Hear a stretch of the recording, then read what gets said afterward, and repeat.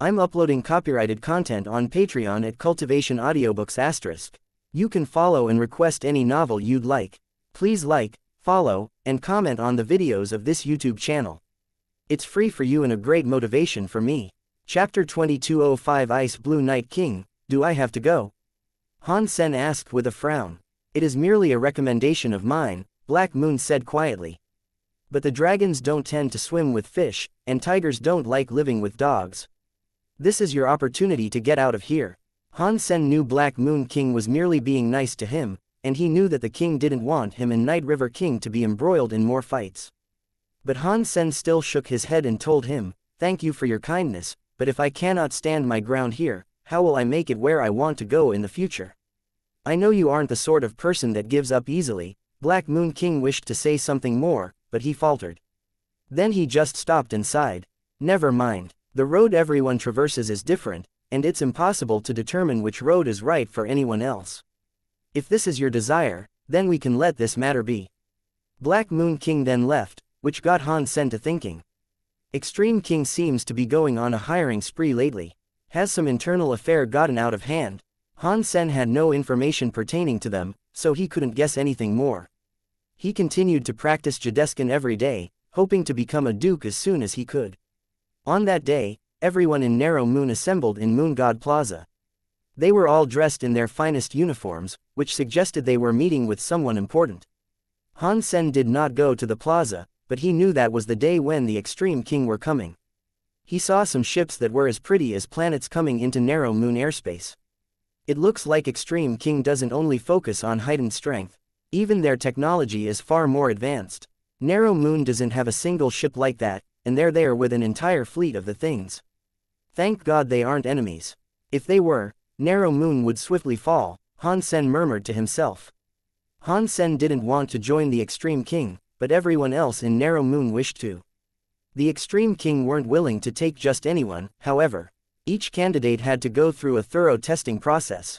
Many nobles anticipated this opportunity, hoping they could send their kids sent with the Extreme King. Any young students that joined them were sure to develop and become stronger. The rebate were a higher race, but they weren't even in the top 100. In terms of resources and strength, they paled in comparison to the Extreme King. It was a shame that the standards of the Extreme King were very high. Joining them was harder than passing any school exam, and many creatures were quick to fail their testing process. Narrow Moon was just one of the string of stops that the Extreme King were making along their recruitment drive. In total, there were at least 1,000 other places where they intended to recruit people just as they were doing in Narrow Moon. They wouldn't be taking anyone who didn't pass their tests, however. Although Han Sen did not participate in the testing, he learned that over the past 4 days, only one Earl and one Marquise had passed the bar of quality. Countless young people were not permitted to join. The Extreme King were recruiting backup knights. Their level did not matter, all that mattered was their current talent and their potential for the future. So, even some so-called genius dukes of the rebate were booted from the tests. Moonwheel King, I have heard Knife had a student. Which one is he? Asked Ice Blue Night King with a frown. He was in charge of the Narrow Moon recruitment drive. There were 10 groups of knights in Extreme King. Every group of knights had one leader who was a Night King. Ice Blue Night King was the leader of the Ice Blue Knights. When they assigned the different areas the knight groups would visit to recruit, Ice Blue Night King selected Narrow Moon purposely. He had to pay a price for that, as well. He did this because Knife Queen herself had joined the Ice Blue Knights when she came to the Extreme King. Ice Blue Night King greatly admired Knife Queen. He even followed her instructions. That was why he had selected Narrow Moon, for that was where she came from. He hoped to find similar geniuses there. But over the past 2 days, the tests had greatly disappointed him. The young rebates really did lack talent. At the very least, they were nowhere near the greatness of Knife Queen herself. Although a few of the talented ones were good enough, their personalities were abhorrent. It'd be difficult to give them any glimmer of fame.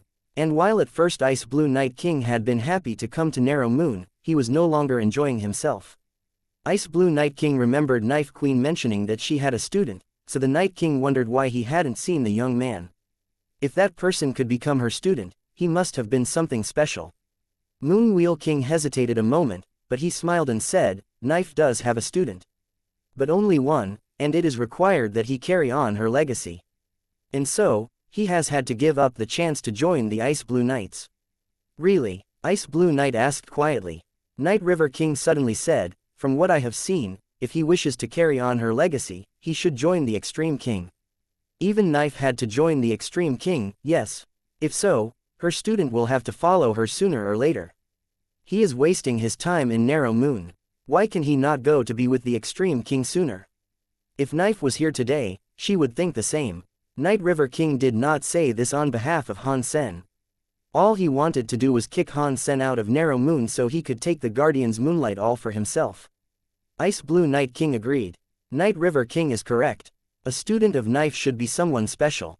He deserves better than to be stuck here in Narrow Moon. Tell him to come here and undergo the test. If he passes, I will treat him very nice for Knife's sake. Moonwheel King smiled wryly. He knew Han Sen did not want to go, but now, he couldn't disobey Ice Blue Night King's instructions. He had no choice but to call Han Sen and tell him to go to Moon God Plaza. Han Sen was practicing in his base at the time.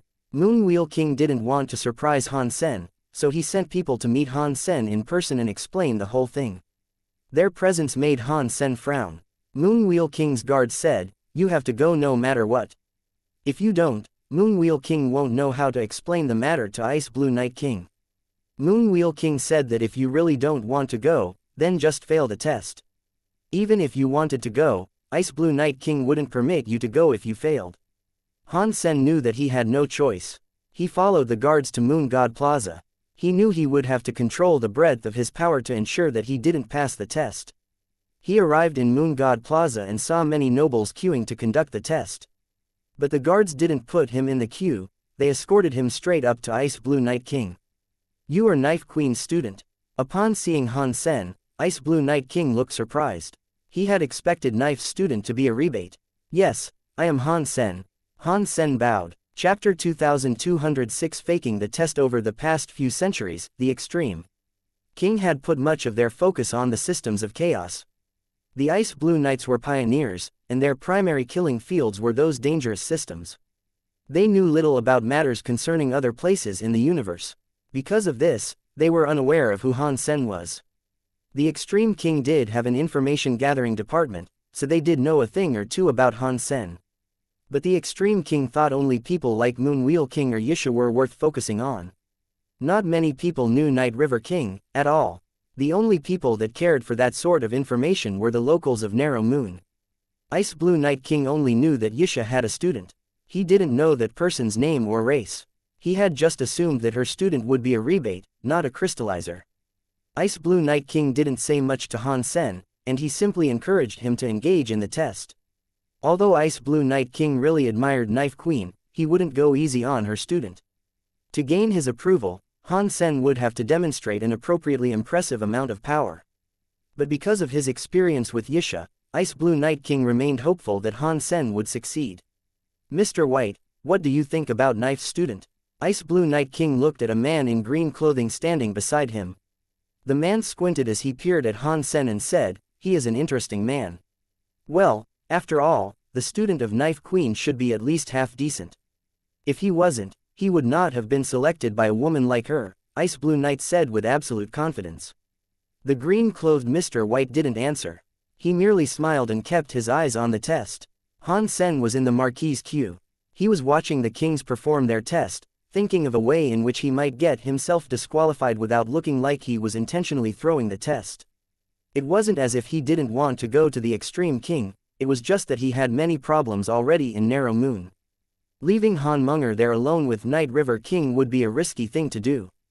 Han Sen wanted to take out Night River King before he left Narrow Moon. So, Han Sen planned to stay. After watching for a while, Han Sen had an idea of how he might sneak his way past the test. The most annoying thing, though, would be the Geno Tree test. That test was way too straightforward. The flowers opened up in accordance with how much power one had. People could see the results easily. Han Sen was far stronger than the average Marquis. Even if he performed poorly in the other tests, dropping some blood on the tree would guarantee a flower boom that far exceeded anyone else there. Cheating on the other tests would be rendered pointless. Fortunately, Han Sen had a way to deal with the tree, so he wasn't too worried. When it was almost Han Sen's turn, Night River King cockily said, "Ha, now he has to go. That means I have Cold Palace all to myself." The tests at each level were different. A Marquise's first challenge was a combat test. He had to fight and defeat a machine robot. That robot had been created by a Duke Knight. Its strength would be Marquise level, so it would adequately test combat skills at that rank. The scoring system went up to 100, and if you wanted to pass, you'd have to beat the 90-point mark. The tests would continue even if the examinee failed one, though. Each test would have to be gone through for proper evaluation. People that performed some tests poorly could still be selected. With Han Sen's level of power, the people of Narrow Moon thought he could defeat the machine with great ease. But when Han Sen started to fight, the mouths of all the kings were left wide open. Moonwheel King himself was particularly shocked. Lit. FC King Lit. Han Sen's fight with the doll was like the greatest fight of all time. If the audience hadn't known Han Sen's real power, they'd have been very moved. Han Sen seemed like someone who had fantastic endurance, but not enough strength. He kept on fighting and fighting, even if he failed. He worked his way against the enemy without any fear of how difficult it might be. While Han Sen would bleed, he would not cry. And eventually, he did defeat his foe. He won the fight. It was just done in a movie-like way that was sure to encourage others. When Han Sen beat the robot, many lovely female nobles had tears in their eyes. They almost shouted out, "Han Sen, you are the best." But the people in Narrow Moon who actually knew Han Sen had strange expressions on their faces. Han Sen was a man who treated Night River King like an annoying dog. He had beaten dragons. He was regarded as being on the same level as Lone Bamboo. But now, seeing him struggle to fight a mere Marquise robot made the onlookers think that something was wrong with their eyes. *SSHOLE. That *SSHOLE. This is too much. Night River King seethed as he watched Han Sen's performance. But then he calmed himself down. "Yes, keep acting. Let's see if you can trick the Geno tree into blooming with fewer flowers." As he watched the fight, Ice Blue Night King frowned. He asked Moonwheel King, "Is he really Knife Queen's student?" Moonwheel King coughed and smiled. "He has just become a Marquise. So, he is not in his best shape. He works hard, but he is grossly underpowered. How did Knife teach him?" After seeing Han Sen use Teeth Knife, Ice Blue Night King thought his performance of it was terrible. Knife was busy much of the time. She sent him to Sky Palace for a while. Moonwheel King felt depressed. Ice Blue Night King stopped his line of questioning. He watched Han Sen's performance and concluded that Knife must have had her reasons for taking Han Sen as a student. He believed Han Sen must have been strong in another way. The tests of the Extreme King were very scientific, and they could accurately gauge anyone's potential. The tests could show the extent of a person's talents. But Han Sen's performances were driving the people of Narrow Moon nuts. They knew some of Han Sen's true abilities. They knew how scary he could be, but now, he looked like a man that worked hard and had no real talent. He worked very hard, but his results were terrible. Moonwheel King's expression was becoming increasingly strained. It was difficult to avoid laughing when looking at his pinched face.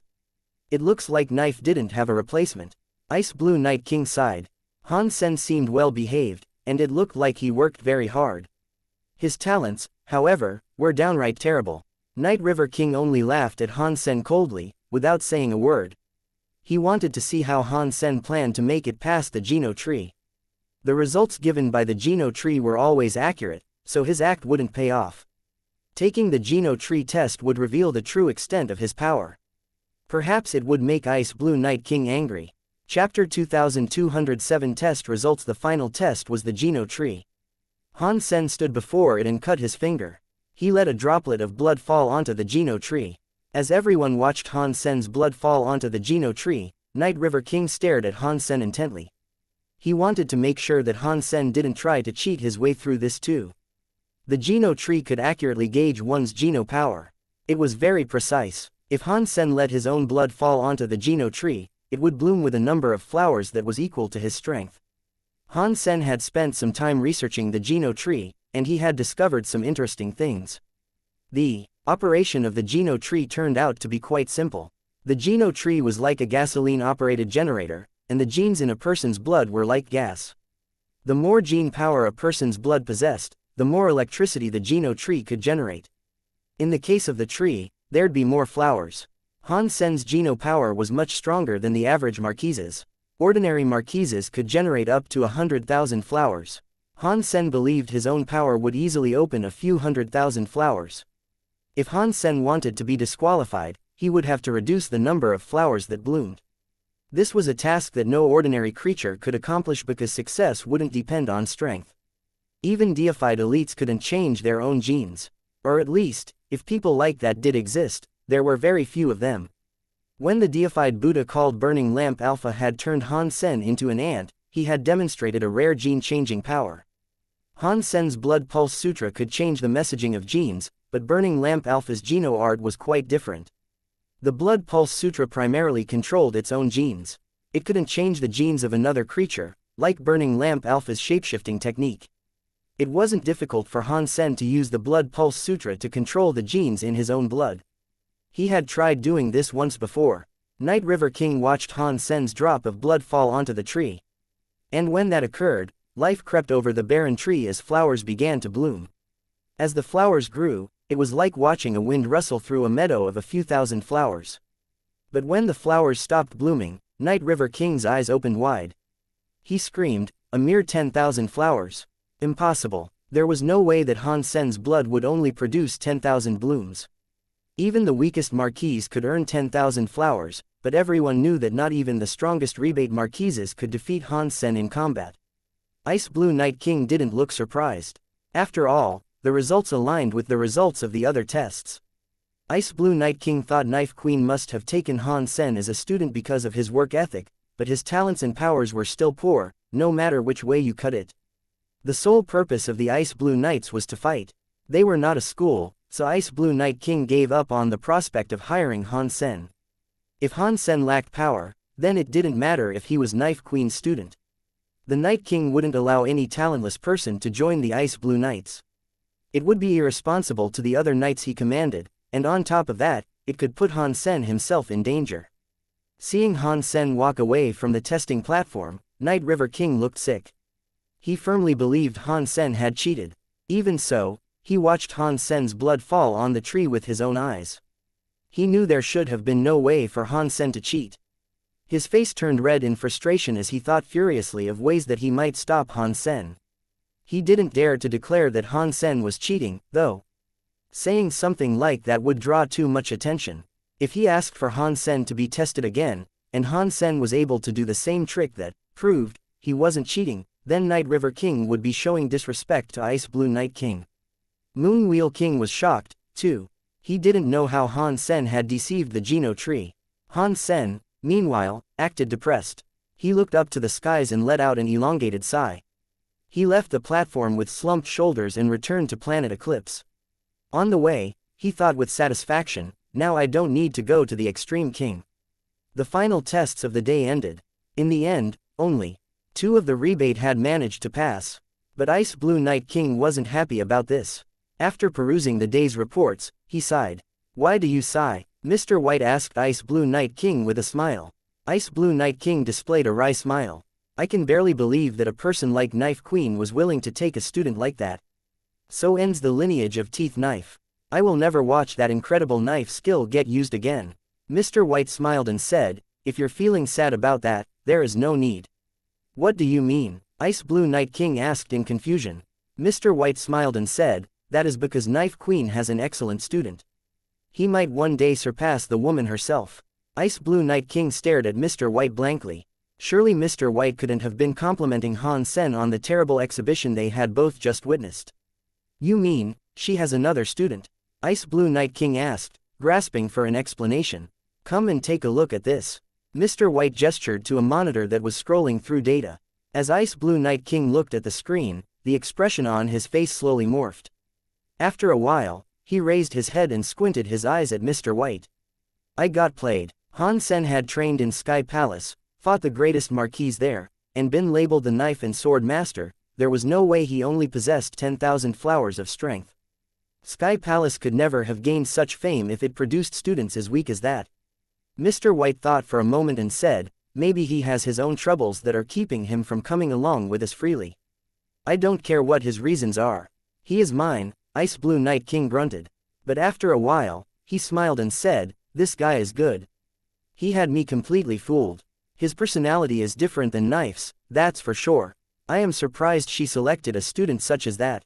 Let's find out why he doesn't want to join the Ice Blue Knights first, Mr. White said. That's simple. We'll just ask him, Ice Blue Night King said with a shrug. Together, Ice Blue Night King and Mr. White snuck onto Planet Eclipse. There, they found Han Sen hosting a barbecue in the company of many ladies and beasts. He was talking and laughing with those around him, and he didn't look sad at all. It looked like a party.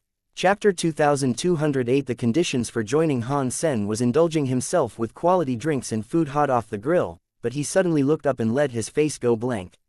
Something powerful was coming his way, and it extinguished the fire in a single moment. Not even smoke was left to rise from the ashes. Han Sen, how dare you cheat on my tests? Ice Blue Night King barked. He stood with his arms crossed over his chest, a man clad in green clothing beside him. Han Sen instantly became worried, but his expression remained unchanged. Night King, why would you say something like that? How could I have cheated?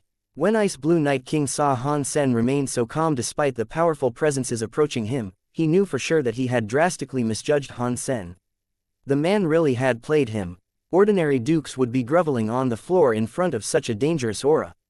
Only someone extraordinary could have kept his cool in this situation. If I say you were cheating, you were cheating. Even if you didn't intend to deceive the tests, I still consider you a cheater. Ice Blue Night King approached Han Sen with a scary amount of power. Ice Blue Night King had led knights throughout the systems of chaos for over a century, and he had killed countless creatures in that time. He was a very scary man, and in addition to all that, he had the will of a half-deified being. Even a king would be intimidated in his presence. Han Sen sighed and said, "Well, what are you going to do to me?" Although that sounded very hopeless, Ice Blue Night King knew that Han Sen wasn't actually cowed. The Night King was actually quite curious about this resilience, though. Kill you. Ice Blue Night King pulled out his sword so fast, the others at the barbecue didn't even see when it cleared the sheath. Before they could blink, a blue light was coming down on Han Sen's head. The ice blue greatsword stopped 1 inch above Han Sen's hair. Han Sen didn't flinch or show the slightest change in his expression, though. All he did was look at Ice Blue Night King and Mr. White and say, "If you do not mind joining me, I can have wine and meat brought for you. Would you please accept some as an apology?" Ice Blue Night King was quite surprised, but he kept his gaze flat as he stared at Han Sen. "You didn't think I would kill you?" "No," Han Sen responded. There was something else Han Sen could have said, but didn't.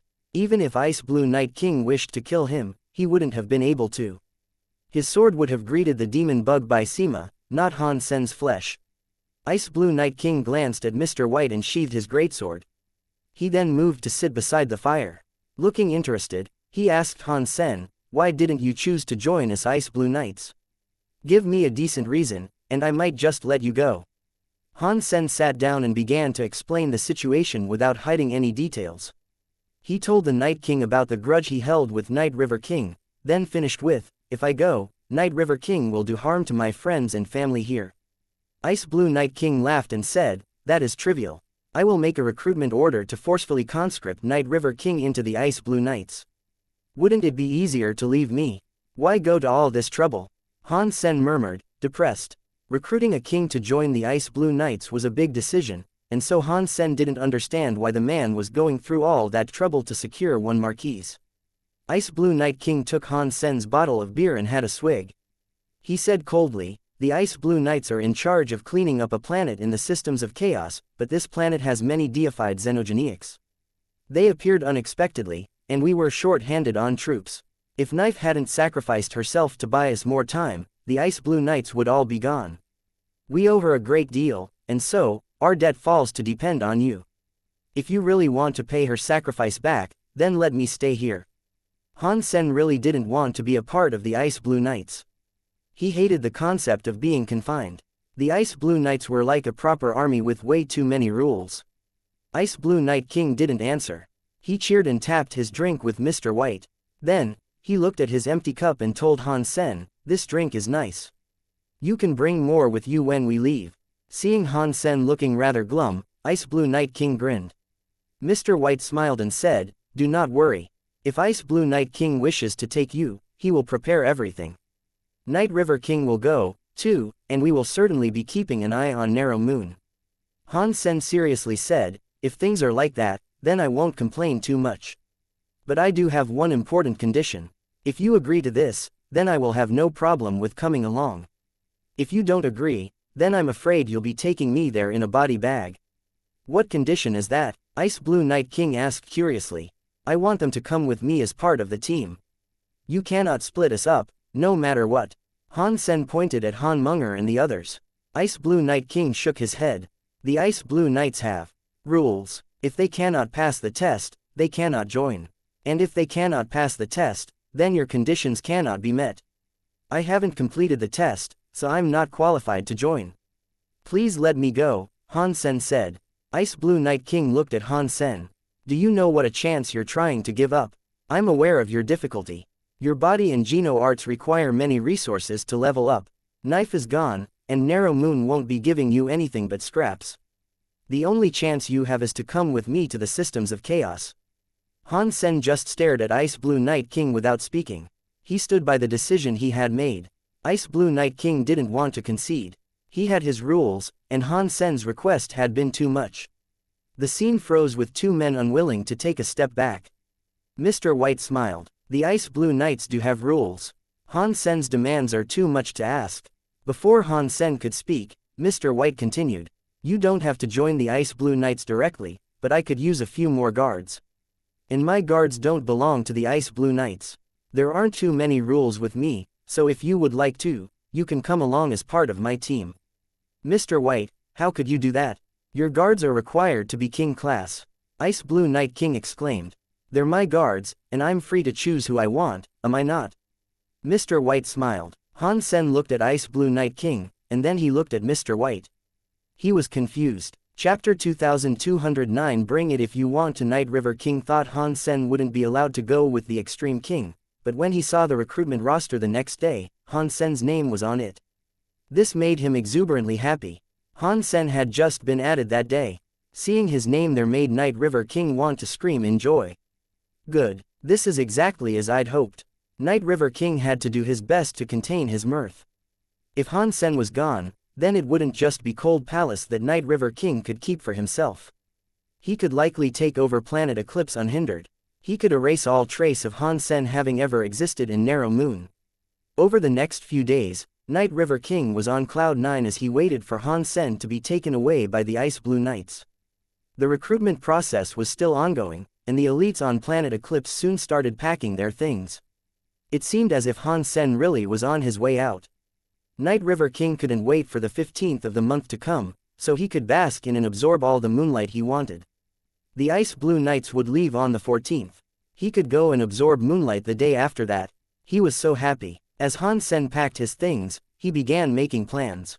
Bauer, Little Angel, Zero, Han Munger, Wang Fujing, Han Yan, Ji Qing, Little Silver, Little Invisible, and Little Star were going with the group of knights as well. But they wouldn't actually be Ice Blue Knights themselves. Instead, they would act as guards tasked with protecting Mr. White. Mr. White was obviously important, but other than that, Han Sen didn't know exactly what position the man held within Extreme King society. He only knew that the Ice Blue Knights referred to the man as an advisor. But even the half-deified Ice Blue Night King greatly admired him. If he hadn't agreed to be Mr. White's guard, then Han Sen would never have been allowed to bring so many people with him.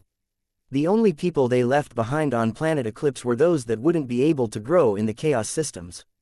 Little Angel and the others had developed as far as they could on Planet Eclipse, so going to the systems of Chaos would allow them to continue gaining strength. He had wanted to tame the Shadow Queen Bee, but he had no more time. He eventually had no choice but to kill it inside its hive.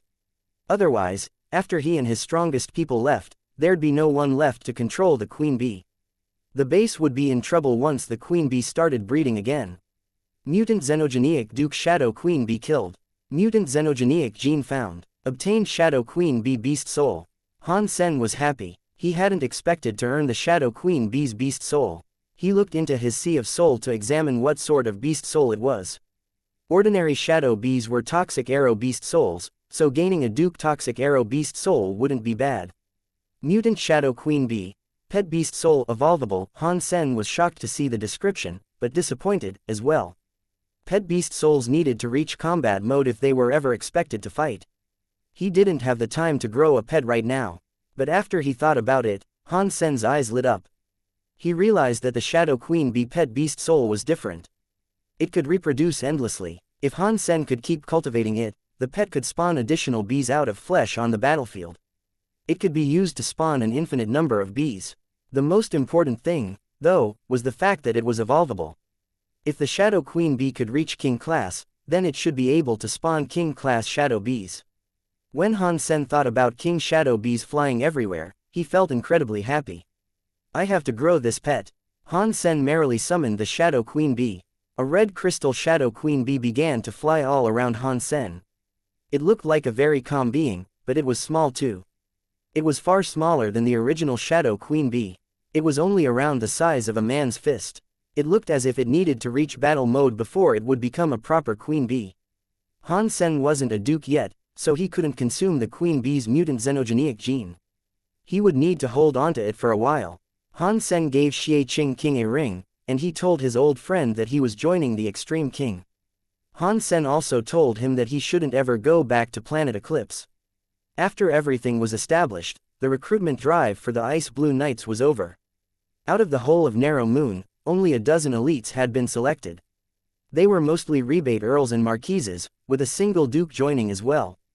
The day that the Ice Blue Knights would be leaving, Han Sen brought his companions to them to enroll.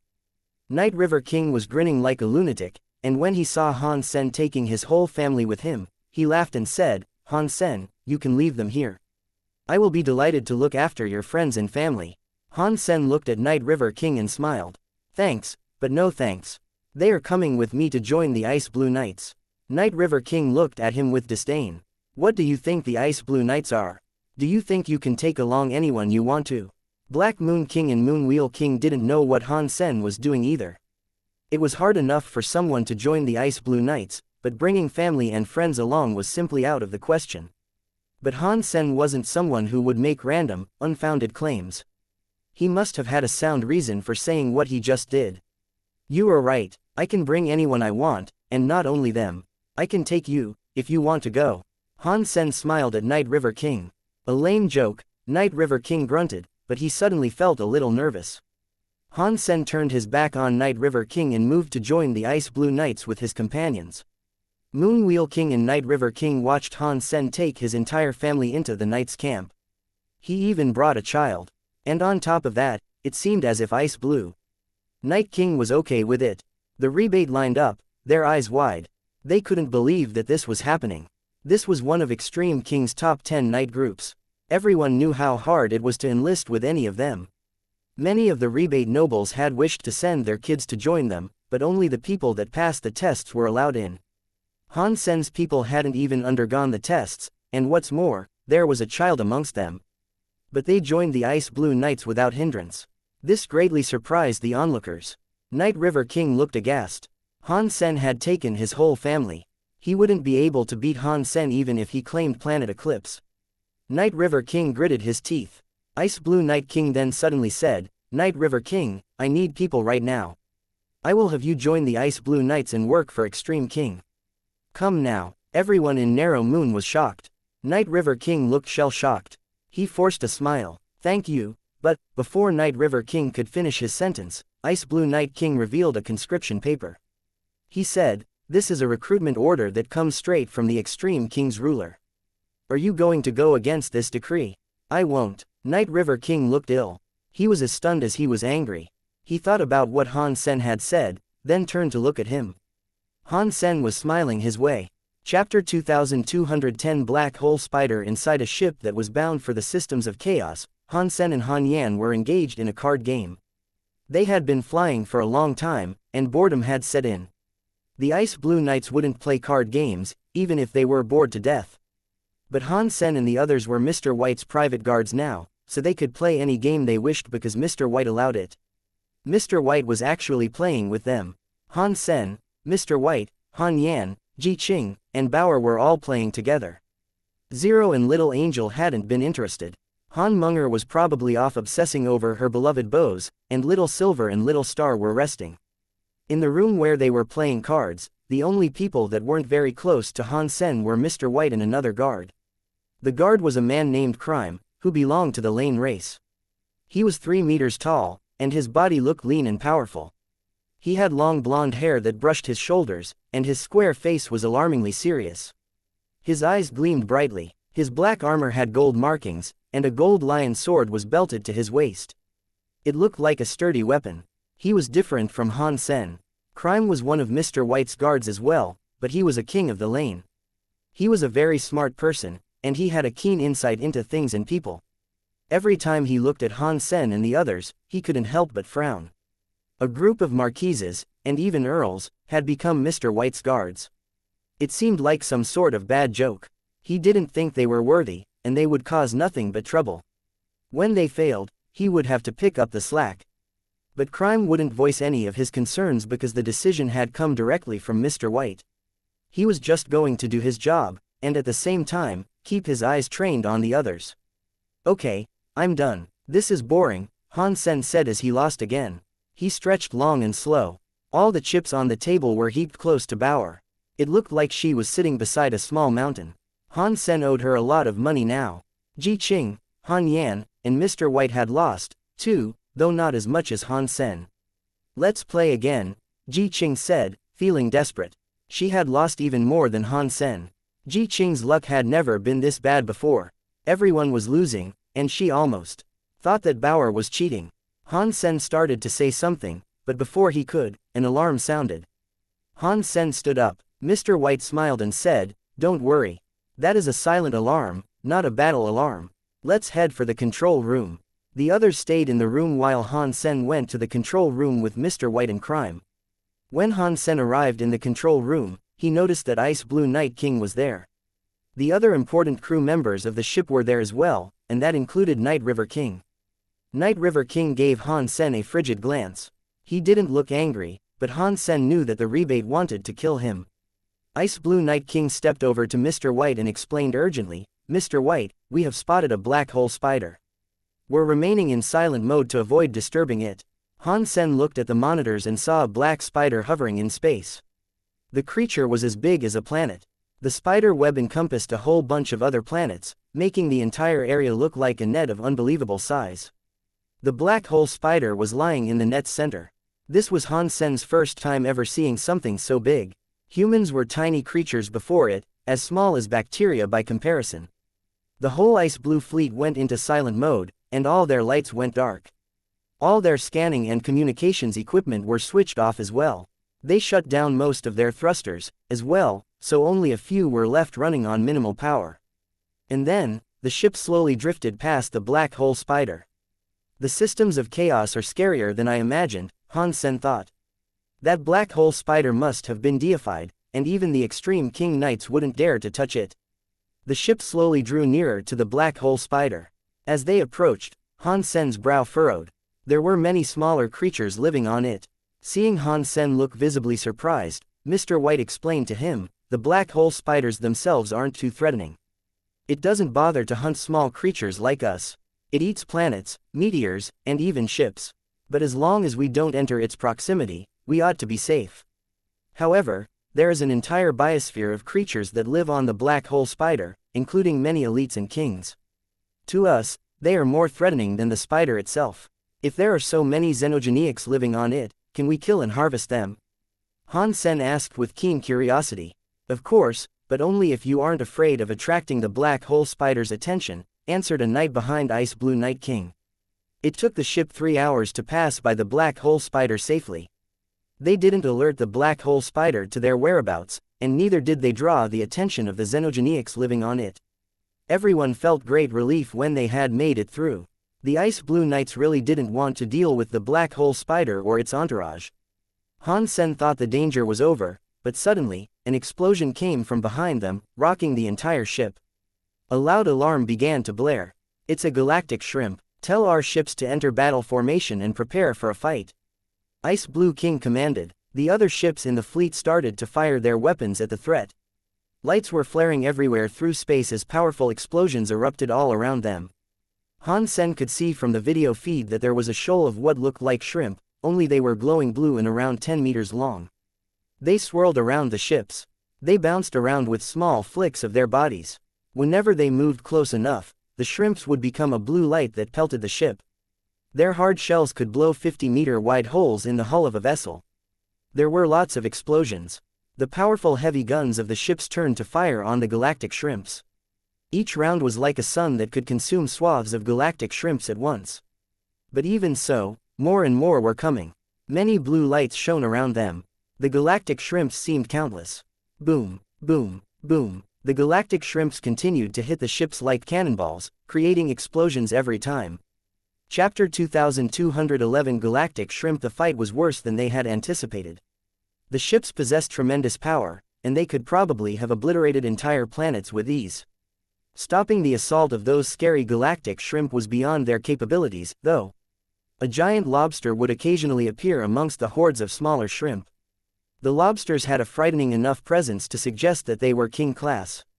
Han Sen spotted 2 of the king class lobsters coming toward them, but the weapons that could destroy planets didn't have enough power to punch through the shells of those lobster kings. The heavy guns spat round after round at the incoming galactic lobsters, but even so, they didn't even slow the monsters down. One of the creatures raised pincers that flashed blue cut off a huge chunk of the ship. Aside from the operator of the ship, every king and duke knight follow me. Ice Blue Knight King said, then jumped out of the ship through a portal.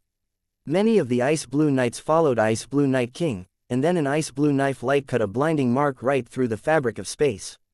Countless galactic shrimp were killed. The group of Ice Blue Knights, including Night River King, moved in front of the ship. They were going to cut a path for the ships to escape through. Night River King hated Han Sen more than ever right then. If it wasn't for Han Sen, he would have been enjoying his life in Narrow Moon as a lofty king. He wouldn't have been doing any fighting. Thinking of this hate, Night River King used his mind to project images of Han Sen onto all of the galactic shrimp near him. And as he lifted 2 teeth-like moon wheel knives, a black water wheel was sent spinning out to kill many of those galactic shrimp. Boom! The black water wheel hit a lobster's shell, sending a shower of blue sparks into the night sky. In response, the king lobster moved its pincer and sliced the black water wheel in 2. Then, it flew towards Night River King like a blue missile. Kill, kill, kill. Blood was everywhere. Bits and pieces of bodies were scattered all over the place. The ship was moving slowly under the cover provided by the Ice Blue Knights, but even still, the ship was hit more than a few times. Each whack caused many more explosions. Huge bursts of energy exploded through space in all the colors of the rainbow. Each burst was like a sun, consuming many lives. Han Sen felt a great level of excitement as he watched it all unfold from the comfort of the ship. He thought to himself, this is what war is really like. Mr. White, can I join the fight? Han Sen asked Mr. White. Han Sen didn't kill for the fun of it, but he was watching the galactic shrimp die in droves. He didn't want to miss the spoils. At the very least, the galactic shrimp were marquises. And a great number of them were dukes. And on top of that, there were king-class galactic lobsters. If he could get the final hit on one, he might have the opportunity to claim its beast soul. Crime hadn't yet grown accustomed to Han Sen's strange attitude towards things, and so he coldly said, "You are Mr. White's personal guard. Your task is to protect him. You are just a marquise, and if you go out there, you will only cause trouble."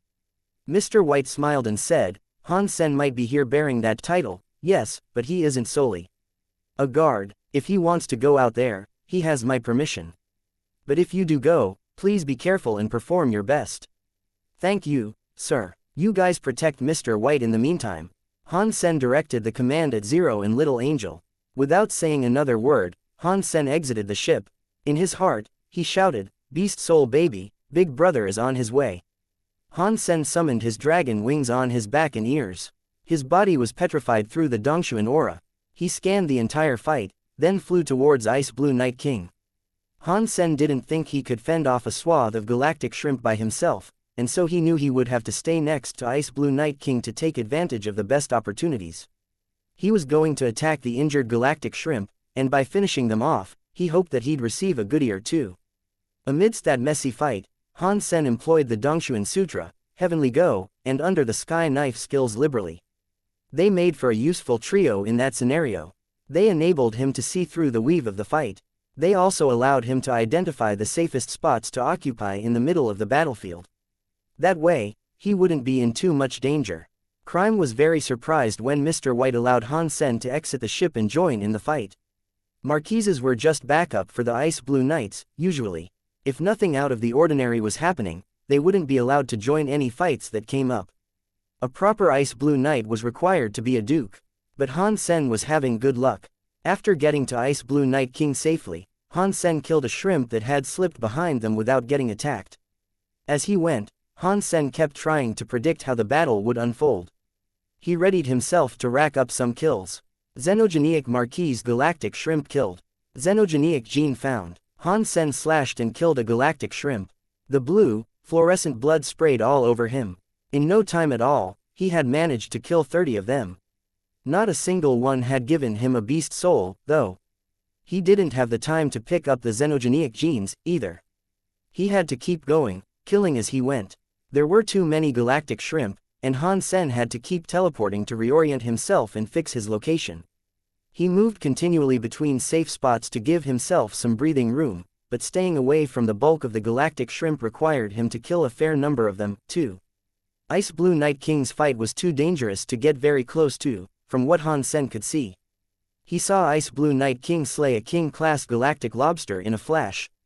Han Sen was unable to get there in time, which made him feel depressed. Han Sen kept fighting and looking around as he went. He found Night River King engaged with a king-class galactic lobster. Their fight was a nasty one, for sure. Night River King held 2 knives as he used the Night River Beast's special techniques against the lobster. They ground the lobster's shell open, revealing the blue meat on the inside. It looked as if the king-class galactic lobster wasn't strong enough to repel him. Han Sen kept fighting, and as he did, he approached Night River King. Night River King is evil. This old man is fighting the king-class galactic lobster, but he stays someplace safe where he won't be attacked by shrimp. It looks like he's decided that fighting the lobsters, while dangerous, is a safer bet than tangling with all the shrimp.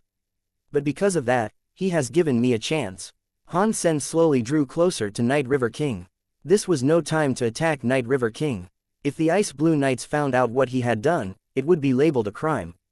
Han Sen's target was the galactic lobster that was engaged with Night River King. He wanted to take advantage of its distraction and injuries. The guns fired their energy bolts, resulting in an array of explosions erupting all over the place. The capital ship looked like it was in the middle of a rainbow.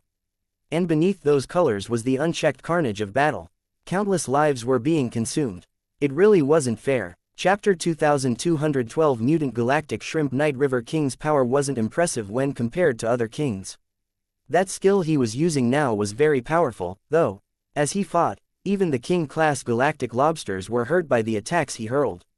Sections of their shells were shattered by the force, and the revealed flesh began to rot away immediately.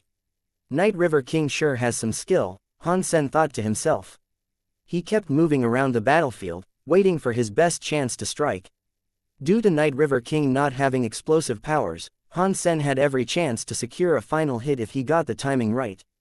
If Han Sen had been following around another king, one that had explosive powers, he wouldn't have stood a chance. Explosive attacks of king level would tear the lobster apart too quickly for Han Sen to slip in a final blow. Xenogenic Marquise Galactic Shrimp killed. Xenogenic Gene found. Obtained Galactic Shrimp Beast Soul. Han Sen was relieved to have finally gotten a beast soul. After killing so many galactic shrimps, at least one was willing to yield me something. Han Sen didn't have the time to inspect the beast soul at that moment, though. He had to focus his attention on the fight. He didn't want to stumble into danger while he was distracted. He didn't want to make use of his demon bug by Sema unless it was necessary. His ghost teeth knife was glowing a dark shade of purple. Its knife airs, when unleashed, killed large numbers of galactic shrimp. There were hordes of xenogenics occupying that parcel of space, though, so he wouldn't be able to kill them all. While Han Sen watched things unfold, a Duke-class Ice Blue Knight was fighting a galactic shrimp. That galactic shrimp looked a little stranger than the usual variety. It definitely wasn't a king-class galactic lobster, but it was bigger than a normal galactic shrimp, and it had a translucent blue body. That soft blue glowed with the light of stars. A mutant xenogenic. Han Sen immediately focused on that fight. The Ice Blue Knight was strong. Every individual knight there was powerful, but the one that was engaged with the mutant galactic shrimp was one of the best dukes there was. As he began fighting the mutant galactic shrimp, he was able to get in a few early hits.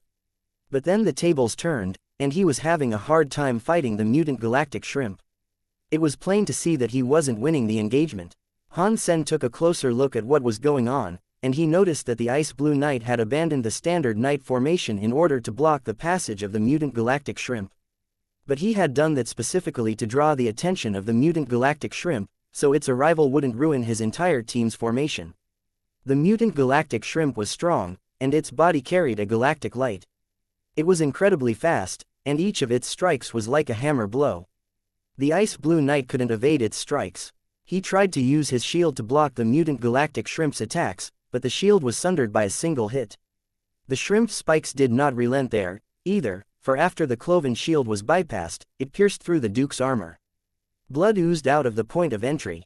The Ice Blue Knight let out a roar. He ignored his wounds as his fists lit up with fires like a sun.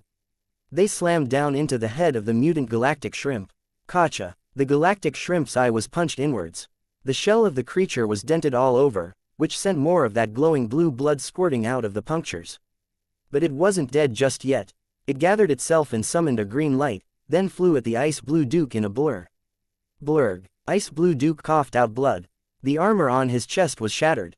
The shrimp's spike had rammed straight through his chest, leaving him impaled. Suddenly, a dark purple knife air appeared near the mutant galactic shrimp. The knife air moved with the ferocity of a dragon, drilling into the galactic shrimp's already wounded head. The creature squealed in pain. Han Sen pushed the Ice Blue Knight off of the wretched spike and used his ghost teeth knife to produce knife silks. He guided the silks to begin killing all the Marquis galactic shrimp that were closing in on them. I'm fine. The Ice Blue Knight struggled to straighten himself back up. His chest and back were bleeding, and more blood began to drip from the corner of his mouth. But even so, he was already back up and wading into the fight. His body was on fire, and his fists were like suns. He threw more punches at the mutant galactic shrimp. Crap, you're badly injured, and you still want to fight it. Han Sen didn't dare slow down as he mused, though. He kept swinging his ghost teeth knife, determined to get the last hit no matter what. That Ice Blue Knight looked like a red bear. He was 3 meters tall, and he possessed a disturbing amount of strength. The power he summoned looked like a raging fire, and each punch was like an entire sun exploding. His attacks really did leave Han Sen speechless. If he hadn't punched open the mutant galactic shrimp's shell already, Han Sen wouldn't have been able to pierce through it like he had. The fiery Ice Blue Knight was back to fighting the mutant galactic shrimp, though. Han Sen was fast, and he kept circling and attacking at the same time. He could slow their foe down and make the Ice Blue Knight's fight a bit easier for him. Pang! Pang! Han Sen hovered in the air, casting his petrification shockwave. It petrified all the lesser galactic shrimp in the area, but it didn't do very much to the mutant one. The attempted petrification only slowed it down a bit. Han Sen was clutching his ghost teeth knife, and he summoned his spell rocket launcher. He fired a rocket that hit the mutant galactic shrimp, resulting in a mushroom cloud explosion. The galactic shrimp was marked with the symbol of a turtle, too. That definitely slowed the beast down. But in that universe, turtle didn't do much to a creature that was flying. Even so, Han Sen's petrification and turtle rocket attacks made the fight a lot easier for the Duke. The Ice Blue Knight was no longer struggling beneath the pressure as he had been earlier, and that was because the mutant galactic shrimp had become discernibly slower. The fiery Ice Blue Knight roared and threw another punch, which hit the creature's largest wound like an atom bomb. It blew half of the mutant galactic shrimp's head clean off. The blue flesh below was scorched and smoldering with a red, ravaging flame. Please don't die. Save your last breath for me, Han Sen prayed. He was afraid that the Ice Blue Knight would finish the shrimp off. He flew forward, intentionally crossing the Ice Blue Knight's path to block him. Then he fired a rocket at the mutant galactic shrimp. It carried the Break 6 Sky's powers, delivering them directly to the exposed brain of the severely wounded head. The rocket exploded and dealt heavy damage to the foe. But the next second, the mutant galactic shrimp glowed green. Its body began to swell, expanding like a supernova. Its green light covered everything within a radius of 1 mile and destroyed everything within that distance. Fortunately, Han Sen and the Ice Blue Knight were far away from that self-exploding mutant galactic shrimp. They had fled as quickly as they could, and thereby avoided the harm dealt by that explosion. Chapter 2213 One Shot to the Soul, Mutant Xenogenic Duke Galactic Shrimp Killed. An announcement played inside Han Sen's head, but he earned no beast soul. And after the mutant galactic shrimp exploded, no gene remained for the taking. That made Han Sen quite depressed. "Thank you, brother," the flaming duke shouted at Han Sen. He then raced back towards the other knights to continue their battle against the hordes of galactic shrimp. As Han Sen hovered in surprise, he realized what had happened. Han Sen had wanted to steal the kill, which was why he had swooped down in front of the duke. The ice blue knight misunderstood, however, and he thought Han Sen knew the galactic shrimp would explode. That was why the knight had thanked him for his courageous action, when Han Sen was really just attempting to kill steal. That was just a misunderstanding. Han Sen bore a wry smile, but no one there knew of the existence of beast souls. And as a result, no one could have guessed his motivation. Han Sen didn't plan on explaining it, though. He didn't have the time to do so, even if he had wanted to. Endless hordes of galactic shrimp were still charging, and Han Sen was in the middle of that awful fight. As Han Sen began attacking, he heard a shout from that same fiery ice blue knight. "Brother, send a rocket at these ones." Han Sen saw many Duke galactic shrimp moving to attack the knight's tight formation. The formation was already struggling, as many of the knights were injured. Han Sen knew what the Duke meant by the call, though. Han Sen flapped his wings and cast a break space flash to get closer to them, and then he fired a rocket at the Duke galactic shrimp. Pang! A mushroom cloud exploded in the midst of the seafood swarm. It wasn't powerful enough to break the hard shells of the shrimp, but the turtle spell did an excellent job of slowing them down to a crawl. The ice blue knights felt a major sense of relief. The shells of the shrimp were frustratingly hard, though.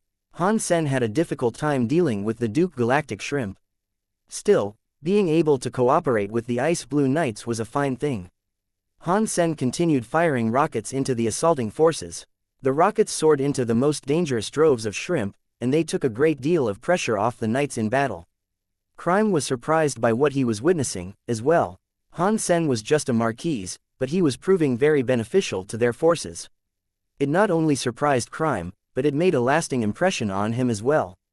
"I didn't expect him to prove so useful," Crime said. Mr. White smiled. "He and Lone Bamboo in Sky Palace are knife and sword masters.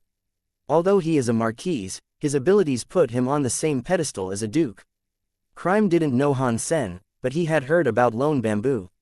The fight between Lone Bamboo, and Evil Eye was quite famous, and many of the extreme kings had watched it.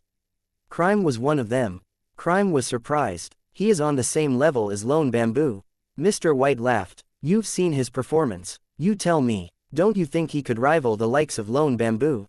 He is very strong." Crime nodded in agreement. He wasn't very fond of Han Sen's personality, though, and he would still give the edge to Lone Bamboo in a fight between the two.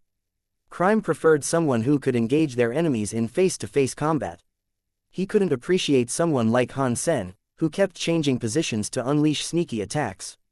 Han Sen didn't care how people viewed him, though. He moved as he saw fit, and as he went, he kept firing those rockets that were imbued with the turtle spell. Han Sen also tried to fire rockets with icy powers, but the galactic shrimp had a strong cold resistance, so those rockets didn't work out. He gave up on those for the time being. The ice blue knights were still fighting, and as they did, Han Sen fired his rockets. He was having a fun time. As he was enjoying himself, he noticed that Night River King's situation had changed. The rebate had managed to cut off the galactic lobster's pincers. Many of his black water wheels were slicing up the lobster's form. It wouldn't be long before the creature was wholly dismembered. Han Sen was far away from the galactic lobster at this point. He wouldn't get there in time. Thinking quickly, he turned spell into a sniper rifle and took aim at the galactic lobster's spine. Then, he pulled the trigger. That bullet wasn't imbued with the effects of turtle, and neither did it carry any ice powers. It was being fired with a firm dose of Break 6 Sky's power. The bullet traveled right past the hordes of galactic shrimp to reach the galactic lobster. Night River King was on the precipice of killing the galactic lobster, but then, there was a flash. The flash punched deep into the shell he had worked hard to destroy, going right through the galactic lobster's head. Boom! The lobster looked like little more than rotten meat by this point, and it suddenly exploded. The spine broke, and the brain came splattering out. Night River King was left in shock. He followed the light back along its path to its origin, and there he saw Han Sen with a sniper rifle. He was instantly furious, thinking that Han Sen was provoking him. But in the middle of a battle like that, Night River King couldn't do anything to exact revenge on Han Sen. He went towards the galactic lobster's body, cut it open, and dug out the King Xenogenic gene. Xenogenic King Galactic Lobster killed. Xenogenic gene found. Obtained Galactic Lobster Beast Soul. The announcement, when it echoed inside Han Sen's head, almost left him groaning in pleasure. He had managed to snag a King-class Beast Soul. Han Sen couldn't kill King-class Xenogenics himself, especially in the midst of a dangerous battle like the one he was currently engaged in. I am the sniper elite that can take aim and fire a bullet into the soul. Han Sen was feeling rather cocky about this. The fight went on, and many more galactic shrimp were killed. Many knights were killed, too. Under the siege of the galactic shrimp, Ice Blue Night King and the remaining Ice Blue Knights were eventually able to clear a path for the ships to get past and escape. Han Sen had killed countless galactic shrimp, and the exhausting performance had cost him a lot of energy. By the time he was done, he was feeling very numb and very tired. The ship that once looked like a planet was totally wrecked. There were fires everywhere, and smoke trailed off in its wake. Suddenly, the blue lights all around went dim. The galactic shrimp began to withdraw, and the Ice Blue Knights could once more see the black, empty canvas of space. Strangely, it looked as if the galactic shrimp had been stopped by something. They didn't follow. They all gathered up where Han Sen had been, like a mountain. Only a few went by, but they soon flew back to that mass. "We are out of their territory now," someone shouted, and all the knights cheered. Pretty much all the Ice Blue Knights were injured, and the ship was practically destroyed. This situation wasn't good. They were in sad shape, and they had only just entered the systems of chaos. They had a while still to go before they reached the base of the Ice Blue Knights. Chapter 2214 Galactic Lobster. Beast Soul, these are the systems of chaos, and anything can happen here. "Ready yourselves for death," Mr. White said when Han Sen returned to the ship. No one had expected to encounter the galactic shrimp just as they were leaving that system, and the Ice Blue Knights had taken a lot of casualties. The majority of them had made it through, though. All in all, the battle had gone well. The knights were also just happy that they had not woken up the black hole spider. If they had, their entire army would have surely perished, not just the few they had lost to the shrimp. The bodies of the dead knights couldn't be retrieved, since no one could return to the territory of the galactic shrimp and recover the deceased. Even if they could have gone back, the perished would have been eaten by the creatures by now. They had lost much in that fight. They couldn't bring back the xenogenic genes or the bodies of those they had slain. There hadn't been time to collect anything. And after leaving, they couldn't quite think about returning. The ships had been extensively damaged. Fortunately, the ships were designed to repel the assault of xenogenics. The armor of the hull was like the crust of the earth. Although the ships were badly battered, their cores weren't harmed. As a result, they could still fly. As he rested, Han Sen looked over the galactic shrimp and galactic lobster beast souls he had retrieved. Han Sen had earned many galactic shrimp beast souls, including 16 of Marquis rank and one that was Duke. That was far more than he had expected. He had forgotten how many shrimp he had actually killed over the course of the battle. Galactic Shrimp Beast Soul. Sword. Han Sen summoned the Galactic Shrimp Sword Beast Soul. Then, a 2-meter-long greatsword appeared in Han Sen's hands. It wasn't as heavy as a normal greatsword, though. The Galactic Shrimp Greatsword was like the spike at the end of a galactic shrimp. It was a transparent blue color, and it looked like a saw, but with a sharp and pointy tip. It glowed blue. When Han Sen swung the blade, it unleashed an explosion of blue light. Han Sen gave one of the Galactic Shrimp Beast Souls to each of his companions. A Marquis-class weapon wasn't too shabby, after all. As for the Duke one, he gave that to Ji Qing. Ji Qing's super god body was called Sword Soul. She was reasonably skilled with a sword, and so Han Sen gave it to her for Ji Yanran Sake. The most important thing he had managed to get, though, was the Galactic Lobster Beast Soul. Han Sen turned his focus to that. King-class Galactic Lobster Beast Soul. Armor, King-class armor. Han Sen gave a little whoop. He needed an armor of such strength. The Demon Bug Qin Bai Sima had a high level of defense, but Han Sen couldn't attack while the shield was up. A Beast Soul armor was different. It was a basic item that everyone needed. It is a shame I only have one. If I had managed to kill a few more, everyone would have this lobster armor. We'd be much safer in the systems of chaos, that's for sure, Han Sen thought to himself. Han Sen summoned the galactic lobster armor, and a translucent blue crystal wrapped around him. Inside that blue crystal glowed a shiny green light. Han Sen moved, and when he did, it looked like the stars of an entire galaxy were moving with him. What a beautiful armor! Is that the galactic lobster's beast soul? Ji Qing looked at Han Sen's armor enviously. That armor really was beautiful. It shone like a blue diamond, and so it would definitely attract the gaze of any woman who walked by. Han Sen wasn't a fan of wearing something so flamboyant, however. If he could choose its look, he would have preferred something dull and gray. He did like to keep a low profile, after all. Wearing armor like that made Han Sen look like a firefly in the dark. It was so very shiny, and all kinds of enemies would be attracted to him. Even so, it was better than nothing. Han Sen then gave Han Yan his gold demon bug king beast soul. Han Yan could now explore alone, without needing to keep little angel next to her. Han Sen had a set of lobster armor now, so the demon bug by Sima wasn't as important to him anymore. If he did require it, he could just find little angel and the others. After seeing the galactic shrimp in action, Han Sen had a much better understanding of the breadth and danger of the systems of chaos a whole lot more. Even with his 3 demon bug Qin Bai semas, his safety wasn't certain. Now I understand how a woman like Yisha died out here. Thinking of Yisha, Han Sen had to end his thought with an audible sigh. Ice Blue Night King had someone deliver some galactic shrimp xenogenic genes and meat as a reward for Han Sen's participation and performance. The person who delivered the items was that same fiery Ice Blue Knight from before.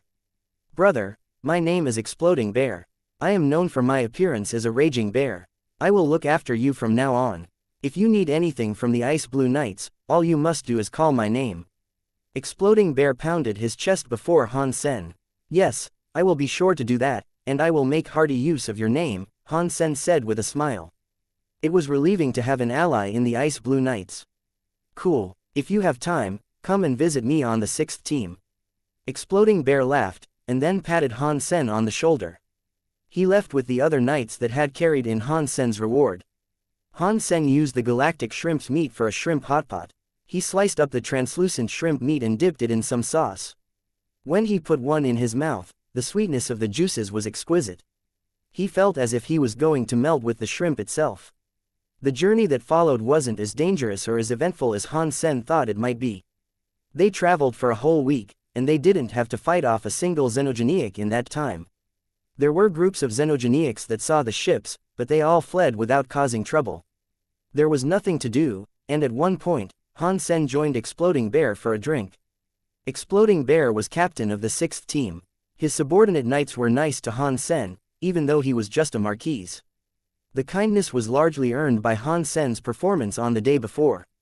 Powerful elites would receive a lot of respect regardless of their rank or race. Don't worry, brother. The systems of chaos are not as scary as you might fear. We have traveled this route many times, and it has always remained clear. The black hole spider and the galactic shrimp were wild flukes. Big Bro Bear knows this way well, and I can tell you, nothing will happen. Relax and enjoy the drink. Exploding Bear then proceeded to drain 3 entire kegs. He gripped Han Sen's shoulder and nudged another keg toward him. Brother Bear, it is not that I don't want to drink, it's that I cannot drink. My belly is too small. Han Sen looked at his bloated belly. Exploding Bear loved to eat, and while Han Sen consumed to try to keep up, he still couldn't eat much. He couldn't fathom how big the bear's belly must have been. Exploding Bear laughed and started to say something when an alarm sounded and cut him off. Everyone froze. Battle alarm. Exploding Bear shouted, with his eyes wide open. It looks like Exploding Bear's words are unreliable. Han Sen got up and went to the control room. He knew Mr. White would bring his companions there. Chapter 2215 Under Overbearing. When Han Sen reached the control room, Mr. White and Crime were already there. Based on what their scanners were showing them, there was a giant beast somewhere in front of the ship. The creature looked something like a big sea turtle. It was, however, the size of a planet. It was almost as big as the Extreme King's ships. Its giant body seemed to be made of white jade, and its legs moved and created swirls in space. It was flying through space, but it looked like it was swimming. The strangest thing about it, though, was the turtle shell atop its back. The jade shell was as tall and imposing as a space fortress. But rather than being smooth and nearly featureless like a real sea turtle's, this shell had many castles and palaces atop it. It looked rather amazing. All the ships entered battle mode, but since Ice Blue Night King hadn't given the order, the ships held their fire. They were having a standoff with the giant turtle. Various emotions warred across the faces of Ice Blue Night King and the Ice Blue Knights. They were very serious, but very angry and scared at the same time. "What is that?" Han Sen quietly asked Mr. White. Mr. White answered just as quietly, "Under overbearing, it is one of the scariest deified xenogenics in the systems of chaos of which there are many." Han Sen was shocked to hear this, and he remembered what he had been told about Yisha's death. It was said that Yisha was killed by under overbearing. How many under overbearings are there in the systems of chaos? Han Sen asked, looking at the giant turtle. Mr. White knew what Han Sen truly wished to ask, and so he said, "There is only one." Knife Queen was indeed killed by this creature. After hearing that, a complicated expression fell over Han Sen's face. He watched the thing swim through space, and he could tell how scary it was even through a computer screen. He knew he wasn't strong enough to fight it. Even with his tricolor demon bug by Sema, he wouldn't be able to block an attack unleashed by that enemy. Han Sen knew that the Ice Blue Knights had accepted an order to clear a giant planet in the systems of chaos. But by doing so, they awoke under overbearing, who had been slumbering there at the time. It went mad and attacked Ice Blue Night King. Yisha was one of the strongest members of the Ice Blue Knights, and she had some of the highest damage output. She was able to stall under overbearing long enough for the Ice Blue Knights and the other two teams of knights to come and give support. Yisha was swallowed by under overbearing, but the armies of knights were able to protect the ships and led them away from the giant planet. They didn't actually deal any damage to the beast. Now that they had encountered under overbearing again, every person in the Ice Blue Knights looked conflicted. They quietly gripped their weapons. And while they looked angry for their prior losses, they didn't look confident in the prospect of taking on the creature again. They knew their collective power wouldn't be enough to beat under overbearing. It was deified, after all. The monster was playing in space. It didn't approach them, overlooked the Ice Blue Knights like they were insects scurrying around its feet. After a while, it swam away from the ships. After an interminable wait, under overbearing disappeared from everyone's vision. The Ice Blue Knights all sagged in relief, as if they had been carrying a mountainous weight and could now let out a lengthy sigh. They restarted the ships and continued their travel as planned. Han Sen and Mr. White returned to their rooms. Mr. White sighed and said, "This trip hasn't gone as planned. First, we ran into the black hole spider and those galactic shrimp. Now we have just encountered under overbearing. I hope the rest of this trip will be uneventful, with nothing unexpected happening." Han Sen asked, "Mr. White, the castle-looking buildings atop under overbearing, who created them?" Mr. White quirked a smile. "No one knows. The Extreme Kings have explored these systems of chaos for a few centuries, but even after all that time, we have only managed to claim 0.3% of it all. The systems of chaos are like one massive xenogenic space, bigger than any others we know of. Only Sacred could compare to this place. It is a super xenogenic space, in a sense." After pausing, Mr. White continued his explanation.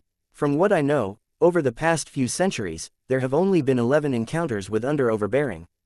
The very first sighting of the beast was 200 years ago. Even back then it looked like it does now, with castles already built atop it. No one knows where the castles and palaces came from.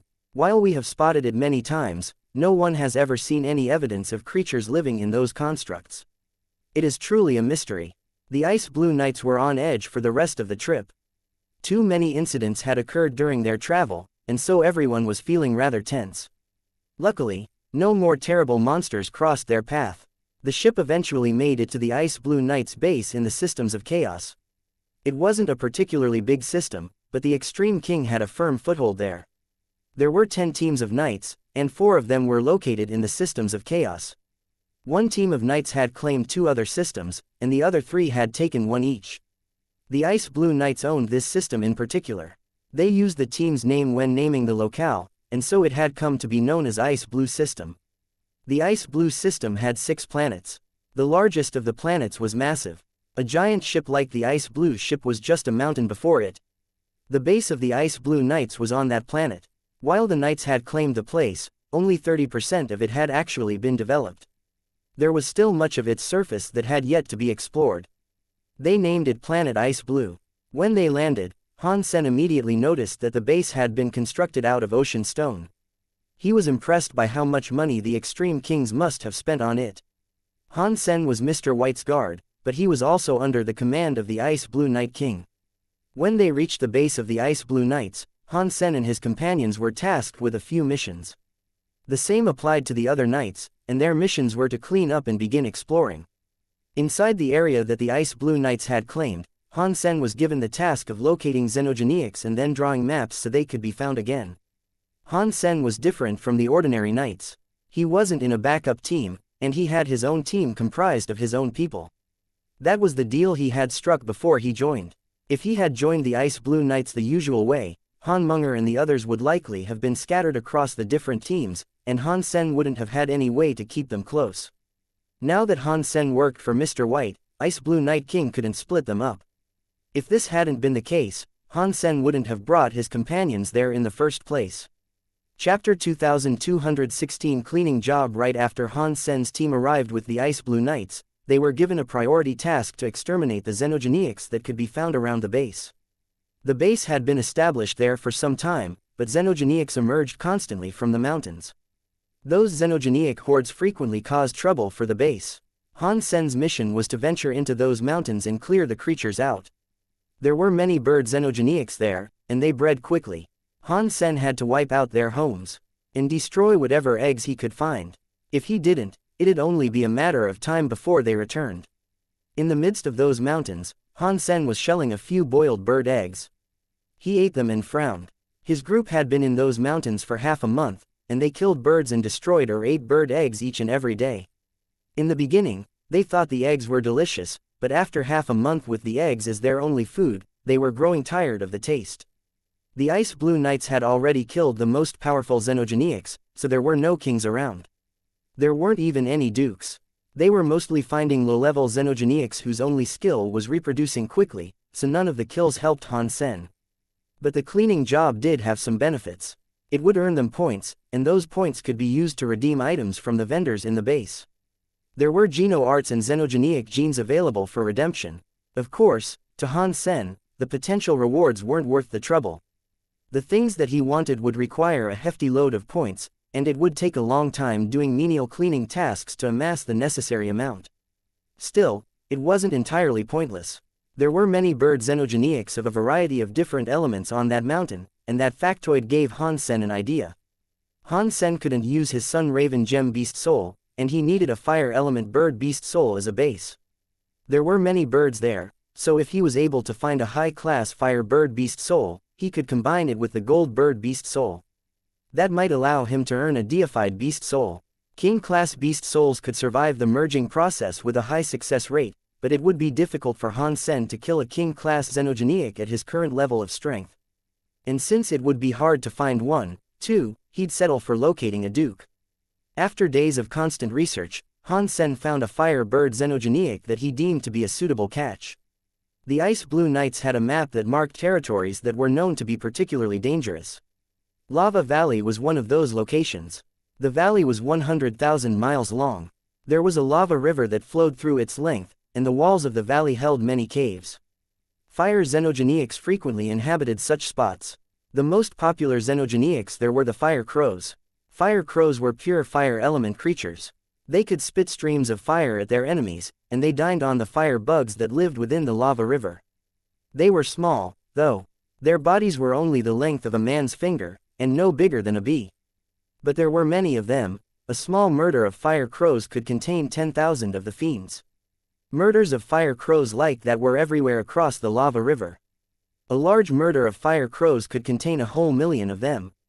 Normal fire crows were barons and viscounts. They would rarely become earls, but a few fire crow kings could even become marquises. Because there were so many of them, only the kings of large murders could become dukes. The story said that when the Ice Blue Knights first came, they cleared a large fire crow murder that contained over 1 billion of the feathery creatures. The fire crow king of that murder was a genuine king-class xenogenic. Han Sen believed that combining a fire crow beast soul with his Sun Raven beast soul would be successful, but he had no idea what sort of beast soul a fire crow would generate. It would be perfect if it was a weapon beast soul.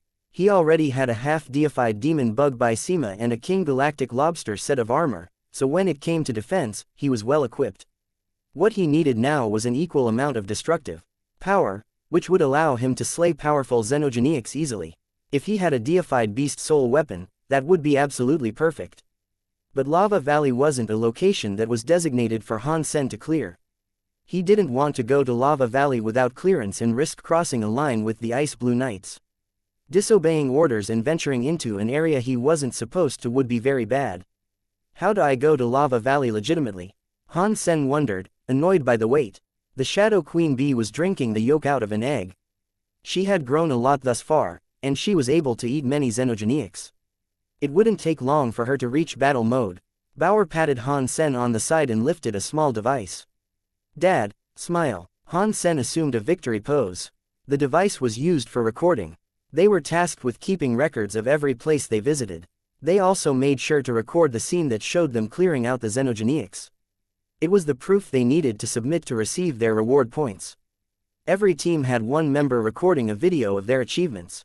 In Han Sen's team, Bauer had gotten the job. She often loved recording things, and she had a lot of fun doing it. High-class xenogenics are too rare here. We need to find another location, Wang Fujing told Han Sen. She also wasn't happy being cooped up, and she craved a good challenge. I'm trying to think of a way, Han Sen said, slumping his shoulders.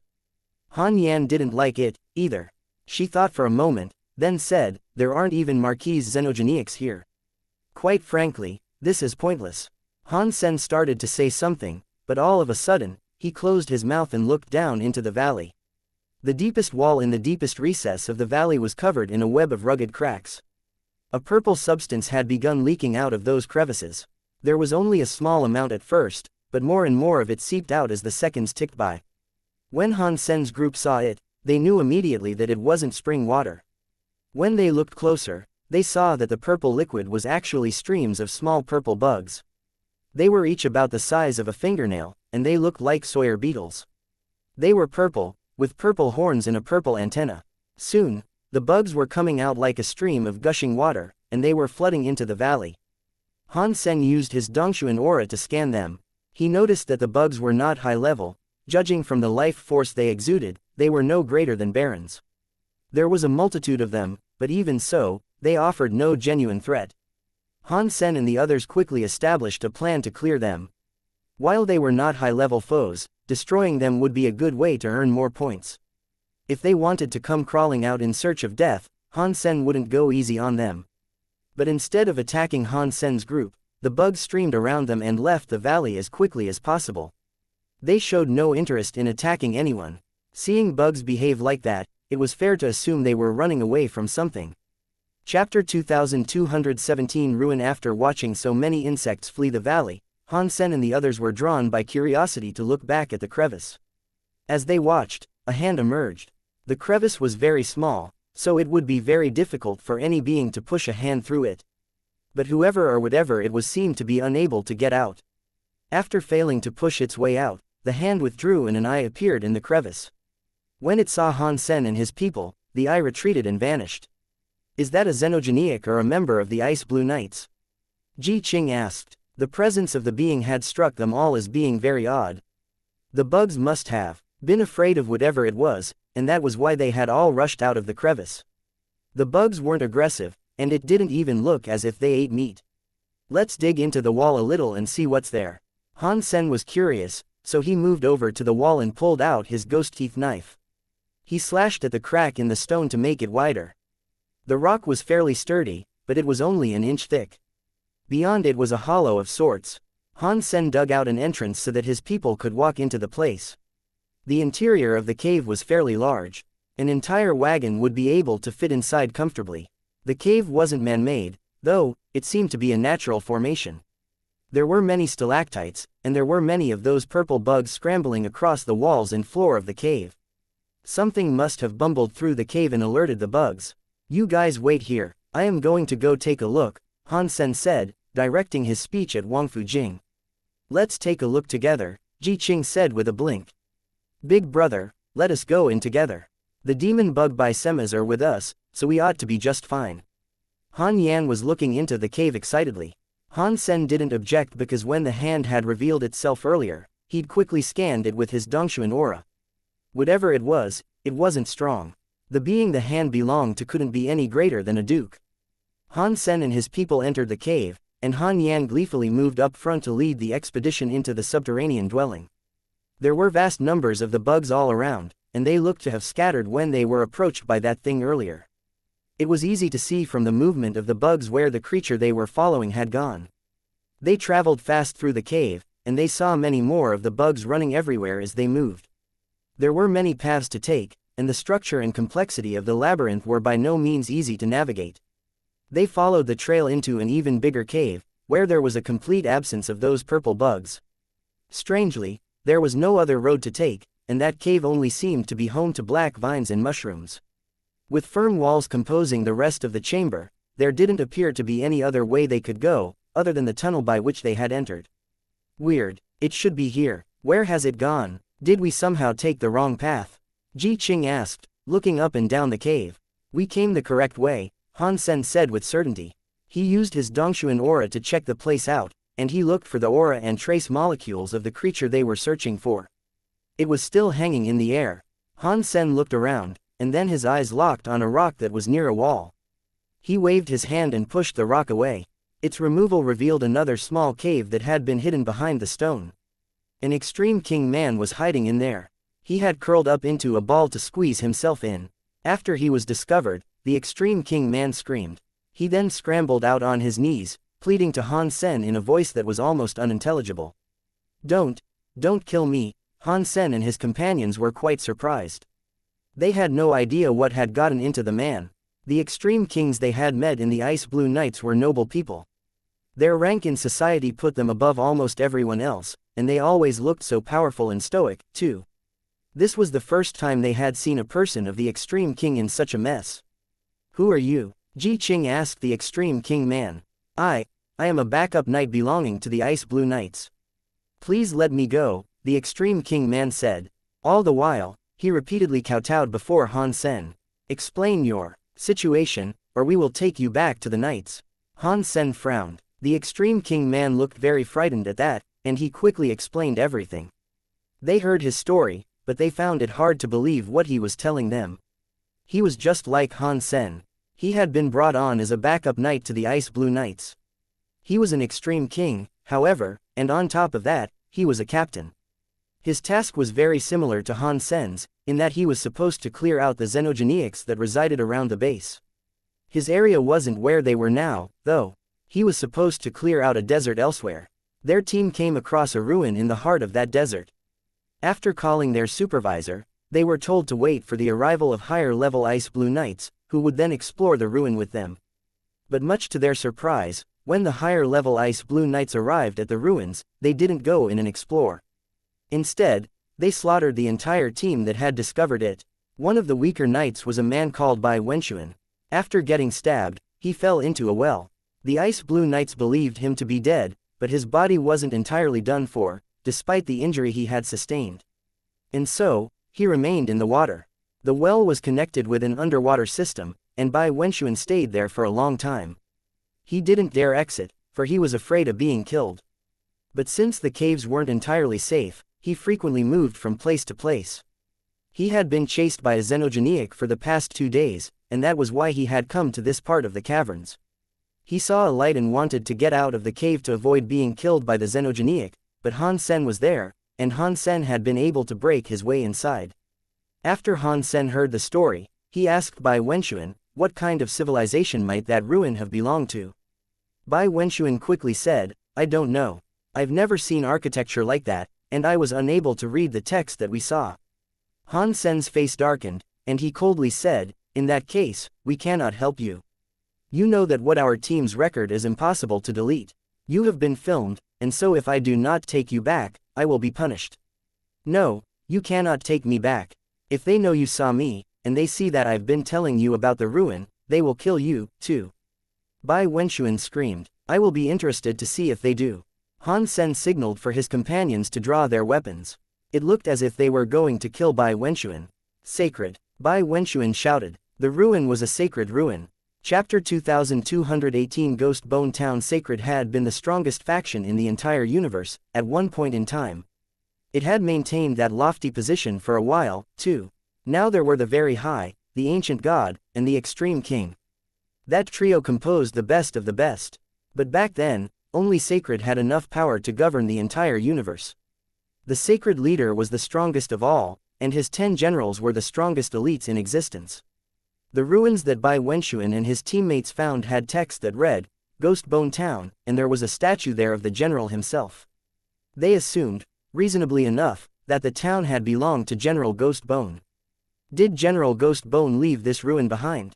Even if he did, there was no reason for the Ice Blue Knights to kill you. Who led the Ice Blue Knights back then? Han Sen asked, while Bauer stopped filming Bai Wenxuan. Han Sen had spent some time investigating Sacred after the incident with the purple eye butterfly, but the events had taken place too long ago, and much of what happened was erased or lost to the annals of time. There wasn't much about them left to learn. The pieces of information Han Sen had discovered were either unhelpful generalizations or seemingly unbelievable legends, the credibility of which he couldn't entirely rely on. General Ghost Bone was one of the 10 generals of Sacred. Han Sen knew that he had been very fond of killing. He was the captain of Sacred's Sacred Blood Army. He led his Sacred Blood Army to kill everything and everyone, and over the course of time, he racked up a kill count of many billions.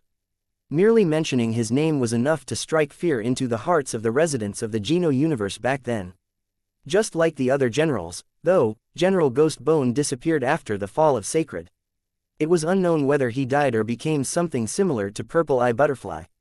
But Han Sen didn't believe the Ice Blue Knights would kill the backup knights just because they had stumbled across an old relic that was associated with General Ghost Bone. If they had already explored the ruins and perhaps found something, it might make sense to kill them then. But they had just arrived before the complex of ruins. They hadn't explored the place yet, so killing them made little sense. Han Sen settled on 2 possible explanations for this. The first possibility was that Bai Wenxuan was lying. The other possibility was that the man's team didn't need to explore any further, as they had actually already found something they shouldn't have. I hadn't been with the Ice Blue Knights for long. I only know Inspector Edward, I didn't know anyone else. But I think they all listened to him, Bai Wenxuan said. Han Sen frowned. Inspectors were men who watched the knights. They couldn't control the knights, but they could observe them and make reports directly to the Extreme King higher-ups. The inspectors were like eyes for the leaders of the Extreme King. Ordinarily, inspectors didn't need to fight, and if they were participating in a mission, they were not designated leaders. They wouldn't give orders, they could only observe and inspect. They had no authority. Judging from what Bai Wenxuan said, this inspector didn't behave like one should have.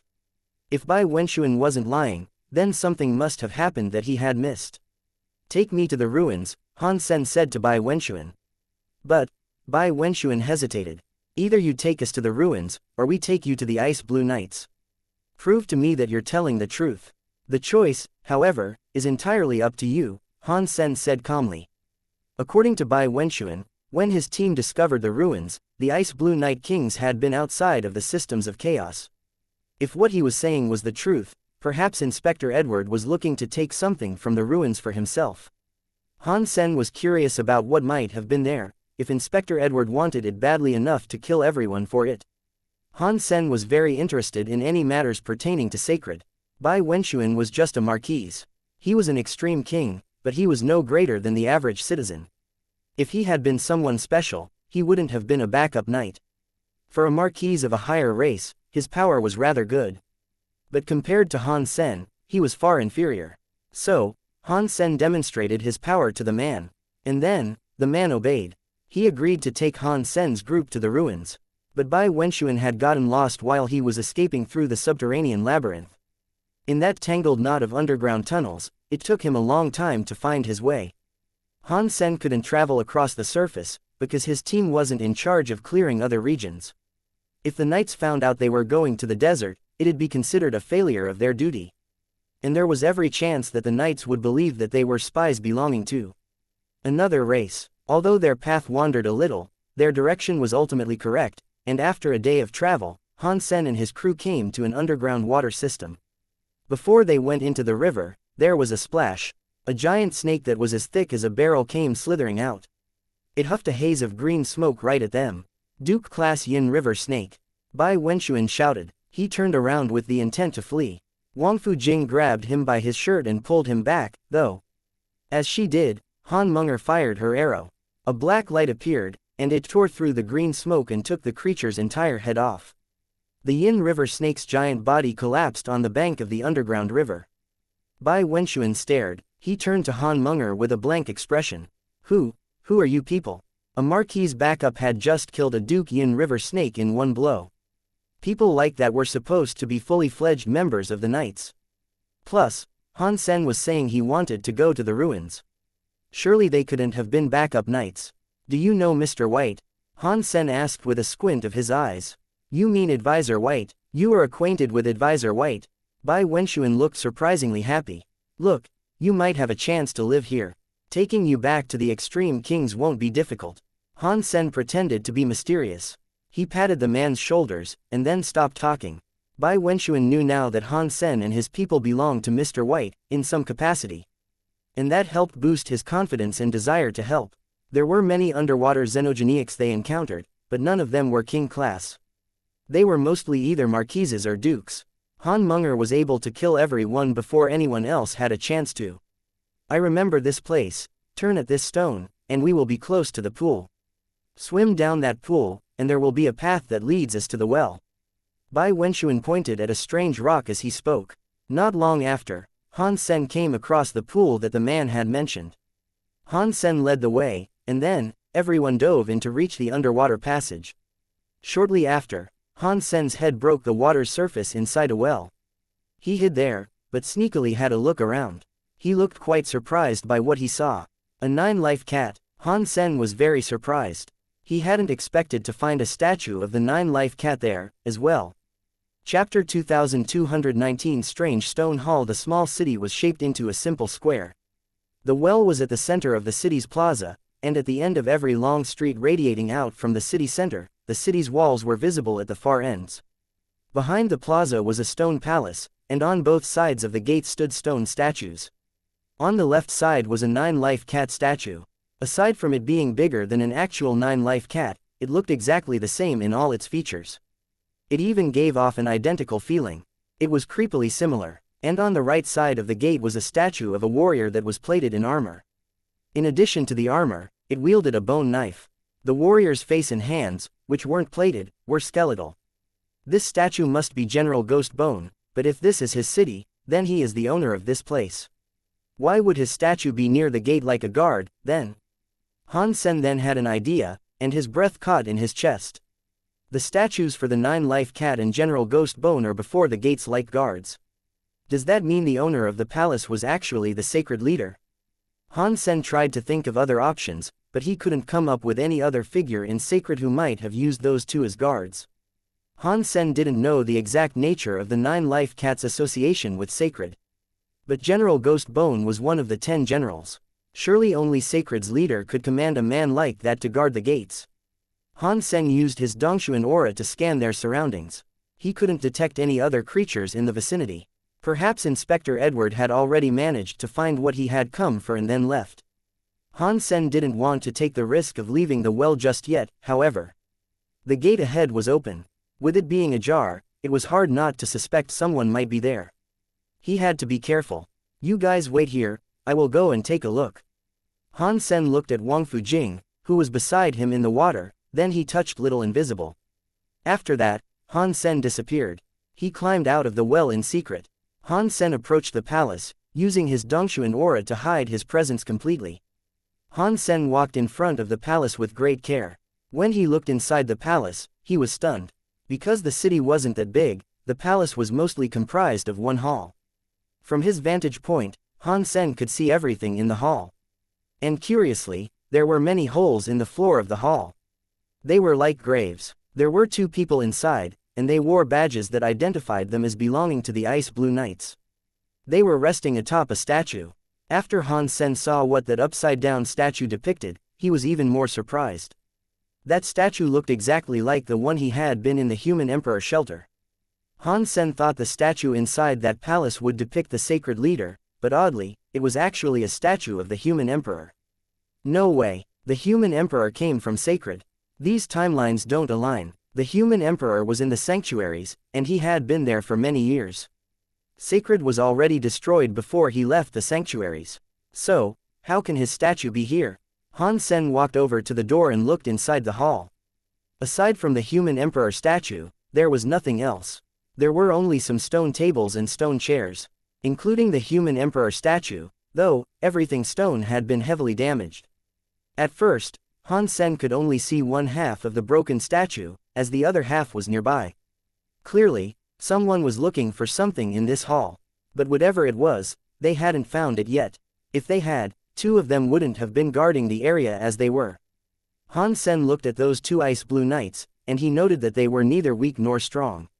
They might have been dukes, but they didn't belong to the extreme king. One of them looked like exploding bear, while the other looked like a dragon hybrid. He had the horns, but he didn't have the dragon wings. I say that Inspector Edward must be mistaken.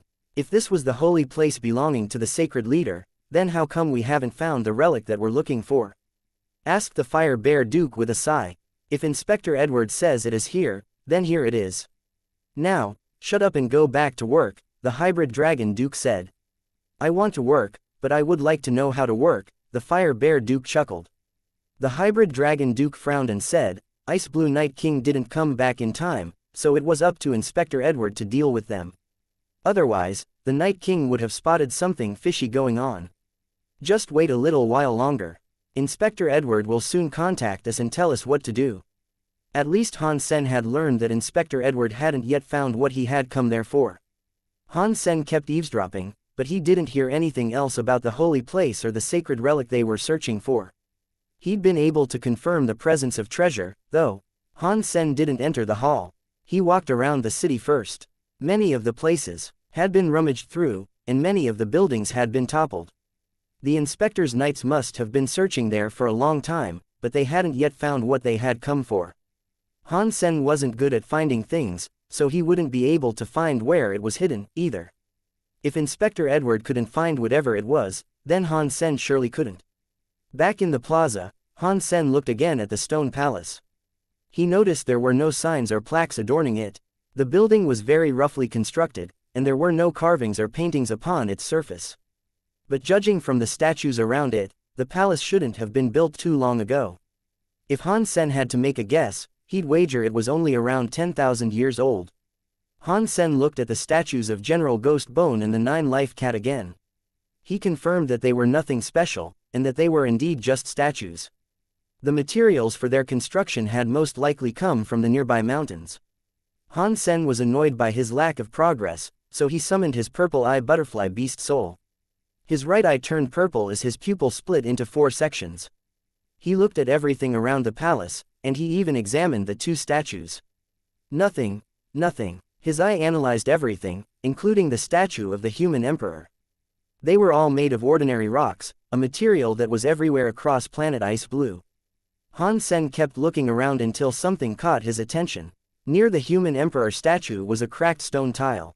It looked like it was supposed to belong to a canopy that had once sat above the head of the human emperor statue. The stone tile was a chunk of that canopy. The human emperor statue had been cut in half, and the canopy had broken as well. It collapsed near the statue, and some of it broke into pieces, whereas other sections remained intact. When Han Sen scanned over the rubble, he saw that most of the stone fragments were ordinary chunks of rock. They were nothing special, but Han Sen's eye couldn't analyze one of the stones. Han Sen's eye was using a deified beast soul. If that deified power couldn't analyze a piece of rock, then that was an anomaly that Han Sen found very, very interesting. Chapter 2220 Stealing the stone slab. That stone tile was lying amidst the rubble, and in order to pull it out, Han Sen would have to remove the cluster of rocks that buried it. Unfortunately, the 2 dukes were still present. It'd be impossible to retrieve the stone without disturbing them. Han Sen tried to think of a way that he could grab the stone tile without drawing their attention. Killing the 2 dukes wouldn't be difficult for Han Sen, but if he wasted them, it'd alert Edward that someone had found the ruins. It would prompt the inspector to investigate, at the very least. After all, the only non-xenogenic residents of that planet were the Ice Blue Knights. Edward's target would be someone from the base. Han Sen's best bet was to steal the stone tile while avoiding drawing the guard's notice. It would save him a lot of trouble.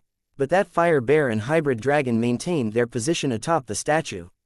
They were facing the direction of the tile, and so taking it would be impossible for now. After thinking for a while, Han Sen abandoned the stone hall. He looked around the city and realized that he was currently in a desert with no creatures.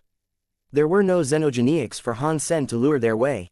After a while, Han Sen returned to the well and summoned Little Star. He put Little Invisible on Little Star's back, then asked the hidden Little Star to steal the tile. Little Star could fetch things and move them through solid materials. He could just grab the stone tile through the rubble without attracting any attention. Han Sen only had to distract the two dukes long enough for Little Star to make the tile disappear. That way, there would be no trace left behind, as the rest of the stones wouldn't have been moved. After Little Star entered, he phased into the pile of stone rubble, and while the two dukes were looking away, he swallowed the stone tile and slipped away with it. Nice job. Little Star and Little Invisible brought the stone tile back to him, and their success made Han Sen very happy. He tucked the stone tile into his pocket and took his companions with him to exit the city via the underwater channels beneath the well. Han Sen returned to the area he was supposed to be patrolling, and then he placed Bai Wenxuan inside Destiny's tower. He took Ji Qing with him to slay more xenogeniacs, but while they were fighting, their recorder broke. The content inside the recorder couldn't be deleted. They had filmed Bai Wenxuan, and so the device had to be destroyed. Han Sen returned to the base to pick up another recorder, and things went well.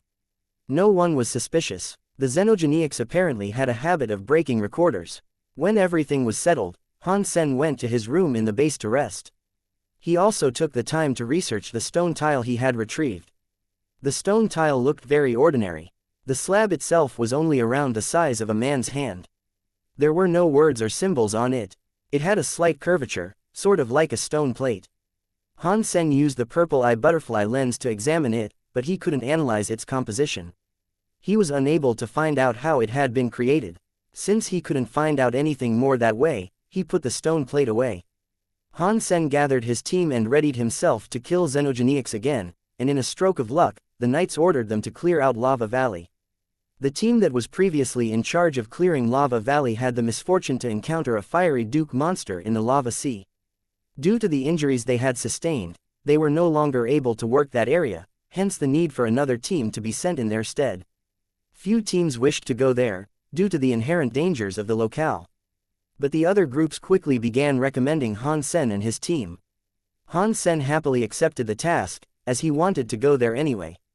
He hadn't expected things to work out this well, though. He didn't even have to think of an excuse for going there. Without saying much, Han Sen rallied his comrades and took them to Lava Valley.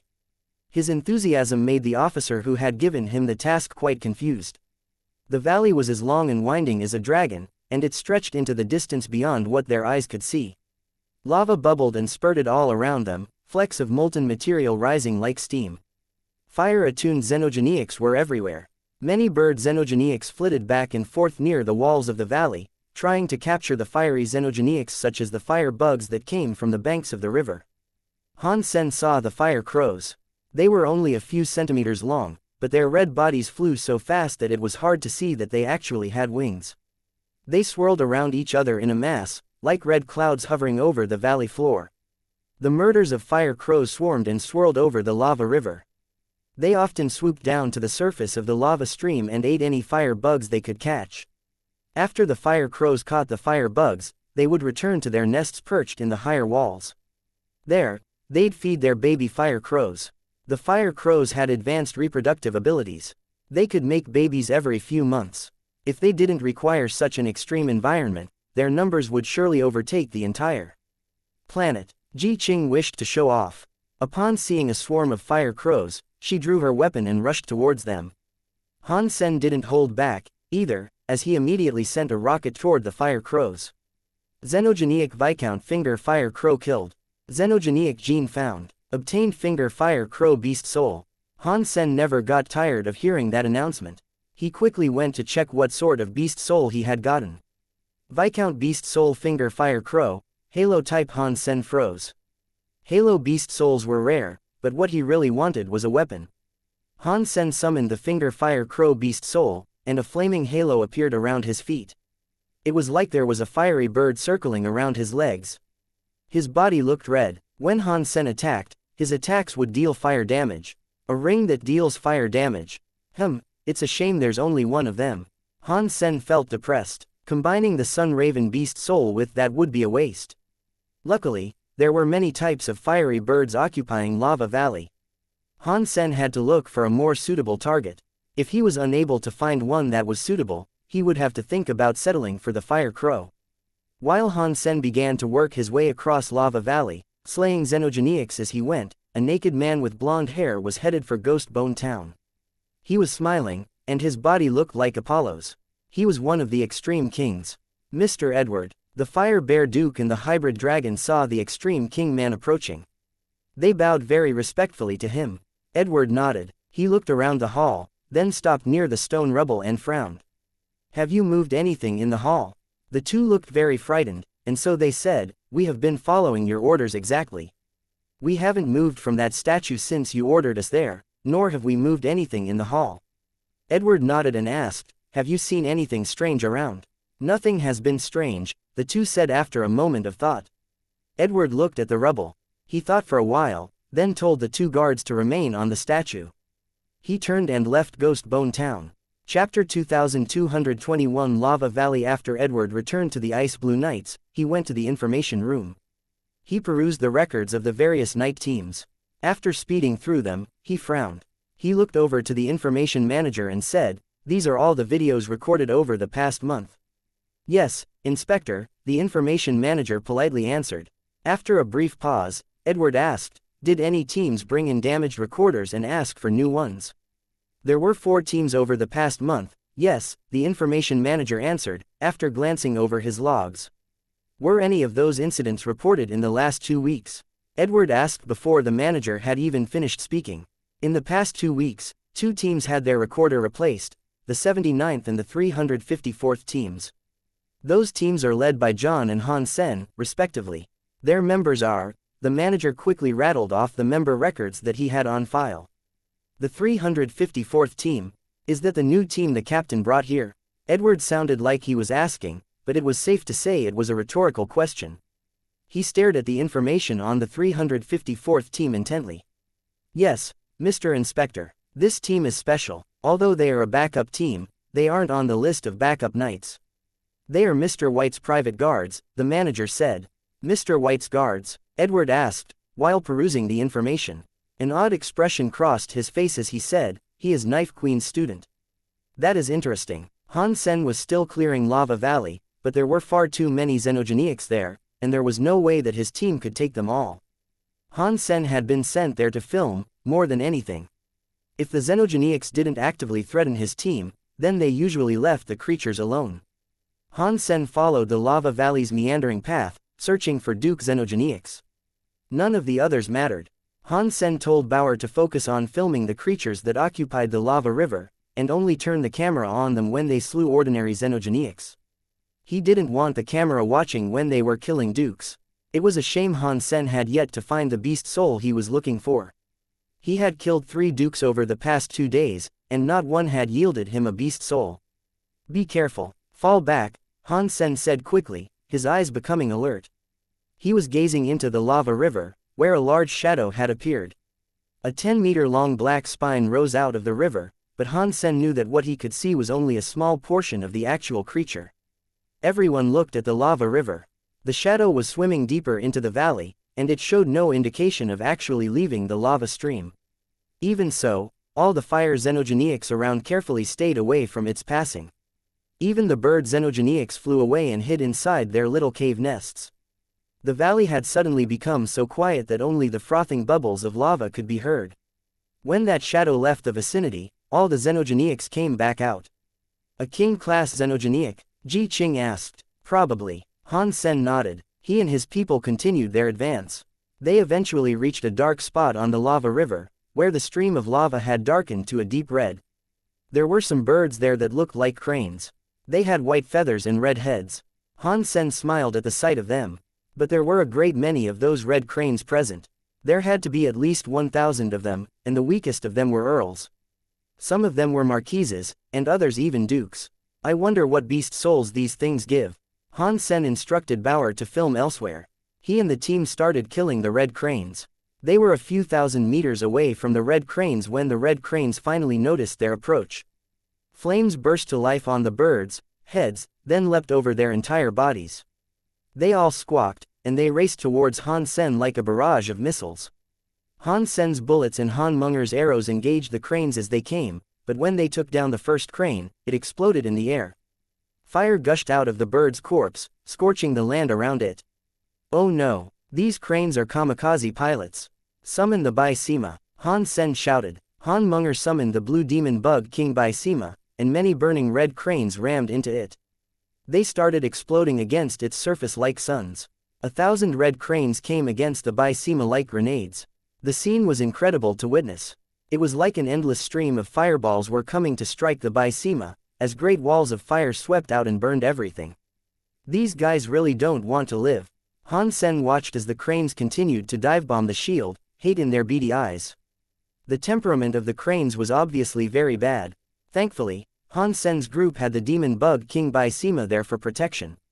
None of their current enemies, even the dukes, would get through that shield. There were 1,000 red cranes there, and it took around 10 minutes for all of them to kill themselves on the surface of the Bai Sima. None of them were left alive, and they were all swiftly turned to cinders. Han Sen wondered how they had managed to survive as long as they had. The other xenogeniacs in the area had all fled in fear of the crazed red cranes. One xenogeniac flew out of the lava, though, without any fear of the red cranes. It glided slowly across the lava river, coming over to Han Sen without haste. The xenogeniac that had emerged from the lava looked like a gold peacock. Its body was composed of burning lava, and as it flew, the gold lava dripped off of it.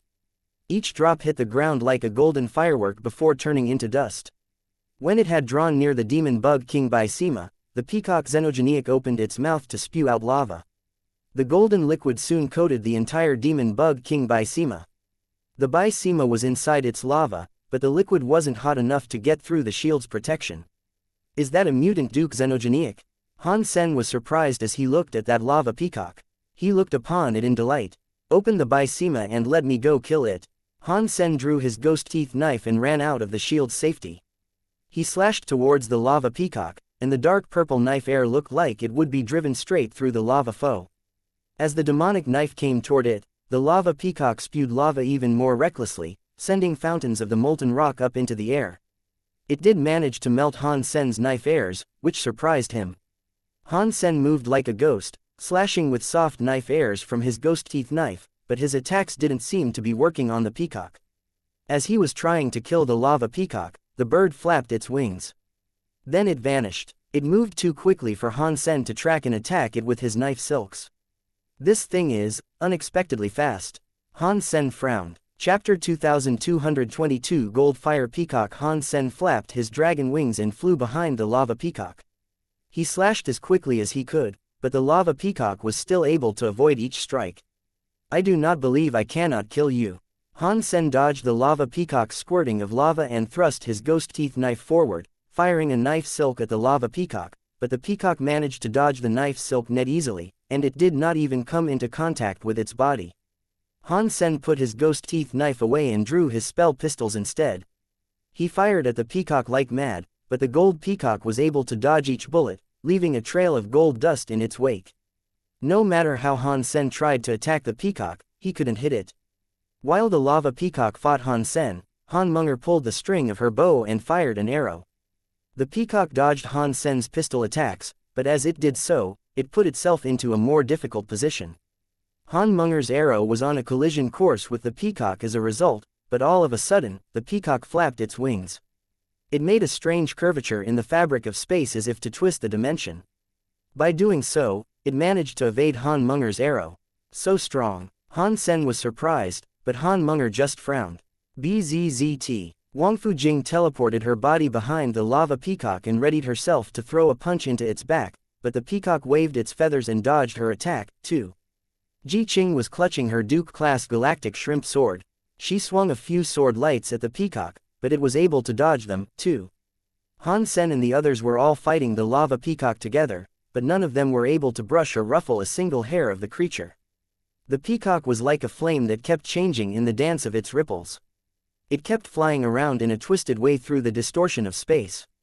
The lava lashed about all over the place, prompting Han Sen to fall back a touch. Pang! Han Sen and Wang Fujing battered their jade drum, and it sent 2 strong sonic shockwaves out. It hit the lava peacock, but it just made the lava hotter. The shockwave only managed to knock back some of the lava splashes. After all, it was only a Duke Class jade drum. Its sonic powers would not be enough to damage the mutant Duke beast. "Let me do it," Han Yan shouted. She was holding a Marquise galactic shrimp sword. Her body gleamed with a white light, and her hair became long. She looked as if there were a god looking directly after her. Han Yan slashed at the lava peacock, unleashing an invisible sword light. At the same time as this, the peacock's body was hit. It made it spill more lava. The falsified Sky Sutra worked to deliver an absolute hit as it ought to have. Han Sen and the others could not follow and keep up with the insane speed of the lava peacock, and while Han Yan couldn't either, she didn't have to. When the sword light was unleashed, it would assuredly strike the peacock. Han Yan kept swinging her sword, making many invisible sword lights come raging at the lava peacock for surefire hits. The lava it carried kept squirting around. But while she was indeed delivering hits, her strikes were not very effective. After all, Han Yan was only an earl. Even though she had a super god body and her falsified Sky Sutra equipped, going up against a duke, it would still never be enough. 0. Han Sen, upon seeing the falsified Sky Sutra prove effective, thought about 0. She was a marquise, and she possessed the same power. 0 heard Han Sen's command and used her purple eyes and drew out the bone knife. That lava peacock wished to melt the bone knife by firing a stream of lava at it, but then the bone knife disappeared. When it reappeared, it was pierced into the peacock's chest. Blurg. The peacock coughed up a bucket of blood that looked like lava. This time, their foe had been injured. 0's body then took off flying into the sky in a nifty retrieval of her bone knife. She flew down past the peacock that wished to now leap into the lava and heal, and sliced open the creature's chest. A burning flame with gold blood began to spill out from the lesion. It made the peacock freeze in its spot in the air. Han Sen kept firing at the heavily injured lava peacock. Every single bullet struck its body, and the powers of Break 6 Skies were unloaded. It resulted in the peacock being blown to bits. Xenogenic Duke hunted. Gold Fire Peacock. Xenogenic Gene found. Obtained Gold Fire Peacock Beast Soul. Han Sen was shocked. He did not expect to kill the Gold Fire Peacock as quickly as that.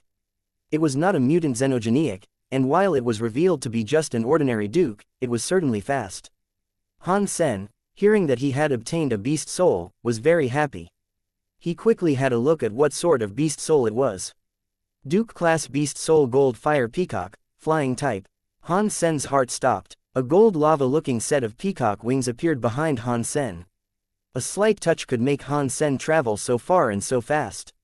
Whenever he sped up, he could unleash a stream of fire that could twist the fabric of space in its vicinity. A flying beast soul is good, but I already have my dragon wings. I do not need this beast soul. Han Sen let out a sigh, and then he gave the gold fire peacock beast soul to Han Yan. Because she was only an earl, her safety could be more easily assured with the gold fire peacock beast soul. Han Sen kept looking for more creatures to hunt, and although he had managed to collect a few fire element bird beast souls, none were of the weapon type he so much desired. Or fire weapon beast souls that difficult to procure. Han Sen felt depressed. Lava Valley had many fire bird xenogenics. He knew what kind of beast soul they would offer, but none were his desired weapon. It was almost time for him to go back, so Han Sen decided to retreat. He returned to the base, hoping to go further next time and see what he could get then. Han Sen, it is good that you have returned. Your team will be the recipient of a new edition. After returning to base, Han Sen was called over by Ice Blue Night King. Did we not have an agreement saying you can't take anyone away? Han Sen frowned. Of course I remember. We are not taking your people away. You didn't say we could not add members to your team, though. I have good faith in you, and so I have found your team a powerful ally that will benefit you and the others. Ice Blue Night King smiled while he spoke. Can I reject the addition? Han Sen had a wry smile. No, this is an order. Ice Blue Night King spoke with absolute certainty. While Han Sen wished to say something more, a woman arrived. She walked in front of Ice Blue Night King, bowed, and said, Mr. Knight, greetings from Bai Wei. Han Sen, upon seeing the woman, was given a shock. That was the extreme king woman he had encountered in Narrow Moon. Han Sen had stolen the destroyed Bible from her. Chapter 2223 Qin Bai Wei, Night King, the new member you are telling us about is her. Han Sen looked at Bai Wei strangely. Yes, Bai Wei is the latest addition to your team. Please cooperate with her. Ice Blue Night King smiled. Night King, if there is naught else to discuss, I will return and prepare, Bai Wei coldly said. Go. Ice Blue Night King nodded. Bai Wei coldly departed the room.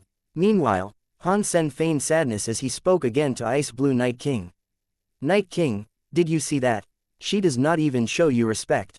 How am I supposed to control someone like that? You should give her to another group. Ice Blue Night King touched Han Sen's shoulder before sitting down. He poured out some tea and told Han Sen to take a seat and join him. Han Sen knew Ice Blue Night King had something to tell him, so he obliged and sat down. Ice Blue Night King had a sip of his tea and said, I am not giving her to your team for the purpose of control. She will be with you because I wish for you to protect her. Who is she? Han Sen asked with a frown. She is Qin Bai Wei. You might not have heard of her name before, but you must surely know what it implies, Ice Blue Night King said. A daughter of one of the extreme king's kings. Han Sen immediately understood why she had been so cocky. If she was a daughter of an extreme king, then she had what it took to behave the way she did. She has made mistakes, so a king seeks to punish her by sending her here. But the king also wishes for her to practice more. While that must be done, I cannot afford anything ill to befall her, so you must ensure she remains protected. If something happens to her, you and I will both be killed. Ice Blue Night King smiled. Why don't you find a high-level knight to look after her, then? I doubt there is much I can do to protect her. Han Sen had a wry smile, and he thought the task was a bad one to receive. If there was a king-class fellow protecting her, she would not have the opportunity to practice. Plus, she is full of pride. She would not allow that. Ice Blue Night King let out a sigh. The Ice Blue Knights have many backup teams. Surely you need not rely on outsiders like us. Don't you think it's dangerous to task outsiders with such an important responsibility? Han Sen looked at Ice Blue Night King as he spoke. Ice Blue Night King looked back at Han Sen, and then he spoke in a strange tone of voice. Han Sen, do you know who I trust the most out of the Ice Blue Knights? Of course I do. Your subordinates, Han Sen said. Ice Blue Night King shook his head and resumed his gaze on Han Sen. He told him, it is you. I trust you the most. You have got to be kidding me. I have only just met you. Before Han Sen could finish speaking, Ice Blue Night King stopped him. Please, don't think I'm actually joking about this. You have never been in my position. You would not understand the reasons for me only being able to trust you. And so, I am letting you look after Qin Bai Wei. If she lives, you live. If she dies, you die. You are a smart boy, so I believe you know what to do. Ice Blue Night King patted Han Sen on the shoulder and then left the office. Han Sen did not want to be burdened with the troubles of other people like that, but Ice Blue Night King had made it quite clear that his problems did not solely rely on renegade xenogenics. There were troubles stemming from the internal affairs of the Ice Blue Knights. But Ice Blue Night King, after stressing the need for Han Sen to do that which was bidden of him, had Han Sen forfeit reluctance and accept the task. Han Sen kept thinking all the while he walked back to his room. His heart jumped, and his pupils shrunk when he neared there. All the hairs on his body stood on end. No scary power attacked him, and neither did a foreign presence, but Han Sen felt as if he was being watched by a snake. He felt as if he were in danger all of a sudden. Han Sen looked forward, and there he saw a slender body approaching from up ahead. That should have been a pure extreme king man, but his presence was hidden. Being unable to determine his level, the man looked like the average person. The delicate face of the man was like a jade sculpture that had been meticulously crafted by the hands of a genuine master. His blonde hair was smart, and the face carried eyes as deep as lakes that could reflect the world and people they looked upon. It looked nice. He was a shockingly perfect-looking man. While he seemed very pleasant, Han Sen couldn't help but internally scream at the potential for danger in his proximity. Han Sen walked close to the man, and the man stared at Han Sen. Just as they were about to pass each other, the man stopped and said coldly, "Have you seen the secret held by the stone plate?" "What did you say?" Han Sen was shocked. He stopped and looked at him. The man smiled at Han Sen, and to a man like Han Sen, that smile was as warm as the sun. It could melt the coldest blocks of ice, and if he was speaking to a woman, that woman would do anything he commanded her to do. Han Sen did not say anything. The man merely smiled and walked past Han Sen. Edward. Han Sen did not look at the man. He just kept going. He walked straight to his room. He had never seen that man before, but he was quick to understand that it was Inspector Edward. It seems as if he knows I am the one that took the stone plate. What an annoying and dangerous guy. If he is an inspector, though, then that means he should be a king, Han Sen thought to himself. Edward walked into a room. There was an ice blue knight there that was looking at a camera recording. The video was playing the encounter between Han Sen and Edward. His reactions are natural. It doesn't look as if he is pretending. Perhaps we are wrong, the ice blue knight said. Edward looked at the video and laughed like spring sunshine. We are right, actually.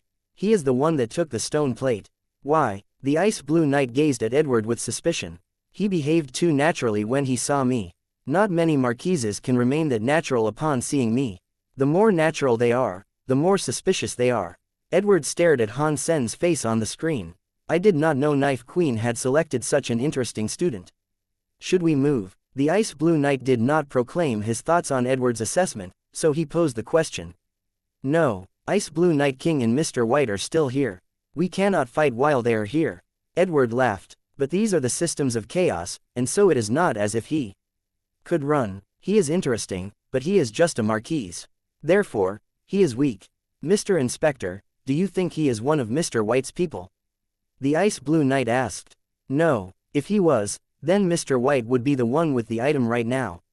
Do you think Mr. White would still stay with the knights and provide us the opportunity to get it back? Edward looked at Han Sen's face with interest. This guy is funny. If he took the relic, we must get the relic back before the other knights find out. Otherwise, it'll be annoying. Chapter 2224 Educating a Noob. After returning to his room, Han Sen called out to Little Angel. He told her and the rest of his companions to be careful and to not venture out alone anymore. Is Edward really that scary? If he does not dare come here and steal the item, what do we have to be afraid of? Ji Qing looked rather confused. It's the fact that he does not come and steal the item that is most scary. But regardless, before this matter is sorted out, no one should be going off on their own. Han Sen spoke with gravitas. The next morning, Han Sen brought his team back to Lava Valley to continue their search. But this time, he had no choice but to bring Bai Wei with him. It meant the task at hand would be more unpredictable with a factor of unknowns. Fortunately, Bai Wei was not one to talk much. All she did was follow them, behaving as if she hadn't the slightest concern for what was going on. They had only just arrived in the region of Lava Valley when Bai Wei stepped forward and ahead of Han Sen.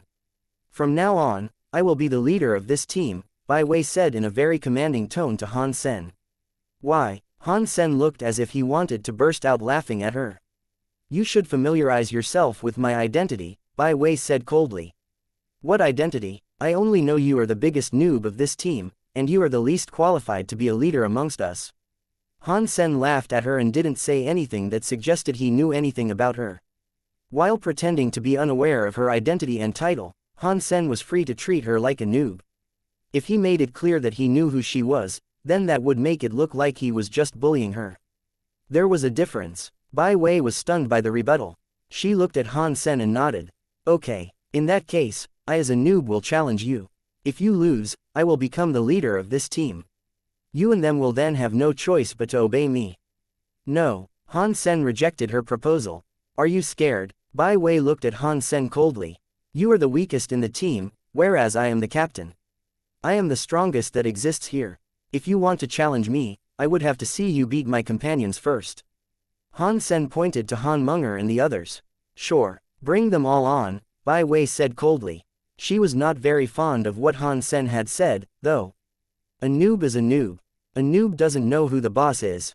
Han Sen sighed, and then he turned to Han Munger. Munger, teach this noob how to respect her superior. Don't hit her too hard, though. We don't want to kill her.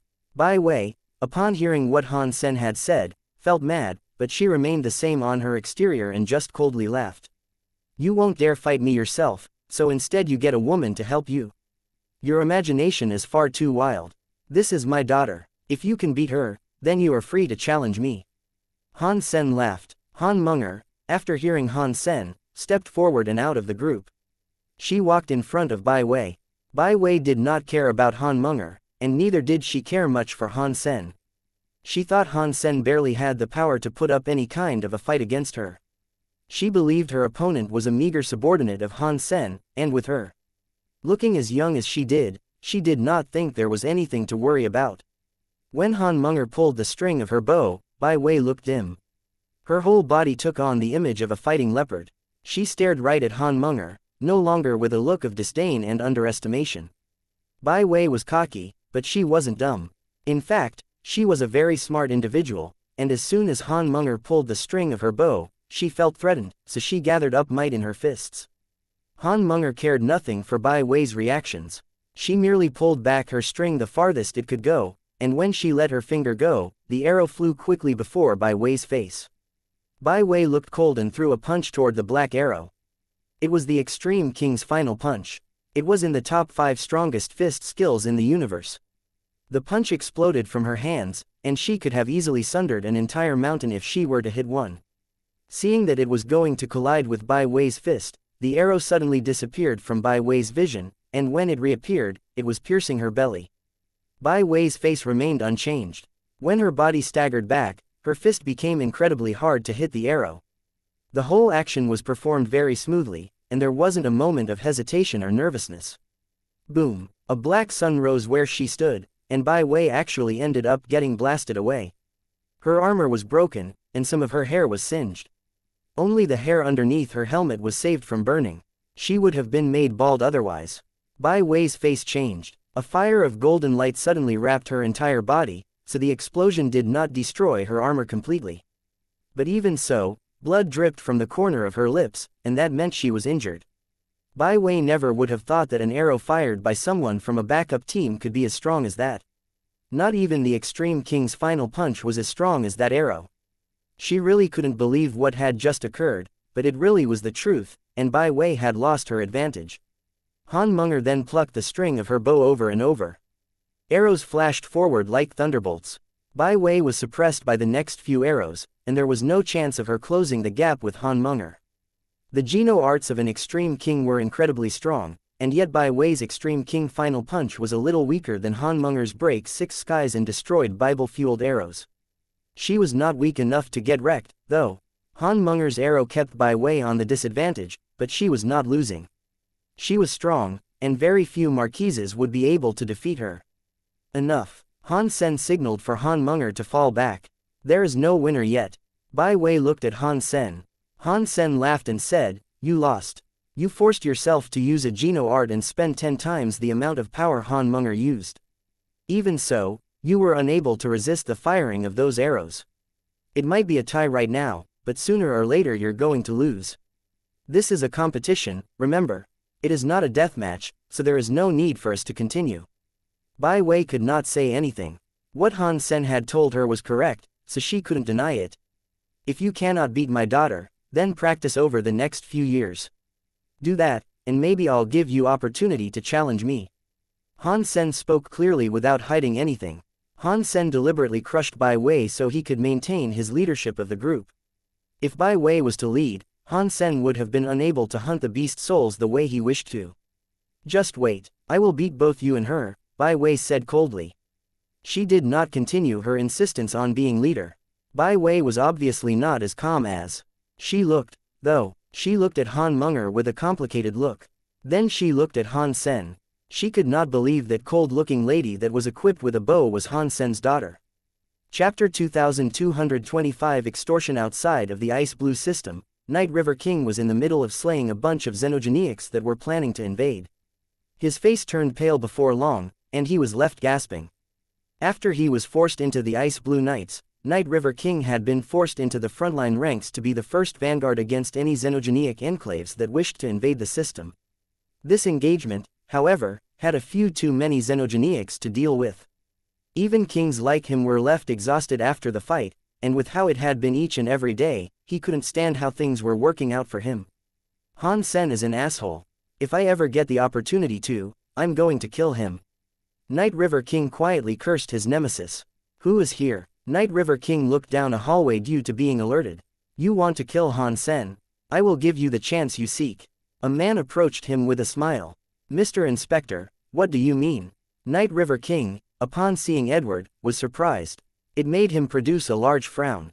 Edward came before Night River King and said, Han Sen took something that belongs to me, but Ice Blue Night King and Mr. White is around. As a result, I cannot go and kill him by myself. If you are of the mind to kill Han Sen, too, then we can cooperate. I will give you the exact opportunity you need to kill him. Night River King lifted his lips and said, you must be joking. These are the Ice Blue Knights. If you have someone you don't dare kill, why would I take that risk? And on top of that, I am just a conscripted knight. Edward smiled and said, over the next 2 days, I will be exploring a new system alongside Mr. White and Ice Blue Night King.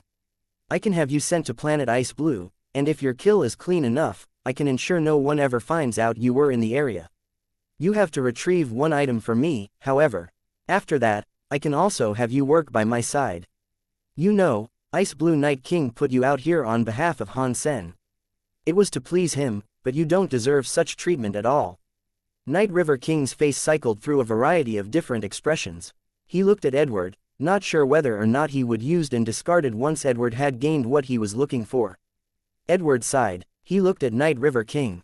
You don't have to do it, but you are already in Mr. White and Ice Blue Night King's bad books. And now you're rejecting me and my fix. Oh, your fate worries me so much. Night River King's heart kept jumping.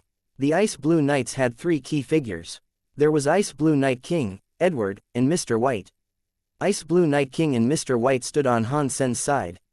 If Night River King offended Edward, it would be difficult for him to foresee how he would survive the duration of his service in the Ice Blue Knights.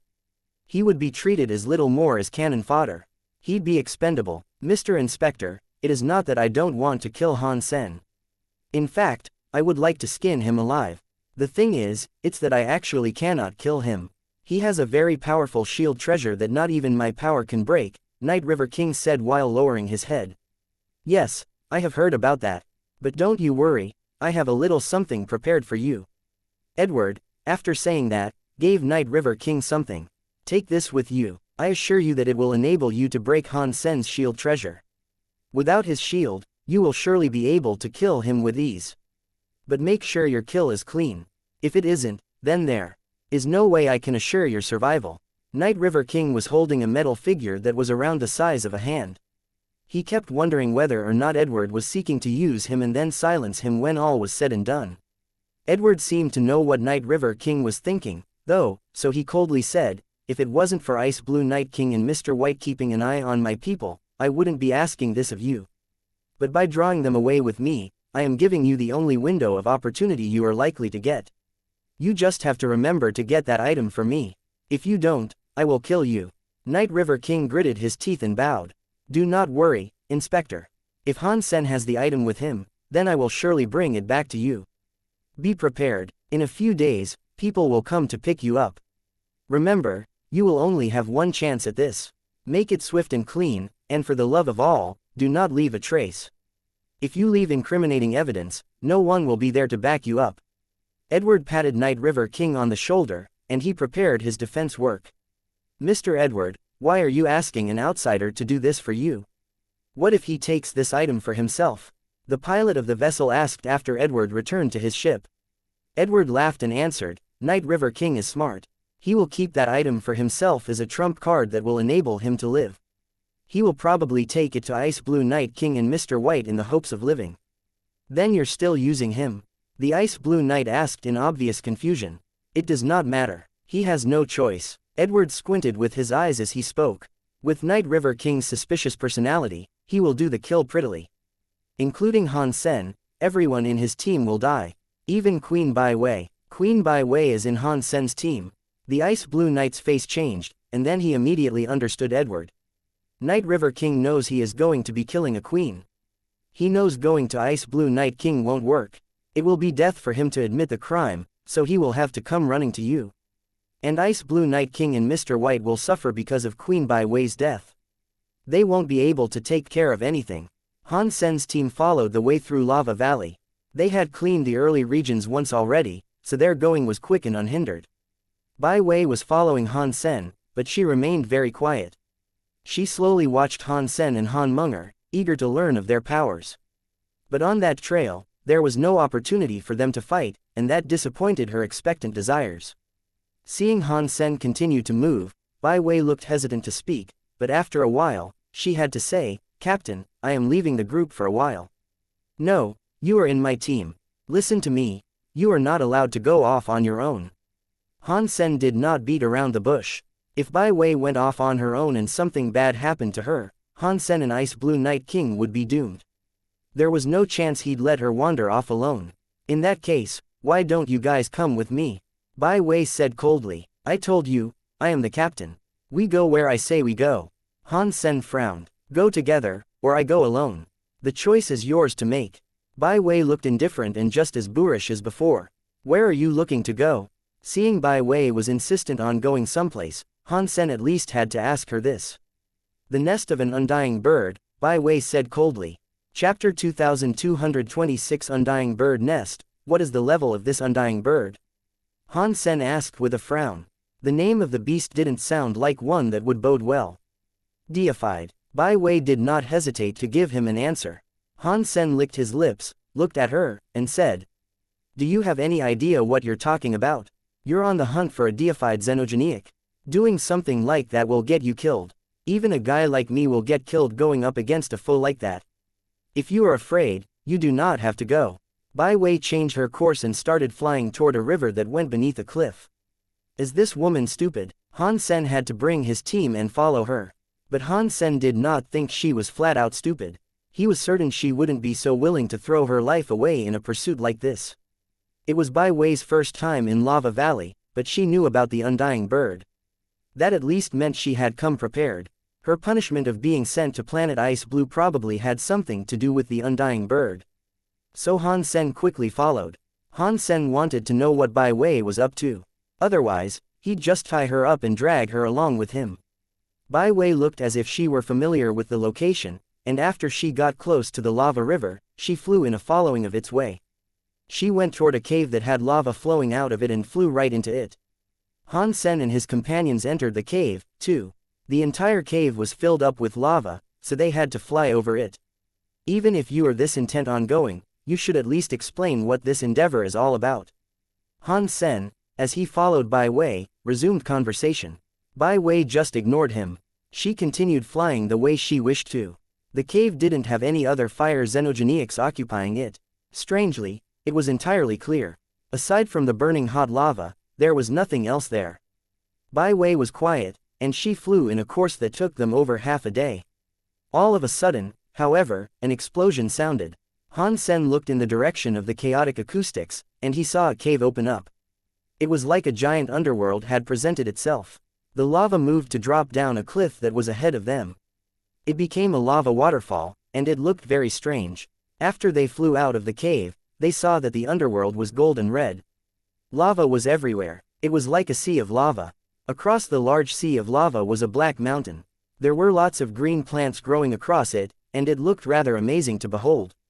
Bai Wei flew toward the island across the lava sea without hesitation, but now she was flying at a much slower pace.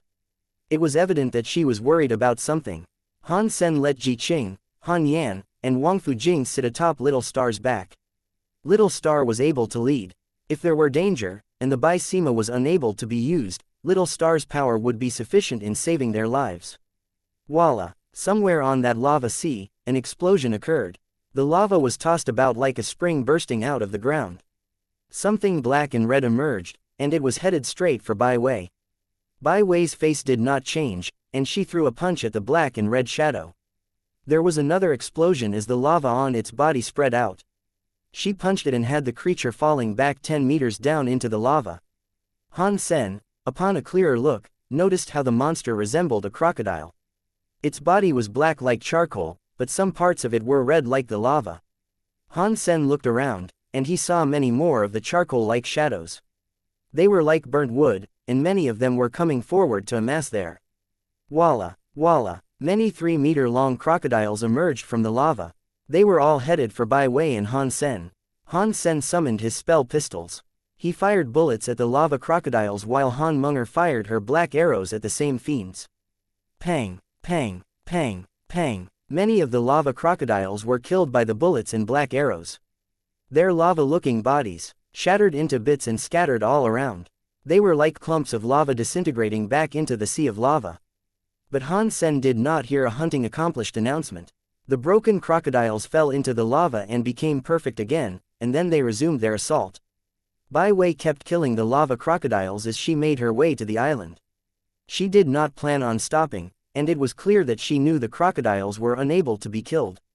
Han Sen saw what she was doing, so he stopped killing the lava crocodiles. He allowed Han Munger to summon her blue demon bug Qin Bai Sima. It was able to protect everyone, so they all headed for the island in haste. Bai Wei was sprinting forward when she suddenly saw the shield of Han Sen's people appear right next to her. The lava crocodiles were launching themselves against the shield, and as that happened, they simply hit the surface and fell away. Han Sen was not planning on protecting her with the shield, though. He followed Bai Wei and watched her kill lava crocodiles alone. Bai Wei was a little bit mad about this, but she did not say anything. She kept moving toward the island and punched the lava crocodiles that got in her way. The lava crocodiles were difficult to kill, but they were not strong. They were just ordinary marquises, and so they couldn't prohibit Bai Wei from advancing. Not long later, Bai Wei found herself on the shore of the island. When she arrived, she started sinking. Han Sen felt the same thing happening to him, too. He felt so heavy, and it was like he was back on Earth after a flight through space and the reintroduction of gravity. They all started falling down onto the stone of the island. This island forbids air powers. Ji Qing looked at the island in surprise as she spoke. Bai Wei said coldly, "It does not only stop the air. It is easy to come, but getting out is far harder." "What does that mean?" Han Sen looked at Bai Wei and asked. Bai Wei did not answer. She pointed to the lava sea that was offshore of the island. Han Sen turned around. Across the sea in the burning lava were some gold bugs. They looked like high-temperature lava, but they were in fact bugs. God only knew how many of them there were. These are lava bugs, and they cannot leave the lava. They are extremely aggressive, and not even dukes can withstand their temperatures. They can fly here, but because you cannot do the same, you have to run across the lava if you ever seek to leave. You need to be a mile away from the place to fly, and going out there can kill you. I hope your shield is enough to break the lava bug's attacks, otherwise you are all going to die, Bai Wei said coldly. She was not happy that Han Sen hadn't protected her in the shield. Chapter 2227 Undying Bird Challenge. Han Sen smiled. He did not mind the threat. The demon bug Qin Bai Sima wouldn't even buckle to the attacks of a king-class creature. Therefore, he did not think he had to worry about the tiny little lava bugs. Undying Bird really resides on this island? Ji Qing asked curiously. Bauer was lying down on Han Sen's shoulder. Her eyes curiously observed the small island they had landed on.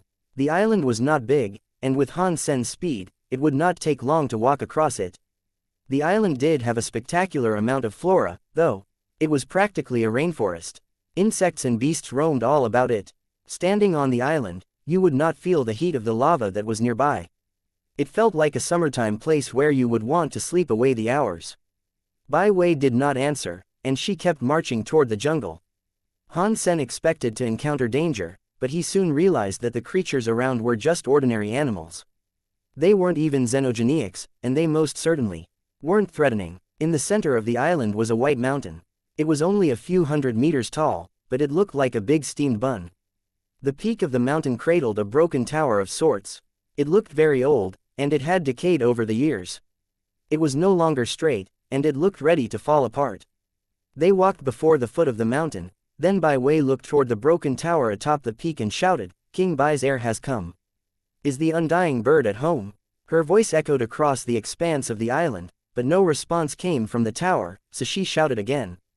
After she shouted 3 times, a door in the broken tower atop the peak opened. It did so with a long, drawn-out squeak.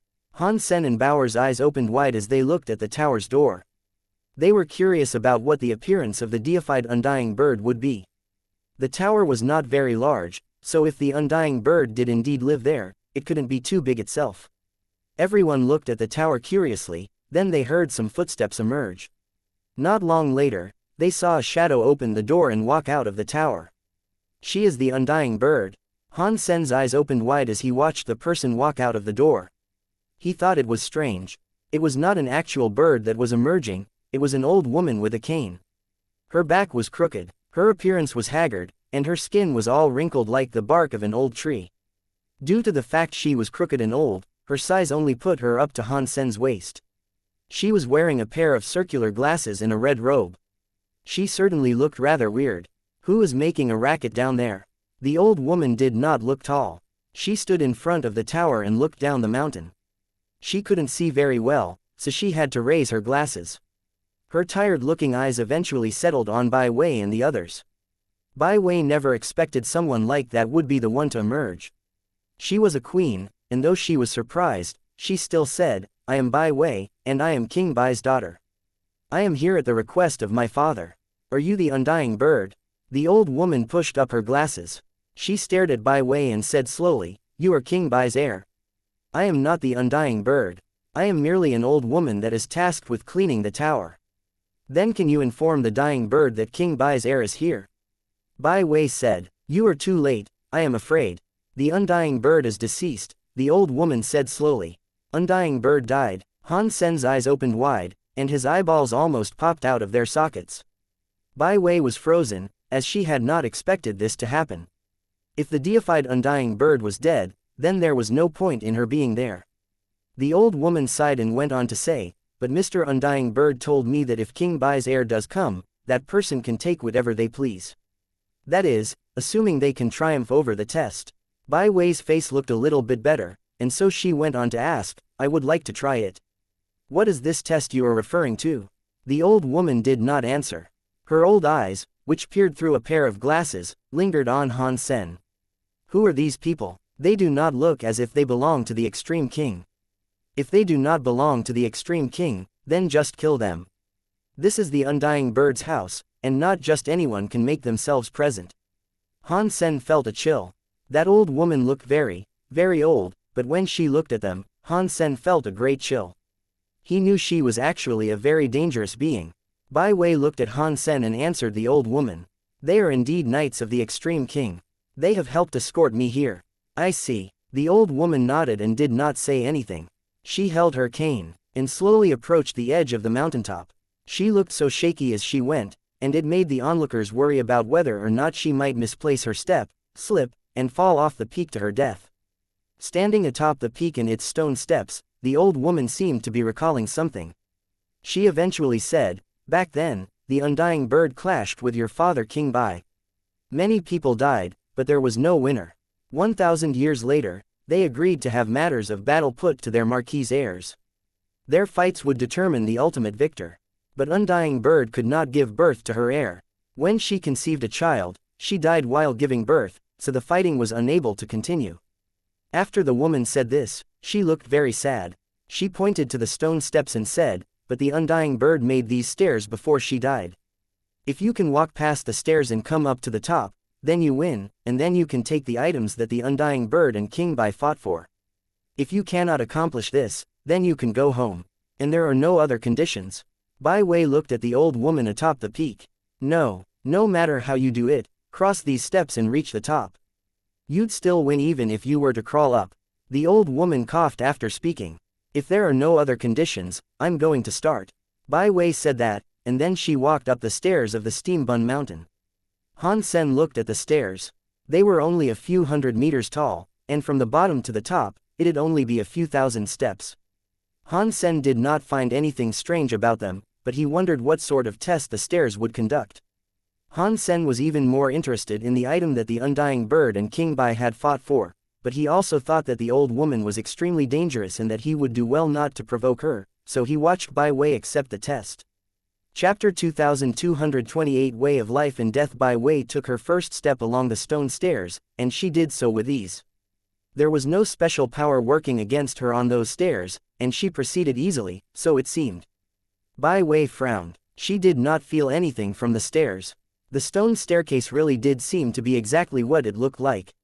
If Bai Wei went quickly, she could do a few laps of the simple stone staircase in the space of an hour. This is a test established by the Undying Bird, surely it cannot be as easy as this. Bai Wei still did not dare underestimate the supposed trial, and she watched every single step as she walked forward. But the steps really did seem like nothing special. After Bai Wei walked a few steps of the stone slabs, nothing transpired. Nothing seemed to inhibit or work against her ascension of the stairs. Bai Wei, your body, Ji Qing, from way down below, suddenly bellowed. Bai Wei, upon hearing the shout, looked back at them. She noticed they were all looking at her in absolute shock.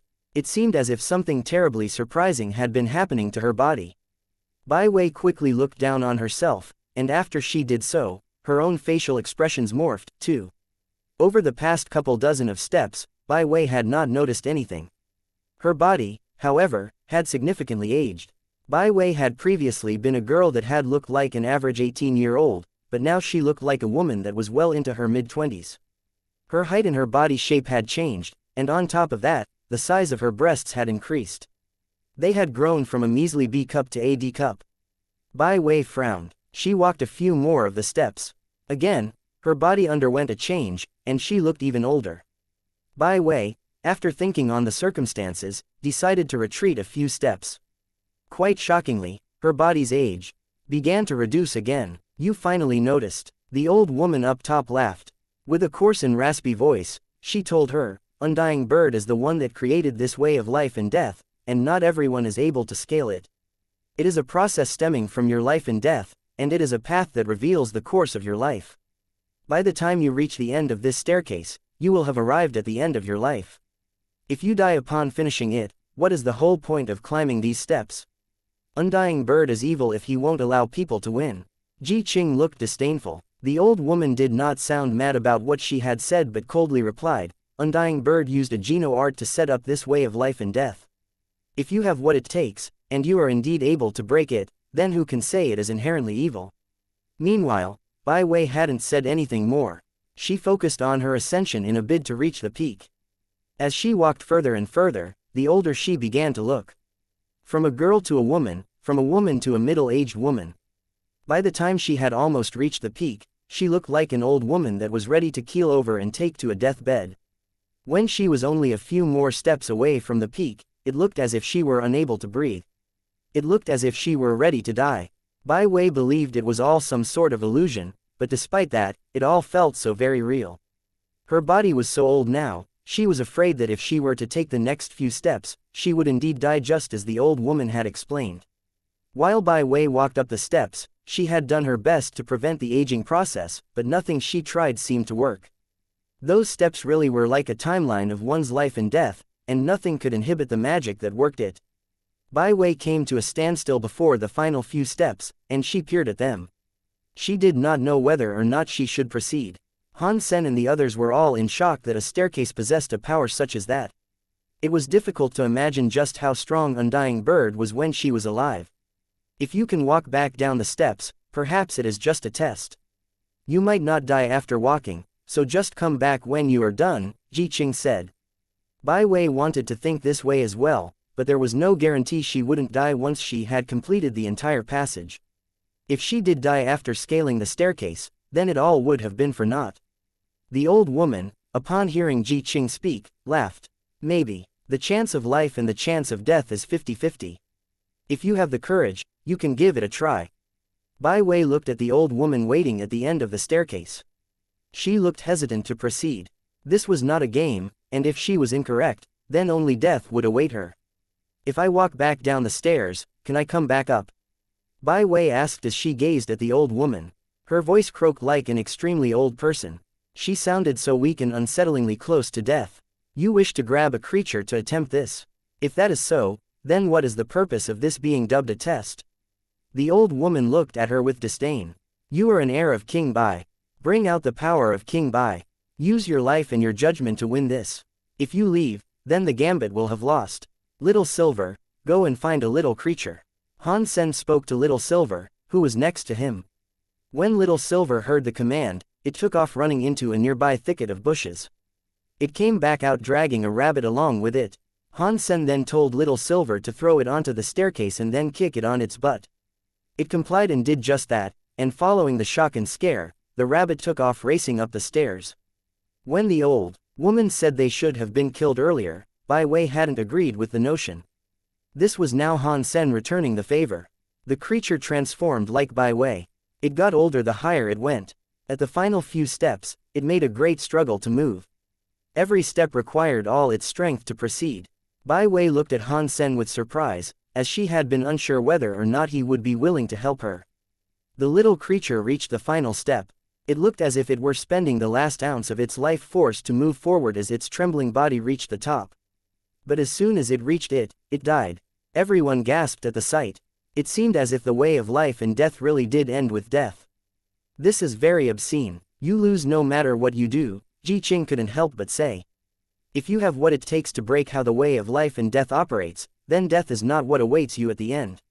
The old woman looked as if she did not care at all. Bai Wei looked confused, and she wanted to return. Undying Bird had established a test that would claim the lives of many. It was not worth gambling one's life, no matter the potential reward. Just as Bai Wei sought to go back, she heard Han Sen say, "If I were you, I'd take and finish the last step." Bai Wei was shocked. She looked at Han Sen, unsure of what he meant. "Young man, you are not the one who is standing before the end of the way of life and death.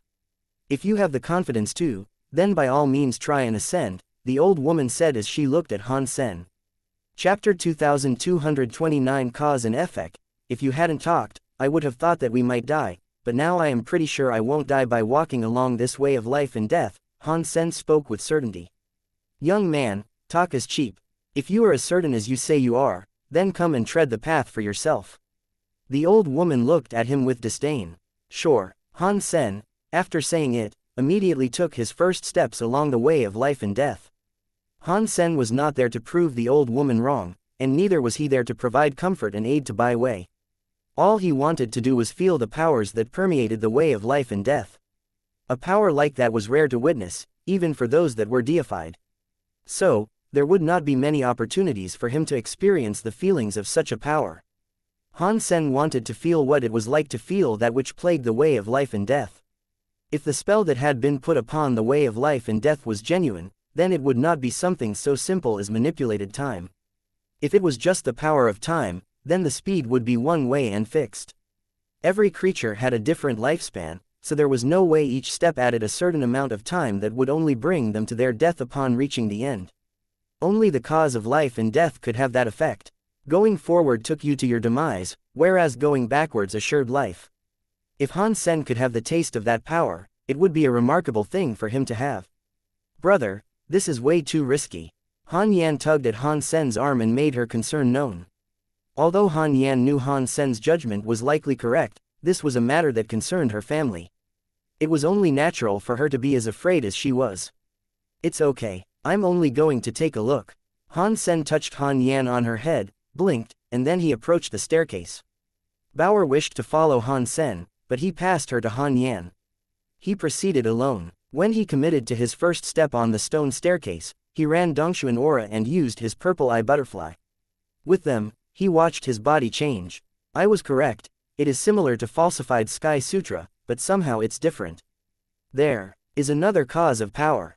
While Han Sen kept his Dongshuan aura and his purple eye butterfly running, Han Sen was able to see many almost transparent substances get chained within him. Every step Han Sen took saw more and more of those substance chains chain him up. Han Sen knew that the path he walked along was not just a simple illusion. It was a scary power that had been left behind by a wondrous deified being. Han Sen kept walking up, and as he went, his body kept changing. From his young self, he became middle-aged. And from his middle-aged self, he soon became old. The scariest thing was how he felt his own lifespan and time remaining decrease. The creatures outside the sanctuaries could not see what remained of their lifespan, but those that lived in the sanctuaries could always see it.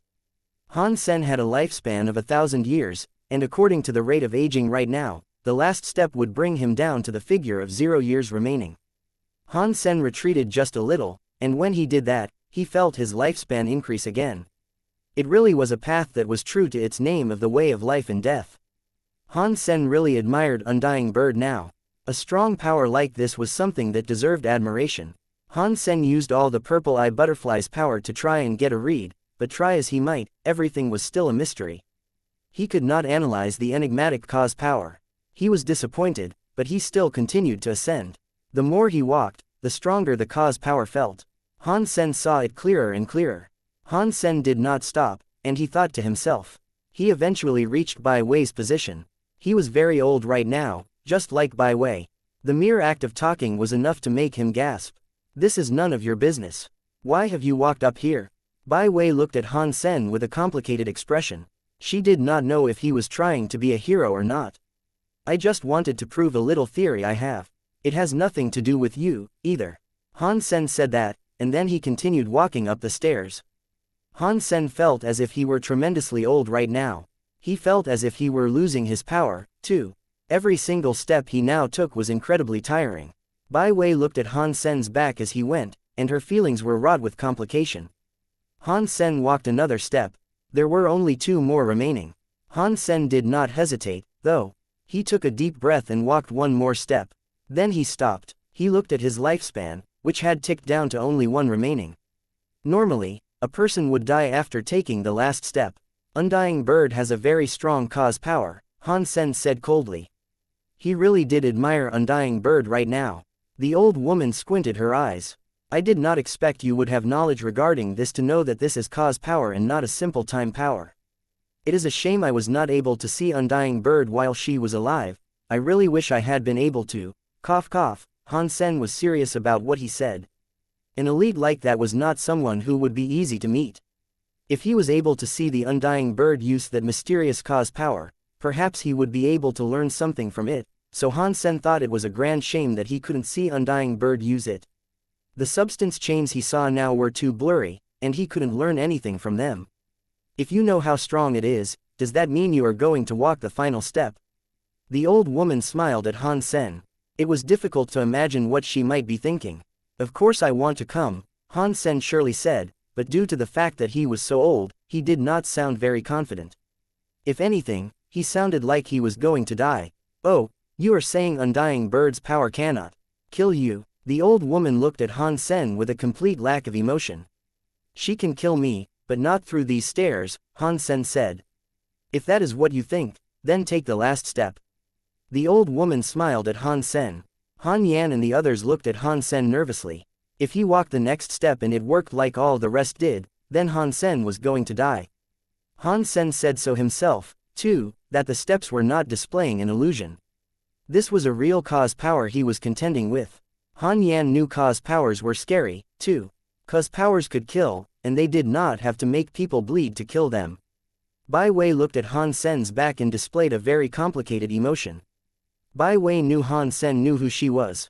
She thought Han Sen was doing this to get her attention or at least make a good impression of himself.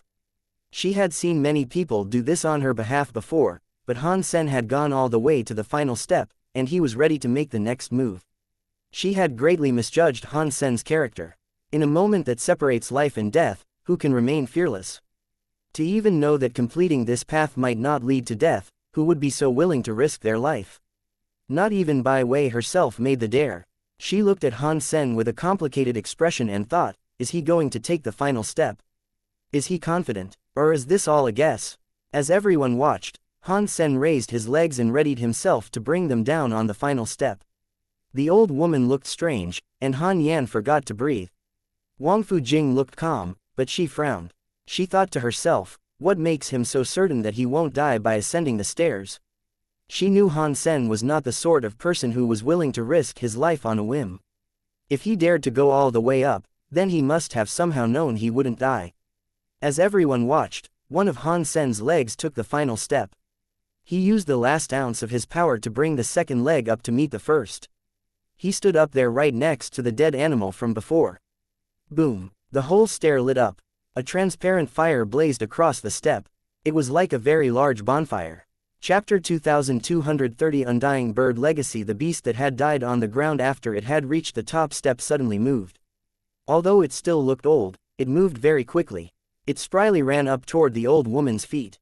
The transparent fire ravaged the step, but heat could not be felt from it, and it began to rise high into the air.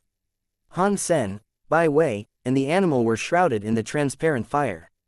It eventually all started to drift up high into the air. As the fire burned them, their bodies started to recover. It took away the added years and returned their original form from before they started to ascend the stairs. The transparent fire then took on the shape of a transparent bird in the air. The bird looked something like a phoenix. It screamed and nodded to Han Sen. It then flew away from the steam bun mountain, flew to another mountain, and disappeared. Young man, you win. The old woman looked at Han Sen with a look of seriousness. But I must say I am curious, why were you so certain you would not die? Han Sen pointed at the animal next to the old woman. You did not allow Bai Wei to leave the way of life and death, but you did not stop us from using an animal to test this. That proved that it would not be bad for you. Plus, its acting was quite terrible.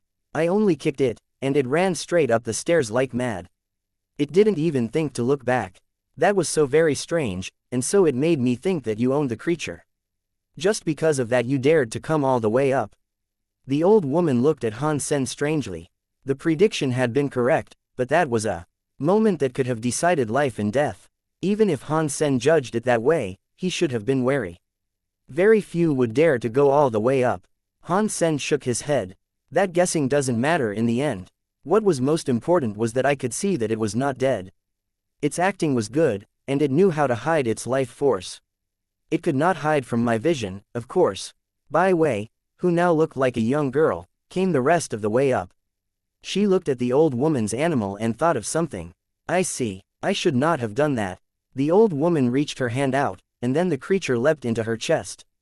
After giving it a stroke, she said, since you two have walked the way of life and death, you can consider yourself approved in the eyes of Undying Bird's will. You guys win. Therefore, you can now proceed and claim the item. The old woman said that, but she did not move. She just smiled at them. Where is the item? Bai Wei asked with a frown. The old woman continued to smile. The item is right there in front of you. You two have been seeing it for a while. This mountain. Bai Wei was shocked. She realized that now, and then she looked around at the mountain. The old woman nodded and said, this mountain is called Extreme Dead. It is a deified treasure of the universe. Undying Bird and Qin Bai discovered this mountain, and they both fought for its ownership. Neither won, and so they kept the mountain where it lay. Undying Bird was the one who managed it, but she eventually died, and she was buried here on the mountain. The mountain is useless to creatures. Perhaps Qin Bai knew this, and so he didn't come here himself. On his behalf, perhaps he sent you. If things were like that, why would father want me to come here? Bai Wei asked. The old woman said coldly, Undying Bird died early. She took over Extreme Dead Mountain, but she would not claim everything. She still has a few items left over for you, but it is down to you whether or not you can take them away. After that, the old woman pointed at the old tower behind her with her cane. A fireball came out of her cane and landed against it. The tower was set on fire, and it was quickly incinerated. After a short while, the construction was reduced to dust. The wind scattered it all around, but where it had once been now remained an item. They all looked at the item, and they felt weird when seeing it. The item was built from dry grass. In many ways, it looked like a bird nest. It did not look particularly pretty, and it actually looked quite rough. But it was big and a few meters wide. A few people could definitely sleep in there. Undying Bird left this item behind. Han Sen asked with curiosity. The old woman looked at the bird nest and with much fascination said, do not underestimate it. This was where Undying Bird was born. The dry grass is very special, and it is called evergrass. If you can take it away, then you will swiftly learn what boon and benefit it can provide you. Bai Wei did not say anything. She simply walked in front of it. She reached out her hand with a desire to pick up the nest, but the bird nest, which appeared to have been made from dry grass, had the weight of a mountain. Bai Wei tried to lift it a few times, but it would not budge. She could not pull out any of the dry grass, either. The old woman smiled. Undying Bird was born there, and that is where it lived for 1,000,000 years. Undying's power is all over that Undying bird nest. Even deified weaponry cannot compare to this, so it will be very difficult to move. Bai Wei frowned. She glowed with the color of gold. A gold shadow overtook her and made her appear far stronger than she usually did. Han Sen was shocked. He did not know she had this in her. Even if Bai Wei did have that big power boost, it mattered not, though. She was still unable to move the Undying bird nest an inch. Nothing seemed to work. Deified items weren't something a marquise could just come into ownership of. It did not seem possible that Bai Wei would be able to take it away. Undying Bird left behind the most precious thing to you. If you cannot take it away, then you cannot blame anyone else for your inability to do this. The old woman smiled. Bai Wei frowned and did not speak. She looked at the nest, but she still had no clue about how to take the bird nest away with her. Han Sen looked at the old woman and asked, "Does the person need to finish the way of life and death to get approved by the undying bird? Is it only then that the person can take the undying bird nest away with them?" Bai Wei, upon hearing that, turned to look at the old woman. Her face changed. She did not need her to answer, though. They knew the answer deep inside already. Han Sen walked in front of the undying bird nest and touched its edge. As soon as he touched it, the bird nest started to fly, and then it became smaller. It became something as small as a hand, and it flew to land and sit upon Han Sen's hand. "I see." Han Sen handed the bird nest over to Bai Wei. Bai Wei grabbed the bird nest, but as soon as Han Sen let go, the bird nest dropped to the ground like a giant rock. Bai Wei could not stop it from falling, and she fell down with it. The bird nest was on the floor. No matter how hard she tried, she could not pick it up. Chapter 2231. The crisis is close. You guys took the item. Shouldn't you be leaving now? Stop bothering the resting place of undying bird. The old woman did not look happy. She waved her hand. "You take it," Bai Wei said to Han Sen as she let go of the item. "How could I do this?" Han Sen looked very guilty, but on the inside, he was as happy as a flower on the verge of blooming. "This is something that is as good as a deified thing. I may not know what it is, but it has to be something good." Bai Wei rolled her eyes. "I am only asking you to hold onto it temporarily. Don't think too deeply about it." Han Sen shrugged his shoulders. Without saying anything, he just moved to grab the undying bird nest.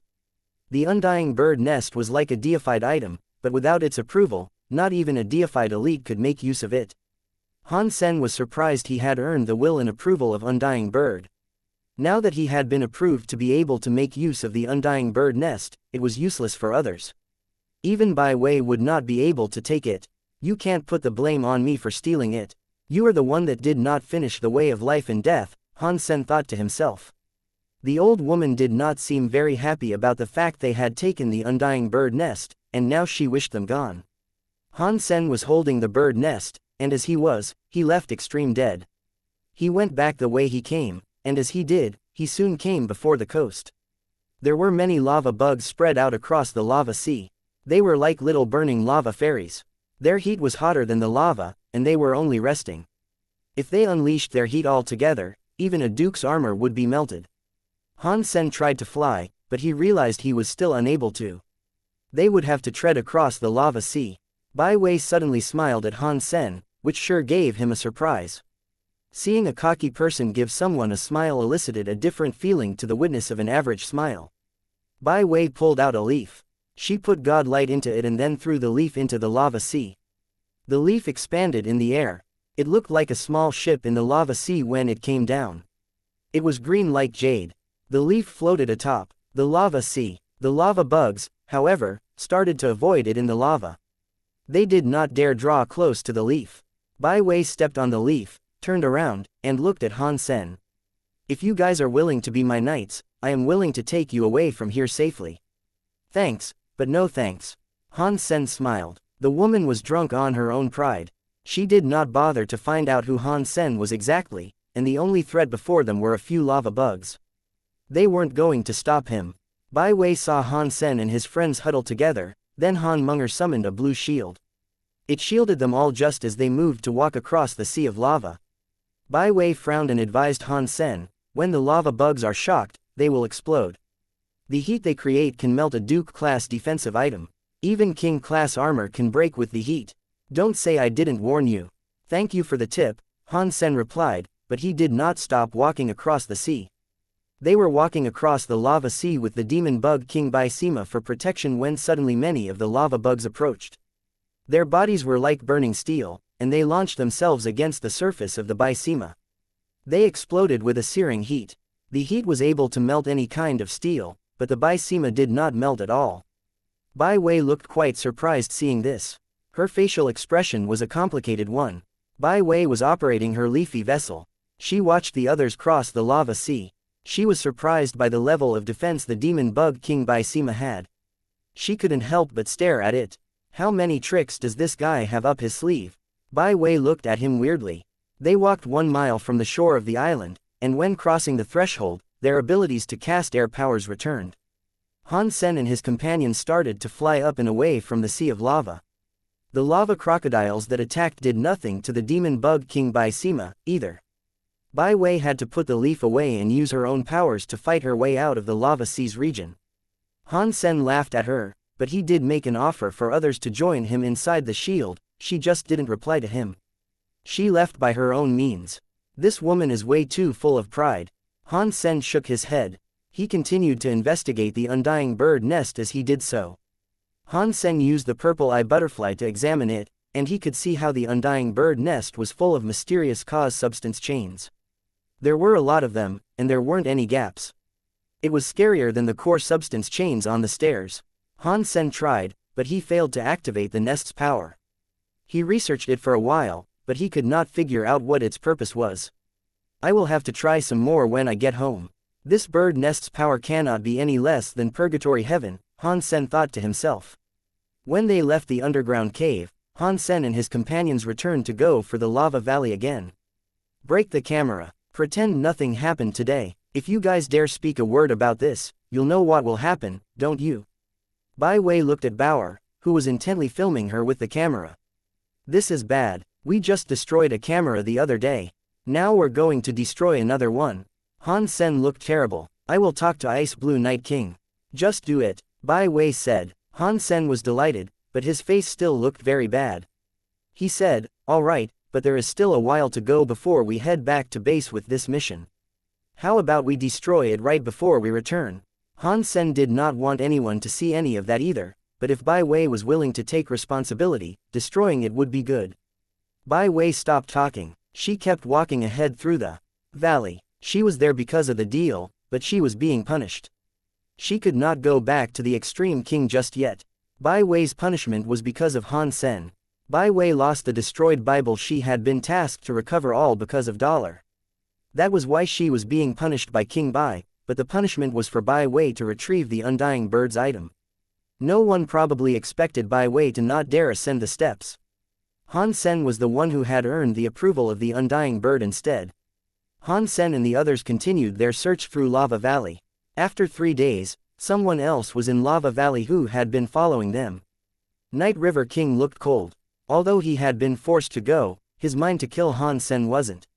Chapter 2232 Metal Statue. While searching, Han Sen found a territory belonging to the Finger Fire Crow. There was at least 50,000 of them, so it took them a few hours to get rid of them all. They also found a lot of Fire Crow eggs in the caves that were located there. Because there were so many Fire Crow eggs and the little Fire Crow's levels were low, they were pointless to haul back, so they decided to destroy them. It was to prevent them from hatching and one day forming another murder of pesky Fire Crows. While they handled the Fire Crows, Han Sen decided to put a few of them in his bird nest. He wanted to see if it would have any effect. 1 hour later, the Fire Crow eggs inside the nest hatched and broke. It resulted in there being a few Fire Crows in the nest. DMN. This bird nest's power is to hatch eggs.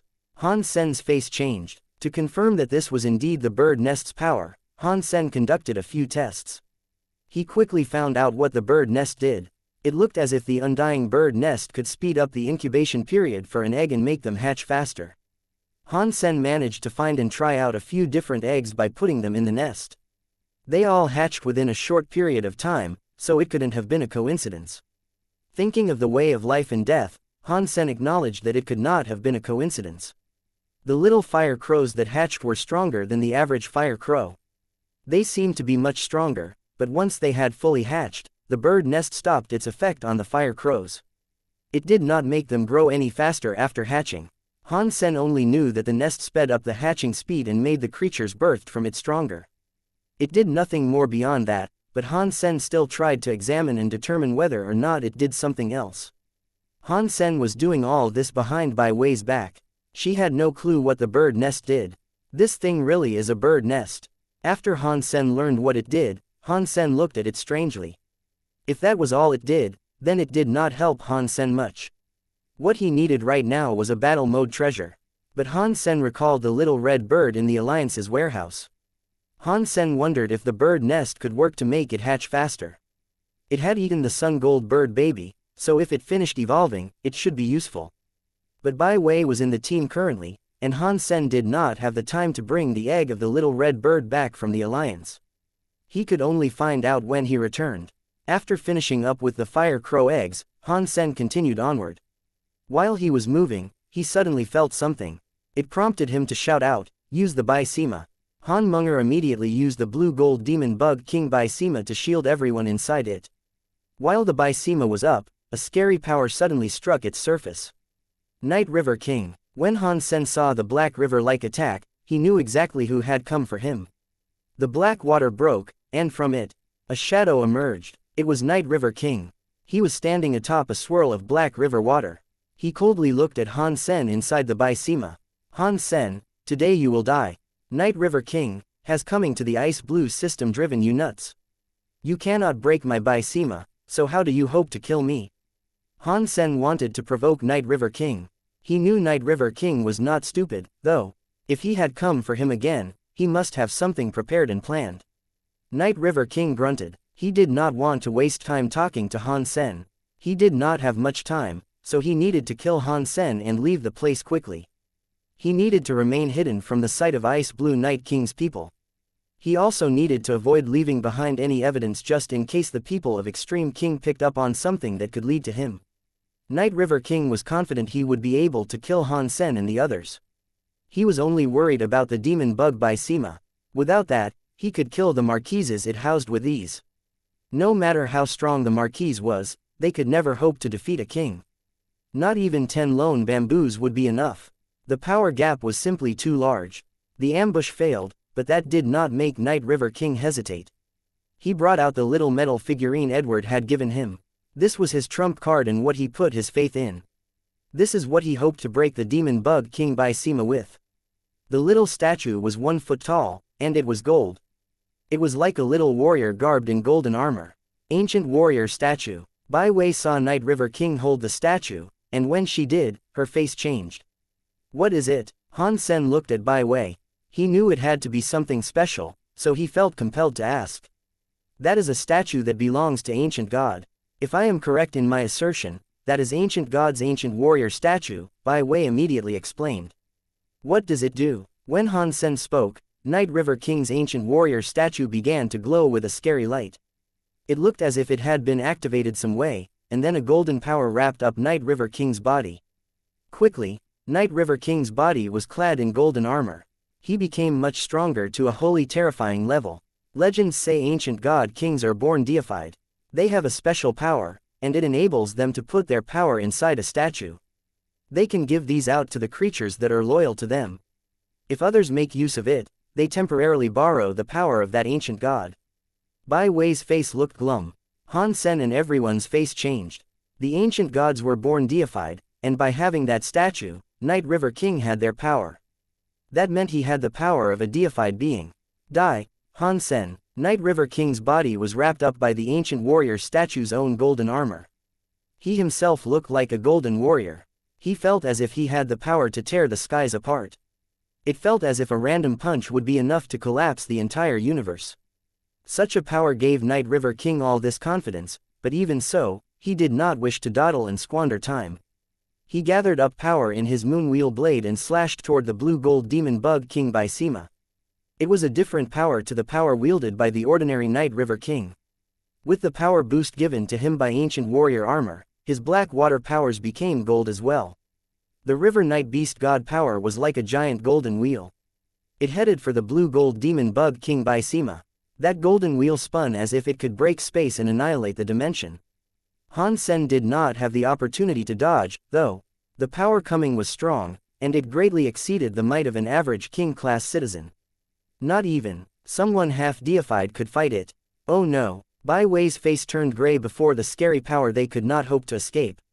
The golden wheel, which could break space, was about to hit the Bai Sima, and when it hit the blue shield, it indeed broke open the Bai Sima. It was not getting any weaker, either, and as it proceeded, it was going to split the entire Bai Sima in half. Chapter 2233 3 Bai Sima, Die. Night River King looked murderous. His hatred for Han Sen was burning, and he wanted nothing more than to grind Han Sen into dust. Ancient God statue's power was not unlimited. The statue Edward had given him only provided the power to fuel one grand attack. After one attack, the ancient God statue would vanish, but one attack would be enough for Night River King. He only needed to use the incredible statue's power to break the Bai Sima. Even if Han Sen wasn't killed by it, Night River King thought he could lay waste to them all within a short amount of time through his own power when they were no longer protected by the Bai Sima. His power was almost like a fully fledged deified's power. It didn't give Han Sen the chance to dodge it. He watched the blue-gold demon bug King Bai Sima get cut through like tofu by the golden wheel. Night River King looked excited as it occurred. He kept slashing with his moon wheel blade. As this transpired, a yellow and green light manifested. It combined with the blue Bai Sima to make it a tricolored Bai Sima, and those colors pushed back against the hurricane of gold. Kacha, the golden wheel power, which was akin in strength to a deified's, went up against the tricolored Bai Sima. The golden dust and the three colors spilled everywhere like a vibrant firework. The golden wheel cut through the tricolored Bai Sima, but at a much slower pace. It was like a grinding wheel had gotten stuck inside rocks made of steel. Its cutting speed was much slower. Night River King could sense the tricolored Bai Sima's might, and its presence had given him a fright.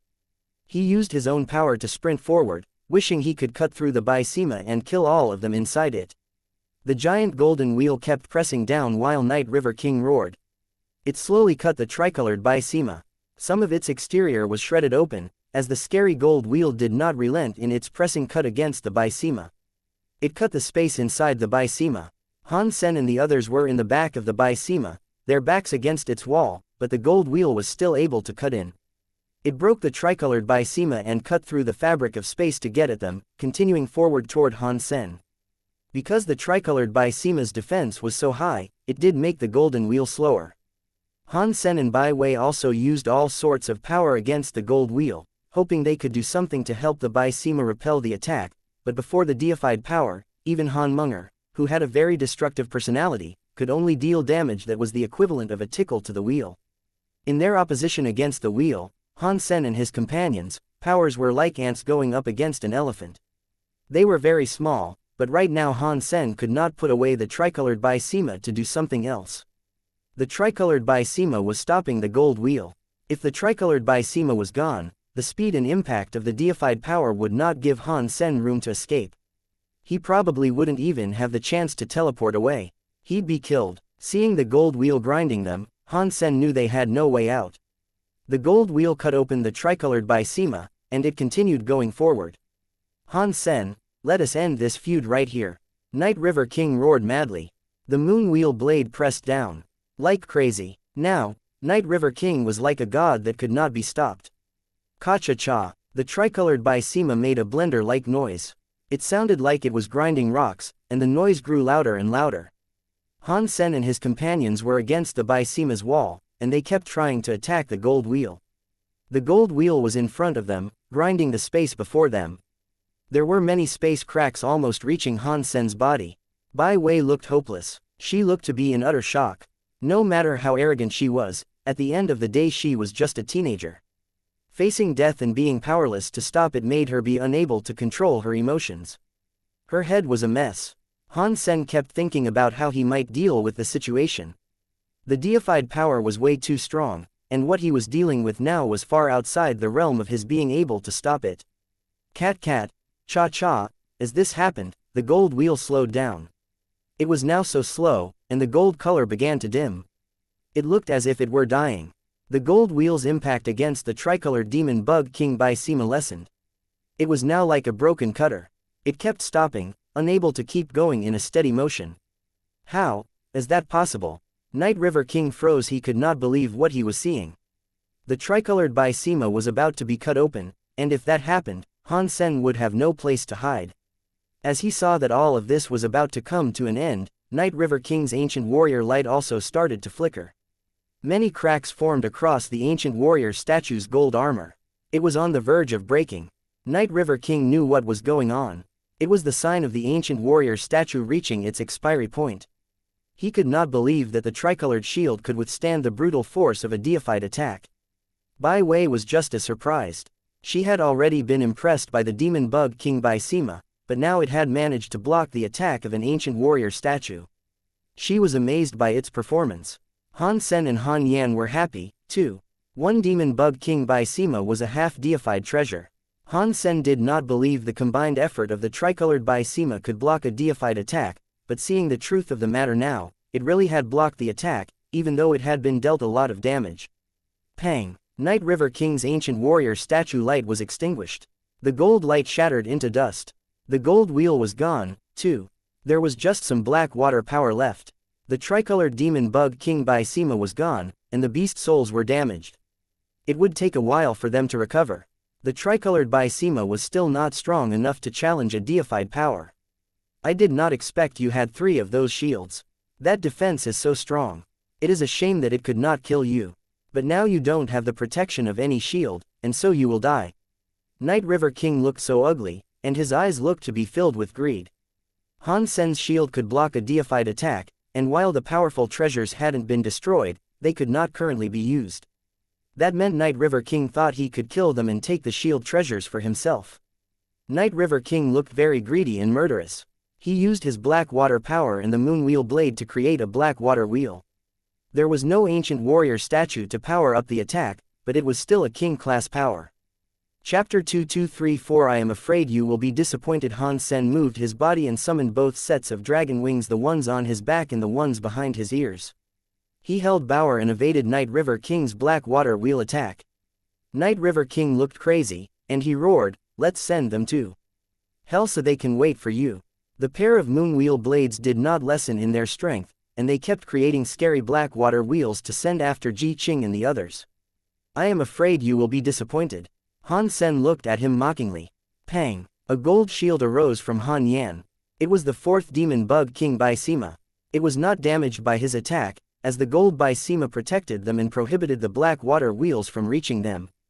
Many giant black water wheels came down on the gold Bai Sima, spinning in a bid to cut through it. But try as they might, they could not cut through the surface of the new gold Bai Sima. Damn it, he still has one more of those treasures.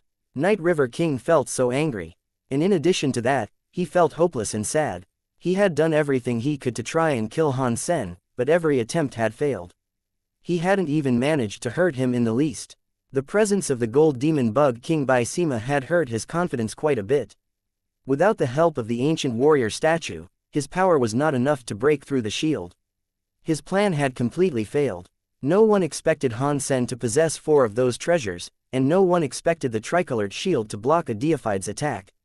But quickly, Night River King did find himself some hope, and that was because he saw Han Sen coming for him. He hadn't hidden himself inside the gold demon bug Qin Bai Sima for protection. I don't think you have a 5th shield treasure. Night River King looked ugly as he roared. His body exploded with a burst of power as black water started popping off in every direction. The moon wheel blade he was wielding was carrying a black water wheel toward Han Sen. Han Sen's dragon wings flapped. He teleported past the black water wheel and rushed to Night River King. Night River King was so angry, and his blade was so fast. The black water wheels appeared everywhere. They were headed for Han Sen with an ardent desire to cut him up into pieces. Han Sen cast his Dongshuan aura and used the purple eye butterfly, and then he teleported again. His speed and power wouldn't be up to Night River King's par. Dodging Night River King's attacks were very difficult, of course. He had to count on his judgment and prediction abilities and use break space flash to evade each and every black water wheel. By doing so, Han Sen came nearer and nearer to Night River King. 10,000 meters, 5,000 meters, 3,000 meters, 2,000 meters, 1,000 meters, Night River King's mad attacks could not prevent Han Sen from inching his way forward. Finally, when Han Sen was only 500 meters away from Night River King, Han Sen roared. He held his ghost teeth knife and brought up the demonic knife air. He slashed toward Night River King. You underestimate the power of one who is king class. Night River King was incredibly angry from Han Sen's provocations. The moon wheel blade slashed toward Han Sen with a black water wheel spinning like crazy at its tip. It looked as if it were going to cut the world and Han Sen open. Night River King did not think Han Sen was an equal opponent. Without those horrible shields of his, Han Sen was little more than a cheap ant before him. Now that the ant sought to challenge him, it made Night River King angry, but it also gave him hope. He could not hide the fact that he had come to kill Han Sen. Even if he did kill Han Sen, his teammates would spread word that he had broken the shield and everything, but if he killed Han Sen and retrieved the item Edward wanted, Night River King could discuss striking a deal with Edward and Ice Blue Night King. Edward was willing to sacrifice an ancient god statue for the item he wished to retrieve, so the item must be something good enough to keep him alive. As Han Sen's knife air came to hit the black water wheel, Han Sen put away the knife air and teleported. This time, Han Sen teleported behind Night River King by a distance of about 10 meters. Death Wish. Night River King knew exactly where Han Sen had appeared, and the moment Han Sen did appear, he slashed backwards toward him. It was too close, Night River King thought. He didn't believe Han Sen could teleport away now. When he slashed, Night River King moved and saw Han Sen exactly there. He had only just finished teleporting, so it was too late to avoid the slash. Die! Night River King roared like mad. Bower! Han Sen did not move. His red body floated in the air, and he did not dodge Night River King. He only called Bower's name. Bower was sitting on Han Sen's shoulder, and she was clutching a white jade drum. Her little hand hit the drum. Night River King acknowledged the jade drum was from planet Jade Drum, and it made his face change. He had spent all his power on the attacks, and he did not have enough reserves to repel the jade drum's sonic power. But Night River King did not think a jade drum could do much of anything, because it was only Duke class. It was difficult for one to ever be King class. With a King class body, he should have totally been able to withstand the jade drum's sonic force and then kill Han Sen. It was okay to allow himself to be hit by the sonic power. While Night River King was thinking, he saw Bower's hand fall upon the jade drum, but the jade drum was different to the ones he could recall. There was a red scorpion printed on it. Before Night River King could think again, though, a loud drum noise sounded inside his head. Dong! Night River King felt as if his head had been pierced by a steel rod all the way from his head right through his entire body. He felt as if his head were empty, and he could not compose a clear thought after listening to the noise. He brought his hands up to clutch his head as he screamed. While Night River King was broken, the black water wheel that was about to hit Han Sen faded. At that close range, a King-class elite could not hope to block the power of a blood scorpion jade drum, especially without a defensive effort. Han Sen knew this because he had tested it while he was on planet Jade Drum. Night River King, our feud really should end here. Han Sen's ghost teeth knife was carrying a scary knife air. It came slashing at Night River King, who was screaming while he clutched his head. Night River King wanted to kill Han Sen, and Han Sen wanted to kill Night River King. A scary knife air came across Night River King's throat. The power could break a mountain, but on Night River King's neck, it only imparted a light knife mark. Blood was drawn by the blade, but a complete slit of the throat was not achieved. A King-class body was far stronger than a Marquise's. The slash could not cut through Night River King's entire neck, it could only just hurt him. But the pain brought Night River King a bit of lucidity. Dong! But before Night River King's head started to run again, another noise was heard. It made Night River King's head buzz once more. It felt like someone had used a hammer to batter his head and then dig his brain out. He screamed again. Bower's hand came down on the blood scorpion jade drum, and she did not stop there. Her hands alternated to hit the jade drum continuously. Chapter 2235 Killing Night River King. Night River King shouldn't have stayed that close to Han Sen. The blood scorpion jade drum's attack wouldn't have been so potent if the distance between them had been greater. At such close range, Night River King had tried to attack Han Sen without reserving any of his strength for defense. His King-class body was unable to withstand the noise unleashed by the blood scorpion jade drum. The sound of the drum was like the sting of a scorpion tail, jabbing directly into his brain. Thinking suddenly became very difficult, and he felt as if his head was going to explode.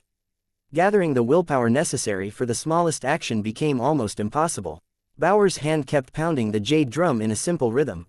Dong, dong, dong, dong, dong, dong, dong. Every beat of the rhythm felt like a thick needle being driven deeper into Night River King's skull. He clutched his head and screamed aloud. He couldn't control his body, and so he started to fall. The booming of the drum echoed through the sky. It hit the gold by Sima, but the shield blocked it. The noise couldn't hurt Han Yan and the others, who were still safely ensconced in the shield. Han Sen followed along with the rhythm to slash Night River King. The powerful beats of the drum didn't affect him. Han Sen's blood, which possessed the power of the Blood Pulse Sutra, had sunk deep into the Blood Scorpion Jade Drum. Although he couldn't totally control the Jade Drum yet, some of his blood had merged into the Blood Scorpion. A connection was beginning to form between the two. The Blood Scorpion believed Han Sen was a part of it, so it had decided not to hurt him. Han Sen wielded his knife like a ravaging demon. He stood directly over Night River King and slashed the Rebate's neck over and over. The knife let out a shrieking metal noise every time it struck, and a light mark began to split the neck. But that wasn't Night River King's biggest problem. Bauer's drum went on, and as long as it continued to beat, Night River King would be unable to fight back. He clutched his head, and he was soon bleeding from every orifice. Han Sen kept striking the same spot, making the wound a little larger with every blow. The purple knife air was scarier than ever. If one slash didn't work, then 100 slashes were sure to. If 100 slashes didn't work, though, then it would take 1,000 slashes. It didn't matter how tough Night River King's body was, he would have a limit, and Han Sen would find it. Night River King wouldn't be able to withstand those cuts forever. An ordinary marquise couldn't even cut the skin of a king, but Han Sen's knife air was so strong that he could destroy far more than a normal marquise could. Not even dukes could compete with him. And teeth powers also had a tearing force. As Han Sen slashed the wound, he let that teeth power build up.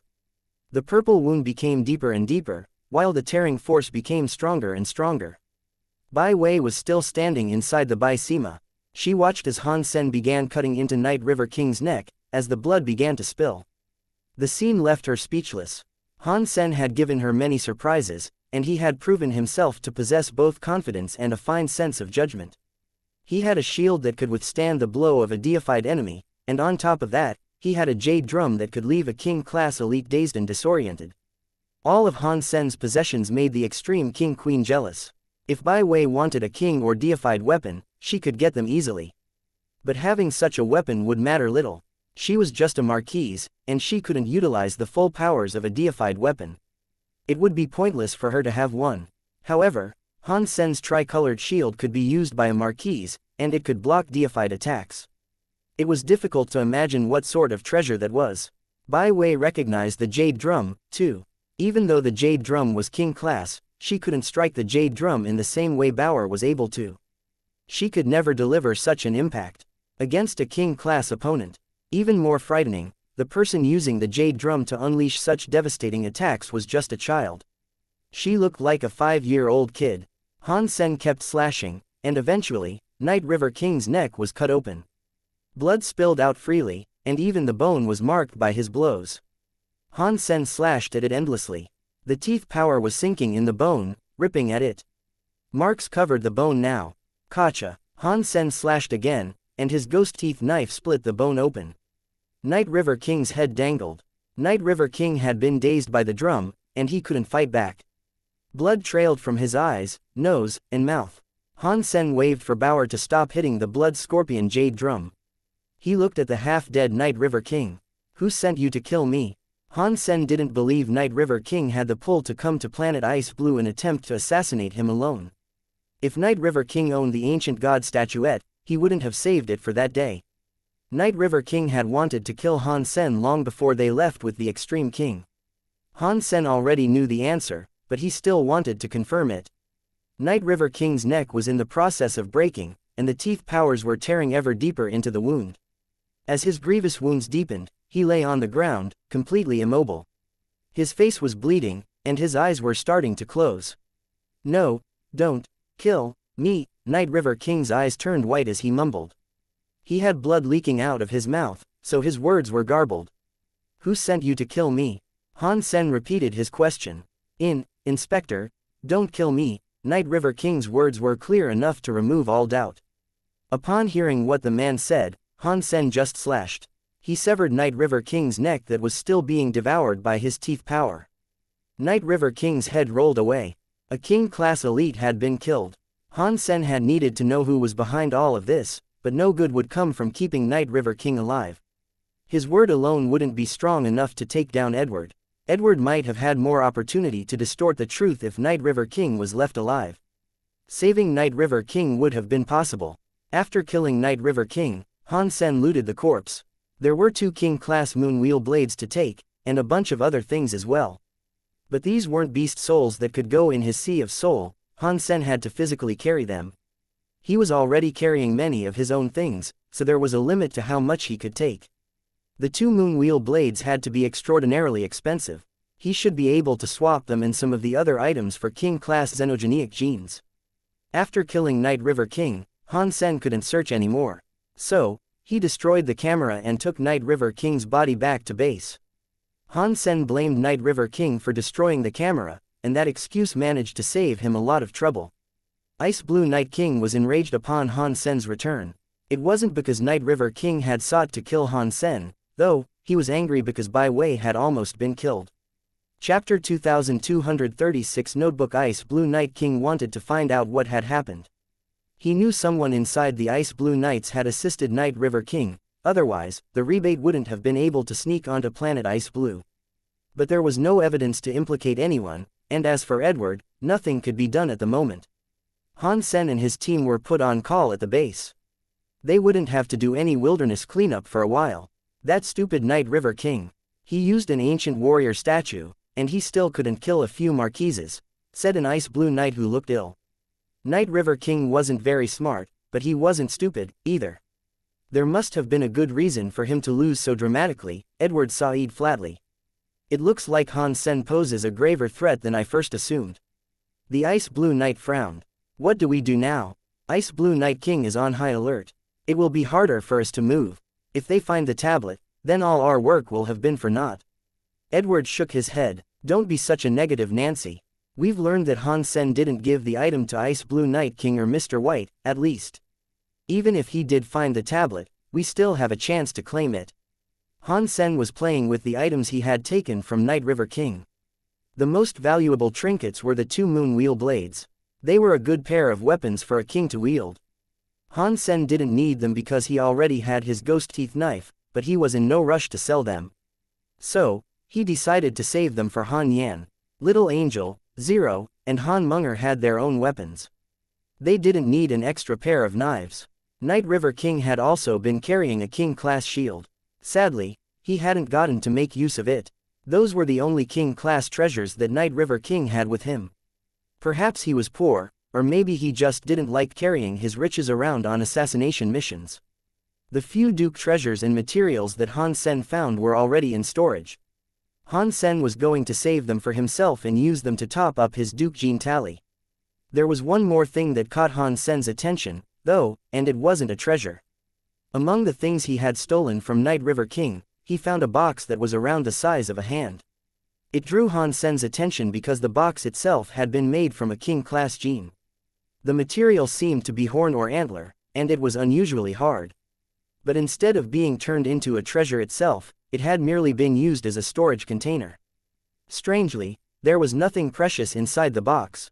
There was only a simple diary. Han Sen opened the diary, and indeed, it was exactly what it appeared to be.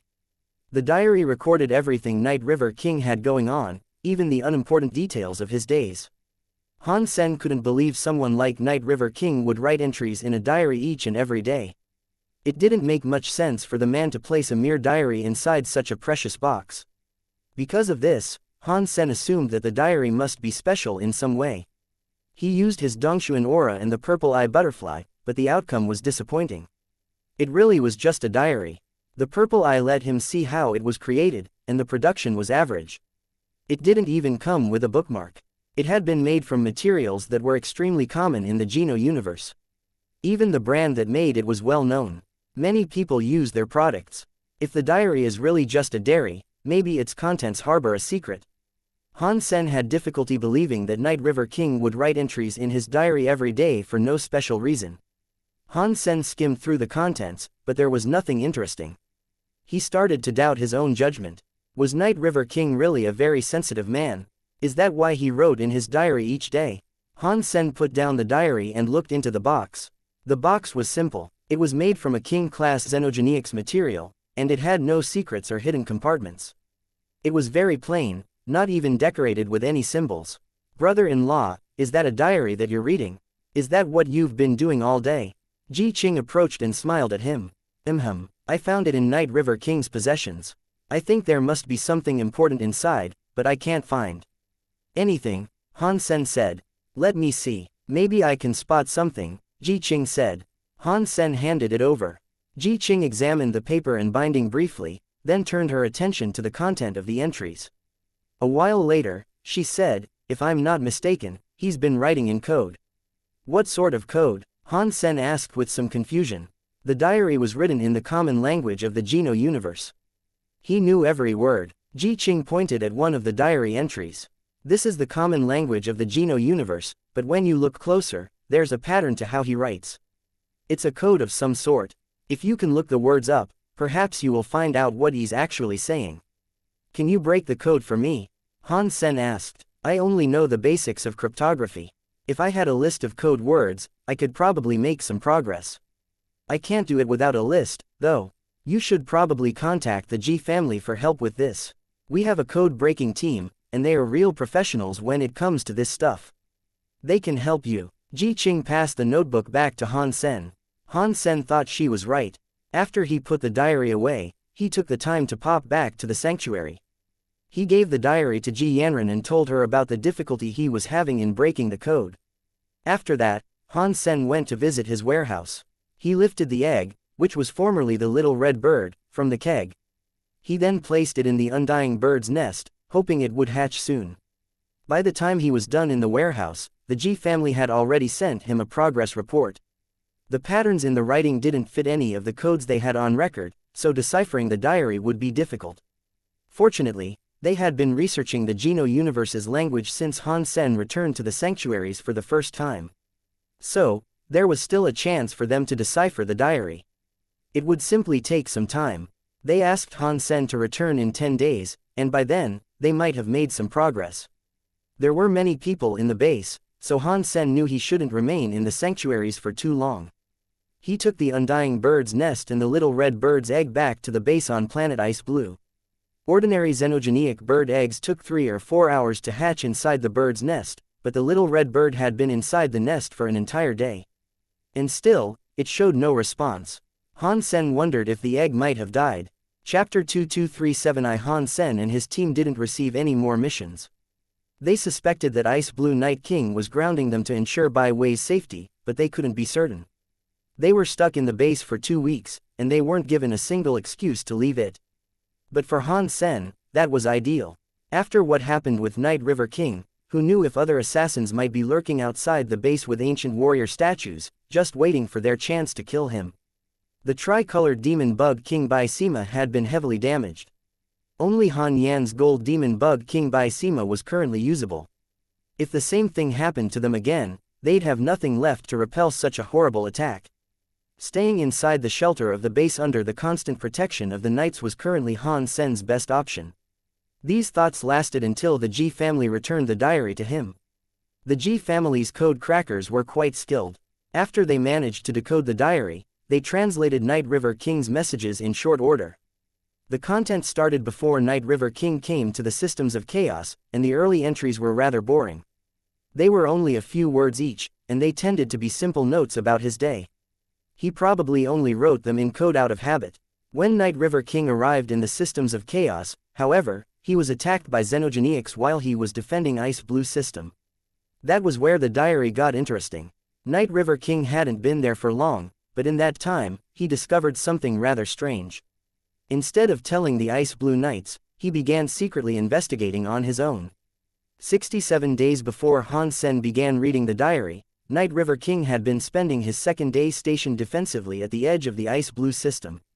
A group of xenogenics had approached the border of the Ice Blue system and attacked the Ice Blue Knights that were on guard. Then Night River King had made this note: it was here. It was always here. That didn't make much sense. Han Sen didn't know exactly what it meant, but it clearly indicated that Night River King had found something. Han Sen kept looking through Night River King's diary. He noticed that over the following days, each entry was short. It's still here. Purple. 7th is infected. Haven't found anything abnormal. 32nd is infected. Nothing abnormal. 1st is abnormal. Observation ongoing. The short entries continued for an entire month. Night River King seemed to have discovered something, and although his entries were short and mostly without emotion, Han Sen could sense the worry that had filled Night River King as he wrote. What did he find that scared him so badly, I wonder? What are his notes talking about? Han Sen wondered with a frown. He didn't have any answers yet. The diary continued in that way for some time. The entries led up to a few days before Night River King had come and attempted to kill Han Sen. At that point, the diary included something new. Edward asked me to kill Han Sen. It is risky, but it is worth a try. If I succeed, I can be away from it. Han Sen frowned again. Night River King knew helping Edward would be a dangerous venture, but he was scared of this mysterious thing even more. Over the next few days, Night River King continued his observations. He still referred to it and the numbered creatures frequently. Those numbered creatures had undergone many weird changes. The day before Night River King came to kill Han Sen, he wrote his last entry.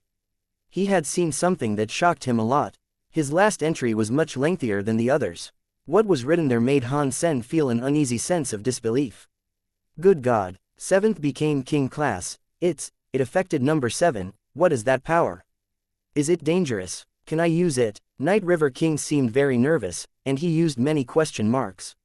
What did Night River King see? What are these numbers he's referring to? It can raise creatures to king class. If it is inside the ice blue system, and Night River King saw it so regularly, there's no way that it has escaped the notice of all the other ice blue knights. Han Sen frowned as he thought to himself. But Night River King's diary never once described exactly what it was. And so, Han Sen couldn't accurately guess its nature. Purple. Night River King found it, but the ice blue knights with him did not. He said it affected a number of creatures, and one of those became king class. Han Sen sorted through the various leads, but there was nothing solid enough to go on. It looks like I will have to go to where Night River King was originally stationed. If I head there, I might be able to find out what he is referencing, Han Sen proceeded to think. It was simply a shame that the ice blue knights owned every inch of the system. He couldn't just go wherever he wished.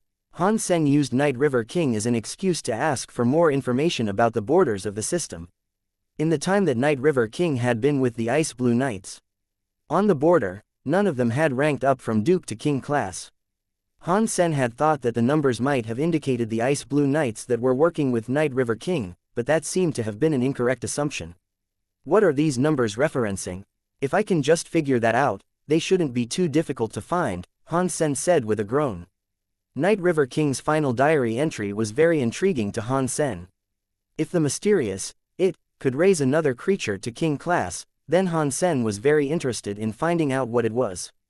But since it had terrified Night River King to such a degree, it was probably quite dangerous as well. How do I get to where Night River King was stationed as a guard? Han Sen tried to think of a way to get there, but no ideas seemed to stick. Han Sen needed to get to the very edge of the ice blue system, and only proper ice blue knights were allowed to fill those posts. Han Sen was just a backup knight, so he wasn't qualified for the position. He wouldn't receive permission to go, even if he really wanted to. Plus, Han Sen didn't think going there on his own would be a good idea.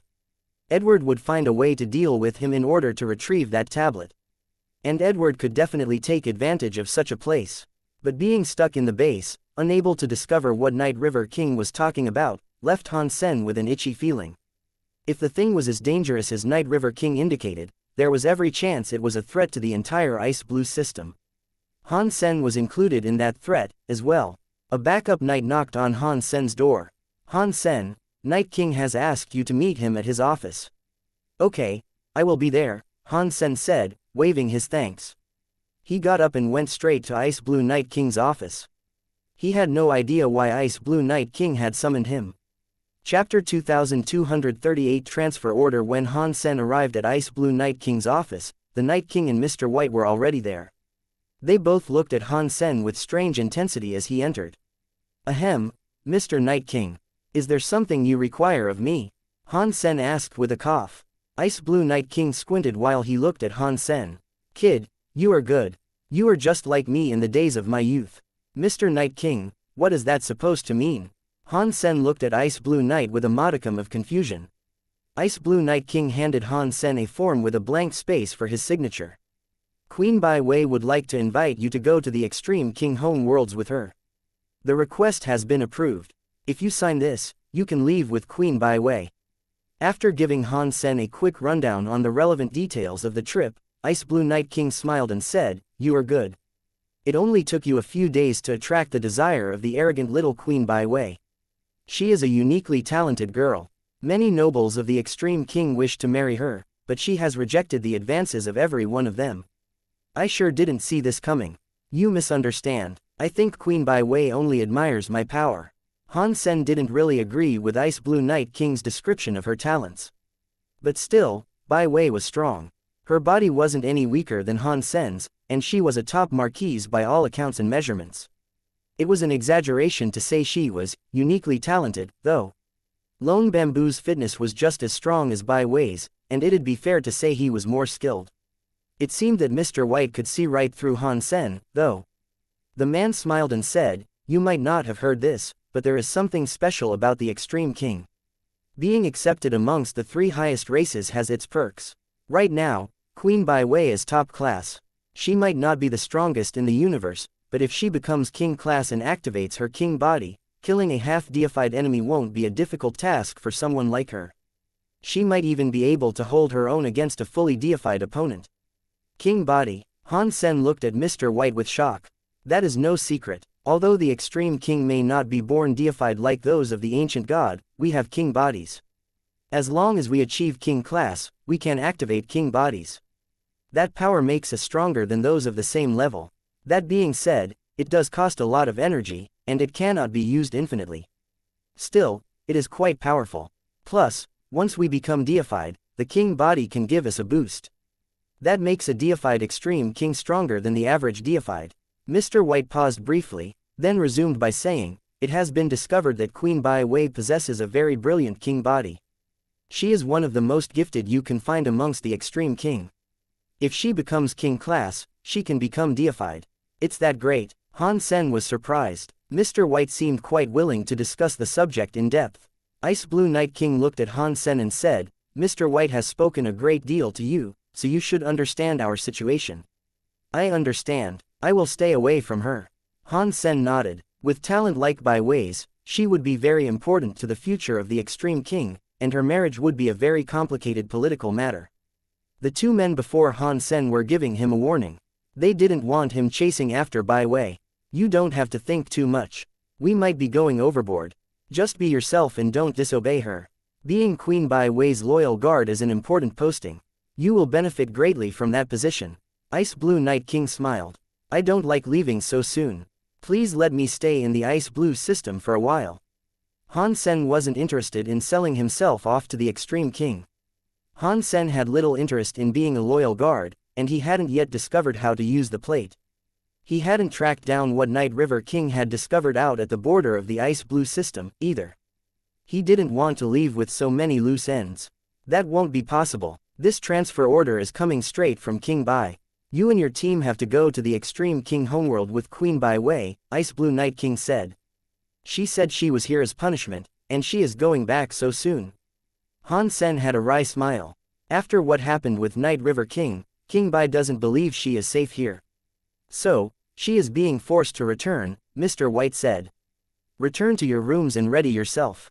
In 2 days, I will be escorting you to the Extreme King to be sure that nothing else happens to you. Ice Blue Night King then waved his hand in dismissal. Han Sen had to leave Ice Blue Night King's office. As he walked, he thought to himself, did King Bai find out that I took the undying bird nest? Is that why he's actually summoning me? It had been 2 weeks, and the little red bird had remained quietly in the nest the entire time. Han Sen had put other bird eggs inside, and within 2 hours, they hatched. That meant the nest still had its powers. He just didn't know why the little red bird was taking so long to hatch. I hope the little red bird hatches before I journey to the Extreme King. If the undying bird nest is taken by King Bai, I'll have no chance. Back in his rooms, Han Sen explained his situation to Han Yan and his companions. They prepared to go to the Extreme King in a few short days. Edward heard the news, and it made him frown. If Han Sen goes to the homeworld, we'll lose our chance to get our hands on the item. As the Ice Blue Knight spoke, his expression turned pensive. We can't allow him to go to the Extreme King. He has to stay here, Edward Said. How do we make him stay? After the incident with Night River King, Ice Blue Night King himself is going to escort Han Sen to the Extreme King. We wouldn't stand a chance. You want to take on people loyal to Ice Blue Night King? We aren't strong enough. Maybe not. Edward suddenly had a thought. The only way is to cooperate with Ice Blue Night King. What? The Ice Blue Knight jumped out of his chair, staring at Edward with wide eyes. You're going to tell Ice Blue Night King that Han Sen took the relic? Yes. Edward nodded. No, no way. The Ice Blue Knight shouted. It is the only way. That is how we keep Han Sen in the item, Edward stated coldly. But, before the Ice Blue Knight finished, Edward interrupted. There is no, but. This is the only way. Edward squinted in thought. Do not forget that Ice Blue Night King doesn't know about the relic. The Ice Blue Knight was shocked.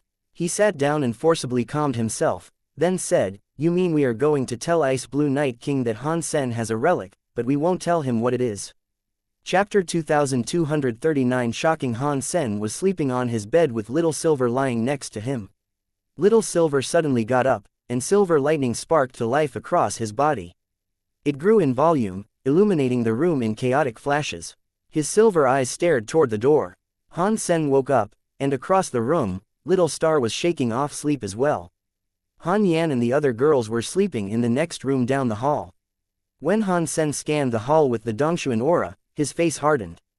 Before he could react, there was a knock on the door. Han Sen, Night King wishes to see you, said the knight delivering the message, his voice coming from just outside the door. Ordinarily, Han Sen wouldn't mind the intrusion, and he would politely open the door. But this time was different. Little Silver was very smart, and he could always discern who was a friend and who was a foe. If he was showing hostility to an Ice Blue Knight in the base, then he must have had a reason. He was gathering up power as if he was prepping for a fight. Han Sen used his Dongshuan aura to scan outside the room, and a lump formed in his throat. It felt as if a mountain-sized stone had dropped into his heart. Ice Blue Night King is outside, Han Sen thought. Although he couldn't see or feel the presence of Ice Blue Night King, Han Sen's senses were telling him that the man was looming out there like a mountain. Although Han Sen didn't know why Ice Blue Night King had come personally, he knew it was for nothing good. Plus, the knight who knocked on the door had said that the Night King wished to see Han Sen. He made no mention of him already being there. Now, Ice Blue Night King was standing outside the room and masking his presence. In addition to being abnormal, it was simply impolite. Okay, wait a second.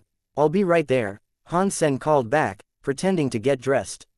Han Sen used his Dongshuan aura to peer outside the room again. There, he found other Ice Blue Knights knocking on the door of the girls' room.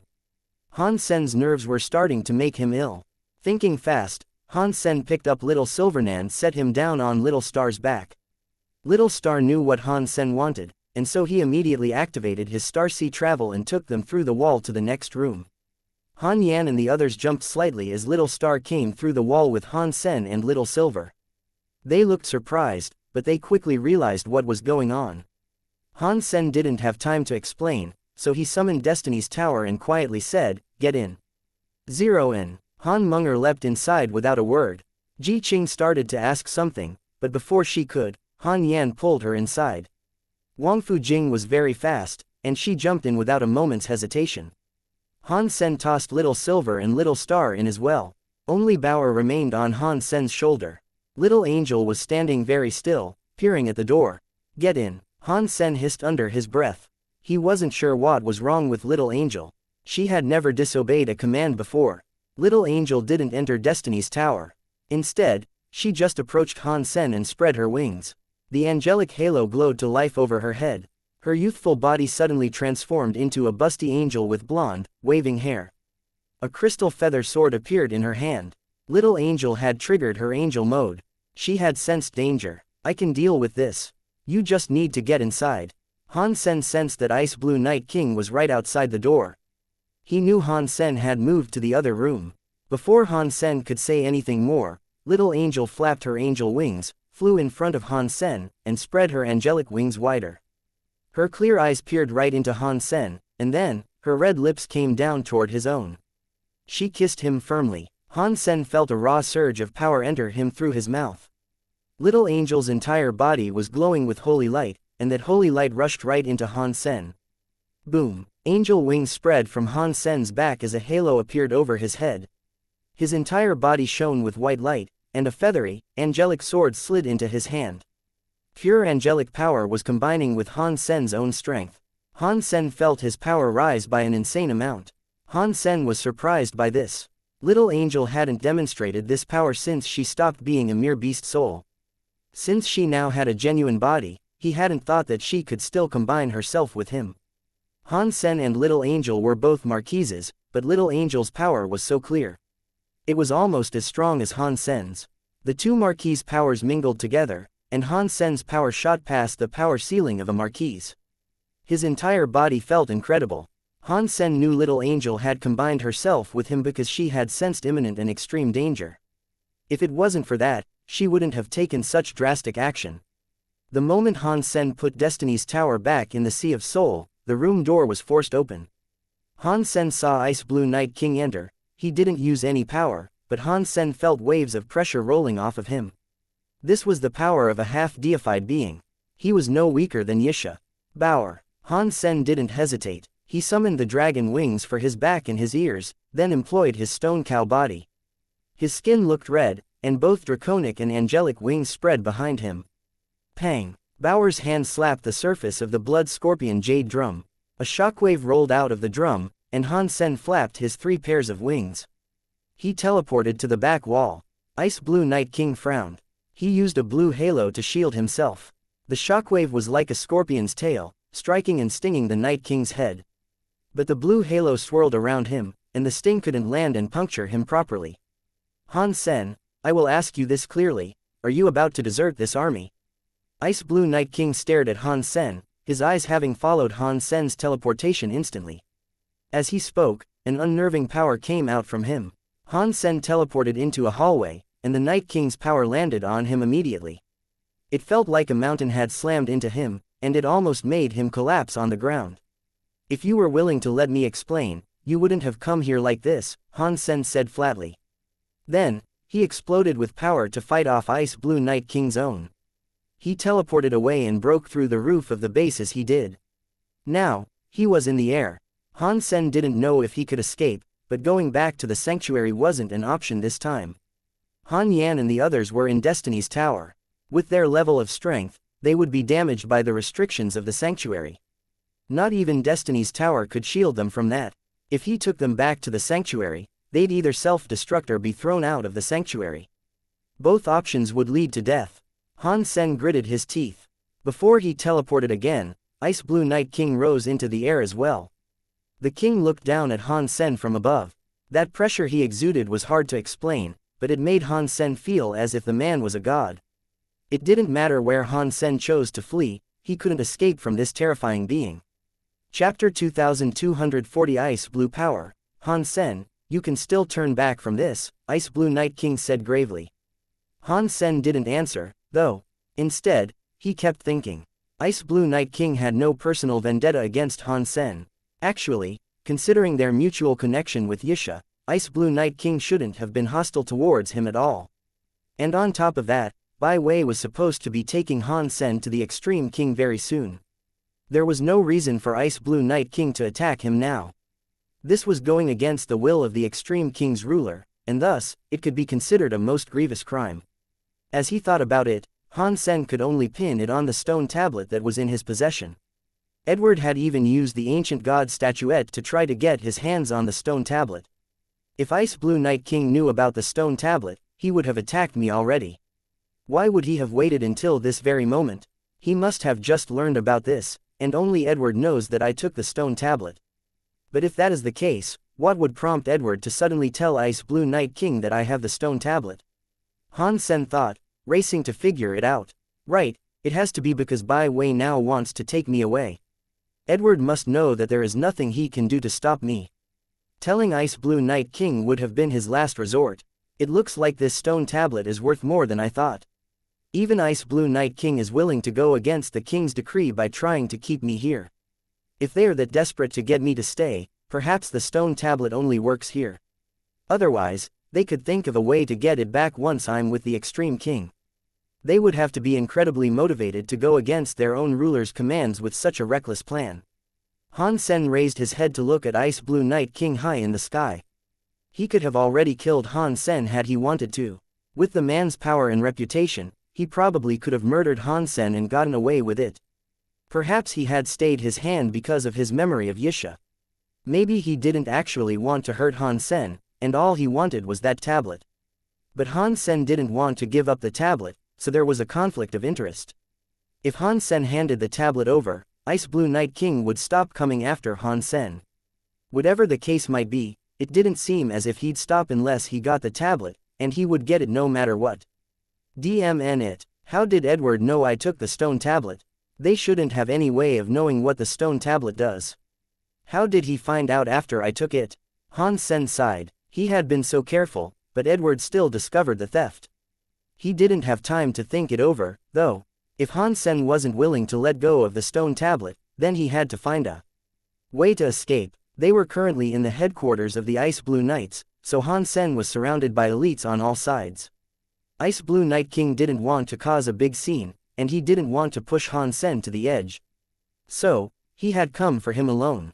Han Sen, that thing is useless for you. Leave it, and you can still receive a reward. Ice Blue Night King hadn't actually attacked yet, he was only using his strength to suppress Han Sen. What are you talking about? Han Sen used his knife mind and sword min to blast away Ice Blue Night King's powerful aura. As soon as he struck back against the aura, the pressure released him. His knife and sword min were half deified, and so they were just as good as Ice Blue Night King's. But there was such a difference in physical power between the two that there was no chance of any real competition between them. If you insist on this course, then I will have to take you back myself. Upon seeing Han Sen's knife mind and sword min, Ice Blue Night King's eyes glowed with admiration. It was very rare to see a Marquis Extreme King who had refined their minds to such heights. A glowing blue light had covered Ice Blue Night King since he forced his way into Han Sen's rooms. It was only a passive effect, but the longer it ran, the wider the glow became. It looked as if the air itself was becoming blue. It surrounded Han Sen, and he felt a chilling energy radiating from it. He felt as if that aura was going to freeze him. The cold power would limit Han Sen's ability to fight back. Attempting to teleport would be useless inside of that blue light. Break Space Flash only let Han Sen teleport short distances, so he couldn't escape that radius. Han Sen and Bauer were freezing inside that blue light. The two looked like a pair of frozen ice cubes floating in the blue. Inside the base, Edward watched the events unfold with a satisfied smile. Ice Blue Night King isn't a particularly talented member of the Extreme King, but he has faith in principles that others have forgotten. He is the only one who has brought the Ice Blue Geno art up to that level. It's a basic skill that people rarely spend any time on. His attempts to rise are useless, though. Even from birth, we knew that he would never become deified. He will be half deified no matter what. The Ice Blue Knight next to Edward smiled. His gaze then moved over to Han Sen. I am curious about this Han Sen, though. He has an amazing shield treasure, but he also managed to kill Night River King. That isn't something he could accomplish simply by having a good defense. Have you seen the little girl with the jade drum? That isn't an average jade drum. It is a mutant king class jade drum, and it has a sonic attack power. I inspected Night River King's body. Although he was killed by being decapitated, his brain had already suffered tremendous damage. He must not have blocked the jade drum's attack, Edward sighed quietly. He is just a marquis of some small race. He has so many treasures that you and I want so badly, though. The Ice Blue Knight looked at Bauer's jade drum with greed.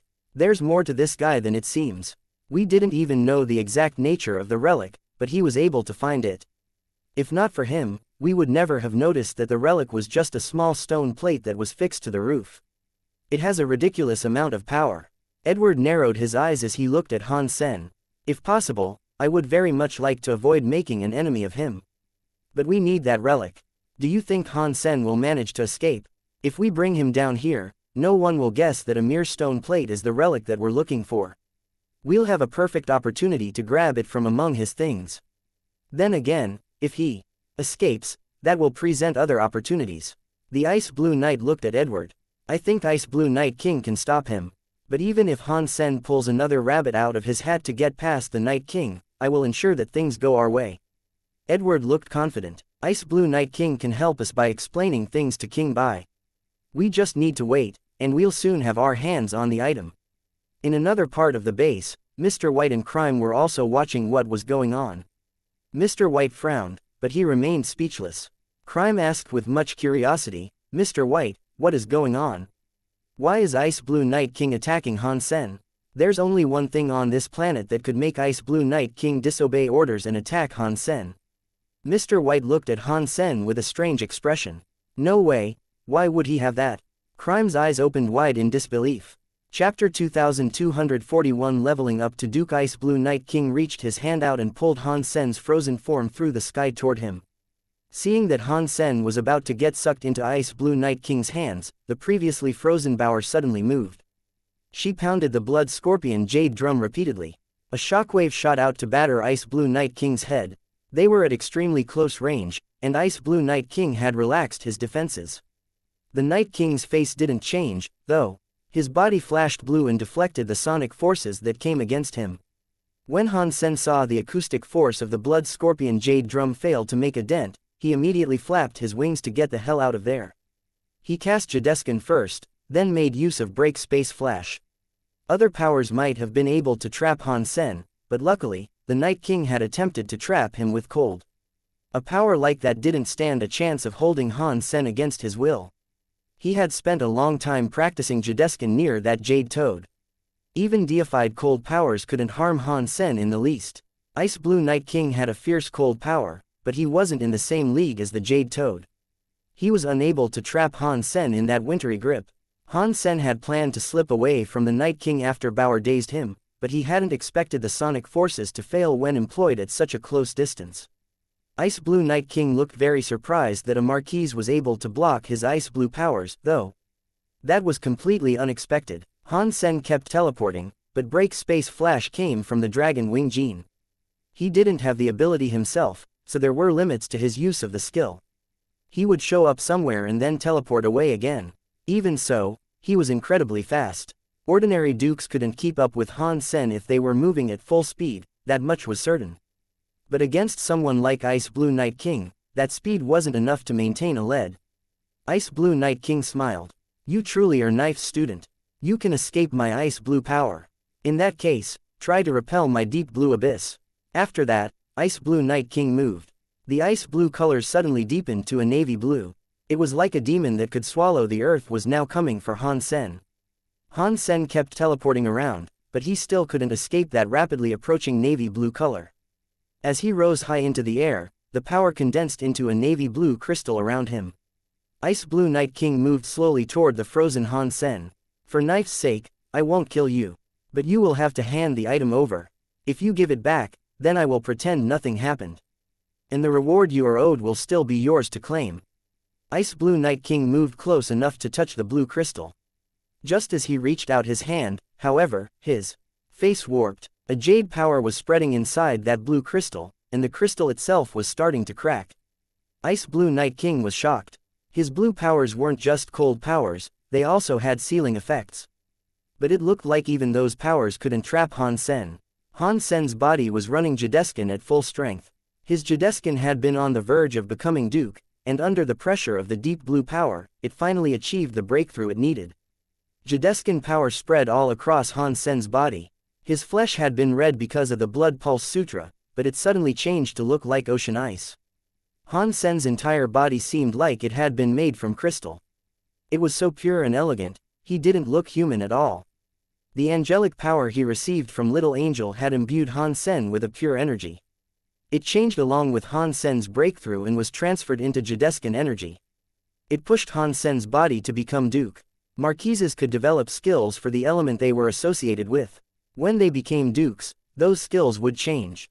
Dukes combined more completely with their element, which allowed them to use it more fully. That pure element touched the edge of the rule. It wasn't quite like the power of a king, which could be used to directly affect an enemy without the activation of a skill. It did, however, provide a nice power increase. Han Sen didn't know what element Jadeskin belonged to. It might have possessed some icy powers, but it wasn't completely ice-bound.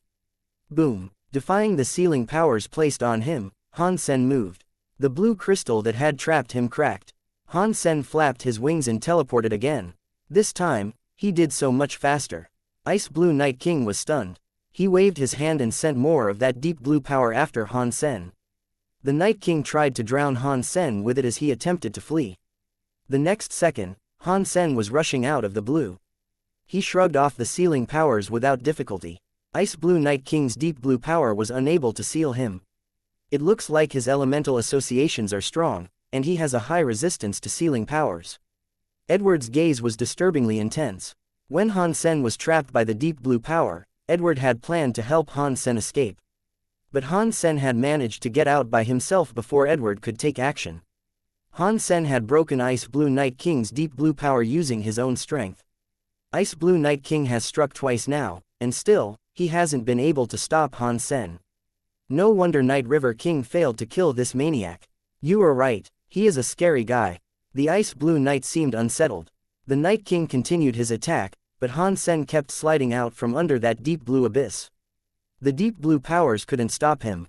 Han Sen felt as if his body had been crystallized. He couldn't release any energy, but the powers launched against him couldn't penetrate his body, either. It felt very weird, and it reminded him of a time before he started practicing Geno arts. He could only use his own physical strength, and he was unable to unleash energy. But his body was stronger than ever, that much was certain. It gave him the illusion that he could break everything in front of him with his raw strength. Ice Blue Night King, watching Han Sen slide effortlessly out from under the deep blue abyss, felt powerless and frustrated. He moved forward to catch up with Han Sen, gathering a frightening power as he went. This wasn't just an icy sealing power. This one possessed great destructive strength. Ice Blue Night King looked serious, and Han Sen could see in his eyes that he had given up on the prospect of simply sealing him. Dong! Ice Blue Night King's power came slashing down on Han Sen, but a ghostly shield suddenly appeared to block his attack. It was Han Sen's only undamaged demon bug Qin Bai Sima, the one he had taken from Han Yan. Chapter 2242 Escape with the demon bug Qin Bai Sima's protection, Han Sen quickly escaped to an unexplored area of planet Ice Blue. Ice Blue Night King teleported after Han Sen with a fist brimming with power, and he thrust it forward against the demon bug Qin Bai Sima. The Bai Sima vibrated, but it showed no sign of cracking. The shield can block Ice Blue Night King's attacks. It really is powerful, but it cannot last forever. We should get ready to show ourselves soon, Edward Said. He snuck out of the base and went after Han Sen. Edward had nothing to be afraid of. Ice Blue Night King had disobeyed orders when he attacked Han Sen, and Edward technically had nothing to do with this. He would simply help the Night King capture Han Sen and ensure his safety. As Ice Blue Night King pounded the demon bug Qin Bai Sima, Han Sen heard the shield groan as if it was going to shatter. It was like glass that had been strained to the breaking point. He frowned. It looks like the demon bug Qin Bai Sima can block half-deified attacks, but not forever. It's a shame those other demon bug Qin Bai Simas are currently damaged. If I had those in play, the tricolored demon bug Qin Bai Sima would definitely be able to block Ice Blue Night King's attacks. Han Sen kept flying, trying to think of a way that he could shake off his pursuer. He knew simple speed wouldn't aid him in the long run. He had to find a way to escape before the Bai Sima broke. If I can slip out of Ice Blue Night King's vision and hide my presence, I can use Little Invisible to help me escape the rest of the way. But right now, doing that is too difficult, Han Sen thought to himself. Han Sen flew above a nearby mountain. Wherever they went, the creatures fled. The skies were filled with xenogenics racing away in fear, and that surprised Han Sen. Ice Blue Night King's superior speed had allowed him to catch up quickly. Han Sen had a few ideas on what he could do, but he couldn't find a good opportunity to make any of them work. The Bai Sima took more and more damage, and it looked likely to break. Ice Blue Night King punched with increasing ferocity, but suddenly, a roar rang out from the mountain beneath them. Boom! A white light shot out from deep in the mountains. Its target was Ice Blue Night King. Ice Blue Night King turned to block the incoming light, and there was a blinding collision of blue and white lights in the sky. Its force ended up destroying everything around them. Part of the backlash washed over the mountain, and then, a giant beast that was around 100 meters long emerged. It sent more of that white power towards Ice Blue Night King. Even God is helping me. Han Sen grinned and shot off into the mountains. The beast kept Ice Blue Night King engaged, unintentionally stopping him from following Han Sen. The Night King kept punching with more and more power, as if it was the only thing that could stop the annihilation of the world. The entire mountain range shook as mountaintops and peaks fell from their lofts. The grounds were sundered while creatures fled. Han Sen rushed into a mountain and threw Bauer into Destiny's tower. Then he dropped onto the ground and turned himself into a stone cow. He thundered towards a nearby crowd of xenogeniacs. Han Sen was blending into the stampede of xenogeniacs when he suddenly saw a shadow circle the mountain. It was Inspector Edward. Edward's eyes roved over the ground. It seemed as if he was on the prowl for Han Sen, too. Han Sen didn't look at Edward, hoping that the man wouldn't see through his disguise. He followed the xenogeniacs deeper into the mountains. Weird. Where did he go? Edward frowned. He had seen Han Sen land in that area, but Edward's quarry had now vanished into thin air. Maybe he's turned himself invisible. Even if he did, he still wouldn't be able to escape my eyesight. The mountain isn't too damaged, and there are no secret escape tunnels. His only option would be to walk out. So, the things that are currently leaving, Edward's green eyes looked all around. After a while, he raced towards the group of fleeing xenogeniacs.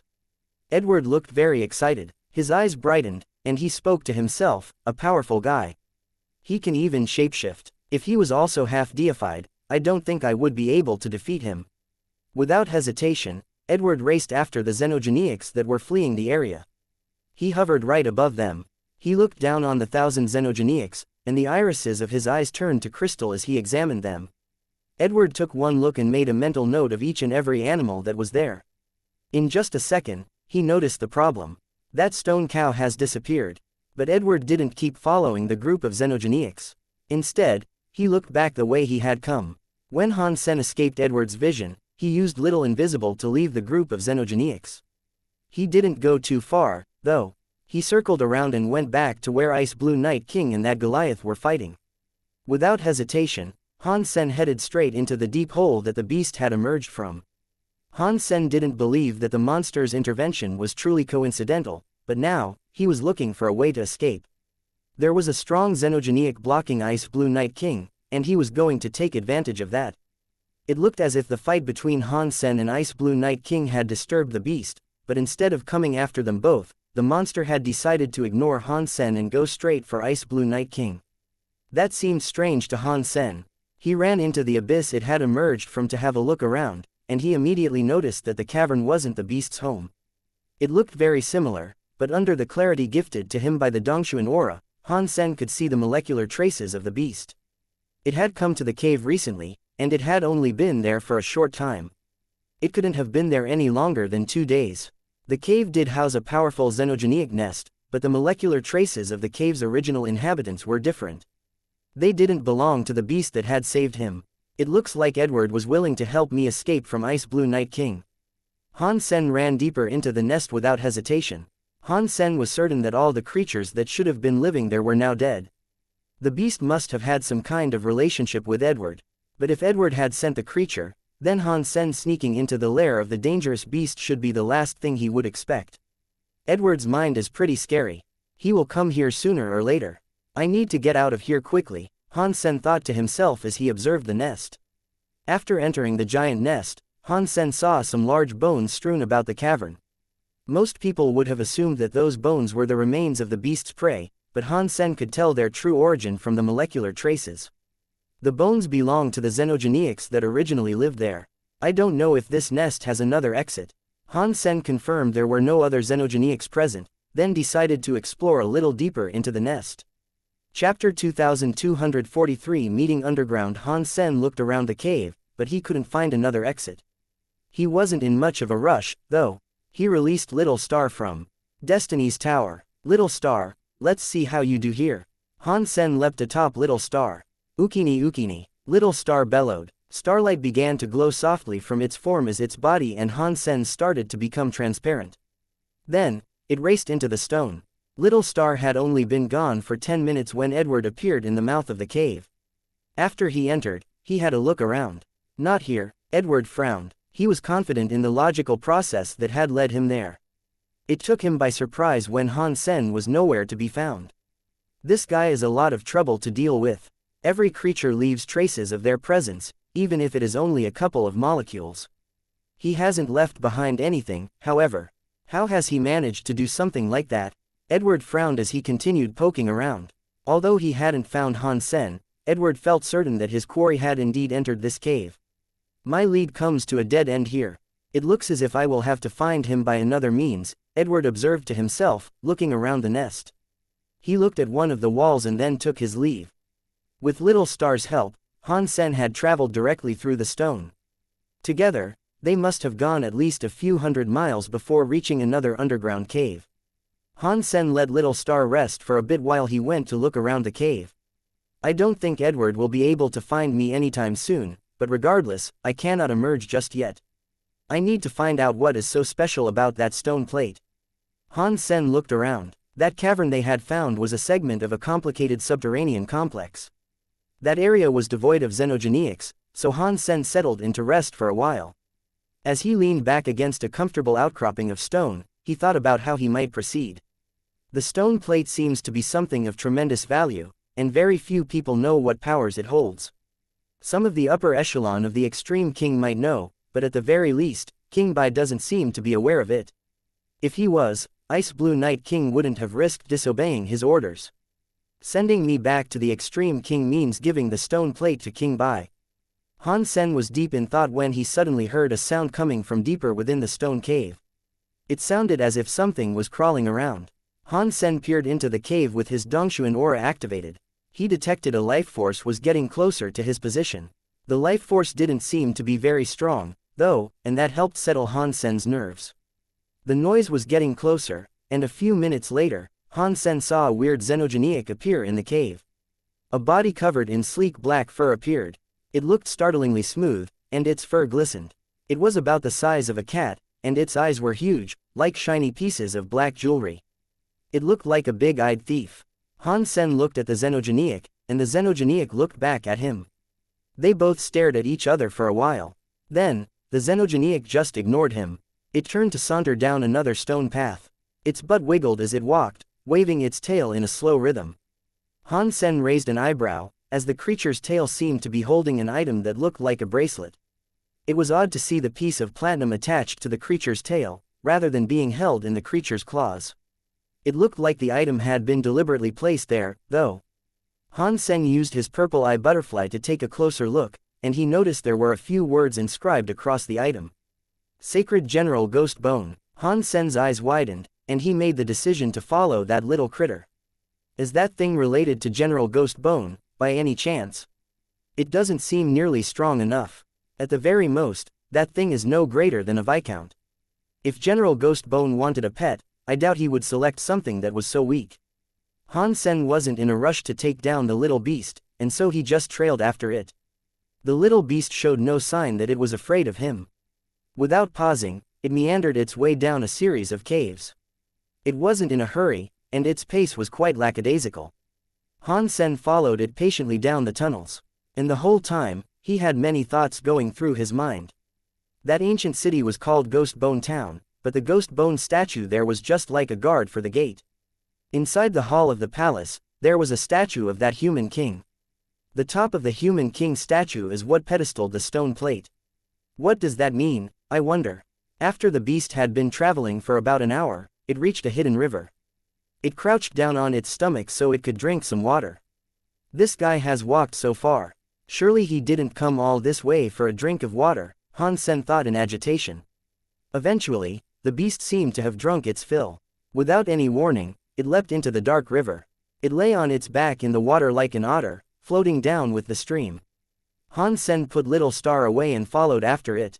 But soon, the underground river sank into the ground. The creature sank into it, as well. Han Sen gritted his teeth and jumped into the water. He used his purple eye butterfly as he followed after the creature.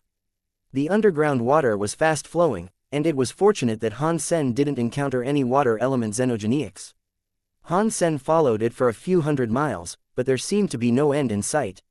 After an interminable time in the water, the floating beast suddenly swam towards a wall. Han Sen looked towards it, and there, he saw a small tunnel leading through the stone wall. The hole was around the size of a melon, and the creature wriggled its way in without much trouble. Han Sen was too big, so he couldn't follow it in. He summoned Little Star to carry him inside. Han Sen soon discovered that the hole hadn't formed naturally. It was actually a metal pipe. Why is there a man-made metal pipe here?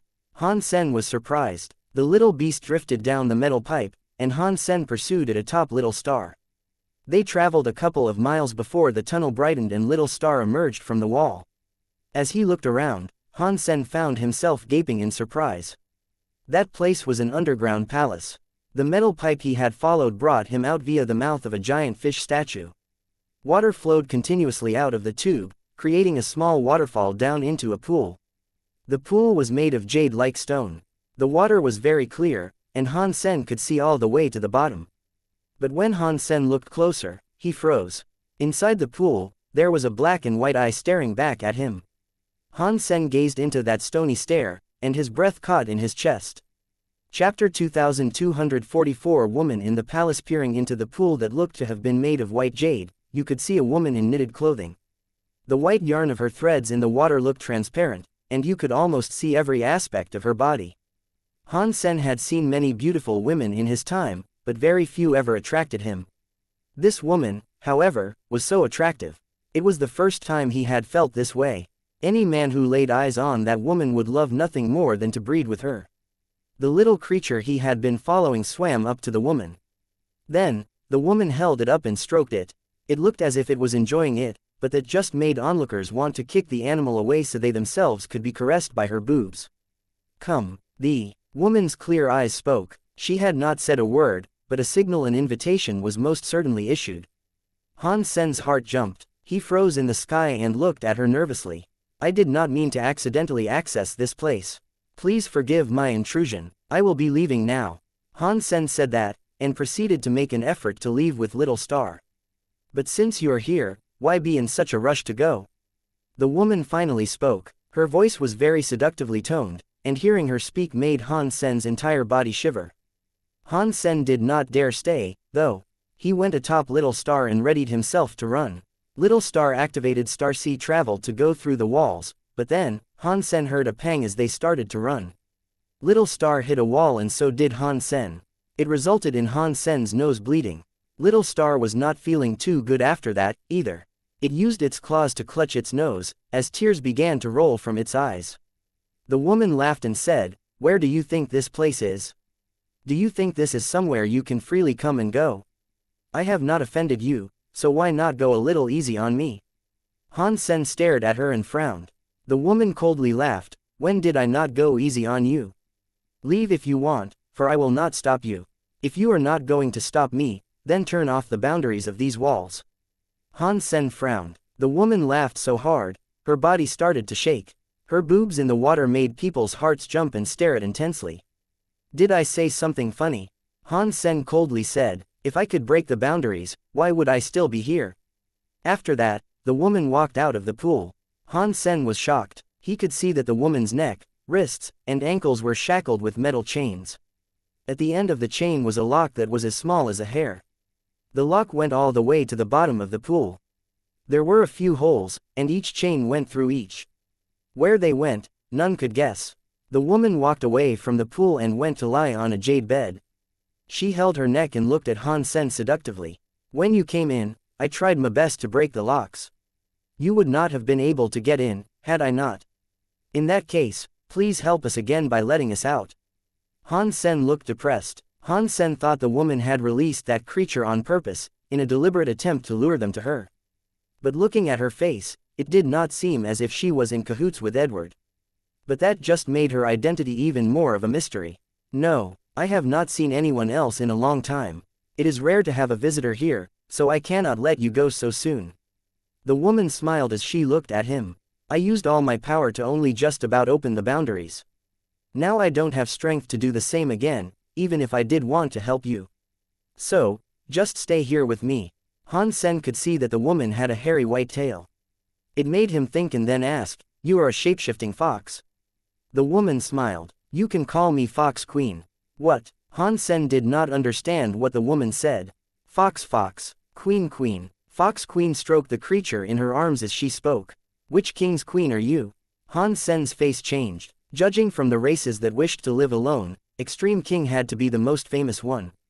Fox Queen smiled. "I am the queen that belongs to Ghost Bone King, one of 10 generals of Sacred. General Ghost Bone," Han Sen thought, and he knew exactly who she was talking about. Everyone called General Ghost Bone and the others the top 10 generals. This one's name was General Ghost Bone. Han Sen hadn't guessed his name was actually Ghost Bone King. Han Sen gleaned this from what she had said. Niece, you are familiar with my husband?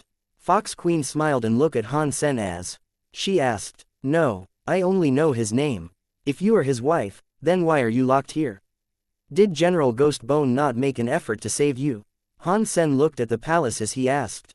He did not know if General Ghost Bone was still alive or not, but if his wife was still alive, there was every chance that General Ghost Bone was not dead as presumed. He locked me up here. Why would he come and save me? Fox Queen laughed. It was as if she was saying it was not any of his business. Are you not his wife? Why did he lock you up here? Han Sen looked at Fox Queen with much surprise, and he couldn't understand why this might have happened. It was because he feared me. Fox Queen squinted with her eyes. He was scared of you. Han Sen checked her out. It was difficult to imagine this woman might have been stronger than Ghost Bone General. Yes, he was scared of me, and that is why he locked me up here. He wouldn't let anyone come and pay me a visit, either. Fox Queen smiled, and she then went on to say, you know I am a shapeshifting fox, yes. And you know I can turn into any creature I desire to. I can turn into any pretty woman of any race. So, it is possible for me to seduce any man that lays their eyes on me. If you were my husband, would you be afraid? Yes, I would be. Han Sen gave a wry smile. Haha, at least you are honest. Fox Queen looked at Han Sen. Are you one of the crystallizers or one of the Extreme King? I am one of the crystallizers. Do you earnestly think I look like the Extreme King? Han Sen looked surprised. My race is very good at gene shaping. I can tell your body has some Extreme King genes in it. Perhaps I am mistaken, but the Extreme King shouldn't be breeding with ones of a lower race such as the crystallizers, Fox Queen said after a think. What Fox Queen said made Han Sen flinch. Humans are a hybrid of the crystallizers and another race. Are the Extreme King included in that equation? It seems like it is a possibility. The structure of an Extreme King does look an awful lot like a human. Since you cannot leave, would you like to see something fun? Fox Queen suddenly winked at Han Sen. Chapter 2245 Fun Place. What fun thing are you referring to? Han Sen asked the Fox Queen worriedly. It's so cold here, with nothing but stone walls and icy water. How many forms of entertainment do you think are available here? Of course, you must know what I'm referring to. Fox Queen's eyes smoldered as her voice drifted off. She salaciously licked her red lips, then moved one hand into her white gown. The other hand started to drift across her boobs. Han Sen's eyes couldn't help but follow her hands.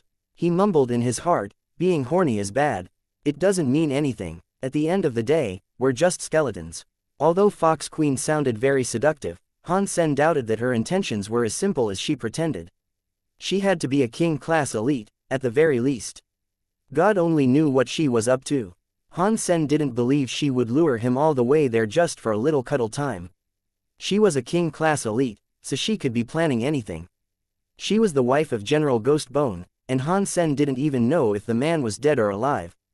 If he was still alive, and he caught his wife cheating with Han Sen, things would turn out very poorly for Han Sen. Fox Queen winked at Han Sen. She brought her hand away from her boobs, revealing the black bone key she had been retrieving. She displayed it in her hand. The key had hung like a pendant from a necklace made of white jade. This will be very fun. Follow me. Fox Queen winked at Han Sen again. She kept the necklace in her hands as she walked towards the palace. What a tease. She sure likes to torture people. Han Sen watched her walk away, and he couldn't help but sigh. Still, he followed her. That palace was elegant. Han Sen had originally thought that it was made of jade, but when he examined the place more closely, he could see that the palace's doors and pillars were all built from bone. The bones were semi-transparent like jade, and they glinted beautifully when the light caught them. He didn't know what creature left bones like that, though. The bone palace had a primary hall, winged by two lesser halls on either side. The place wasn't large, and it was mostly decorated with bone adornments. Even the pool was made out of bone, not jade like stone, as Han Sen had assumed. The chains that bound Fox Queen were very thin. When she walked, the chains rose from the bottom of the pool. Evidently, they didn't restrain her movement. Fox Queen was walking smoothly to the lesser left hall. Han Sen followed after her, and he saw there were many special treasures there. There was an array of weaponry, sets of armor, jewels of all kinds, herbs, and all sorts of different treasures. Han Sen's breath caught in his chest as he looked at the place, and he desperately wished all of those goodies belonged to him and only him. Seeing Han Sen eyeing those treasures with such greed, Fox Queen smiled. She looked directly at him and said, "If you will agree to be my lover, all of this can belong to you. You can take whatever you please. How does that sound?" Han Sen stopped looking at the treasures and turned his gaze to her. "Did you bring me here just for that?" Fox Queen gave him a look of disdain. "Of course not. What is the meaning of possessing all that useless stuff?" After that, Fox Queen walked in front of a wall that housed an enormous mural. Countless demonic faces had been drawn across it. Han Sen didn't recognize what kind of demons they were, but it looked like the gates of hell had been swung wide open. Many ghostly forces were trying to crawl out of a dark pit to unleash havoc on an unsuspecting world. The faces held chilling expressions of greed and bloodlust. As Han Sen looked at the artwork, it seemed like the demons were about to leap to life and start devouring people. Fox Queen stood on the left side of the mural, in front of the gate to hell. The closed gate was shaped like an enormous skeleton, and it was wreathed in wicked hellfire. Fox Queen placed the black bone key into the skeleton's right eye. She twisted the key, and a loud clacking noise came from the mural. The hellish, skeletal gate opened. The painted gate had become a real gate, which now opened into darkness on the other side of the wall. It was pitch black, like a black hole. A faint wailing noise came from that lightless pit, and hearing it gave Han Sen a chill. "The fun thing is in there. Do you dare enter?" Fox Queen still stood next to the open door, smiling at Han Sen. "No." Han Sen shook his head. Fox Queen didn't seem to mind the refusal. "It's okay. I will ensure your protection. Follow me and I will lead you on a trip to hell." After that, Fox Queen stepped towards the hellish skeleton gate. Han Sen was thinking to himself, "You can go, but I sure as hell am not setting foot in there. God only knows what sort of trap is awaiting me." Han Sen was quite resolute in his decision, but he swiftly realized that his body wasn't obeying him. He was headed into the hellish skeleton, too. He had no control of his limbs, like he was a puppet on strings. Han Sen looked at Fox Queen in fear. Half of her body was through the gate by this point, but she looked back and gave Han Sen another one of her smiles. She lifted a hand, and it was as if an invisible cord jerked Han Sen towards her. Han Sen cast his Dongshuan aura and used the purple eye butterfly. He could see that Fox Queen was tugging on a chain made of some invisible substance. The chain was looped around Han Sen, allowing her to pull him along easily. Han Sen frowned. He didn't know when he had fallen into this trap of hers. He tried casting various powers to see if he could escape from the chains, but it was all to no avail. Nothing he tried worked. "She managed to tie me up, and I didn't even notice. This Fox Queen is stronger than I presumed. Maybe she's actually deified." Han Sen used a few more powers, but they didn't work, either. That gave him a big shock. He couldn't free himself from the restraints, so he decided to stop fighting them. He allowed Fox Queen to lead him towards the hellish gate. "I cannot escape if she wishes to kill me with her talents. I would rather walk in there calmly than be dragged in like some dog," Han Sen thought. And truth be told, he was rather curious about the skeletal gate. Of course, if he had the choice, he wouldn't be walking inside just to satisfy his curiosity. Fox Queen smiled. She walked through the gate with Han Sen following. When Han Sen stepped inside, he felt a sudden force of suction drag his body forward. A bright light shone around him, and he was transported somewhere else in the space of a second. Chapter 2246 White Bone Hell. When Han Sen's vision returned to him, a very disturbing sight greeted his eyes. White bones were everywhere. In one place, they had been piled up to form a small mountain. It was difficult to fathom how many lives had been lost there. The earth there was full of the essence of death. The skies were blood red, and the rains that fell from the sky were crimson. A river coursed its way through the mountain, and its water was red. He had stepped into a new world, and the whole place was bloody. Han Sen stood atop the mountain of bones, and he could see that the entire thing was composed of skulls. The hellish skeletal gate stood at the mountain's peak. Fox Queen stood next to Han Sen, chains still running from her neck and limbs. The chains had followed her through the gate. "What is this place?" Han Sen asked as he looked around. If this was all real, it was difficult to imagine just how many creatures must have been killed to form the land they now stood upon. Fox Queen answered coldly, "Ghost Bone King was the captain of Sacred Blood Army. He led the Sacred Blood Army to kill everything in his path, and in the process, he claimed many territories in the name of sacred.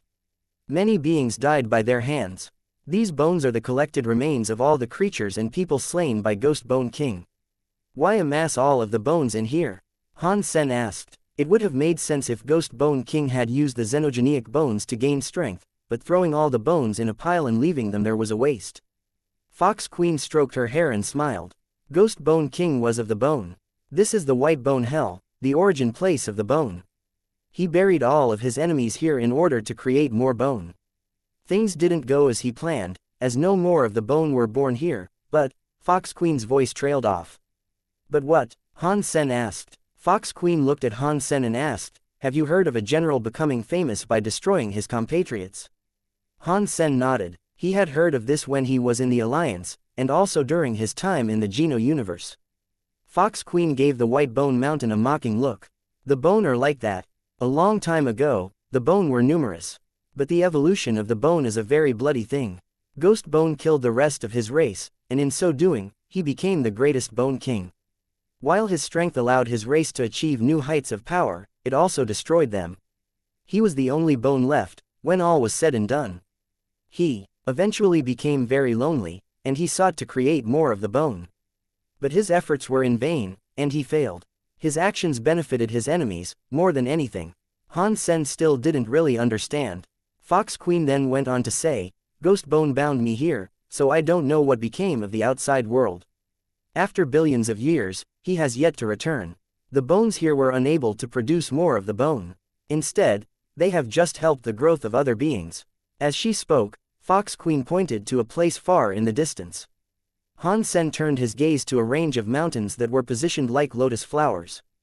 Between those white bone mountains, there is a blood pool. The pool is home to a creature that feeds on the blood bone air.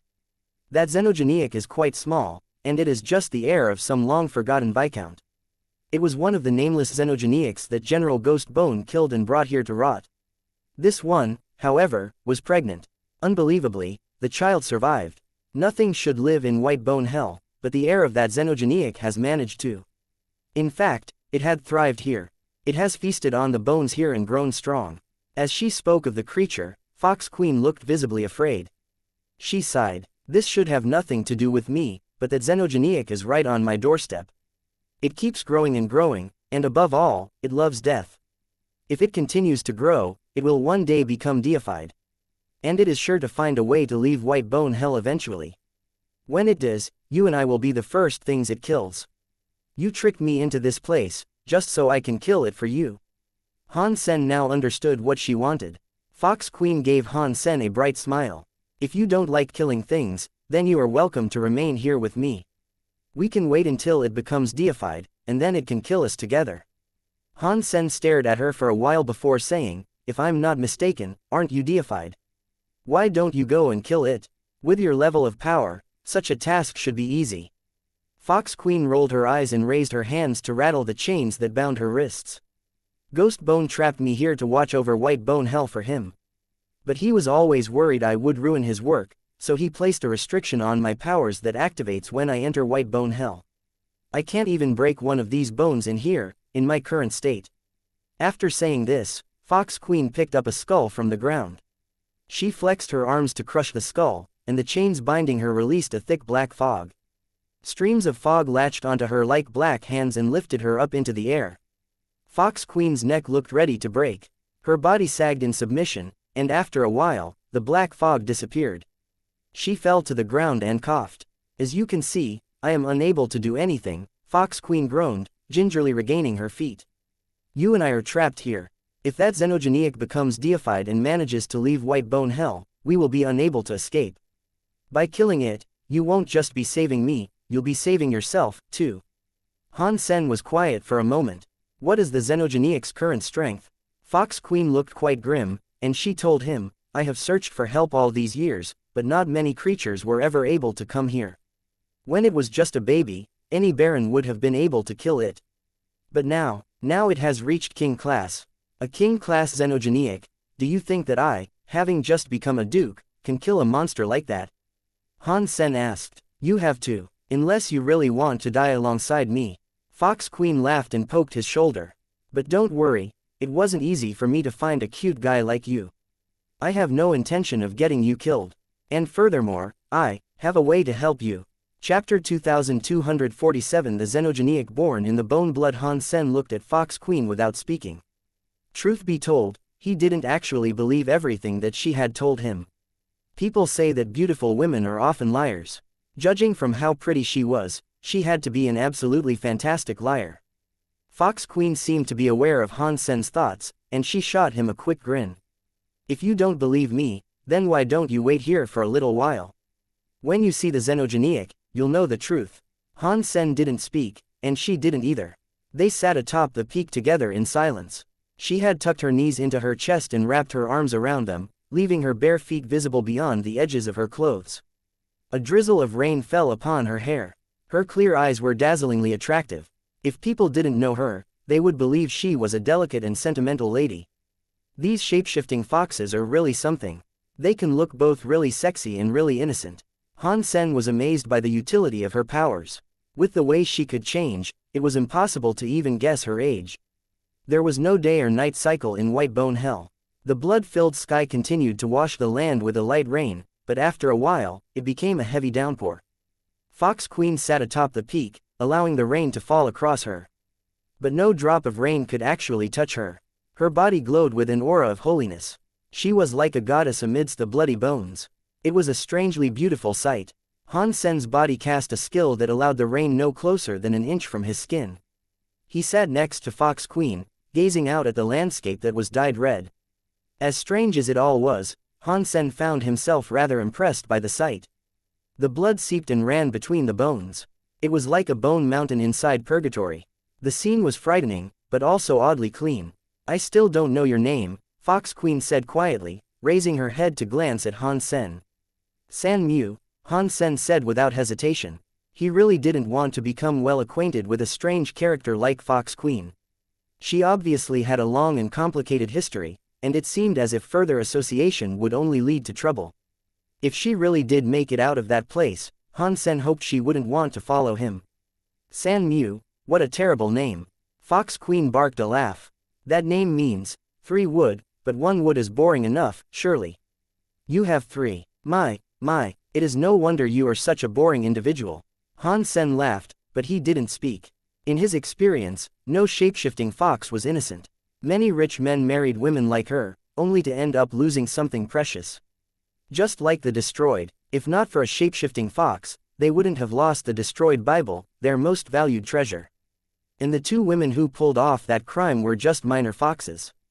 This was like a grandmaster fox. If Han Sen made her angry, he would end up losing more than just his undies. Based on the way he behaved, Fox Queen believed Han Sen was a fairly boring guy. She closed her eyes and raised her face, letting the red rain fall across her.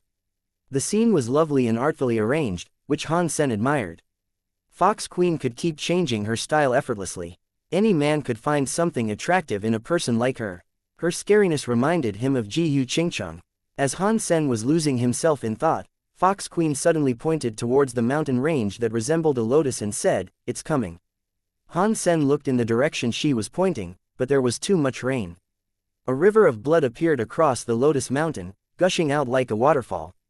Han Sen didn't see anything, and as he hesitated to believe her, he heard a cry. Something was coming down the blood waterfall, moving smoothly like it was walking over the blood rather than swimming through it. The creature was out of the mountains now, and it was following the river down. It was too far away, and the blood rain blocked much of Han Sen's vision. He could see a body, but it was blurry. He decided to summon his purple eye butterfly to get a better view of the thing. It was a red Kirin. Its scales were like crystals dipped in blood, and a pair of coral-like Kirin horns rose from its head. The creature wasn't quite as large as an adult bull, but it gave off a sense of unleashed violence as it walked. It looked like it was striding across blood clouds. The beast looked excited. Although it didn't release any power, Han Sen could sense clearly how strong it was. It was different from other creatures, and aside from its life force, it gave off an aura of death. "What is it?" Han Sen asked with curiosity. Fox Queen shook her head. Ghostbone led the Sacred Blood Army, and they killed billions of creatures. This was just the son of some average viscount. Who knows what it was? If it was just a member of a smaller race, and its parent was a viscount, then how could it have become a king? And if it was left here to grow, how could it one day become a deified thing? Han Sen didn't believe her tale. Fox Queen didn't bother explaining it. You'll figure that out later. Fox Queen didn't say anything more, so Han Sen turned back to watch the creature. The blood Kirin was still surfing along the river.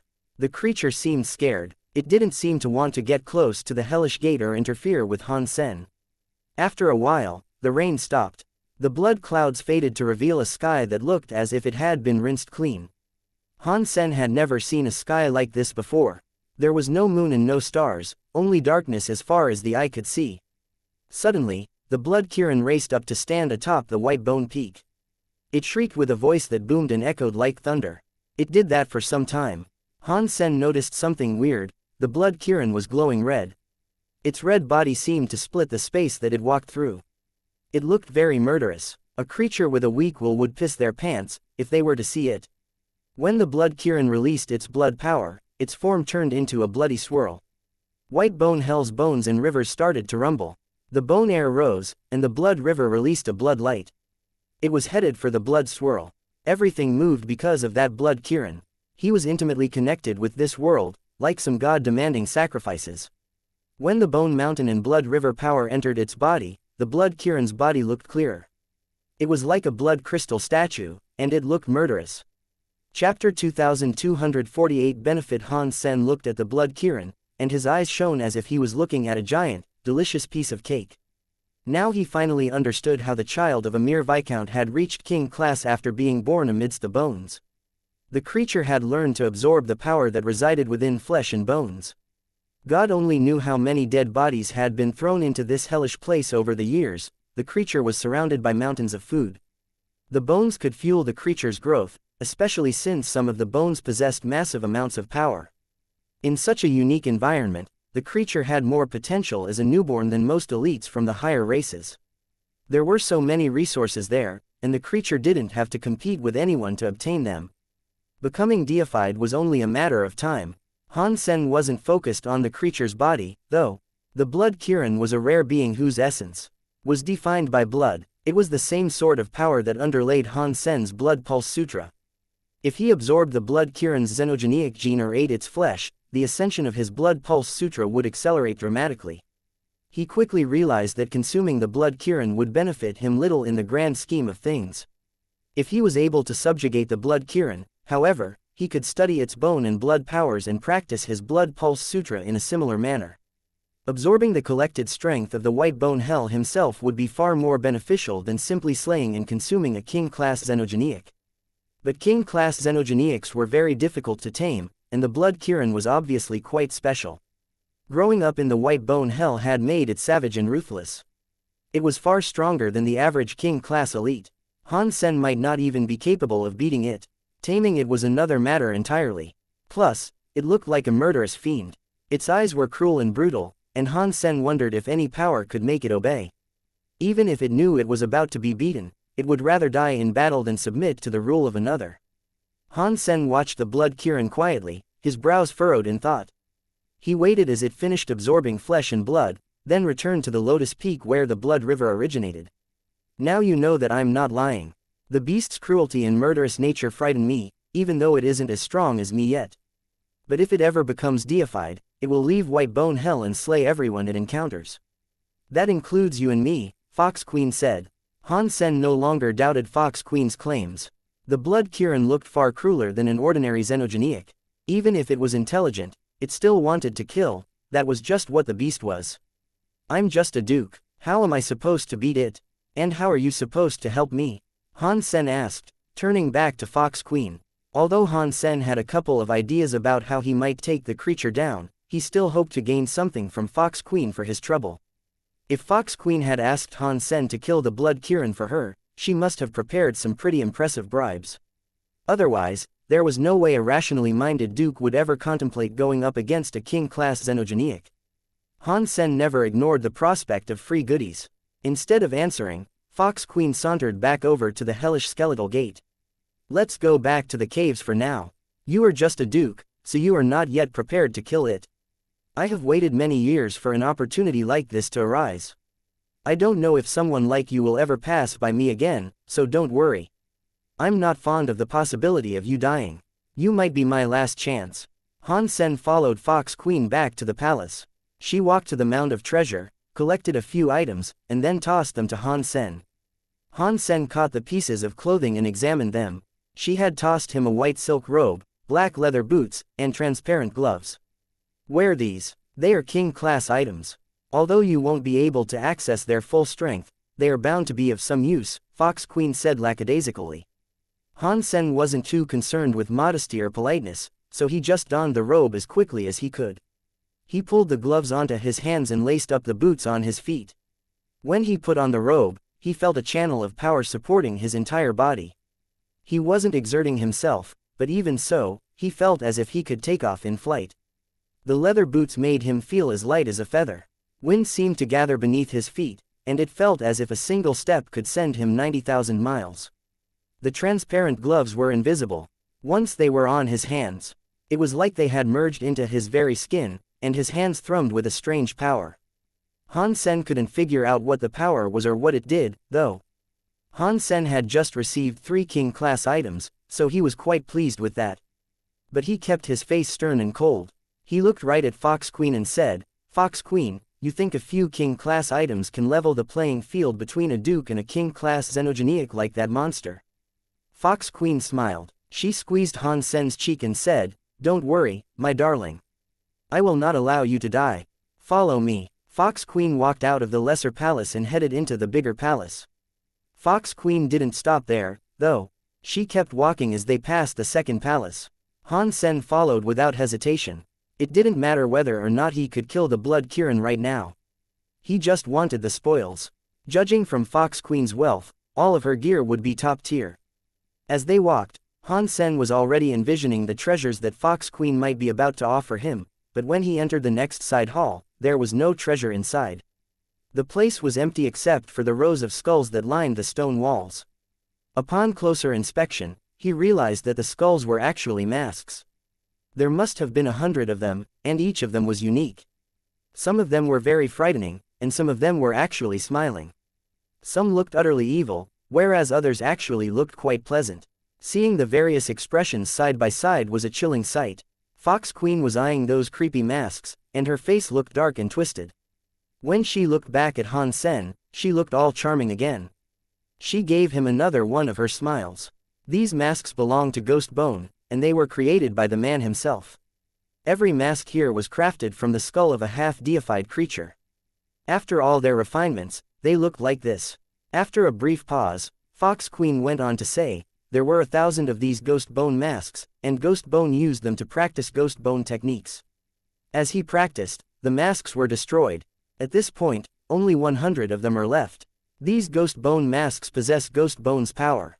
If you can overwrite them, you can receive Ghost Bone powers when you wear the mask yourself. They will allow you to achieve the power of a half-deified being.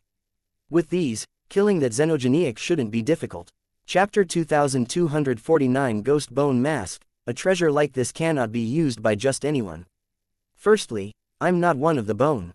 And secondly, I don't know any of the Ghost Bone techniques. How am I supposed to control one of these Ghost Bone masks? Han Sen asked, staring quizzically at the Ghost Bone masks upon the wall. Using powers that were beyond his control didn't sound like a very good idea, and the last thing Han Sen wanted to do was take more risks. Do not worry, I can teach you Ghost Bone techniques. As a duke, you should be able to control these Ghost Bone masks. Fox Queen went silent for a moment, then said, but those techniques are some of the strongest skills created by Ghost Bone. They are very difficult to practice. I don't know if you will be able to finish practicing a Ghost Bone technique before the xenogeniac grows too powerful to beat. If you take too long, it might very well end up as a half-deified creature. Fighting it then would be pointless, even if you did have the Ghost Bone techniques. While the masks are also half-deified, they'd be far inferior to that monster. After all, the creature is a scion of White Bone Hell itself. It is not a normal being. So the Ghost Bone techniques can be practiced by people who are not bone themselves. Han Sen asked with a frown. Any race with bones inside their bodies are able to practice these techniques. After they turn their bones into ghost bones, their powers will grow. Furthermore, they develop resistance to dark elements. But, Fox Queen trailed off. But what? Han Sen asked. But when the practitioner's bones become ghost bones, their light element gene powers erode. Fox Queen shook her head slowly. But you have no choice. If you do not wish to die, then this is the only thing you can do. Any problem that it causes with holy powers is a concern for later. Han Sen eyed the ghost bone masks, but he did not speak. He hesitated for a minute, then grabbed one of the ghost bone masks. Don't touch it, Fox Queen said, but she didn't actually move to stop him. Han Sen ignored her as he gathered up power. He grabbed the ghost bone mask and felt a cold power emanating from the thing. A sudden force sent Han Sen flying. He slammed into the wall behind him, and the impact was so powerful that he found himself wheezing. I did tell you not to touch it. Until you practice ghost bone techniques, there is no chance that the ghost bone masks will give you their approval. You are lucky that it did not kill you outright, Fox Queen muttered grumpily. These things are obscenely strong. Han Sen got back to his feet and looked back at the ghost bone mask with new respect. Of course, the masks with poor performance were broken long ago. The ones that remain here are the best of the best. Fox Queen sighed and said, I hope you can gain the approval of at least one ghost bone mask before that xenogeniac takes any serious steps toward becoming deified. If you don't, then ready yourself to die here with me. I can try, Han Sen said quietly. When Han Sen agreed, Fox Queen began teaching him a ghost bone technique. She was General Ghost Bone's wife, so she was well versed in his techniques. She had watched him use the techniques for eons, and although she hadn't practiced them herself, she was familiar enough with them to teach Han Sen. Han Sen wasn't in a rush to practice the new techniques, though. After Fox Queen explained the skill to him, he spent some time investigating it on his own. He didn't entirely trust Fox Queen, and he was worried that practicing the ghost bone techniques might pose dangers that she hadn't told him about. As Han Sen researched the skill, he learned that it really would weaken his resistance to light powers. But that was the only risk involved with learning the skill, and it really did make the body much stronger. It wasn't difficult to see why General Ghost Bone created the skills and kept them a secret. Han Sen didn't think the skill would be dangerous for him, but even so, he didn't plan on practicing it. Instead, he had thought of another way to subjugate the ghost bone masks. The power of the masks aligned with the power of the ghost bone techniques. If Han Sen could use the Dongshuan aura to simulate the power of the ghost bone masks, he might be able to trick the masks into believing that he had a ghost bone technique. Gaining the masks' approval in such a roundabout way might protect him from Fox Queen.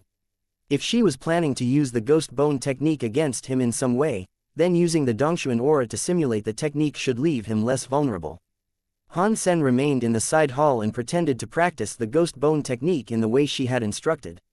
But in reality, he was using the Dongshuan aura and the purple eye butterfly to watch the ghost bone masks. As Han Sen examined the powers of the ghost bone masks, he considered how he might tame that blood Kirin.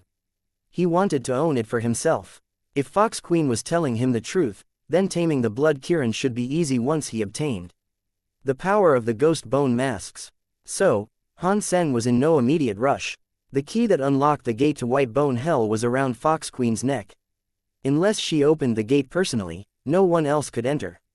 In the base of the Ice Blue Knights, Edward looked gloomy. Han Sen had disappeared right in front of him. Edward tried to locate Han Sen using every method he could think of, but nothing had worked. For him, this was a major failure. He is just a marquise. Even if he became a duke, his chances of surviving the wilds of planet Ice Blue are slim. Perhaps he was killed by a xenogeniac, an Ice Blue Knight suggested with a frown. Edward shook his head. No, if he was eaten by a xenogeniac, it would have left behind evidence that I could pick up. Ice Blue Knight King used the full might of the Ice Blue Knights to search for him, but Han Sen eluded them all. There's more to this guy than we thought. Is there no other way to find him? The Ice Blue Knight asked, quite worried about how things were going. Perhaps. Edward tapped his lower lip and spoke slowly. If Mr. White joined the pursuit, perhaps he could find Han Sen. His power is restricted, isn't it? He can only use his strength 10 times throughout his entire lifetime, and he has already used his abilities 8 times. Only 2 uses remain. You think he would spend one of those to search for a mere marquise? The Ice Blue Knight looked at Edward skeptically. He wants the same thing that we do. Otherwise, he wouldn't have come to the systems of chaos in the first place. But if we tell Mr. White what we're after, things will become even more complicated. You think he doesn't already know? When Ice Blue Night King tried to catch Han Sen, Mr. White must have realized our objective immediately. He just didn't say anything, Edward responded contemptuously. Do you think he will try to find Han Sen on his own? The Ice Blue Knight was shocked. He would go alone if he could, but his power isn't well suited for combat. He can't do much, and thus, he has to depend on crime. Even if he knew where Han Sen was, he'd still need Ice Blue Night King Eris to fight for him. Edward moaned and said, "We can wait. Ice Blue Night King will lose his patience eventually, and he will go to Mr. White.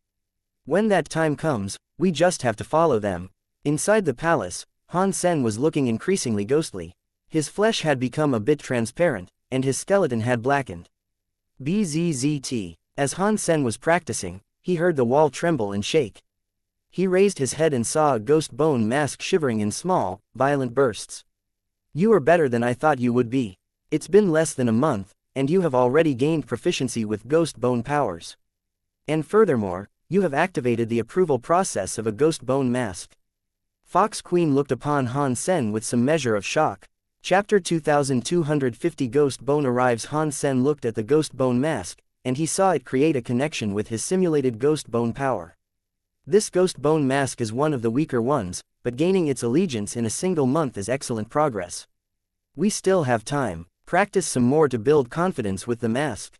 And, Fox Queen turned to point at a different mask. If you can forge a connection with this ghost bone mask instead, killing the xenogeniac should come easy. Han Sen looked at the mask Fox Queen was indicating. He used his Dongshuan aura and the purple eye butterfly to examine it. It was indeed the strongest ghost bone mask there. Its powers surpassed those of the other masks by a substantial margin. What makes this ghost bone mask different from the others? Han Sen asked, pretending he hadn't noticed its strength. Fox Queen said, "They were all half-deified xenogeniac skulls, but some of the creatures were stronger than others. That ghost bone mask is made from the skull of a demon of hell. Ghost Bone spent a lot of time and effort on that one. And I do mean a lot. Its powers were almost deified. It is the strongest ghost bone mask here. Don't worry, it's just a xenogeniac king that I need to kill.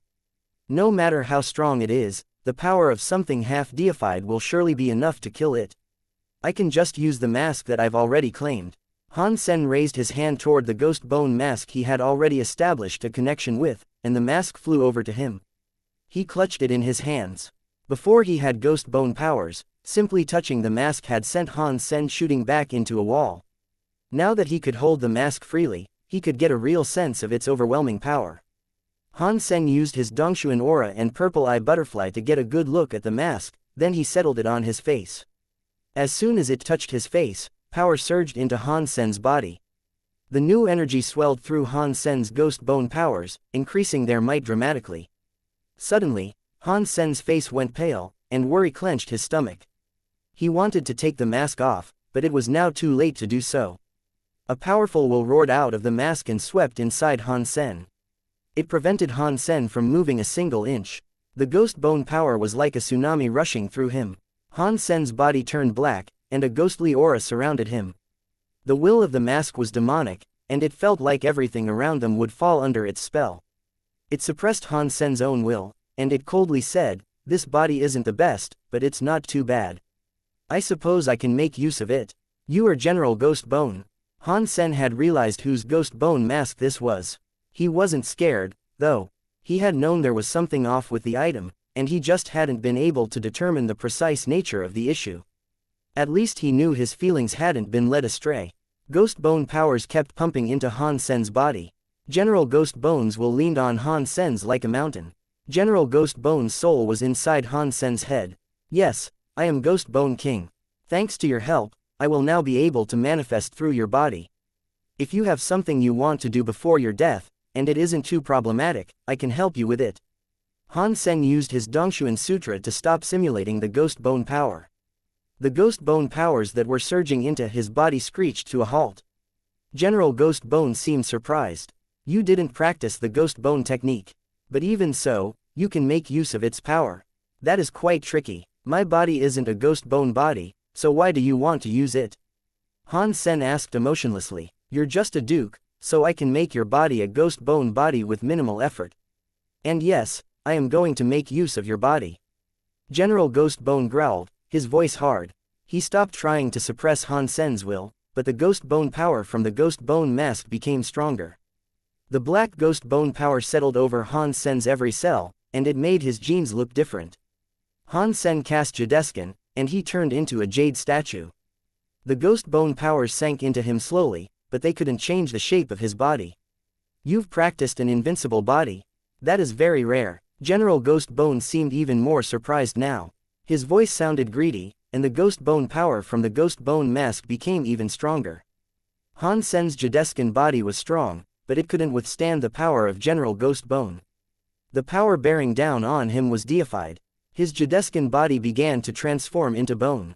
He was starting to take on the shape of a black bone statue. Han Sen couldn't fight off General Ghost Bone's power, but at the same time, General Ghost Bone couldn't overcome and defeat his will. "General Ghost Bone, do you know anything about a town located in a desert called Ghost Bone Town?" Han Sen asked suddenly. "You have been there," General Ghost Bone said. "The place is called Ghost Bone Town, so why is a statue of you standing guard before a gate? And who does the statue inside the palace belong to? Is that the leader of Sacred?" Han Sen asked. "You're about to die, and this is what you're spending your energy on?" General Ghost Bone asked in wonder. "Well, if I am dying, I don't want to leave this mortal plane with unanswered questions," Han Sen said. "I will tell you, it is where the leader was resting," General Ghost Bone explained as he continued changing Han Sen's body. "It's a mausoleum of some sort. Whose statue is in the palace? How did he end up there?"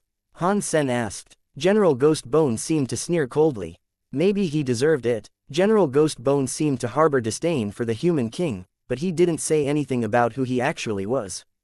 "Then who is he? And why is his statue there in the palace?" Han Sen kept asking. "You are a dead man.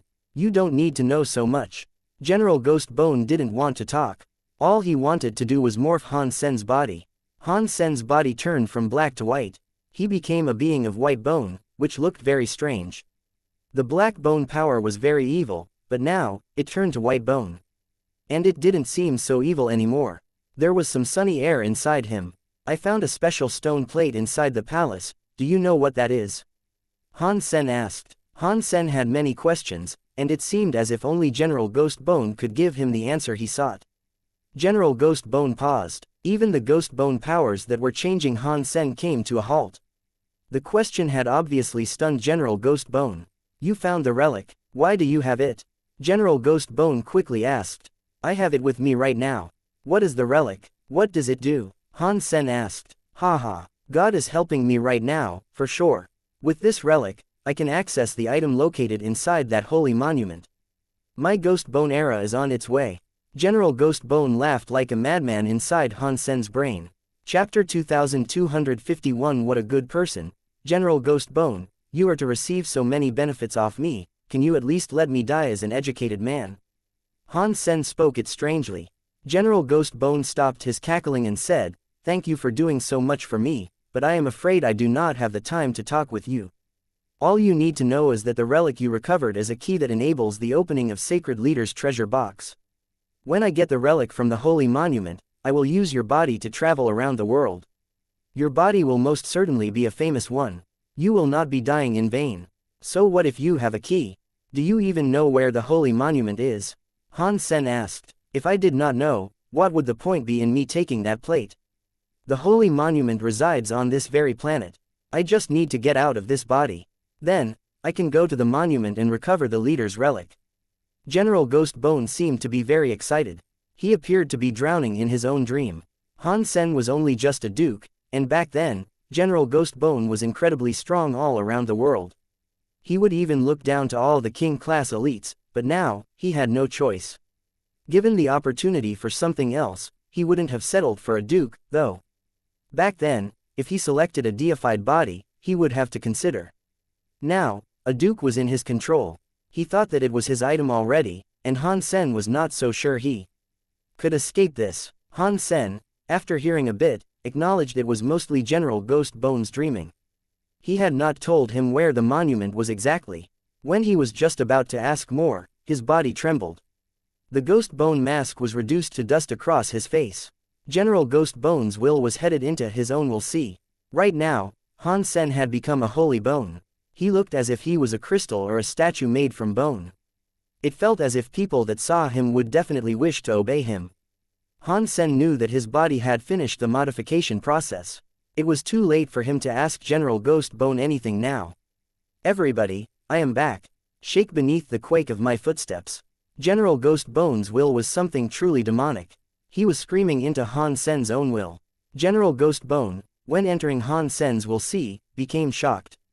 Why is your will see like this? General Ghost Bone looked at the will see. There was a tower in the middle of it, and inside, there was all sorts of beasts and xenogenics around it. It was like a little world all of its own. General Ghost Bone had not seen anything like that before. It's actually called a Sea of Soul. Han Sen's voice sounded inside the Sea of Soul. I do not care about what this Sea of Soul is. When I am here, this is my territory. General Ghost Bone's powerful willpower was suppressing the Sea of Soul. He wanted to claim that place and destroy Han Sen's will. Once he accomplished that, he could fully claim Han Sen's body for himself. But as soon as his soul arrived there, in the corner of the Sea of Soul, a black crystal armor set suddenly came to life and lit up in his eyes. A scary will took over the entire Sea of Soul. General Ghost Bone's powerful deified will was destroyed when that will came. He did not stand a chance. Impossible, impossible, arg, General Ghost Bone did not have the opportunity to escape the Sea of Soul. He screamed, and that scary will of his was crushed into nothingness. The black crystal armorset's power faded. It was like nothing had happened all that time. A general's will had oh so quickly been entirely dismissed. Why was he in such a rush to commit suicide? He did not even tell me where the holy monument was. Han Sen knew this was going to happen. Nothing would end up well for someone who sought to invade his Sea of Soul. Han Sen might have felt a little sorry for what happened, but he was ultimately made happy. General Ghost Bone's leftover power was still inside Han Sen's body, and that was his own now. He could become better with it. Much Ghost Bone power gathered up in Han Sen's body. If he refined all that Ghost Bone power, he could become a duke. That being said, it really was just leftover power from General Ghost Bone. It would not be as effective as a perfect and raw power. Still, it was deified power. The strength and purity was naturally far better than a duke's. Every ounce of that power was utterly priceless. Now, Han Sen's body was filled up with deified Ghost Bone power. His body was like a treasure in itself. He did not have to locate any more resources. He only had to refine that power, and likely level up from it. And it wasn't just his Dongshuan Sutra and Blood Pulse Sutra that would level up. Even his The Story of Genes might level up to become Duke. It had the possibility of even going further. General Ghost Bone was nice. It was a shame he died so early. It would have been perfect if he was able to tell me where the holy monument is. Han Sen sighed. Han Sen was thinking for a bit, and then, he opened his eyes.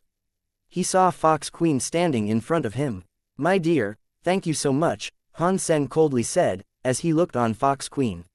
Now, his body was like Ghost Bone's. Fox Queen had not seen what had occurred inside the Sea of Soul, so she was not yet aware that he had died. Now he could disguise himself as General Ghost Bone, and in doing so, fool Fox Queen. Fox Queen looked at Han Sen and laughed, you look very evil. Ghost Bone, do you think I will help you? You locked me up here for 1 billion years, all to make me suffer. I have waited for this for so long. Now that you have a body and you cannot use your power for a while. You are just a duke, too, so the time has come for me to kill you. Han Sen was shocked. He did not expect this. He wanted to disguise himself as General Ghost Bone, also he could fool her. He thought he could get some secrets from her, too. He did not know this was going to happen. Fox Queen looked strange. The substance chain around her body was tangling her. Her white hair was waving and her fox tail was trembling. She was going to break the air. The chain and the shackles were full of a black smoke. 5 ghostly hands tried to hold onto Fox Queen's neck, wrists, and ankles. Fox Queen's substance chain blocked those black hands, though. The hands could not stop her. Fox Queen reached her hand out, and the substance chain was going right for Han Sen. Hang on, I am not General Ghost Bone, I am San Mu. Han Sen quickly said, maybe that trick might work on others, but it won't work on me. Fox Queen did not believe Han Sen, and the substance chain kept going for him. It was not going to relent. Fox Queen believed this was her only chance. Her body was tied up, and she had spent most of her power suppressing the metal chains. The actual power she could use was a very small amount to her total, and she needed to kill General Ghost Bone while his body was still only a duke. If it was any later, she would not have that chance. Fox Queen had waited many years for this opportunity.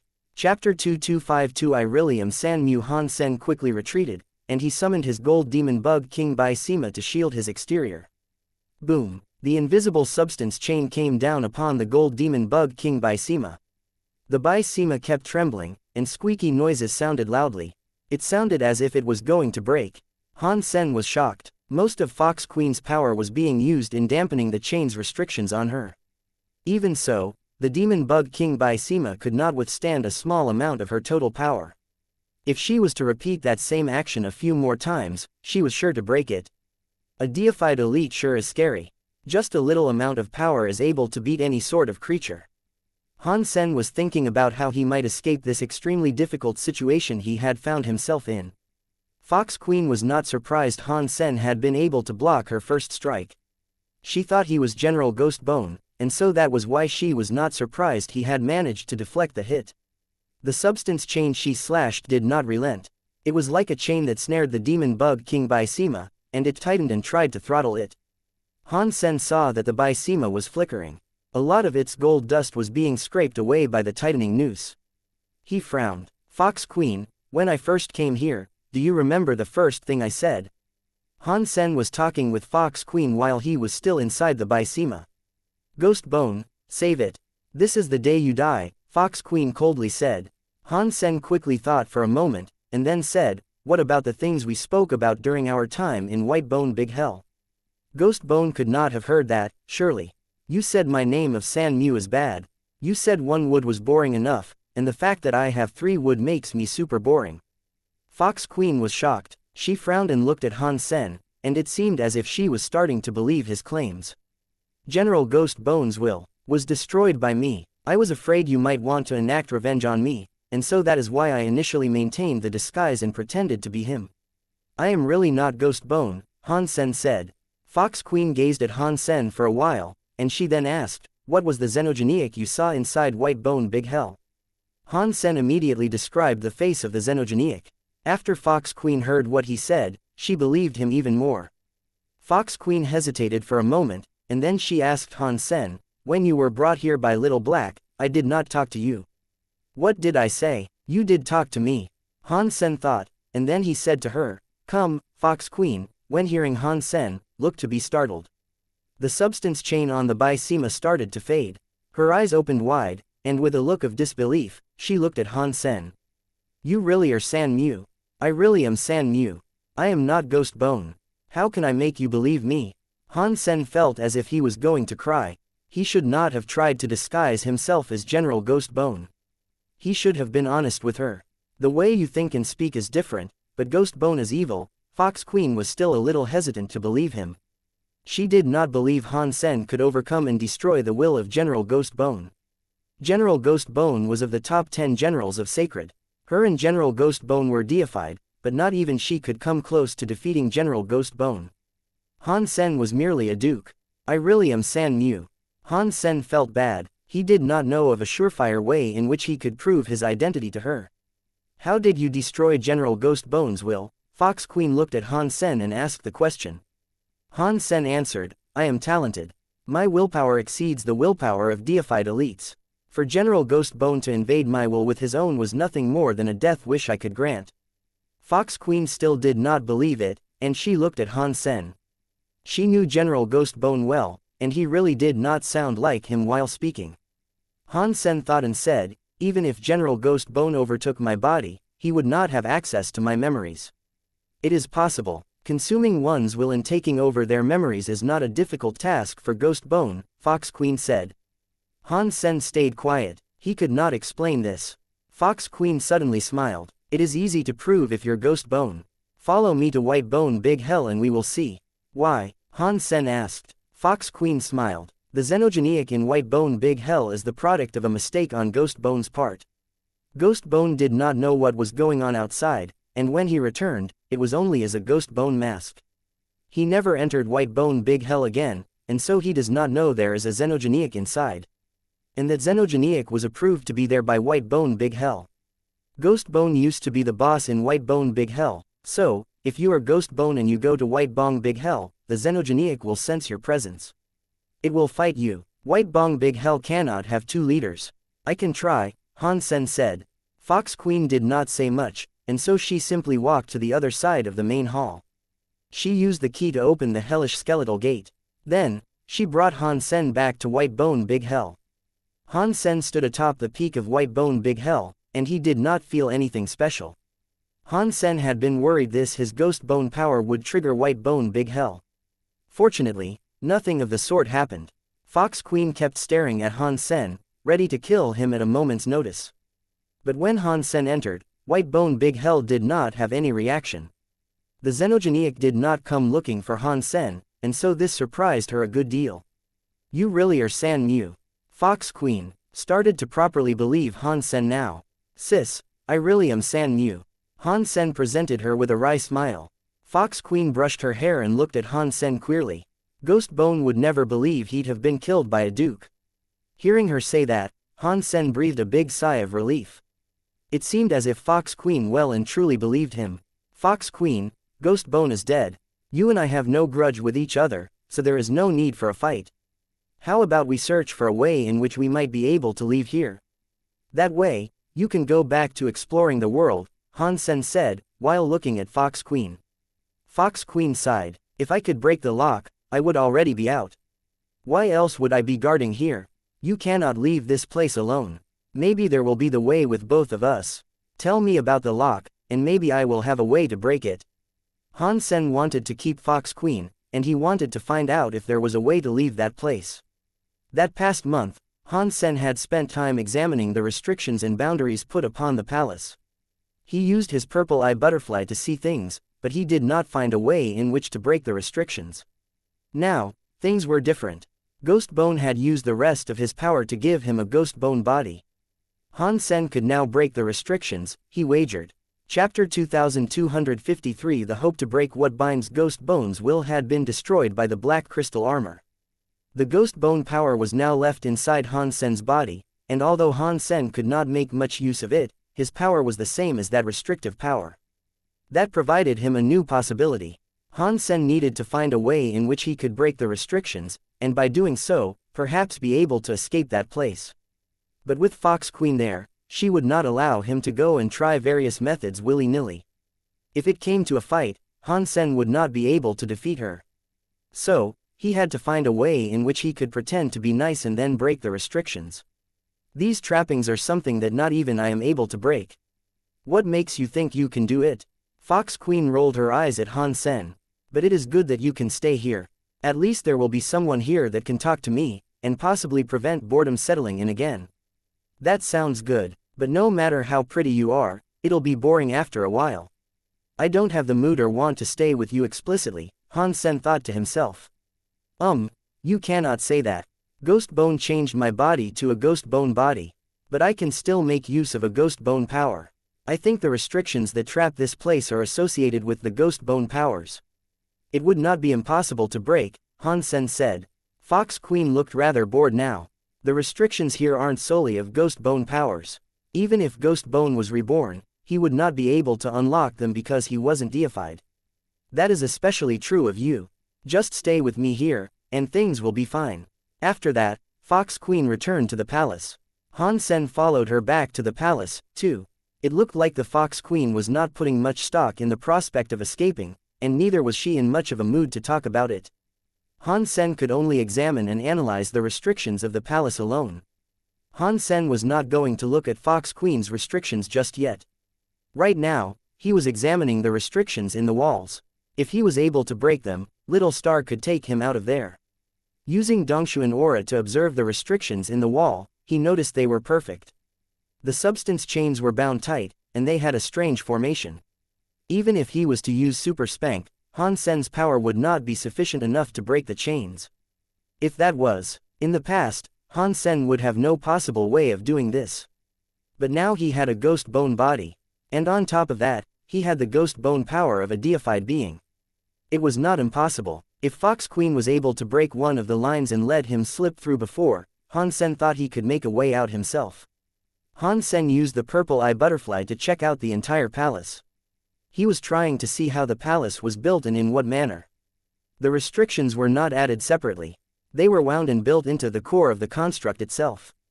The stone of the palace was a part of the restrictions. Even Fox Queen herself was a part of that restriction. Unless the whole palace's restriction was wiped out, Fox Queen would never be able to leave. He wanted to break the palace's entire restriction, but by doing so, he would be challenging Fox Queen's own power. That was why she was not hoping to escape. General Ghost Bone was smart. He himself came up with the palace's design, and then went ahead to build it. The restrictions here are quite amazing, but it was all made through the Ghost Bone technique. Now that I have a Ghost Bone body, if I can identify a flaw in the construct, I might be able to escape, even if destroying the entire trappings will be difficult. Han Sen continued his analysis of the palace. Suddenly, Han Sen's heart jumped. In that palace that was full of restrictions, he did indeed manage to find a very small flaw. That should not have even been called a flaw. It was just a loose substance, but to Han Sen it was a veritable hope. Where Han Sen found it was near the fish statue near the pond. That was where he first entered the place from. If I have guessed correctly here, there is a flaw. And that is because Fox Queen kept using her power to force that precise spot open so the little beast can go in and out in the effort to lure other creatures here. Although Fox Queen's power was unable to break the restriction entirely, after a long period of getting ripped a bit, the substance chain there loosened. Now, Han Sen had a way in which he could escape. On planet Ice Blue, a group of people were hiking deep into the mountains. If Han Sen saw this, he would be quite surprised. And that was because all of Ice Blue Basie's big characters were there. Mr. White, Crime, Ice Blue Knights, a few King-class Ice Blue Knights, Inspector Edward, and others. That team was the backbone of the Ice Blue Knights. Mr. White, with the amazing powers you have, not even you are able to deduce where Han Sen might have gotten to. The Ice Blue Knight next to Edward coldly said. Mr. White would not lie, Crime madly responded. Mr. White waved his hand to stop Crime from speaking any further. He coldly said, my powers would not lead me astray, and all I can do is guess where he is right now. The only possibility of me not learning where he is because some strong power prevents me. All I can suggest is that we prepare to fight, and in that case, I suspect a big fight will ensue when we do find him. We will listen to all you tell us, Ice Blue Knight King quietly said. Edward stopped the Ice Blue Knight from talking. They followed Mr. White and continued their onwards march. The group of people were far in the mountains. Mr. White kept leading them all the while calculating something. Why do you keep walking around and around? Come and talk to me. Fox Queen was staring at Han Sen while she lay down on a jade bed speaking to him. I am looking for a way in which we can break the restrictions binding this place, so that we can leave. Han Sen knew he would not be able to hide it from her, and so he told her straight. Fox Queen, when hearing him, did not believe Han Sen could break the restrictions. There, a night of fun is priceless. Stop wasting time and show some care to the people around you. Fox Queen's voice was layered in seduction, and she was like an enticing devil. Do the rest of the Ghost Bone masks have half-deified powers? Han Sen looked at the Ghost Bone masks in the side hall. Fox Queen smiled. Of course not. This is just where General Ghost Bone used to live. When he was here, they did have power. But now that his power inside your body, those masks are useless now. Han Sen had thought of a way in which he could leave, but he was still too weak. He could not punch through the restriction that had loosened, and so, he had to find a different way to accomplish that. Han Sen grabbed a mask, and indeed, there was no power. It was, however, very sturdy. Can you open White Bone Big Hell for me to have a look? Han Sen asked. Since the Ghost Bone masks were useless, Han Sen turned his mind to the Blood Kirin. If he was able to enlist its help, it would be far easier for them to leave. Why would you want to go in there? Fox Queen asked Han Sen. I want to see if I can tame it. If I gain its power, I might be able to break the trappings. Han Sen was honest, as that was exactly what he was thinking. Ah, okay, that is good thinking. Alright, you go do that. Fox Queen threw the black bone key that hung around her neck at Han Sen.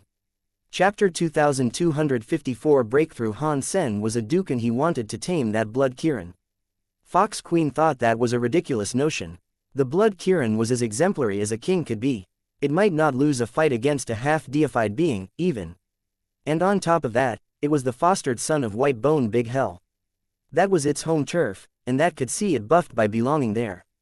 It was lucky that Han Sen was able to make use of that shield of his to stay alive, but Fox Queen thought it was an absolute joke that he wanted to try and tame the Blood Kirin.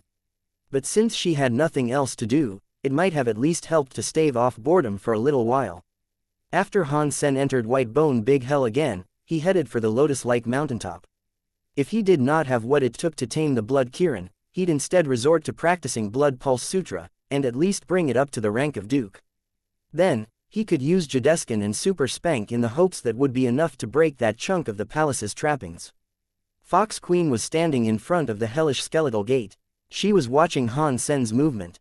Han Sen had a ghost bone body, and in the Blood Kirin's eye, that made him a perfect bevy of nutrients. Something interesting was sure to happen if the Blood Kirin sensed his coming. Just like Fox Queen thought, Han Sen was 50 miles away from the Lotus Peak when a roar sounded from his destination. A moment later, the Blood Kirin came down from the Lotus mountaintop with its red cloud. Its bloody eyes were staring right at Han Sen. Then, the creature leapt towards him with the sounding of a strange cry. Han Sen saw a red gust coming towards him like a bolt of lightning. That scary power came right before him, and he could not teleport. So, he summoned the gold demon bug Qin Bai Sima. Kacha. The Blood Kirin's talons were carrying a red light, and they came down on the gold demon bug Qin Bai Sima. It left a few hefty scratch marks on its surface. It almost broke the Bai Sima completely, which gave Han Sen a bit of a shock. Without saying a word, Han Sen turned around and ran. The Blood Kirin was stronger than Han Sen had believed it to be. Although it was king class, it was there in White Bone Big Hell. It was likely most half-deified beings would be unable to defeat it. Fox Queen watched Han Sen making use of his gold shield in his hasty retreat. She laughed. So, you still want to try and tame it, do you? Han Sen saw that the Blood Kirin seemed to be afraid of Fox Queen, and thus, it quit its pursuit. He felt a great deal of relief. He put away the gold demon bug Qin Bai Sima and said, "Let me think of a better way." Fox Queen laughed. She returned to the palace, while Han Sen sat in front of the hellish skeletal gate. He thought about how he might deal with the Blood Kirin. That Blood Kirin was roaring at Han Sen from a great distance away. Its blood power was booming far and wide, while the crimson clouds grew deeper and darker in the skies. The downpour began to increase in volume. Han Sen sat there in the blood rain. He stared at the Blood Kirin and frowned. He used Purple Eye Butterfly's 4 pupils for examination, and in his eyes, the 4 images started to spin. The Blood Kirin was very much like Ghost Bone. They were both born in White Bone Big Hell, but the Blood Kirin was not one of the bone. Its powers were completely different to those of General Ghost Bone. The bone and their blood powers were different. It was impossible to use General Ghost Bone's power to tame the beast, and if he tried to do that, it would end up consumed. Han Sen could not think of a better way to accomplish that which he wished to. He sat on the peak and started to practice the Blood Pulse Sutra. If he was unable to tame the Blood Kirin, then he would have to take that up to Duke in order to break the trappings of the palace. Han Sen's body had so much deified ghost bone power still in it. Han Sen used Blood Pulse Sutra to refine it slowly, so he could extend the practice of Blood Pulse Sutra. Deified powers were very thick. Just a little power would enable Han Sen to practice all day. It made the Blood Pulse Sutra swiftly improve, as well. It made Han Sen believe that General Ghost Bone was almost a good person. Fox Queen went to visit Han Sen a number of times in an attempt to seduce him, but Han Sen never said a word to her. It made her feel as bored as ever, and her visits reduced in frequency. Fox Queen liked it when people were clean. A place like White Bone Big Hell was not somewhere she was fond of. Han Sen was sitting atop the peak practicing Blood Pulse Sutra. Whenever that Blood Kirin came out to absorb the blood bone air, it would roar at Han Sen. But it was also scared of something. It would never attempt to go near the hellish skeletal gate. Again, it would just roar at Han Sen and that was it. After a long amount of time went by, the Blood Kirin would occasionally take to coming a bit closer to watch. It had at the very least stopped roaring at Han Sen.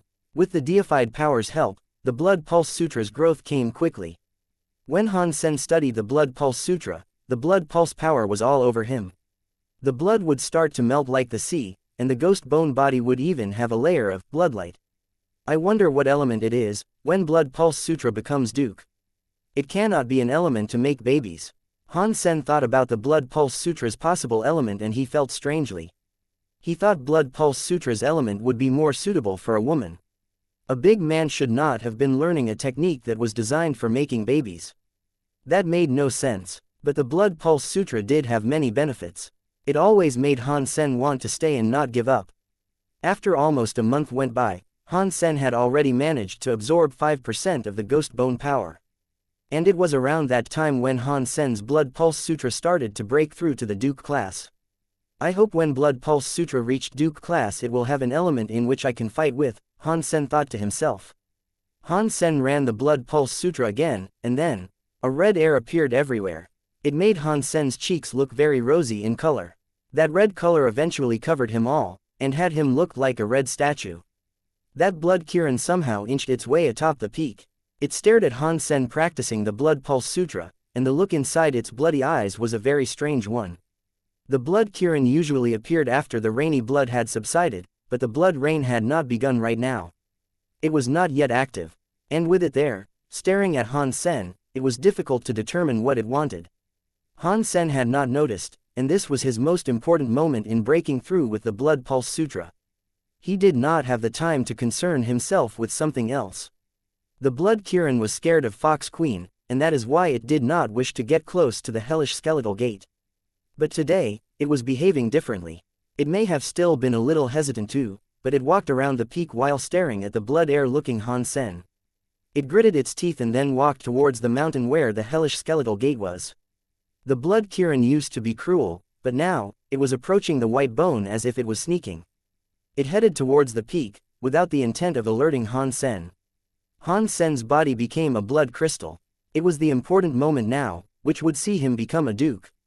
The ghost bone power kept getting refined, and it was turning into a strong blood power.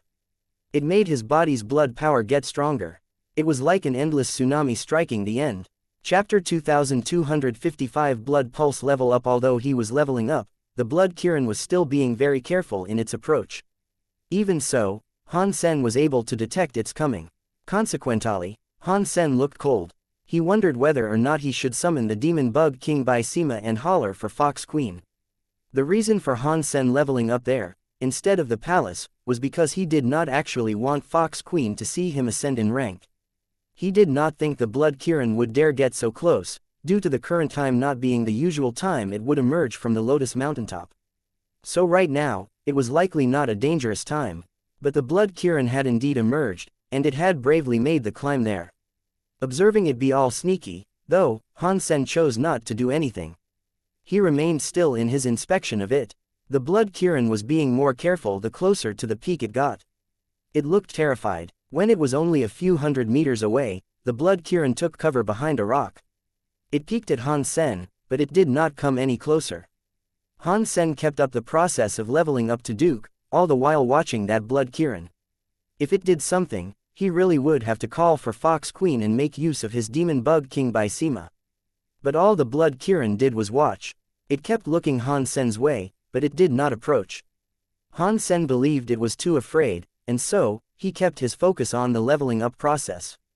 The blood inside him was boiling and his heart thumped like thunder. It was like a machine. His heartbeat was throbbing like a drum. When the heart pumped, it made the blood inside him spin. The temperature of his blood rose. Seeing it reach a critical point, Han Sen did not have the time to watch the blood Kirin. So, he summoned his demon bug Qin Bai to commit to the final push. Han Sen was like a bloodman. The blood seeped out of his skin, spreading all over. It hardened to create layers of blood crystals. That was not because something awry had happened with Han Sen's leveling up process. The blood that was coming out was like the skin of a snake. It was him releasing his old blood, to be replaced by a newer blood that possessed a strange power. When the blood was exchanged, that power inside him increased. The body was wrapped up in that old blood, and it made Han Sen look like a bloodstone. He sat where he was, unmoving. His body was drowning in an ecstatic feeling. Leveling up his Blood Pulse Sutra to the rank of Duke was a smooth and prolonged process. It was not a sudden change. The blood, from being Marquise, became Duke. And eventually, the leveling up process was over. And Han Sen was now Duke again. Han Sen came out from an empty mind. His face felt wet, he opened his eyes and he was shocked. He saw a red tongue lick his face. The blood Kirin was there. How did it come inside? The demon bug Qin Bai Sima did not work. Han Sen was shocked, and so he stumbled back. But that Kirin followed him. It remained next to him, as Han Sen's speed was slower than it. The blood Kirin did not release any power, though. Again, it just licked Han Sen with its tongue. Han Sen was terrified, and he realized the blood Kirin was licking his old blood. Han Sen stood where he was, afraid of inciting the blood Kirin's wrath. It was so close, and if it was made angry, then Han Sen would have no chance of escaping. He would have to make use of his super god spirit mode.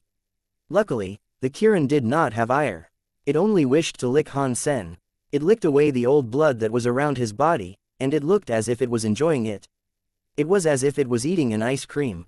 This guy likes blood. It's not going to finish drinking my old blood and then develop a hankering for my new blood, is it? Han Sen thought to himself, as he eyed the demon bug Qin Bai Sima. The demon bug Qin Bai Sima was not broken, but Han Sen expected that. If the demon bug Qin Bai Sima had been attacked, Han Sen would have noticed. It would not have just allowed the blood Kirin to rush right in. Now, the demon bug Qin Bai Sima was in perfect condition, and yet, the blood Kirin was inside it.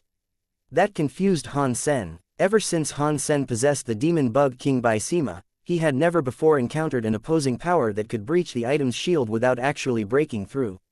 Not even Little Star's Star-Sea Travel could work against it.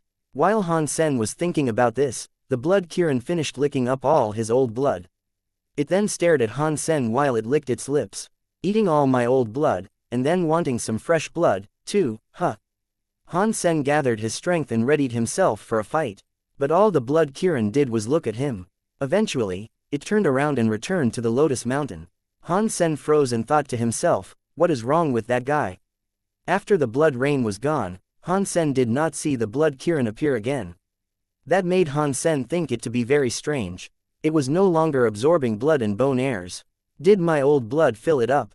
Han Sen wondered. Over the next few days, Han Sen did not see the blood Kirin again. But he did not care much for its absence. Even with the Blood Pulse Sutra becoming Duke, Han Sen did not think he would be able to defeat the blood Kirin in combat whilst in White Bone Big Hell. And Han Sen had yet to figure out how the blood Kirin had managed to get through his demon bug Qin Bai Sima. After Han Sen investigated the Duke-class Blood Pulse Sutra, he wanted to learn what element it was associated with. And he wanted to know if his dual-element ability could bypass its restrictions. After opening the Blood Pulse Sutra's element, Han Sen's fitness was greatly increased. It was not as effective as Jadeskin, but it was not all bad. Aside from that, there was nothing else special about it, and that factoid depressed Han Sen a little. He felt that the Blood Pulse Sutra possessed a strange power, but he could not make use of it. Because he did not know how to make use of it. It was like a human's organ. Humans now knew where they were and what they did, but before technology had been developed, they did not know what they did. This power will not only be available for the children, will it? Han Sen felt depressed, and so he decided to ask the members of Blood Legion and learn more about what Blood Pulse Sutra. It would be a waste to reserve it only for the act of making babies. Jadeskin and Blood Pulse Sutra's two elements were both quite strong. Han Sen calculated he had a chance to break the restrictions. But to ensure it would work, Han Sen decided to help Little Angel become Duke first.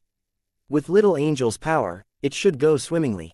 Han Sen's body was imbued with a lot of ghost bone power, and if he was to give some to Little Angel, it would be far easier for her to become Duke.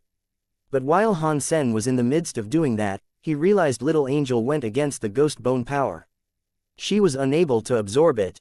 Chapter 2256 Life is Short. Han Sen had just remembered that Little Angel was associated with a holy element. Ghost bone powers seemed to be afraid of light or something like that, as those two powers did not connect. There was nothing too unusual about Little Angel being unable to absorb that stuff.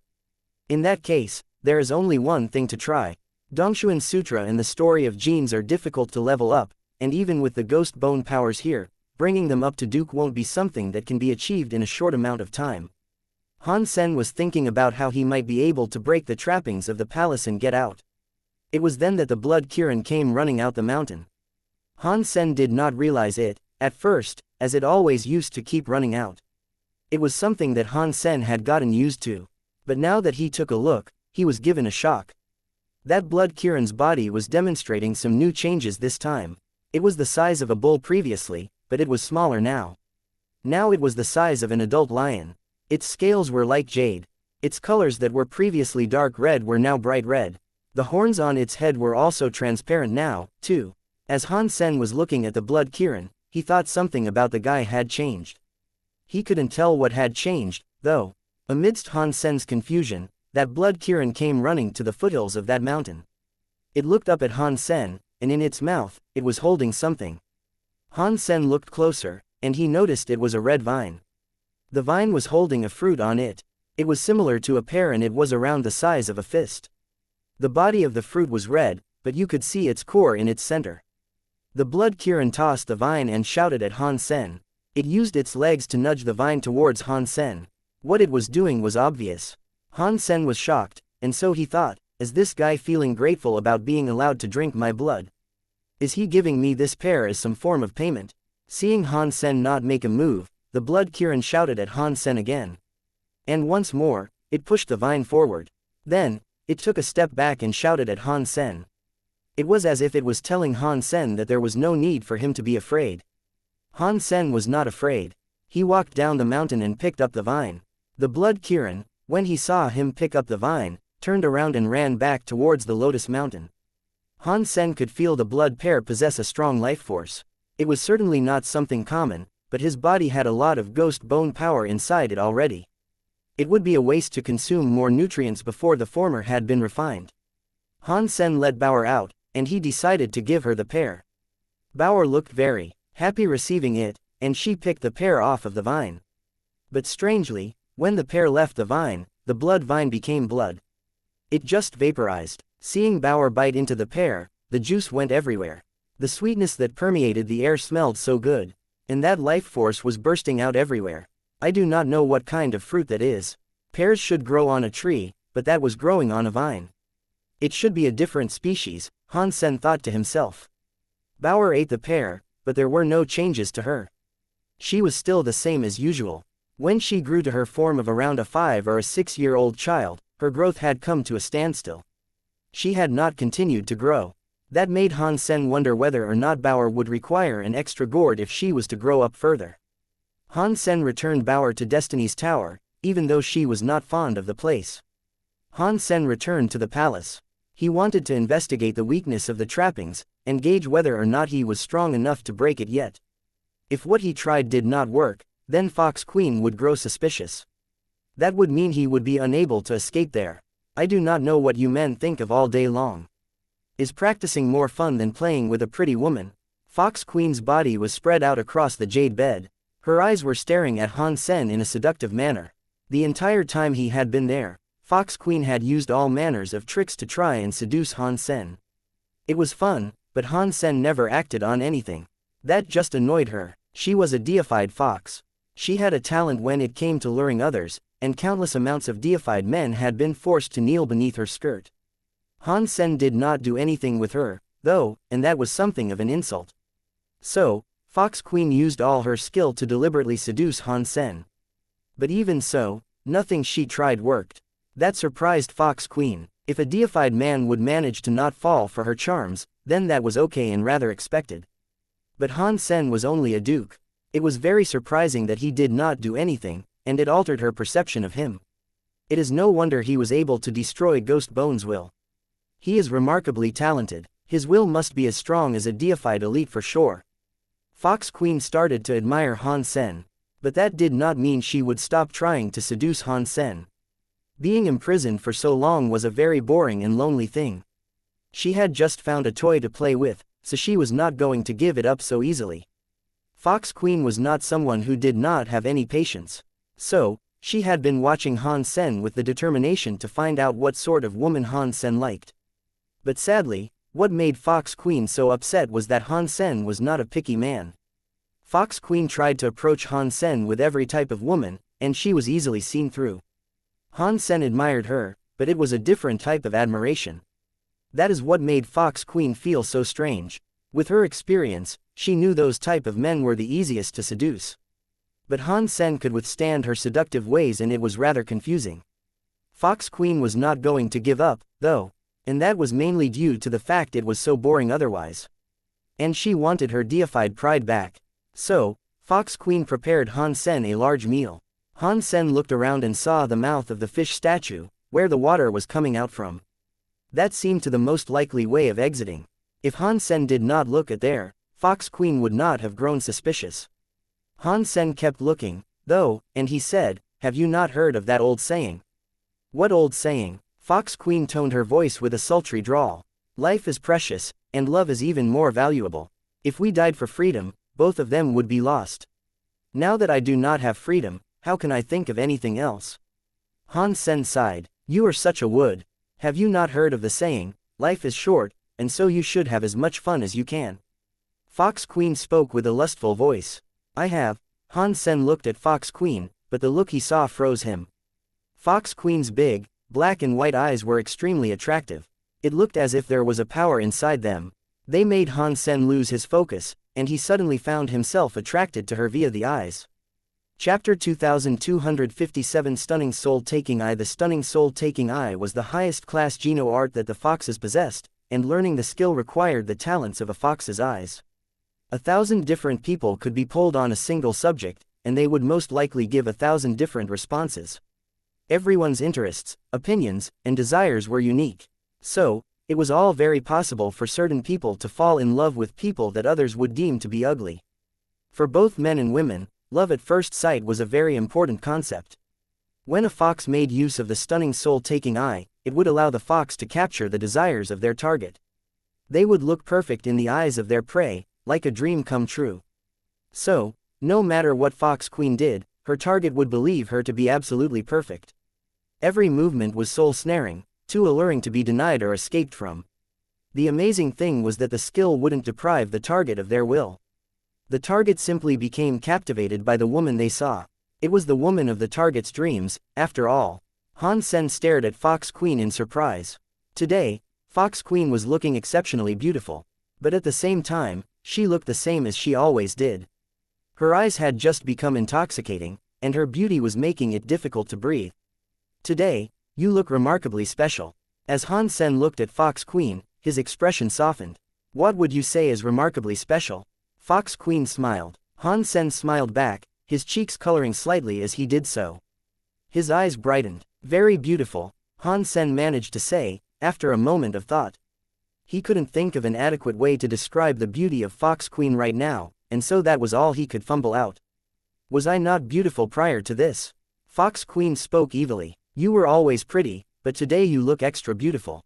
There is something different." As Han Sen spoke, he looked very nervous. It was like he had been thrust back to his days of first love. The first time he spoke to the girl he had a crush on. It was a feeling that made his heart pound. It was so strong, like his heart was actually trying to leap out of his chest. "Do you like how I look right now?" Fox Queen asked, as she stared right at Han Sen. "I like it." Han Sen gulped. "Then why are you still standing there?" Fox Queen turned her body to lay on her side, and as she did, she loosened her robe. She revealed her soft shoulders and delicate legs. I. Han Sen's face was extremely red. He didn't know where to place his eyes or his hands. Fox Queen took deep, satisfied breaths, and she thought to herself, "No matter how strong your will is, beneath my stunning soul-taking eye, you won't even be able to resist the temptation to suck my toes." Han Sen seemed as shy as a nervous virgin, and Fox Queen stood up and walked before him. She raised his hands and brought them up to brush the soft skin of her face. She rubbed her face against Han Sen's hands, and stared at the man lasciviously. Although Fox Queen did not say anything out loud, her eyes spoke on her behalf. If Han Sen's face got any redder, it was going to start bleeding. He mustered the courage to hold her stunning face with 2 hands. He nibbled his lips. It looked as if he greatly desired to kiss her, but he did not dare to. Fox Queen closed her eyes and raised her pretty face, like a princess waiting for her prince. That pretty face now seemed to suggest that Han Sen could do anything he wished to. Feeling Han Sen's deep breathing and hot body, Fox Queen felt as cocky as she did disappointed. She had beaten Han Sen so quickly, and the interest she had in him seemed to evaporate. Fox Queen was thinking of new ways in which she could play with him when he fell fully under her spell. She wanted to see what ways she could make him suffer for her. Maybe I'll tie him up when he loses control. That would be an interesting sight, Fox Queen thought, but Han Sen's lips were yet to come up to hers. Pang! Fox Queen heard a loud noise. And then, Han Sen's presence just disappeared from right in front of her. She was so shocked that she had no idea what had just happened. And then, she understood. She opened her eyes and peered at the fish statue. The bindings of the palace were weakened there, and Han Sen and Little Star had slipped right through that tiny gap.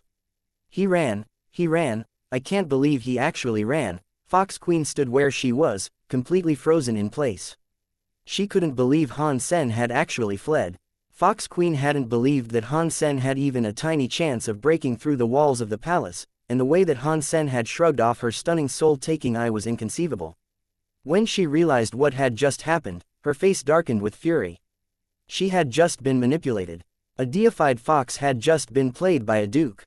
Fox Queen wanted to take her anger out on him, but she was unable to. Han Sen had already fled. Even swearing revenge would be utterly pointless, since she still had no way of escaping her cage. Han Sen combined himself with Little Angel, and after summoning the powers of Jadeskin and the Blood Pulse Sutra, he used Super Spank to strike the mouth of the fish. The loosened restriction was widened more and more. He mounted Little Star and escaped the palace right through its mouth. He moved fast, and he didn't dare to slow down. It was his best chance to escape. Fox Queen believed him to be under her spell, so she couldn't react in time to prevent him from leaving. And just as Han Sen thought, it played out all too smoothly. He almost struggled to believe it had worked out so well. I left. It is great to have a beautiful woman with you, but I could not stay there forever. Han Sen rode Little Star and traveled through the stone. He felt so happy that he started to sing songs. He thought to himself, I am so talented. I could totally have become an actor. If I ever planned to make a movie, Little Lee would have to work for an additional 50 years to become worthy of my film. Han Sen allowed Little Star to follow the metal pipe out. He would return to the underground cave system before thinking about what to do next. Quickly, Little Star took Han Sen back to the underground river. Little Star deactivated its Starsea travel ability, and its body regained its corporeal form. Han Sen continued to sit comfortably on its back as it swam toward the surface of the river. Little Star brought Han Sen out of the underground river with a splash, and they floated along the surface. Han Sen sighed. He looked around, and he froze. Ice Blue Night King, Crime, Mr. White, Edward, and others were standing on the shore not too far away. Their mouths hung open as they stared at Han Sen, who was still dripping with water. They all looked at each other for 3 seconds. It was very quiet, and there was only the sound of the river water to be heard. It was like time was standing still. Chapter 2258 Back to the Stone Hall, *T. Why are they here? Han Sen reacted immediately, directing Little Star to dive back into the dark river. Before Little Star escaped beneath the dark waters, Han Sen felt a frightening wash of power come for him. Within 1 second, the river was vaporized into nothing. Han Sen summoned his demon bug Qin Bai to block that frightening attack, but the shield was damaged so much that it cracked. It was on the precipice of shattering completely. Fortunately, Edward didn't really want to kill Han Sen until they knew if he was carrying the relic. If they killed him right where he was, and he didn't have the relic on him, there was a chance they'd never find it.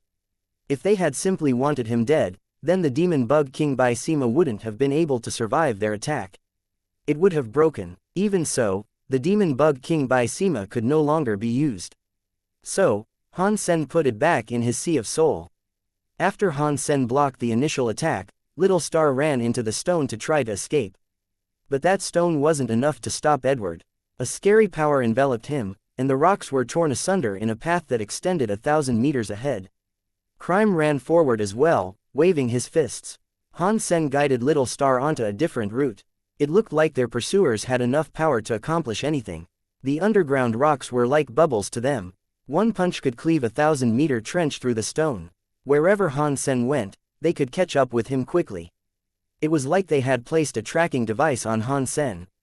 Even though he and Little Star were keeping ahead of them, he could never truly shake their hot-heeled pursuit. Han Sen, this matter doesn't concern you. Give me the item, and you can be allowed to live, Mr. White said. The item is mine. Why do I have to give it to you?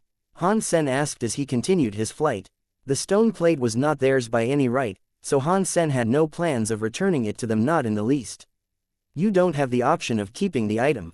If you want to live, you have to give it up. Do you want to live? Or do you want to die because of it? Ice Blue Night King said.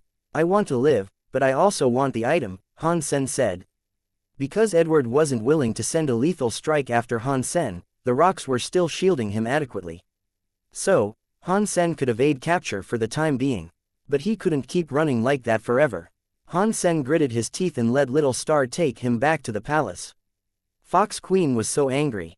She was still grinding her teeth when she suddenly heard a loud noise.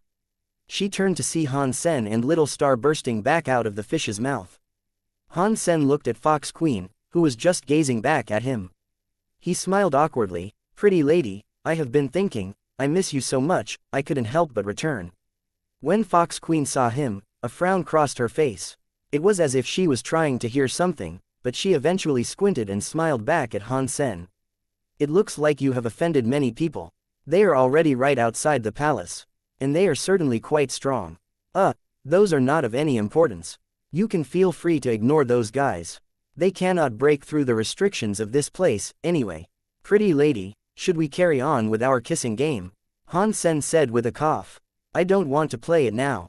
I want to play something more exciting. Fox Queen waved her hand, and invisible cords of power lashed around Han Sen and Little Star. She hung them from one of the high beams of the palace, upside down. Fox Queen gripped a whip and approached the hanging Han Sen and Little Star. She stroked Han Sen's cheek and smiled. You gave me a big surprise earlier. How should I repay you? After that, Fox Queen raised her little whip. Han Sen hastily pled, Don't do it, pretty lady. We should talk. I only want to do this. I don't want to talk. Fox Queen's pretty face looked cold. She used to be so strong in the Geno universe. She had been known as a powerful negotiator, and even negotiating with deified elites didn't put her at a disadvantage. She absolutely hated Han Sen, and she now wanted to teach him a lesson more than ever. As they spoke, Fox Queen raised the whip in her hands. She wanted to give him a deep lesson to vent some of her frustration. Pretty lady, let us strike a bargain.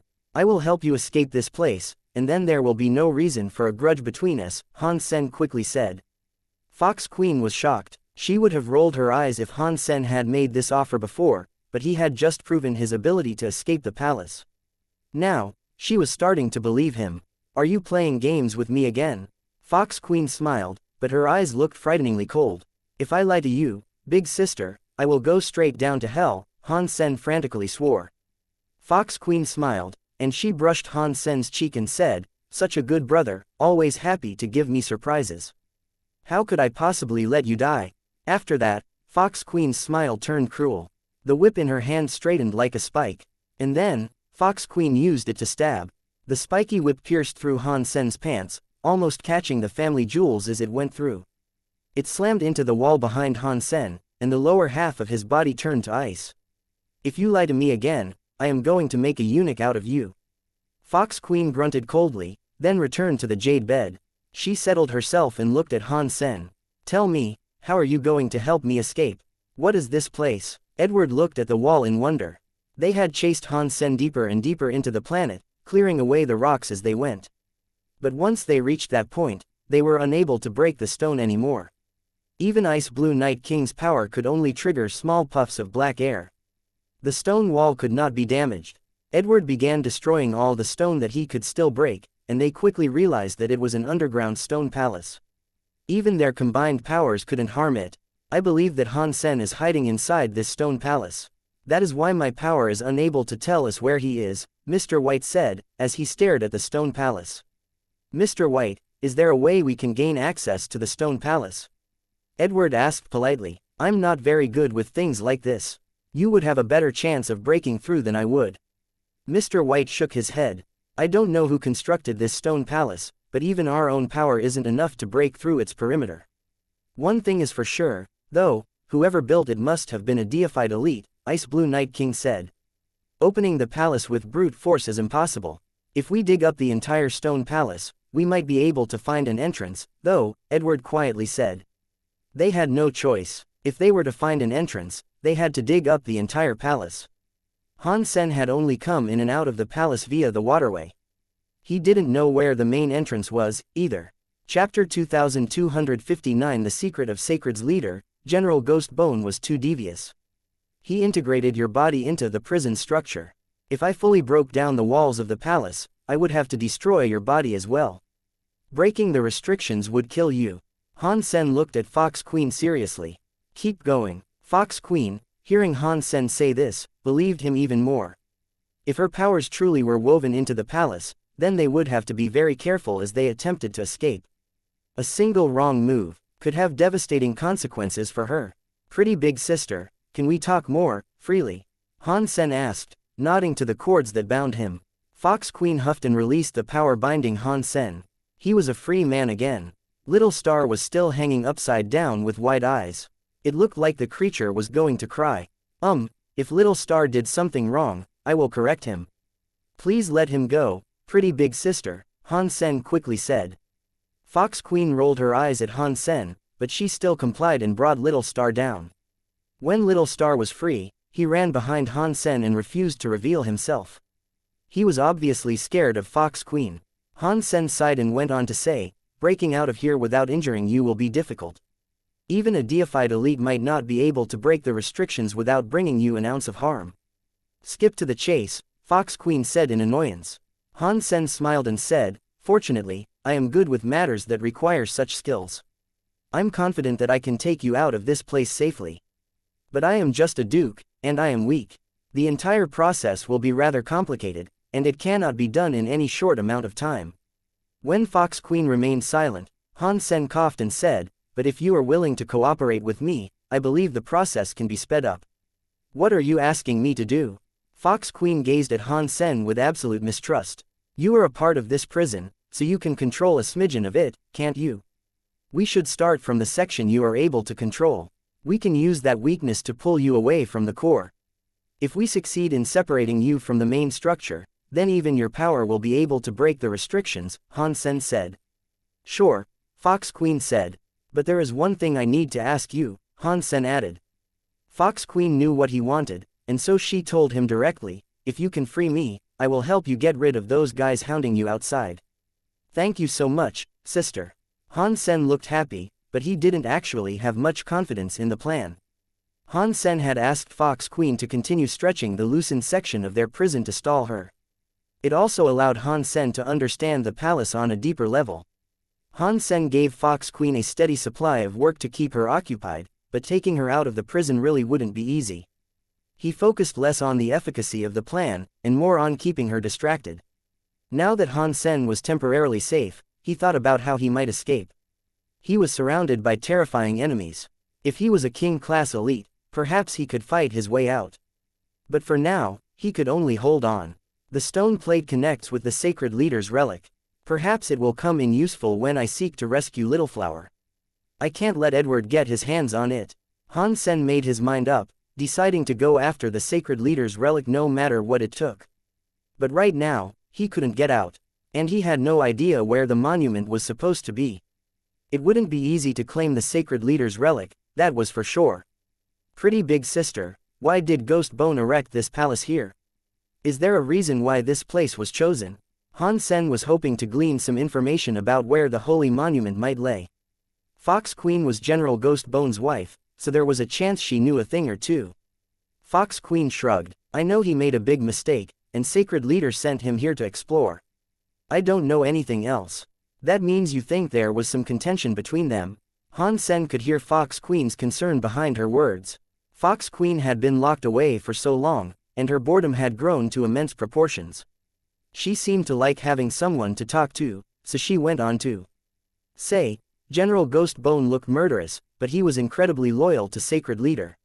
He was practically his right-hand man. How could he make a mistake that would force him to come to this sort of place? Something else must have been happening behind the scenes, but General Ghost Bone was a quiet man. He never really told me what he was doing here. Han Sen couldn't tell if Fox Queen really was clueless or if she was just pretending to be. He thought for a moment, then said, I found a place called Ghost Bone Town out in a desert. Is that where he lived?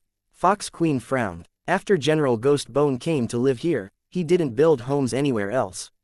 Why would there be a Ghost Bone town? Tell me what the place looked like. Han Sen told her about the town he had discovered, but he didn't say anything about how it was in disarray.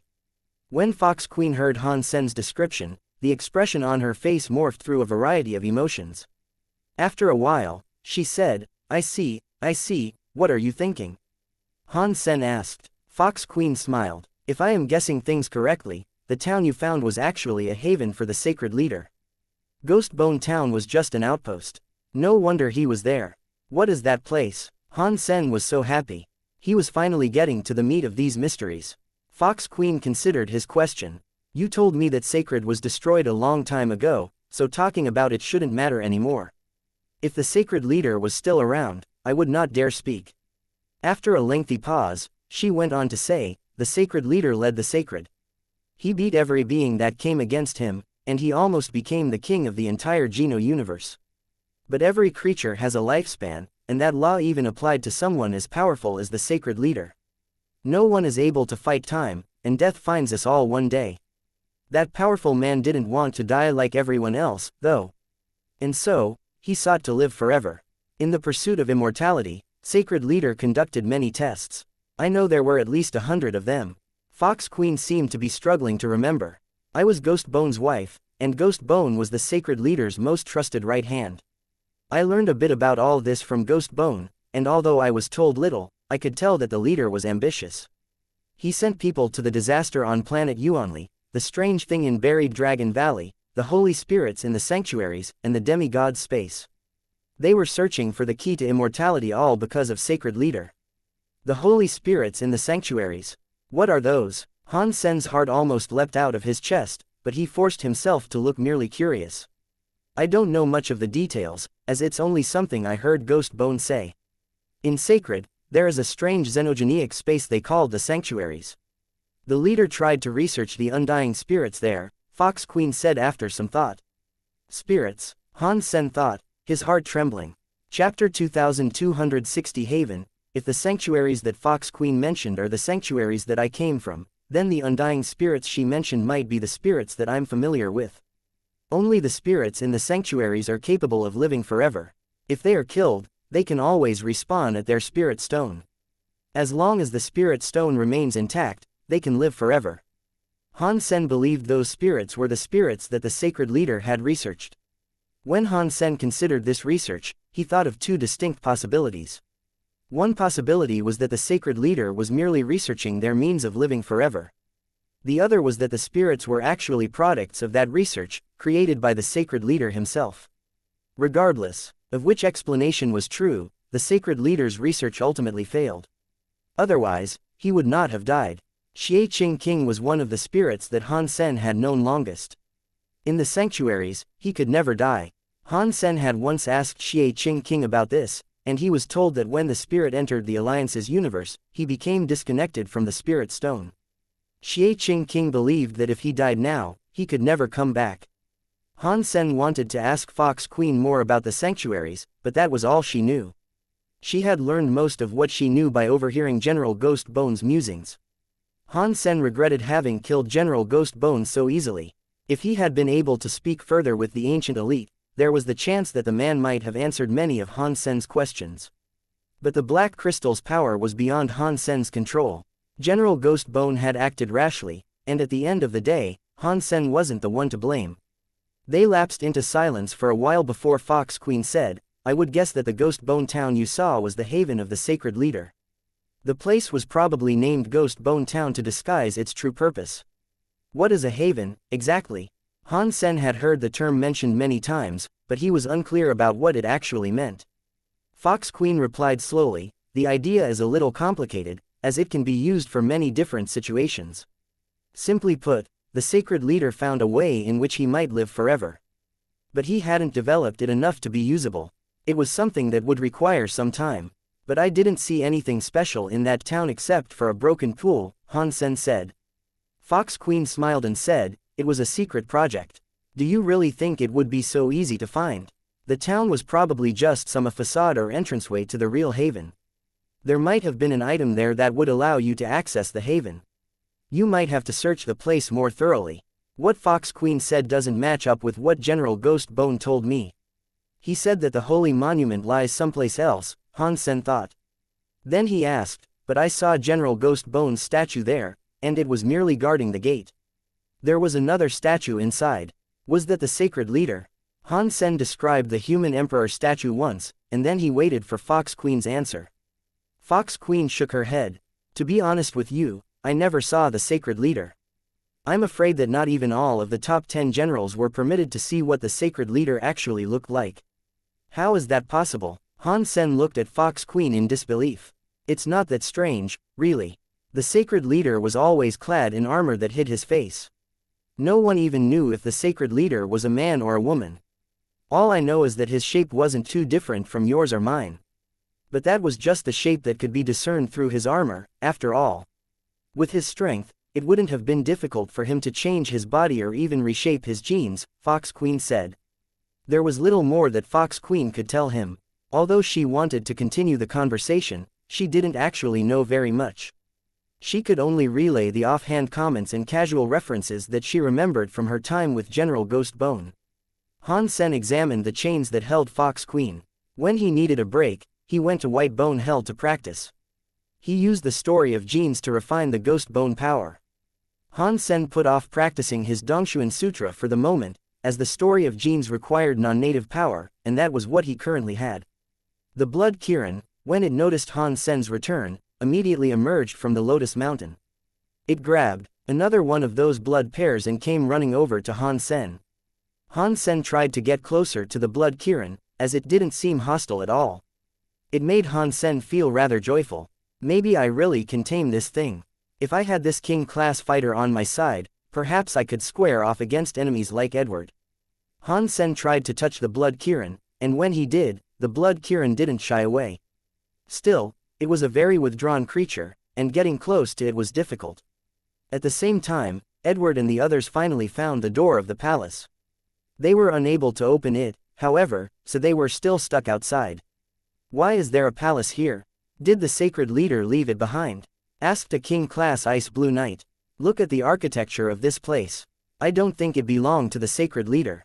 If I'm not mistaken, this place's style is reminiscent of General Ghost Bone's handiwork, Mr. White said. Regardless of who built this palace, we must find a way to get it open. We cannot go to the monument without the relic that Han Sen took. Edward looked at Mr. White. Mr. White, you are very good when it comes to unraveling restrictions. Do you have a way to open the palace's gate? This palace's walls are profoundly special. I have never encountered anything like this before. Breaking it might take a few decades, perhaps even a century. Mr. White exclaimed. That would take too long. Is there a faster way? Ice Blue Night King asked. Mr. White rubbed his chin in thought. The best way to get inside would be to force open a small section of the construct. If we combine all our power, then that might work. But first, we will have to make some preparations. And for that, I will require everyone's cooperation. I will listen to whatever it is you have to tell us. Edward and Ice Blue Night King nodded. I need some things that aren't currently available in the base, so I will have to go elsewhere to fetch them. It will probably take me about a month. In the meantime, I would like you guys to stay on guard here, Mr. White said. Mr. White then took Crime with him and left. Ice Blue Night King and Edward remained close to the palace, in case Han Sen ducked out and tried to escape. As Han Sen spoke casually with Fox Queen, he kept his focus on the structure of the prison itself. Almost unexpectedly, he found a way in which he could save Fox Queen, too. But Han Sen didn't really want to save Fox Queen. It would only bring him harm. Who knew if she would wish to attack Han Sen the moment she got free? The shapeshifting foxes weren't the nicest of races, and she only spoke to Han Sen so much because she had been trapped there for so long and become profoundly bored. Who knew what she would do when she had her freedom? Han Sen knew that the beautiful shapeshifting foxes had arranged the downfall of entire races. More than a few species had become extinct because of them. That was another reason why Han Sen didn't want to talk to Fox Queen too much. Chapter 2261 Blood Kirin's Movement. Han Sen spent another 2 weeks in the White Bone Hell. The Blood Kirin came down from its mountain to absorb blood bone air every day, and during such times, Han Sen got to interact with it very closely. The Blood Kirin had initially seemed like a cruel beast, but it wasn't showing any animosity toward Han Sen now, which made him curious. The most probable cause for the Blood Kirin's change in behavior, he figured, was the Blood Kirin having tasted his blood. That had only transpired once, though. The Blood Kirin had consumed Han Sen's old blood as he leveled up, but he had no plans to feed the beast with his blood again. The Blood Pulse Sutra had become Duke, and Han Sen continued to fuse his blood with the Blood Scorpion Jade Drum. His connection with the drum progressed by leaps and bounds. Now, he was able to use the Blood Scorpion Jade Drum without Bauer's help. That made things quite a bit easier. That day, after the Blood Kirin absorbed more of the Blood Bone air, it roared at Han Sen. Then, it turned around and returned to the Lotus Mountain. When it saw that Han Sen wasn't following, the beast turned around and roared at him again. Han Sen realized the Blood Kirin was inviting him to the Lotus Mountain. Han Sen followed after the creature without hesitation. If he was being invited to enter the Blood Kirin's lair, it might signify that the Blood Kirin was growing more comfortable with him. He followed the Blood Kirin to the Lotus Mountaintop. Most of the blood rain had drained off of the peak, but some of the runoff had collected into a small pond. Vines lay in tangles around the pond, and Han Sen spotted blood pears hanging off of them. The Blood Kirin jumped into the blood pond and made a grunting noise at Han Sen, inviting him to enter. Han Sen hesitated this time, but he still followed the Blood Kirin in. Based on his experience with his other pets, he had learned that showering with a pet was a great way to strengthen his bond with them. Han Sen was planning to begin scrubbing the Blood Kirin's scales, but the Blood Kirin did something instead. It put its head in the water and dived in deep. Han Sen stared after the creature in surprise. It was obvious now that the Blood Kirin hadn't just invited him in for a simple shower. He quickly used his Dongshuan aura to follow the Blood Kirin.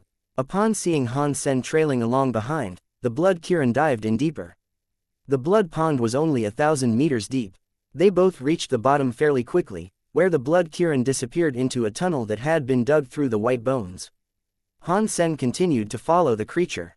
He was curious, not knowing exactly what the Blood Kirin wanted. The Blood Kirin led the way.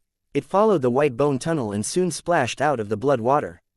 As his head broke the surface of the blood water, Han Sen noticed that they had emerged into a giant white bone cave.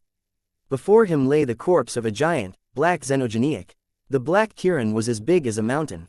However, its head had been sundered, and its belly had been split open. It had been dead for many years, and while the body might not have rotted, the air had dried it into a husk. This must be the Blood Kirin's mother. It doesn't look very much like the Blood Kirin, though. Perhaps the blood bone air it has absorbed has simply changed its genes dramatically, Han Sen thought to himself. The Blood Kirin leapt onto the mountain-sized body of the Black Kirin. It then grunted at Han Sen, as if it was asking him to join it. Han Sen flew in the air, but he didn't dare set his feet upon the back of the Black Kirin. Although the Blood Kirin had called him up, stepping on its mother's corpse didn't seem like an appropriate thing to do. When Han Sen saw the corpse from above, he noticed something glinting in the black flesh. There was a weapon embedded in the Black Kirin's back. He couldn't get a good look at the weapon, as only the handle was protruding from the body. The rest of it was lodged deep within the corpse of the Black Kirin. Fox Queen had said that the Blood Kirin belonged to a no-name race, but seeing that Black Kirin, Han Sen didn't think that was true. The other creatures had all turned into bones. Some of the bones had decayed into little more than dust, but that Black Kirin's body was still mostly complete. This point alone made it seem like something special, and the curious xenogeniac still had a weapon lodged inside it. It certainly added to the dead creature's mystique. Han Sen carefully examined what he could see of the weapon. The handle was only 2 feet long, which was definitely too small for a greatsword. But for a smaller sword, the handle would probably have been too long. The handle gleamed silver, and there was a weird symbol engraved across it. Han Sen was unsure what the symbol meant, but he hypothesized that it could be a meaningless adornment. All he knew for certain was that the weapon hadn't belonged to General Ghost Bone. The weapon lacked the aura and presence that General Ghost Bone carried with him. The Blood Kirin made some barking noises at Han Sen. Han Sen frowned, unsure what the Blood Kirin wanted. The Blood Kirin, seeing Han Sen's lack of understanding, tried to grasp the weapon with its claws. But when it touched the silver handle, silver lightning arced around the handle and into the Blood Kirin. With a blinding flash, the Blood Kirin's body was electrified and blasted down onto the ground. Han Sen was frozen. The Blood Kirin was a force to be reckoned with. It was a powerful half-deified xenogeniac, the son of White Bone Big Hell. If it had been tossed back so simply, then the power of the weapon must have been unimaginable. The blood Kirin picked itself up off the ground. It didn't look particularly injured, but its legs moved a little shakily from the shock it had just received. The blood Kirin leapt back atop the black Kirin. Then it made that barking noise as Han Sen again. Now Han Sen knew what it was suggesting. You want me to help you remove that weapon? The blood Kirin nodded. It then made more encouraging noises to Han Sen. Han Sen didn't have a good feeling about this. Despite its power, the blood Kirin had just been sorely electrified by the lodged armament. Han Sen was just a duke, so there was a chance that the electricity might kill him. Han Sen gritted his teeth and approached the weapon embedded in the black Kirin's back. He wasn't confident in his ability to pull the weapon out, but if he didn't at least try, then all the time he had spent building a relationship with the blood Kirin would go to waste. Even if it doesn't work, I have to give it a shot. Getting shocked is better than making the blood Kirin mad, Han Sen thought to himself. He summoned his king-class Galaxy Lobster armor. Han Sen didn't want to be killed by lightning that not even the blood Kirin could withstand. Landing on the black Kirin's back, Han Sen gazed at the silver handle. Then, he looked back at the blood Kirin. The blood Kirin looked very excited. Han Sen took a deep breath and slowly reached for the silver handle. Chapter 2262 The Power of Science. Han Sen's fingers brushed the silver handle, and before he moved to grip it completely, silver lightning leapt out at his fingers. A vibration moved through Han Sen's body, and then he felt as if he had lost control of his own consciousness. There was a sharp cracking noise, and Han Sen was sent rocketing away. His flight ended when he crashed into a white bone wall. Fortunately, Han Sen was wearing his king-class Galaxy Lobster armor, so the hit didn't hurt too much. But his entire body ached, as if cramps were twisting him from the top of his head down to his toes. He convulsed slightly on the ground. Well, that was scary. The lightning might not have done too much damage, but the soreness afterward is pretty terrifying. Han Sen mustered every ounce of his strength to get up. He crawled across the ground as white bubbles frothed from his mouth. He pulled himself into a sitting position, but he still felt extremely weak. He wasn't able to stand up just yet, so he sat very still as his head spun. The blood Kirin leapt off of the black Kirin's back. It circled Han Sen, making a low keening sound. It was as if it was saying, "Are you okay?" "I'm fine." "What kind of lightning is that, though? It is so weird. My king-class armor did nothing to repel it." Han Sen understood now why the lightning had been able to hurt the blood Kirin, despite the beast's strength. That lightning bypassed all forms of defense and zapped right into a person's body. The blood Kirin was unable to answer his question, but Han Sen could tell that the creature was disappointed. It was sad that Han Sen was unable to pull out the weapon. "Don't worry, I will find a way to pull it out." Han Sen thought this was still a good opportunity. He looked into the blood Kirin's face, and he knew that the creature would be incredibly happy if Han Sen managed to retrieve the weapon. Perhaps he could even tame it at that point.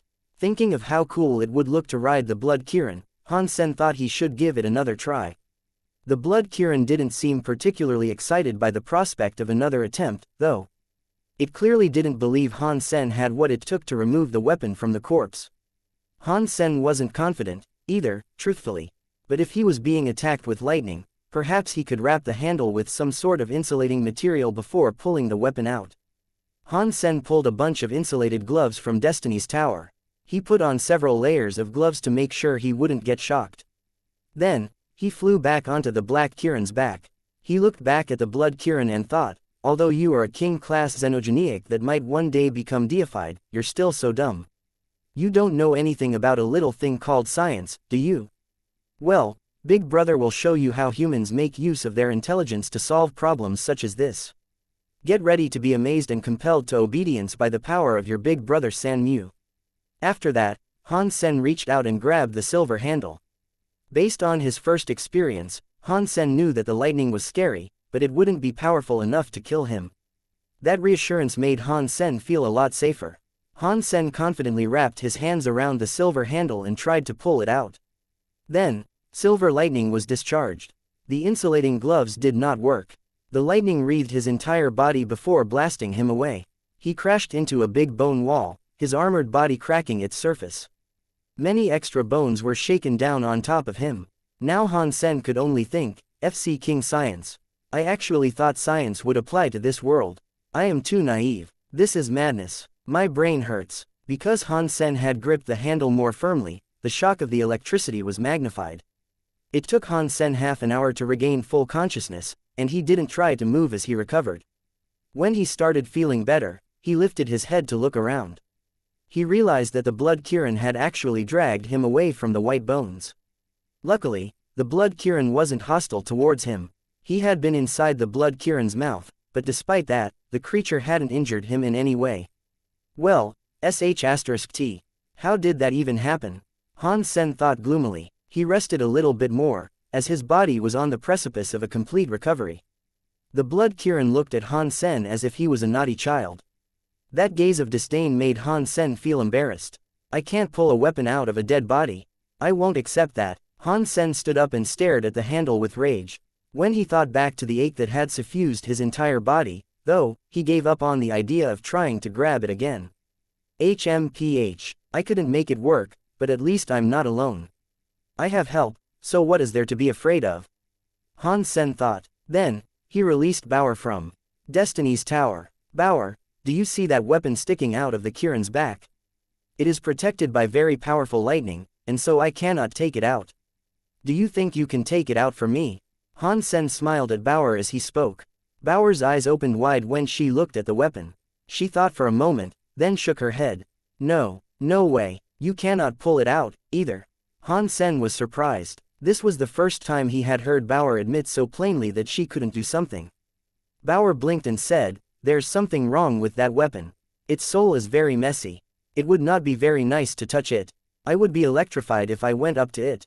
Han Sen's heart sank. Not even Bauer could take the weapon. There really was no hope for pulling it out. But then Bauer went on. "You can let Little Silver try. He is attuned with lightning, so he might have a way to do it." How did I forget Little Silver? Han Sen slapped himself on the head. The lightning must have rattled his brain and made him forget Little Silver for a bit. Han Sen quickly summoned Little Silver. As soon as Little Silver appeared, he hugged the fox tightly to his chest. Then he flew up to the black Kirin's back. "Little Silver, that weapon has lightning power. I cannot move it, though. Do you think you can pull it out?" Han Sen asked, pointing at the silver handle. Little Silver leapt down from Han Sen's arms. It walked elegantly around the silver handle, its silver eyes peering keenly at the metal. Suddenly, Little Silver stopped. Its body crackled with silver lightning. That lightning spread fast, and the fox's body began to swell and transform. 10 tails of lightning rose behind the fox, swaying like the heads of a hydra. The next second, that ethereal, lightning form of a fox opened its mouth. It grabbed the silver handle and tried to pull it out of the black Kirin. The silver handle fired its own lightning in response to the fox, and the bolts of power collided in a display of eye-searing brilliance. It seemed as if the two powers were exploding when they touched each other. The lightning didn't send Little Silver flying like it had Han Sen and the blood Kirin. The fox held onto the handle firmly, and slowly, it began to pull the handle up and away from the back of the black Kirin. Within that storm of silver lightning, Little Silver slowly pulled at the handle, and the weapon slowly began to slide into sight. Han Sen could see triangles across the weapon, and there was a strange symbol within every triangle. Lightning arced and jumped around the symbols. Chapter 2263 Thunder God Spike. As the sword-like weapon was slowly removed, the mysterious symbols on its surface began to leap and dance like mad. It looked as if countless fairies of silver thunder were dancing across it. The silver lightning still crackled out of the sword. It was like there was a silver dragon now flying around the cavern. Because the lightning was too strong, Han Sen had to fall back and away from the black Kirin's corpse. Even the blood Kirin itself stumbled back. The blood Kirin was looking very excited. It kept retreating, but its eyes never left the black Kirin's body. Little Silver's lightning was growing to frightening strength. The hilt of the sword was firmly in the grip of its maw. It forced the sword completely out of the black Kirin's body. The sword was only 1.5 meters long, but its shape was very strange. The blade was split into 3 sections, and each of its points was sharp. It looked like an army spear.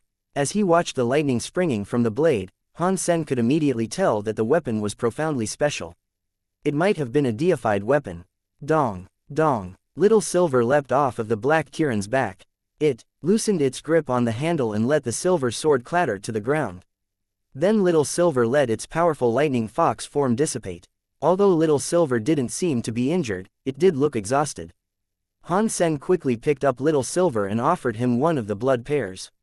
Little Silver shook his head at the fruit and lay down on Han Sen's chest instead. It closed its eyes, looking very, very tired. Upon seeing the silver sword come free of the dead creature, the blood Kirin leapt towards the black Kirin's corpse with exuberant joy. What a sweet creature. All it wanted was for its mother to rest in peace. It's rare that I get to see something this touching. Han Sen sighed. The next second, Han Sen's eyes opened wide. The blood Kirin ran over to the black Kirin's body and used its teeth to rip off a chunk. The blood Kirin tore into the corpse, eating ravenously. The blood Kirin used its claws to tear the body apart, and viscera and gore flew everywhere as it feasted. Han Sen froze for a while, his face growing a little pale. His initial assumption seemed to have been very wrong. He didn't know anymore if the black Kirin was indeed the blood Kirin's mother. If it was, the blood Kirin really was a monster. But that sort of made sense. The blood Kirin was born from a dead body. It had spent its life consuming the white bone hell's blood-bone air. Its very existence had come from death and cruelty. Eating the corpse of its own mother to gain strength wasn't out of the realm of possibility. It was still an incredibly heartless act, though. Han Sen was planning to put Bauer and Little Silver back inside Destiny's Tower. If the blood Kirin went mad after consuming the black Kirin, they would have to run. Before he could grab her, Bauer ran over to the silver sword. She reached her hand out to grab it before Han Sen could shout a warning. When Bauer's came down upon it, the blade no longer released that silver lightning. Bauer dragged the sword back over to Han Sen. "Dad, this sword is awesome, we should take it with us." Bauer held the sword out to Han Sen as she spoke.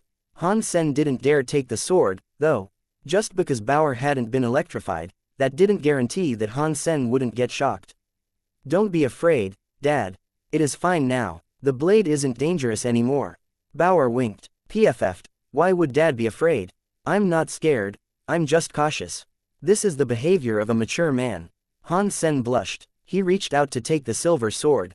Just as Bauer had told him, the sword didn't crackle with lightning when he touched it. It really did behave like an ordinary weapon now. Weird. Why has the sword become normal after leaving the black Kirin's body? Han Sen looked at the blood Kirin still gorging on the black Kirin. He then thought of something. Maybe the black Kirin's body triggered the power of the sword. Maybe that is why it remained active. The electricity kept the blood Kirin from eating the black Kirin. It had to have the sword removed first. Han Sen didn't know if his guesses were correct, but it didn't matter anymore. Han Sen went to check out the sword. The symbols of thunder across it were delightful to see. They made the sword look absolutely beautiful. It didn't even look like a weapon, it looked like an art piece wrought in silver. After witnessing its power, Han Sen agreed with Bauer. He couldn't tell what level it was, but he was fairly sure that it had to be a deified weapon.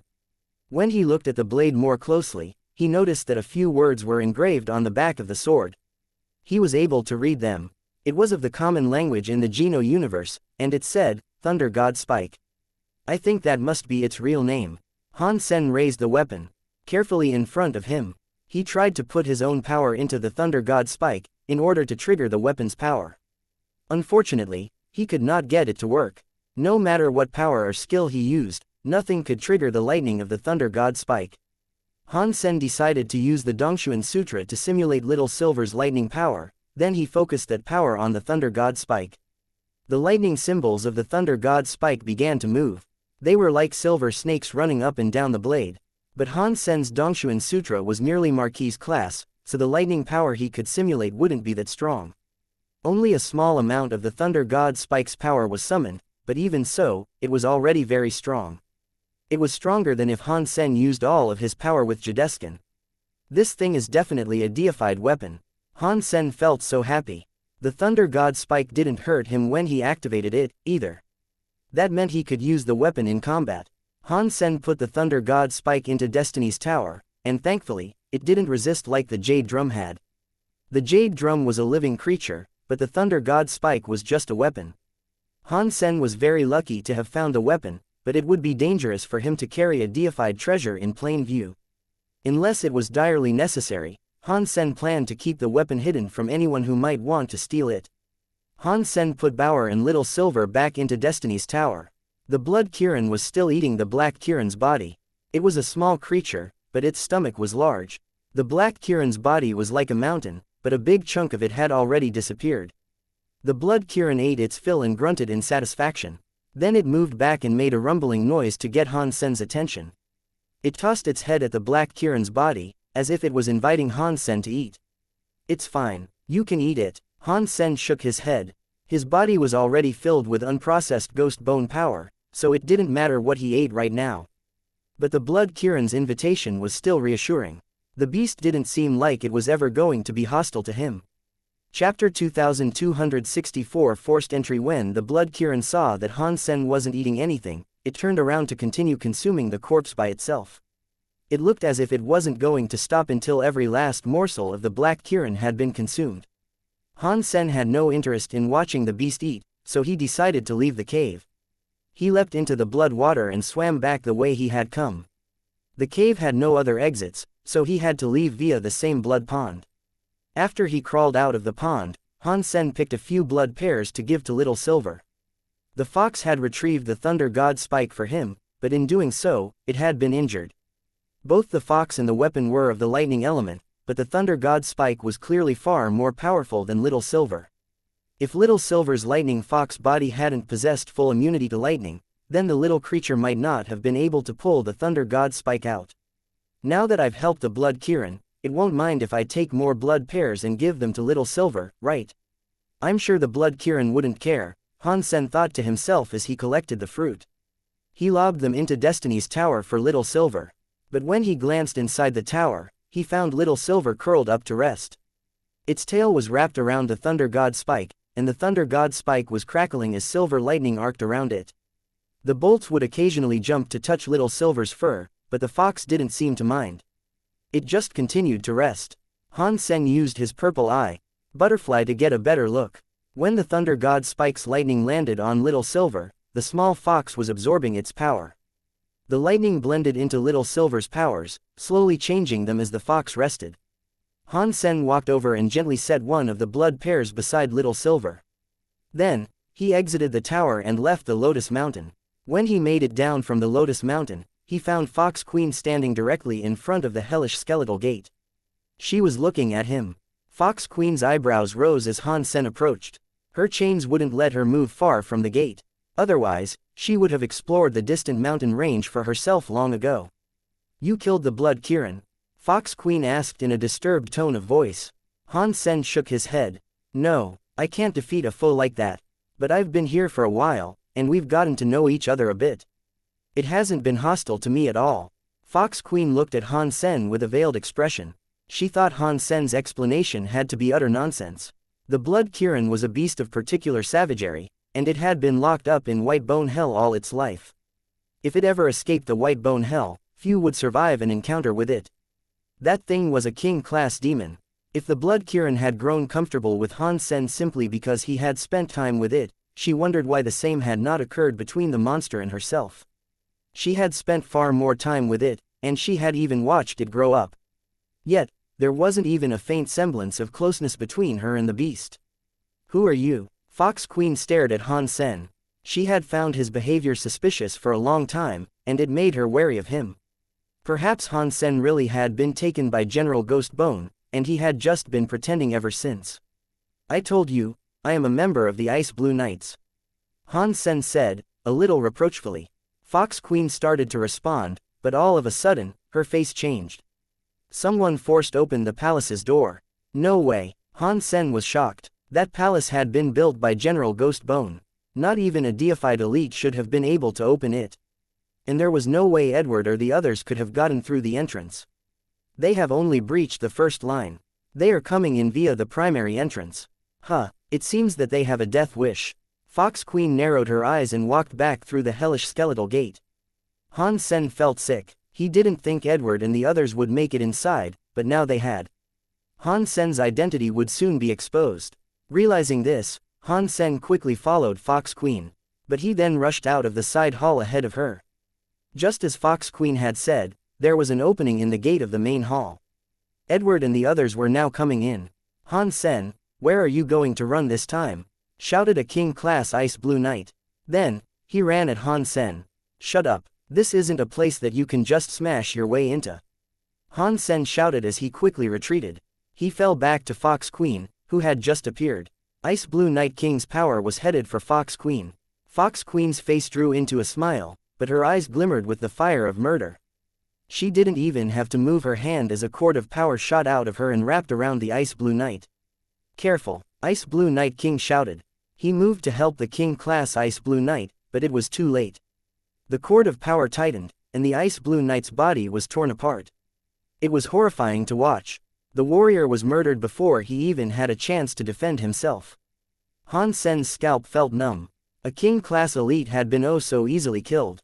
The demonstration of Fox Queen's power confirmed Han Sen's belief that she was deified. It was fortunate she had wanted to keep Han Sen with her instead of killing him. Han Sen would have been very dead if things had turned out differently. The faces of the other intruders turned white. They turned to leave the palace, but the opening they created to enter had already disappeared. And that was because of Fox Queen. Edward and the others attacked the palace's gate, but their efforts were futile. "Didn't you know? You can't just come and go from this palace as you please." Fox Queen's cords of power began to move again, heading for Edward and all the others. Edward, Ice Blue Night King, and Crime managed to block the attacks, but the other King-class elites were all captured. Deified powers are scary. Han Sen's scalp felt numb. It seemed like Fox Queen was no longer being hampered by the palace. She was able to use her full deified powers without limit or restriction. Han Sen looked closer and realized what was going on. Edward and the others had managed to break the restrictions of the palace. Their actions had triggered the prison's defense systems, allowing Fox Queen to use her full powers to annihilate the invaders. Now that Fox Queen had all her deified power back, she was a totally different being than she had been when Han Sen met her. "I'm so sorry. We accidentally wandered into this place. We meant you no harm. Please forgive us." Before Edward could finish his apology, a cord of power wrapped around him. Not long after, the last of the intruders were bound by Fox Queen's cords. None of them could fight back. When Fox Queen turned back to Han Sen, he quickly said, "Big sis, you are so good. You are so intelligent, beautiful, and powerful. I think I heard them refer to you by the name of Han Sen." Fox Queen stared at Han Sen and gave him a predatory smile. Chapter 2265 Fight. "Please don't tell me Han Sen is your fake name," Fox Queen said, smiling at Han Sen. "My name is Han Sen. San Mu is just a nickname. Only close family and my bestest friends call me by that name," Han Sen said shyly. Fox Queen rolled her eyes, but she wasn't going to push the subject any further.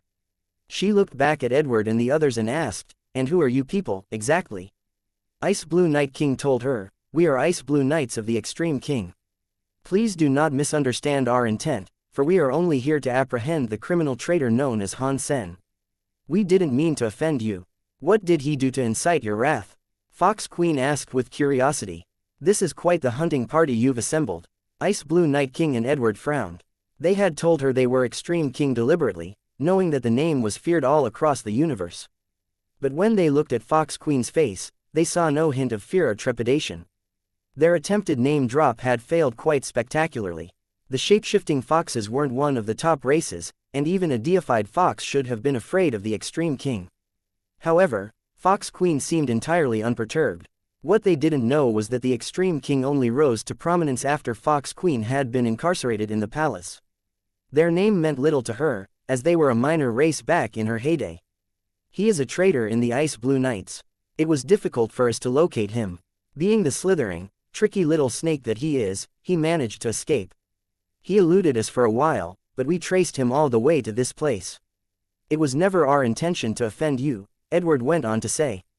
His face was straining under the weight of his forced sincerity. Han Sen and Fox Queen had only exchanged a few words in front of Edward, but he could tell that the relationship between them wasn't very warm. So, he didn't mention the relic he sought. Han Sen had to be keeping the relic somewhere on his person. That meant they had a chance. If Edward mentioned the relic, and it was claimed by a deified being, they stood no chance of reclaiming it. Fox Queen's face looked like stone. She held a cord of power and used it like a whip to lash Edward, who was still hanging in the air upside down. His face was gashed as the whip tore so deeply into his flesh that it exposed the bone of his skull. Blood began to dribble through his hair. Everyone was shocked. Fox Queen did not say a word as she continued the whipping. A short time later, Edward was covered in open wounds and dripping blood. I was lying to people before your great-grandmother was even born. And you think you can deceive me? Do you want to die? Fox Queen's gaze was hard as she looked at the blood-soaked Edward. Let me ask you again, why are you chasing him? He stole something very important from us. That is why we have been chasing him, Edward Said. And what is this thing? Fox Queen frowned, but she stopped hitting Edward. We don't know what it is. As Fox Queen started to move her hand, he immediately said, we discovered an ancient city in the desert. Han Sen snuck in and stole an item from that city, although we're not sure what it was. If you would like to know what he stole, then you will have to ask him. Fox Queen looked carefully at Edward and the others, then she turned to Han Sen. With a smile, she said, my good brother San Mu, it looks like you've already retrieved the item from that city you mentioned. Very good, I did take something from that old city. Han Sen nodded. Where is it? Fox Queen's eyes looked sharp. Even to her, any item that had belonged to the sacred leader would be quite tempting. Han Sen smiled. He had no intention of revealing the stone plate to anyone. He merely said, Sister, which you would prefer, this item or your freedom? I am very greedy. I want freedom and the item. Fox Queen's cord of power suddenly moved. It was headed for Han Sen. Han Sen shot off to the side hall, wanting to race right into the hellish skeletal gate. As soon as Han Sen appeared in the side hall, Fox Queen's cord of power was already on him. But suddenly, a bird's nest appeared in Han Sen's hand. Inside it, there was a red egg. The cord of power could bind a half-deified elite easily, but when it touched the bird's nest, it snapped like dry twine. As the attack dissipated, Han Sen flapped his wings and escaped through a slither of a gap between the substance chains coming for him. Then he leapt straight through the hellish skeletal gate. Fox Queen was shocked. When she entered the white bone hell after him, Han Sen was already gone. She had limited power and mobility in that place, so she could only stand atop the skeleton mountain and glower after Han Sen. She couldn't chase him any further. Han Sen, do you want to grow old and die inside the white bone hell? Fox Queen squinted as she looked around. There are worse ways to die than in the company of a pretty lady like you. Han Sen stood far away atop a distant peak and smiled at Fox Queen. Fox Queen didn't say another word. She returned to the palace. Back inside the palace, Fox Queen looked at Edward and the others. She waved her hand, tossing everyone other than Mr. White through the hellish skeletal gate. Bring Han Sen and the item back to me, or die here, Fox Queen commanded. Edward and the others were then tossed into the hellish skeletal gate. As the others shakily stood up and began moving off into the white bone hell, Fox Queen turned back to Mr. White. You know how to break the restrictions of this place. I know a little. Mr. White nodded. Breaking the front gate, that was no easy task. Fox Queen raised her lips in a slight smile. When Han Sen saw Edward and the others fly into the white bone hell face first, he knew exactly what was going on. He immediately retreated to the Blood Kirin's Lotus Mountain. Edward and the others stared mutely at the white bone world around them. They were just as stunned as Han Sen had been when he first entered that place. Crime concentrated as he activated a special power. In a few seconds, he detected Han Sen sneaking his way over to the Lotus Mountains. He's over there. Let's go. Ice Blue Night King barked the command, and they all took off in pursuit of Han Sen. The white bone hell was so large that it would be difficult to find Han Sen again if he got too far away from them.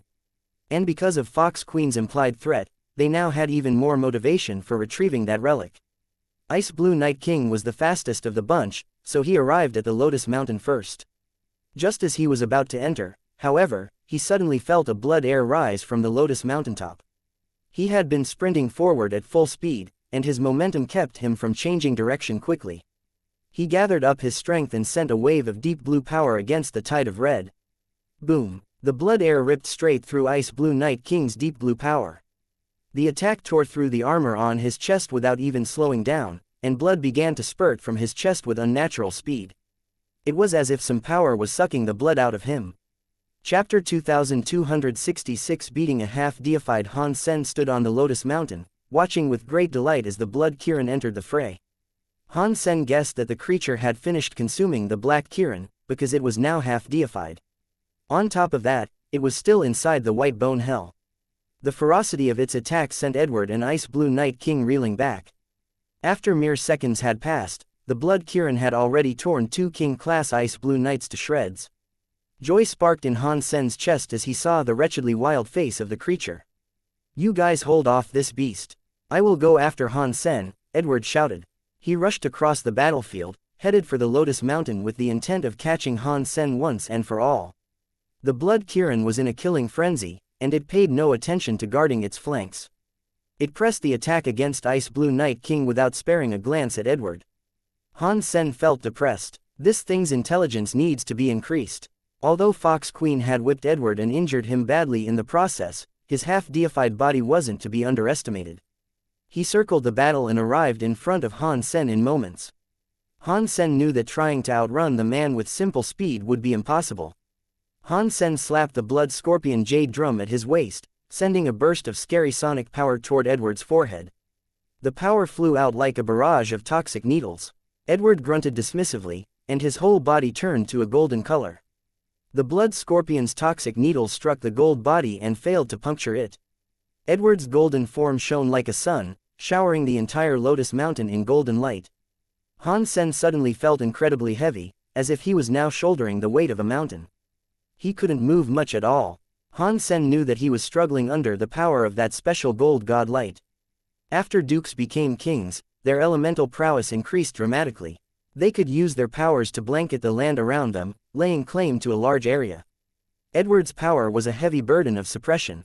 It was a little similar to Ice Blue Night King's deep blue power. Edward didn't hesitate. He reached out to grab the currently suppressed Han Sen. Han Sen tried to fight it off, but the king-class suppression of the area was far too strong to compete with. Plus, Edward was half-deified. Although Han Sen's elemental prowess was very good for his level, it didn't have enough raw strength to counter this attack. He couldn't beat the suppressing force that was coming down on him. Edward's hand had almost reached Han Sen's neck when suddenly, Han Sen's hand lifted a small bird's nest. In his other hand, he raised a big army spear and thrust it toward Edward's chest. Edward was shocked. He hadn't expected Han Sen to brush off his king-class area of effect technique. They were too close together for Edward to block Han Sen's, but Edward didn't hesitate. He ignored Han Sen's strike and continued reaching out to grab his prey by the throat. Han Sen was just a duke. Even if his weapon was deified, it wouldn't do too much damage to Edward's half-deified body. If he was able to catch Han Sen at the same time, Edward had no qualm with accepting the strike. At the moment Edward's fingers closed around Han Sen's neck, the Thunder God Spike was plunged into Edward's armor. The armor stopped the Thunder God Spike dead, with only an inch of the weapon's tip embedding itself in Edward's breastplate. But the Thunder God Spike's silver lightning completely ignored the defense offered by that armor. When it discharged, it sent a current of electricity directly into Edward's body. Edward shook as the power ran through him, and his electrified body was sent flying away. Dong! Han Sen struck the blood scorpion jade drum again. Edward was still being ravaged by the silver lightning, and he couldn't gather his wits fast enough to summon power and repel the sonic attack. That sonic force was driven right into his forehead. Arg! Even for a half-deified elite, hearing the blood scorpion jade drum felt like being stabbed in the head. Edward couldn't help but let out a shrill cry. Han Sen put the bird's nest on his head as he continued to pound the drum. He had no intention of remaining idle, though. He teleported directly in front of Edward and used his Thunder God Spike to strike at Edward once more. Half-deified warriors deserved their reputation, and despite the dizziness and fierce pain, Edward tried to gather up power to block Han Sen's next attack.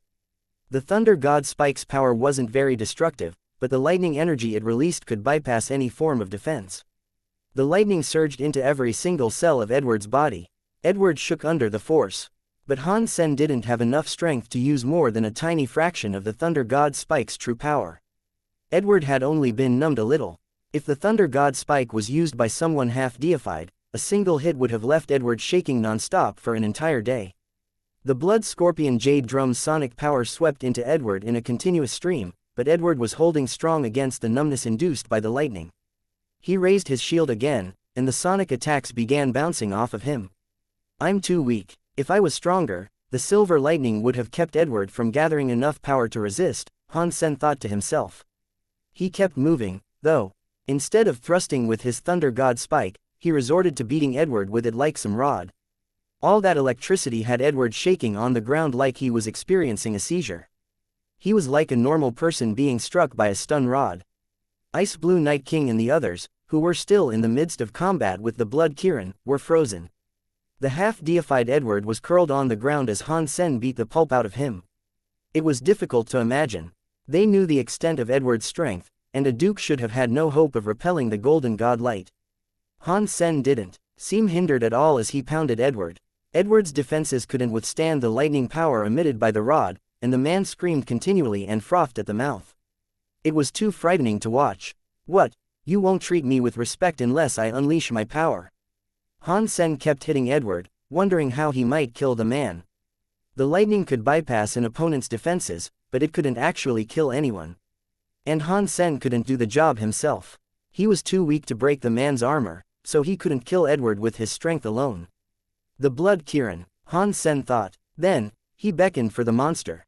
The Blood Kirin was still chasing the others, but Ice Blue Night King and his group didn't dare to engage the beast. They were keeping it busy by baiting it back and forth. The Blood Kirin's intelligence was low. They lured it left and right, to and fro, and it hadn't managed to kill any of them. At the sound of Han Sen's voice, though, the beast turned to look at him. When it saw Han Sen slamming his fists into Edward, a light came into its eyes. It ran over, chomped down on Edward's head, and gotcha. The armor was destroyed. Edward's head was bitten off. Severed arteries in the man's neck sprayed blood all over the Blood Kirin. It swallowed the head in a single gulp. The sight made Ice Blue Night King and the others shiver in fear and anger. Chapter 2267 My opponent is in. TA student Han Sen jumped onto the Blood Kirin's back. Then, the Blood Kirin roared and flew towards Ice Blue Night King and the others. Ignore those other guys and kill him first, Han Sen instructed, thrusting his Thunder God spike toward Ice Blue Night King. Instead of answering, the Blood Kirin simply kept roaring as it headed for Han Sen's target. Charge! Ice Blue Night King called to the Ice Blue Knights as he swept his greatsword at the Blood Kirin. The Blood Kirin paid no mind to the other knights, though. The knights had previously exploited the Blood Kirin's stupidity to land a few blows, but now that the creature was following Han Sen's commands, they found themselves having to give the creature an even wider berth. Han Sen, if you keep this up, you will never be allowed back into the Ice Blue Knights. Ice Blue Night King shouted, watching an Ice Blue Knight get torn to shreds by the Blood Kirin. I've already quit the Ice Blue Knights. Do you really think I plan to return after all this? When you guys decided to fight with me, you should have said your prayers and readied yourselves for death. Han Sen shot back. Ice Blue Night King did not speak again. He had treated Han Sen as Yisha's student. He thought of Han Sen as a junior, and he had never thought he would have to take the young man as an enemy. Even though Han Sen had betrayed the knights, Ice Blue Night King only wanted to teach him a lesson as a senior knight. He wanted to grab Han Sen, take the slate, then haul Han Sen back to his rightful place in the knights. It was only now that Ice Blue Night King realized he had been wrong about Han Sen since the beginning. He never considered Han Sen as an equal, and it never crossed his mind that Han Sen would see him as an opponent. Or a competitor. Han Sen wasn't a junior who required protection or could be ordered around. Han Sen was a mighty elite who had exactly what it took to survive and thrive in that cruel world. He was holding his own despite the many powerful enemies that wanted him dead. Ice Blue Night King's realization might have come too late. If he had considered Han Sen as a real threat in the beginning, he wouldn't have given Han Sen any chance to escape the base. He would have taken Han Sen down as soon as possible, and he wouldn't have chased after Han Sen alone when he first made his escape. The Blood Kirin chased the group back to the hellish skeletal gate, killing everyone but Ice Blue Night King, Crime, and one other Ice Blue Knight along the way. Han Sen and the Blood Kirin didn't dare draw too close to the gate, though. Han Sen allowed the 3 survivors to escape. Then, he went back to the Lotus Mountain where the Blood Kirin lived. I was foolish. I should have treated him like a genuine opponent. Ice Blue Night King stared at Han Sen, who was riding away atop the Blood Kirin. His face was expressionless, showing no hint of anger or sadness. From that moment on, Ice Blue Night King was going to treat Han Sen like a genuine opponent. To go against a strong opponent, though, he'd need more than the few students he had. Crime looked grim. Is that guy really Yisha's student? He seems scarier than Yisha. I fear we may have underestimated him. You cannot blame us for that. Who would have assumed that a Marquise could pose such a threat? Asked the other Ice Blue Knight, whose name was Harder. Harder was feeling rather conflicted at that moment. He and Edward had been very close, so he knew just how terrifying the man had been. Although Edward was just a hybrid extreme king and his attack power wasn't too strong when compared to the rest, his powers of observation and his movements were splendid. Harder again envisioned Edward lying helpless under Han Sen's attack, and the Ice Blue Knight struggled to find words to describe what that horrible sight had done to him. Although Han Sen was just a duke, no one dared treat him as a duke anymore. Fox Queen met Ice Blue Knight King and the other two at the gate. She frowned and said, "Where are the others?" Ice Blue Knight King told her what had happened. He spoke plainly and without exaggeration, describing Han Sen and the Blood Kirin's power. And he did not hide the fact that his group had well and truly failed. Interesting. Very interesting. The Blood Kirin became half deified that quickly. And Han Sen was riding it in battle. Fox Queen squinted her eyes. She didn't blame Ice Blue Knight King. After a moment, she said, "You guys can stay here to aid Mr. White in breaking the restrictions of this place. When I break the chains binding me here, I can go and take him down myself." Back in the Blood Kirin's valley, Han Sen allowed Bauer and the others to leave Destiny's tower and relax for a bit. He also wanted to discuss their game plan for the coming conflict. Han Sen had used the Blood Kirin's power to defeat Ice Blue Knight King and the others for the time being, but he didn't think they were safe yet. And that made him even more worried. Edward and the others had been able to find the palace and bend the restrictions to gain entry. That meant one of them understood the structure of the palace, at least to some degree. Fox Queen hadn't sent Mr. White after them, and that was probably because Mr. White knew the most about the palace's composition. If he was able to break Fox Queen's restrictions, then Han Sen would be in big trouble.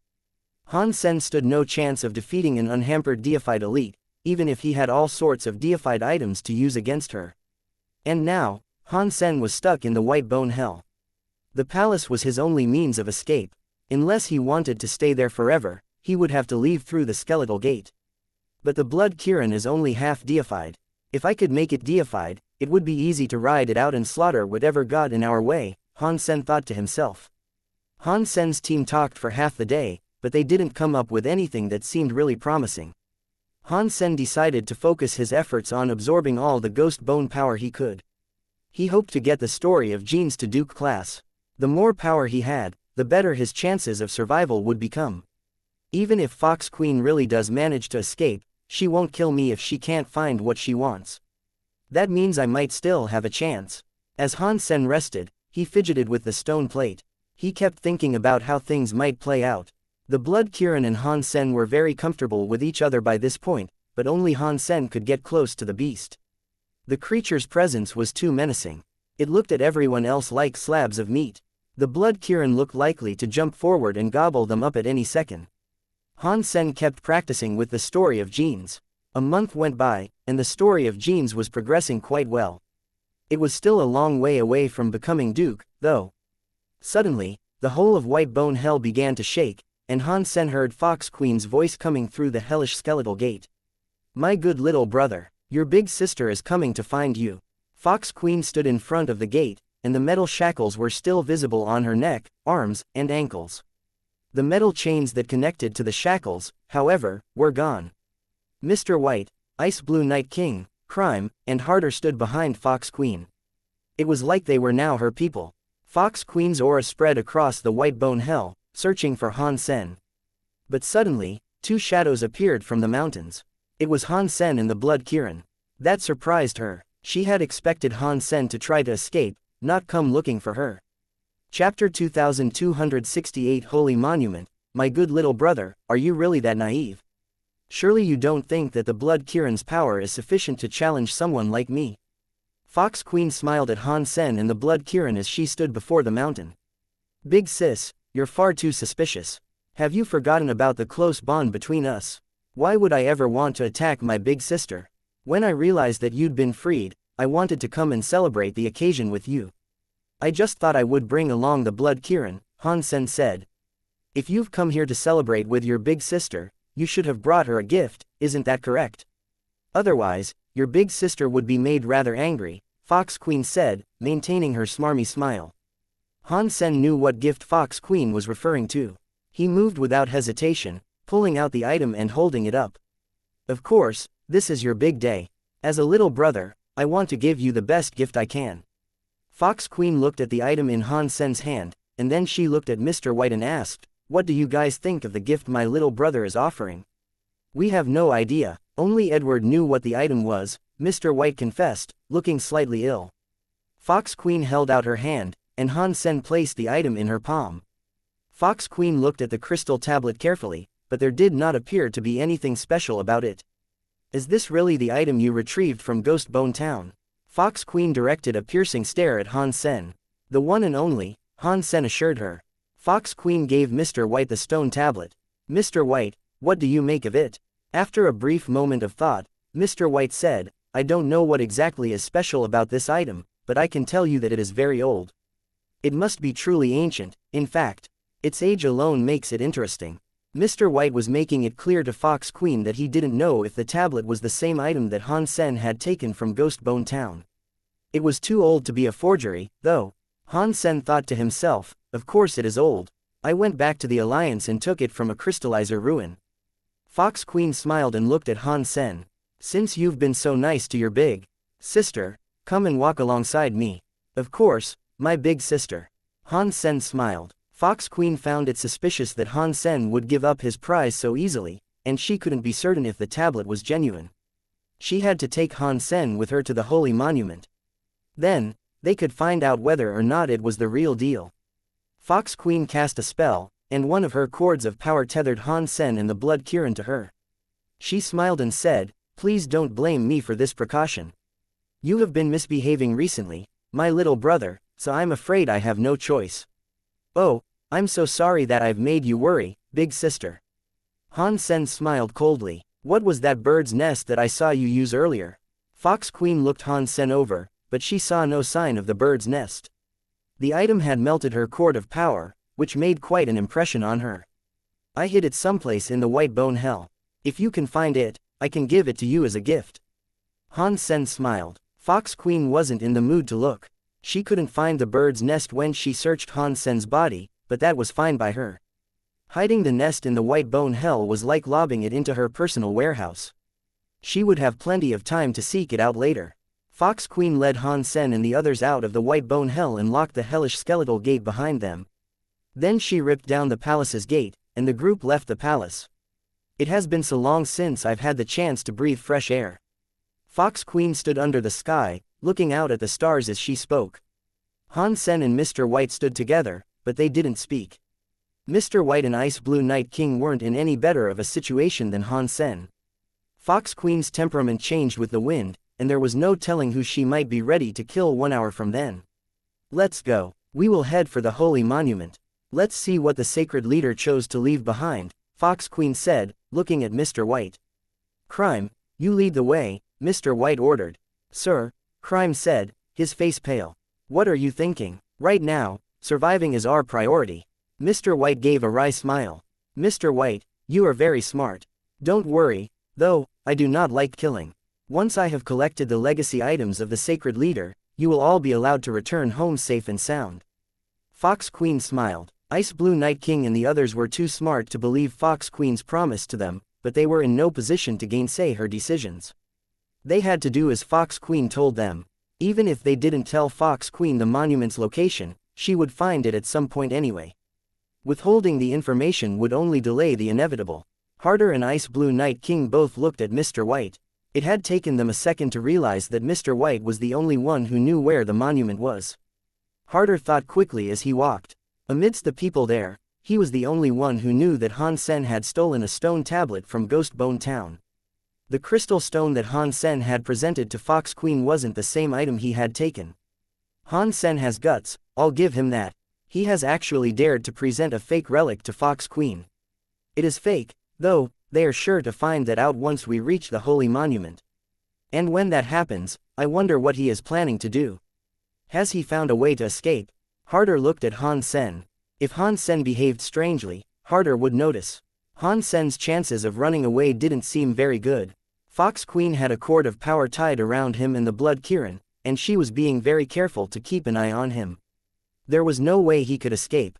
With Crime leading, they quickly traveled through the mountains and entered a primal forest. Many xenogeniacs wandered across their path, but Ice Blue Night King and Crime were able to cut them all down quickly. None of their foes were too strong. They walked through the primal forest for 4 days. Eventually, Mr. White pointed forward and spoke. Here it is. Everyone looked where Mr. White was pointing. They all looked shocked, and even Han Sen furrowed his eyebrows in suspicion. This is the holy monument. Fox Queen frowned at the sight. Mr. White was indicating an old tree. The tree was very thick. It would require 4 people holding hands to encircle it. But other than that, it looked quite ordinary. Not to mention the fact that it was dead. There was not a single leaf on it, and many of its branches were broken. It stood alone in a small clearing in the forest. In a primal forest like the one they were standing in, such trees must have been a dime a dozen. Mr. White told them it was a holy monument, but the unimpressive sight before them made it difficult to believe his claim. Han Sen used his Dongshuan aura to scan the tree, and he could discern nothing special about it. The sacred leader didn't want to put his treasure somewhere obvious. If you look a little closer, though, you are sure to see the truth of this amazing old tree, Mr. White said quietly. Chapter 2269 Fruit Tree Previous Index Next add bookmarks. Fox Queen moved closer to get a better look at the tree, but she soon started to frown. Is there something inside the tree? Is the holy monument inside the tree? Mr. White stepped forward in alarm. Please do not touch it. Why? Fox Queen and Han Sen both looked at Mr. White. Mr. White said, this tree is very sturdy, and it has been infused with a special magnetic force that repels all xenogenics. Inside the trunk, however, is a shatter space crystal. Shatter space crystal. One of Fox Queen's eyebrows rose. Yes, Mr. White confirmed gravely. Han Sen asked, what is a shatter space crystal? It is a material that is used to construct teleportation devices, Harder explained. Using one of those crystals in a device will greatly extend the device's range. It is the best known material to use when crafting teleportation devices. That means there is a teleportation device inside that tree. We can use it to visit the holy monument. Han Sen asked, starting to catch on. That's the theory, Mr. White nodded. But you must open the tree to gain access to the teleporter that is located inside it. With our big sister's power, tearing down the tree to reveal the crystal should be easy, shouldn't it? Han Sen questioned. It's not that simple, Fox Queen replied in a distracted tone. Shatter space crystals are unparalleled in their use for teleportation technology, but they are also very fragile. And the tree and the shatter space crystal have been integrated very carefully. They are one with each other. If we use force to bring down the tree, the shatter space crystal on the inside will be broken. That would completely ruin the device on the inside. It's fortunate that you have the key, then. You simply need to use the key to open the tree's door, Mr. White said. Han Sen felt worry descend on him. He hadn't known that the stone tablet would be the key required to open that device. The piece of crystal he had given Fox Queen was little more than the makeshift paperweight. It was going to be impossible for her to gain access to that device. How do we use it? Fox Queen looked at the brick in her hands, then back at Mr. White. If our theory is correct, then there must be a keyhole. Mr. White looked hesitant as he spoke. But there is no hole in the tree's surface that is this big. Fox Queen looked at Han Sen, the suspicion clearly visible in her eyes. She already thought that Han Sen had given her a fake. I really did take that item from Ghost Bone Town. Keep looking, you should be able to use it. Han Sen pretended to observe the tree, feigning innocence. Over there, Han Sen suddenly pointed to the crown of the tall tree, looking very excited. Fox Queen and the others looked at where Han Sen was pointing, but they couldn't see anything special. As the others were distracted, Han Sen leapt back onto the blood kirin. A bird's nest appeared in his hand, and he held the nest out to protect himself from Fox Queen's attacks. The blood kirin roared and streaked toward the tree. Fox Queen was the quickest to react. She threw her hands forward, sending countless cords of power chasing after Han Sen. Han Sen put his hand into the concave part of the bird's nest, and suddenly it began to grow larger. It became a giant shield that stopped the pursuing cords of power. As the blood kirin arrived at the old tree, Han Sen brought out the real stone plate. He shoved it into a moon-shaped indent in the surface of the tree, and the stone plate slotted into it perfectly. Ka-cha-cha! The old tree suddenly broke open to reveal a large frame contained within the trunk. A shining orb of twisted space hung in the center of the frame, filled with spiraling, fractalic patterns. It was so bright that it was barely visible through the light. The blood kirin carried Han Sen into the orb. Space seemed to fold around them for an instant, and then they vanished. Fox Queen leapt after them. The dimensions of space were twisted, and she too disappeared with Han Sen. Ice Blue Night King gritted his teeth and ran inside, as well. Mr. White, Crime, and Harder also decided to follow. They didn't want to give up on claiming the sacred leader's legacy here, after everything they had been through. Han Sen set the bird's nest atop his head.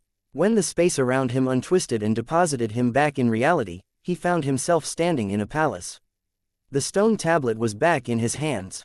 He quickly activated his purple eye butterfly and looked around. He was standing in a jade stone palace. There were many strange statues around him, fashioned in the images of animals, gods, and demons of all kinds. The walls and the ceiling were covered in strange paintings. They didn't look like drawings or precise script, but they did seem to be symbols of some kind. Behind Han Sen, the teleporter began to shift again. "Run!" Han Sen shouted. It appeared as if someone else was coming. He nudged the Blood Kirin, urging it to hurry toward the palace gate. The palace gate was open, and a white light was shining through it. It seemed like the light had been placed there intentionally to block any view of what lay beyond, and not even Han Sen's purple eye butterfly could pierce that veil.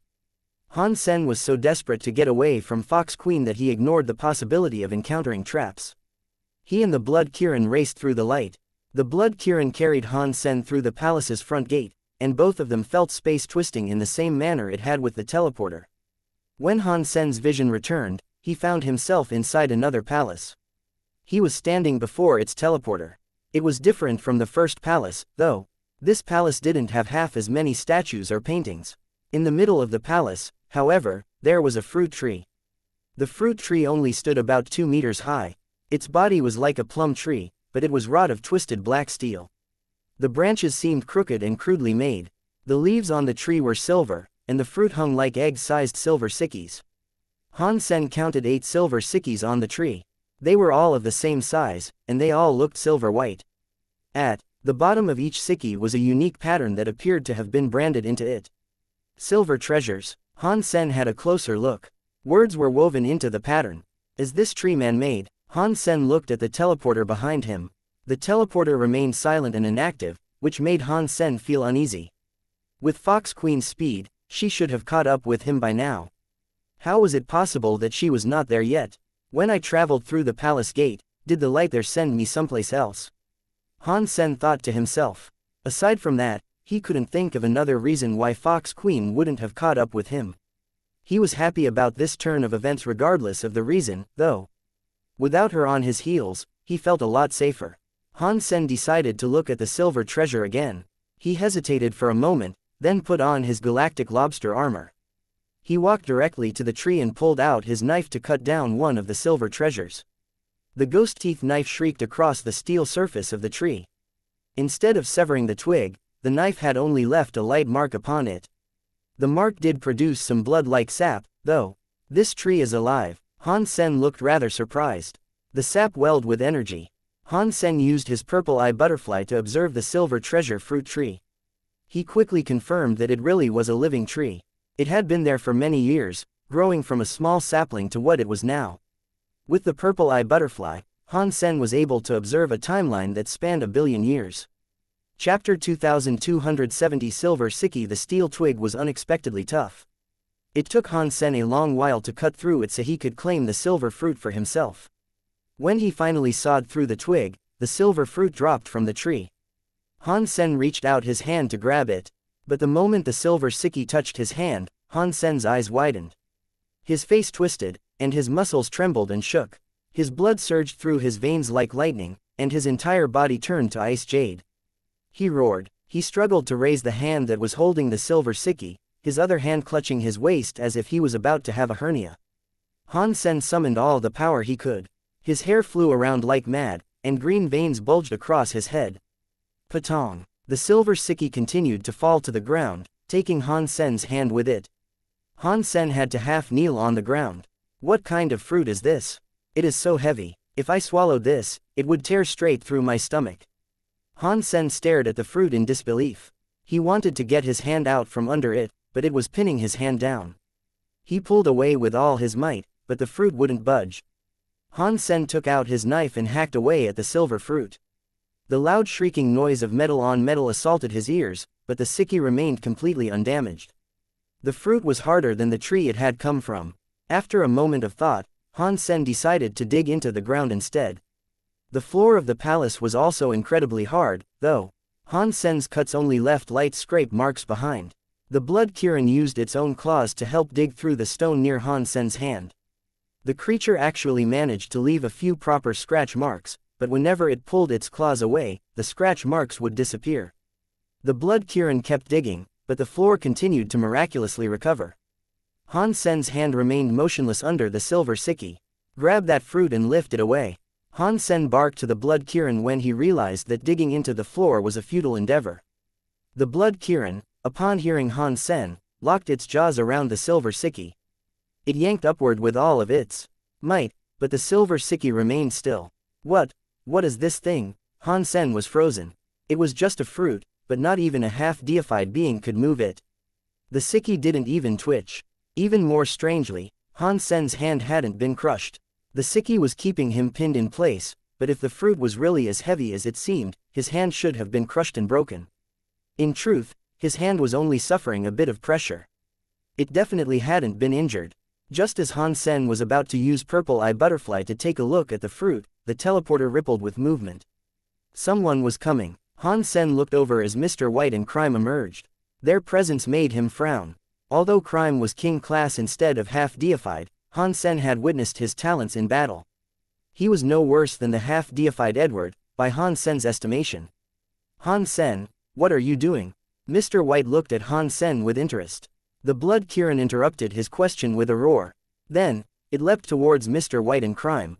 Its claws wielded a blood air as they slashed as Mr. White like blades. Mr. White stepped forward like he was teleporting. He appeared right beside the blood Kirin and pressed a hand against the creature's head. Mr. White's hand flashed with a strange symbol. That symbol sank into the scaled forehead of the blood Kirin like a brand. Boom! The blood Kirin's body suddenly became heavier, and the increased weight almost took the creature to its knees. The symbol glowed gently from the creature's forehead, and the blood Kirin seemed to struggle against the encumbrance. The blood Kirin roared and jumped towards Mr. White again, but this time, it was far slower. Mr. White moved with eerie grace, and every step looked like he was teleporting. His power was similar to Wangfu Jing's. He was far stronger than her, of course. The blood Kirin continued to chase Mr. White, all the while roaring in rage. It was angry at being tricked, and even more furious that it was unable to bring harm to Mr. White. Mr. White had played it for a fool. The blood Kirin's intelligence really is quite low. Han Sen sighed. The beast had plenty of brawn, but it was severely lacking in the brains department. Mr. White lured the blood Kirin to a side hall, and Han Sen could do nothing to stop him. Meanwhile, Crime headed for the pinned down Han Sen. He looked at Han Sen and said, "We have no grudge with you. Give me the stone plate, and we will leave. We will pretend we did not see you. Come and get it, if you have what it takes," Han Sen replied flatly. "You are strong, but regrettably, the fruit seems to be holding you in place quite easily. You can't escape as you are right now. How do you expect to fight me?" Crime drew his knife. They had paid the price of underestimating Han Sen before, but now, Crime considered him to be an equal opponent. Crime and Mr. White were not going to underestimate him anymore because he was a duke. Even though Han Sen's hand was held firmly in place, which left him unable to run, Crime was still going to use all his power when he attacked. Crime's knife was very creepy, although it was only 1 foot long. It was made of black metal, and the blade was shorter than the handle. It looked like the blade had been broken. A ring protruded from the base of the handle, and a chain was attached firmly to the ring. The other end of the chain connected to Crime's strong arm. As Crime slashed toward him, Han Sen didn't speak. He simply tapped the bird's nest on his head, and it widened to shield Han Sen's entire body. The bird's nest caught Crime's strike and reflected it in complete silence. No sound was heard, and the nest remained perfectly intact. Crime was surprised. He gathered up all his power and slashed a few more times. Nothing he tried seemed to work, though. Han Sen wasn't worried that Crime would break the bird's nest. Even Fox Queen hadn't been able to damage that thing. There was no way Crime could do what she could not. It was a shame the bird's nest couldn't be used offensively. However, he was currently more frustrated by his inability to get the fruit off of his hand. Han Sen tried a few different powers, but nothing seemed to work. Aside from using his super god spirit body, he didn't seem to have many options. Suddenly, Mr. White's voice came from the side hall.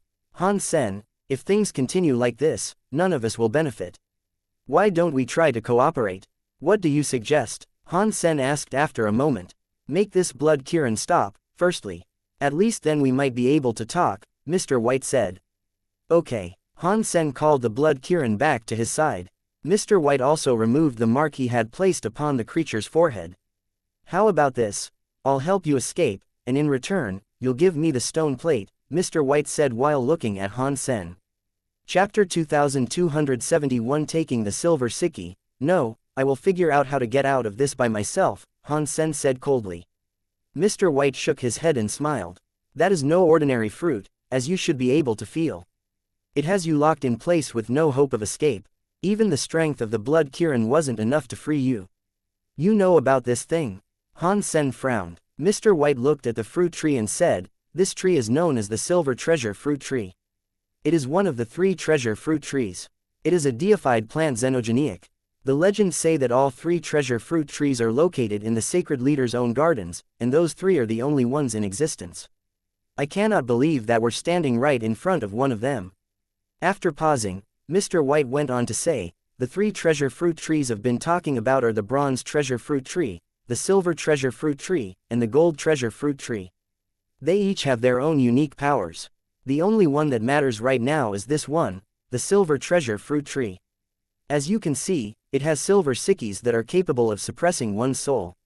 They exert force directly on the soul, bypassing the body completely.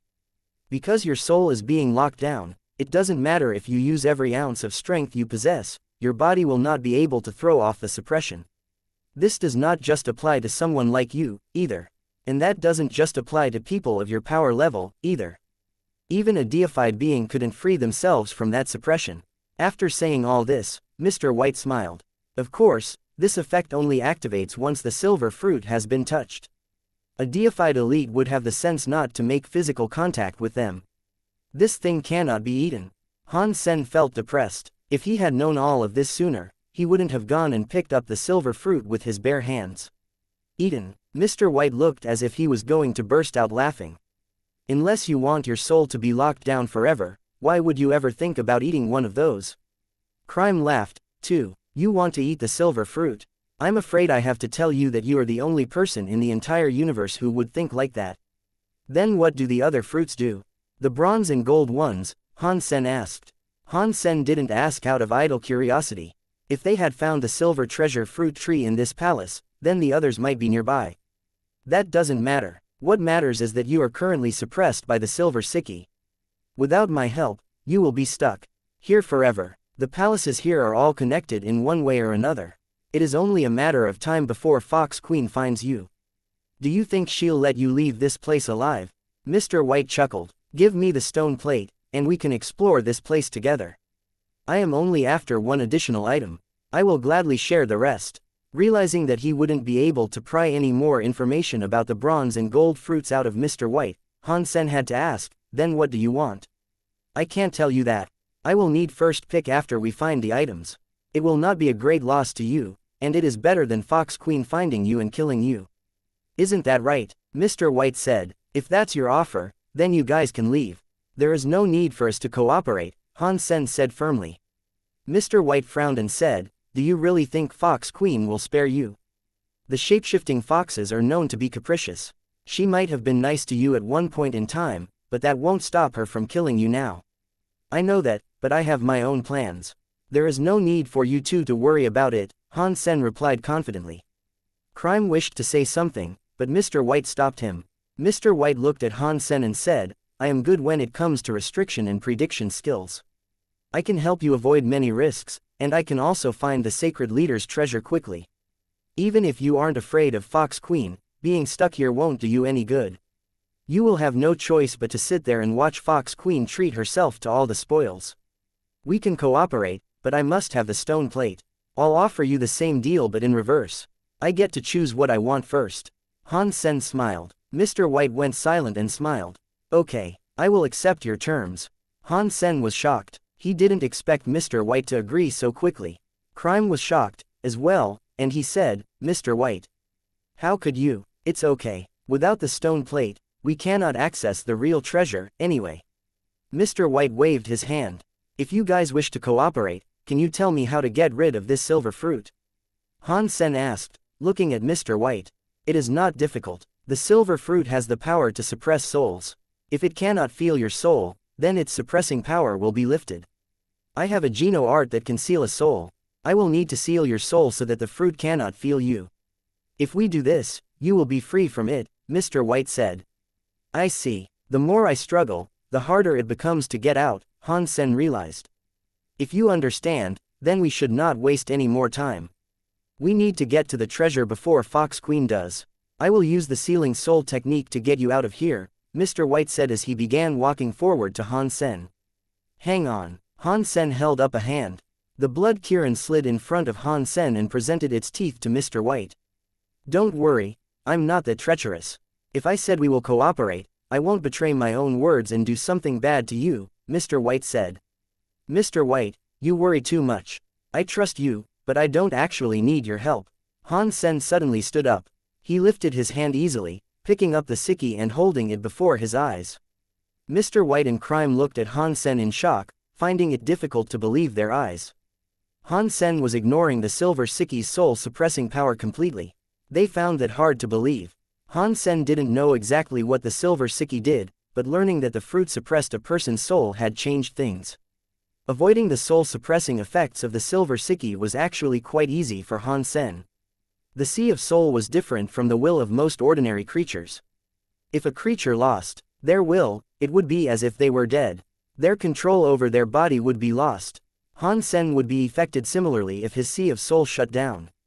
But ordinary people only had one soul. Han Sen's Sea of Soul, however, had many spirits and beast souls.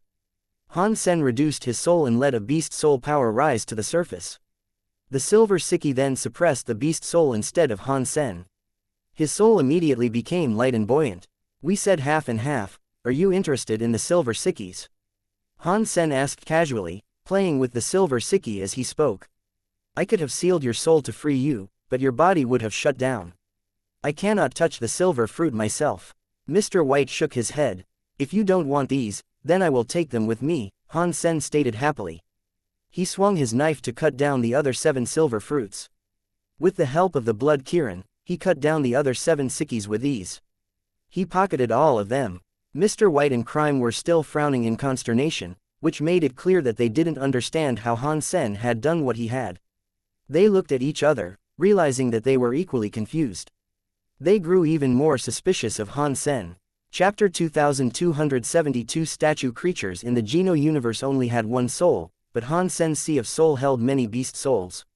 Since each silver sickie could only freeze one soul at a time, Han Sen used 8 beast souls to neutralize the sickies.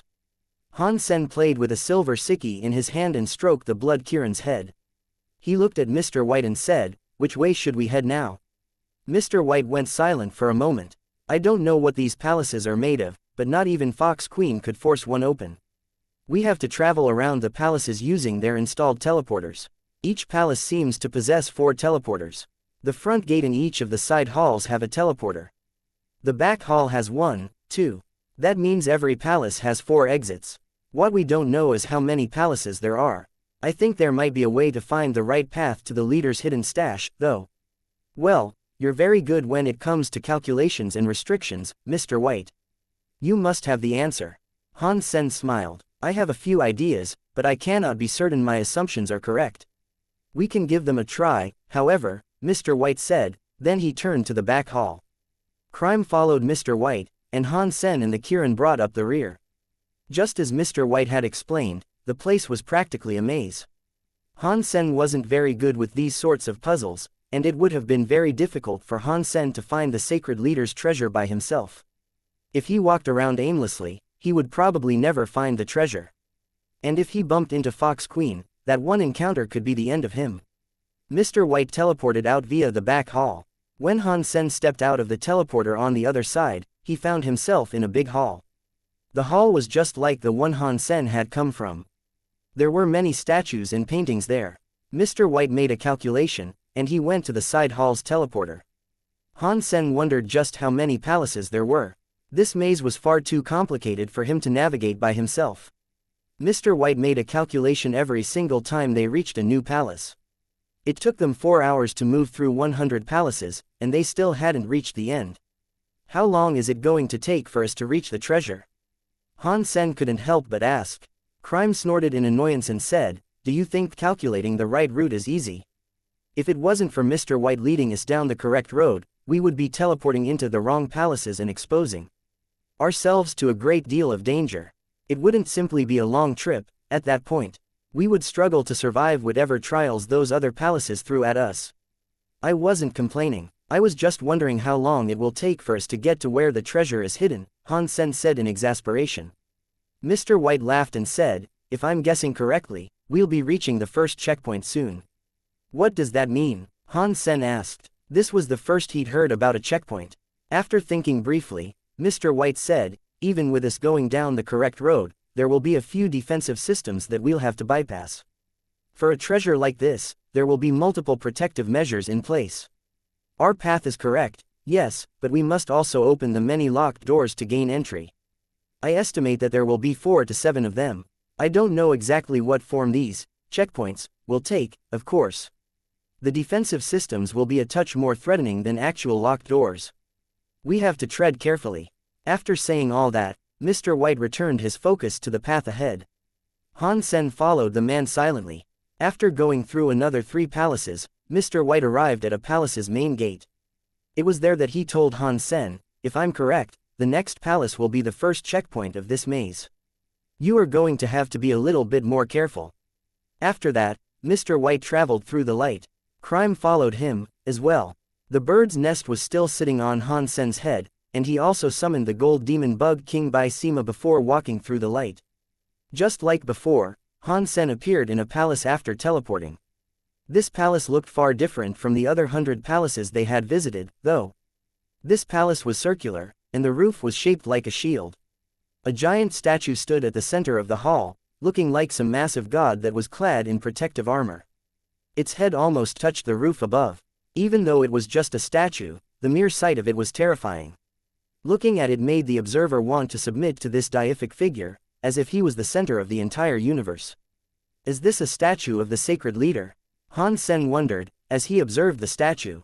Fox Queen had told him that the sacred leader always wore armor, and no one knew for sure whether it was a man or a woman. Mr. White and Crime had stepped out of the teleporter, but they did not go forward. When Han Sen and the Blood Kirin caught up with them, Mr. White said, "Although it looks safe, we still need to exercise caution. The correct exit here is the front gate. We will have to walk past the statue." Mr. White stepped towards the statue, but Crime quickly ran in front of him. "I will ensure the path is safe for you first." Han Sen really admired Crime. There were not many people left in that day and age that could remain so loyal and committed. Han Sen followed Mr. White, while Crime led the way from ahead. As they approached the statue's eyes suddenly lit up. The eyes gleamed like lanterns, showering the entire statue with light. Han Sen's group was suddenly standing in a spotlight. But while the light was bright, it didn't seem to be destructive. "Hello children, welcome to my treasury," the statue boomed. Han Sen jumped slightly. "Don't be afraid, this statue is only an extension of my will. It is not really me." The statue then went on to say, "If you've made it this far, then that means I am already dead. The items here are now useless for me. I can give them to you, but first, you must pass a test.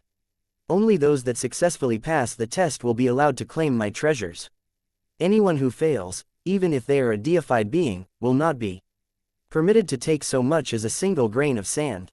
"What test?" Crime asked. The statue's voice was robotic. There were no emotional fluctuations in its tone, and it was impossible to guess its gender. It said, "This test is very simple. If you can break this, you will pass the test." After that, the statue moved. It reached out its hand and bent lower. It put an item in front of the group, then returned to its original position. The statue's eyes started to dim, and its appearance reverted to that of an ordinary statue. Han Sen looked at the item the statue had placed in front of them. It was a 40-centimeter long rock. It didn't really look special in any way, and it was made from green stone. Crime tried talking to the statue again, but the statue didn't respond to his questions. "Stop asking. It only has pre-programmed responses." Now that he is gone, There is nothing special about the statue, Mr. White said. Chapter 2273 Secret of a Stone. Crime approached the statue from the side, but it gave no reaction. So, Crime walked in front of the main hall's gate. Nothing weird happened there, either. Mr. White, if it isn't affecting us, should we just ignore it? Han Sen looked at the stone. Mr. White shook his head. The sacred leader left this item here on purpose. Maybe we will require it later on, and it could be difficult to come back to get it.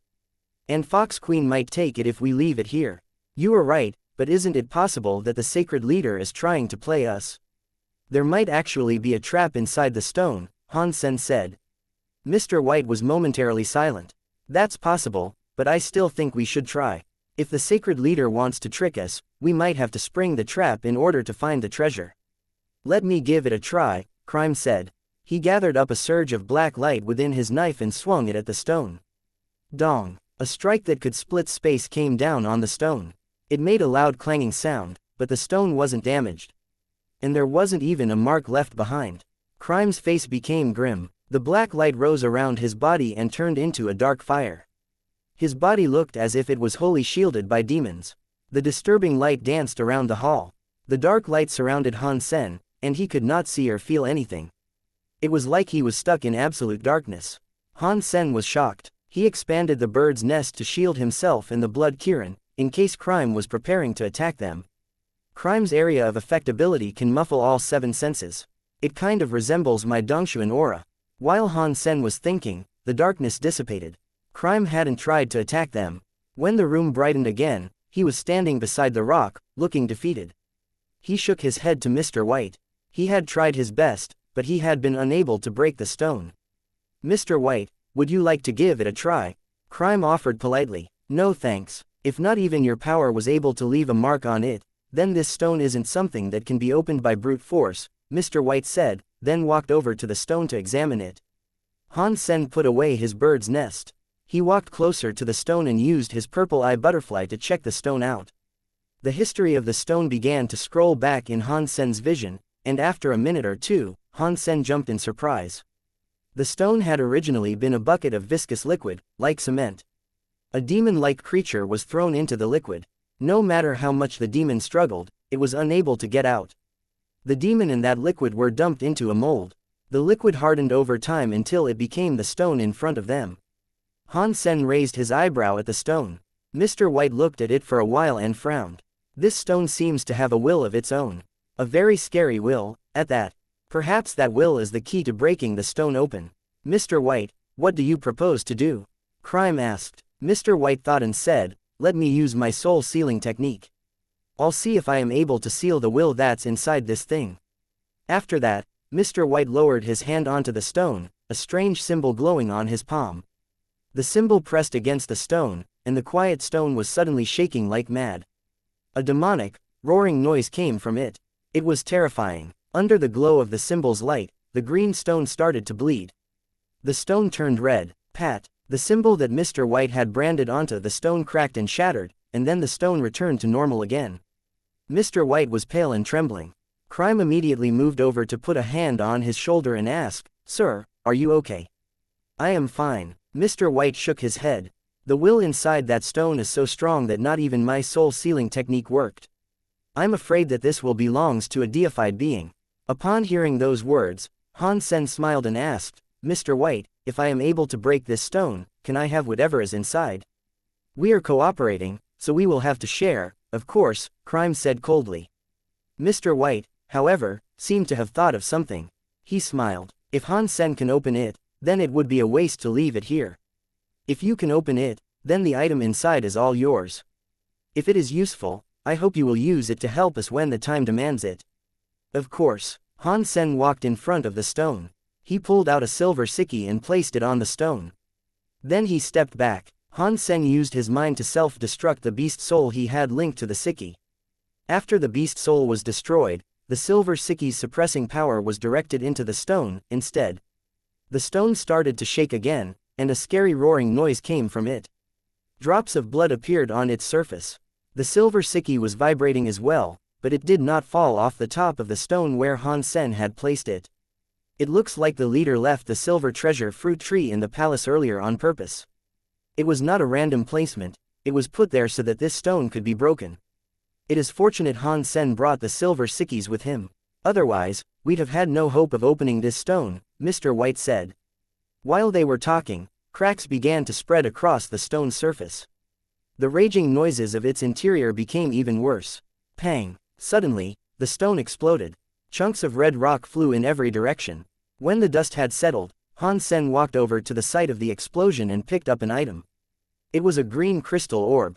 There seemed to be smoke inside it, and the cloudy mass swirled with a magical allure. Han Sen could even see words flashing within the murk. What is it? Crime asked Han Sen, who was still holding the orb. Han Sen grinned and put the orb in his pocket. Didn't Mr. White say that the contents of the stone would be mine? Crime grunted and turned away from Han Sen. Mr. White smiled graciously. Well, now you have it.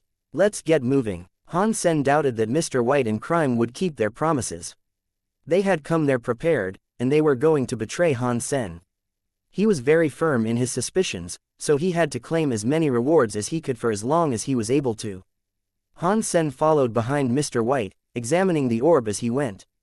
The orb was very misty, and the cloudiness almost hid the words inside it. When Han Sen looked closely, he was given a surprise. The content of the text was similar to the Blood Pulse Sutra. Chapter 2274 Blood Pulse Plunder. Han Sen was shocked. Ghostbone Town had a statue of the human emperor, and now he had found a Geno art that had a connection to the Blood Pulse Sutra. What was the relationship between the human emperor, the sacred leader, and Blood Legion?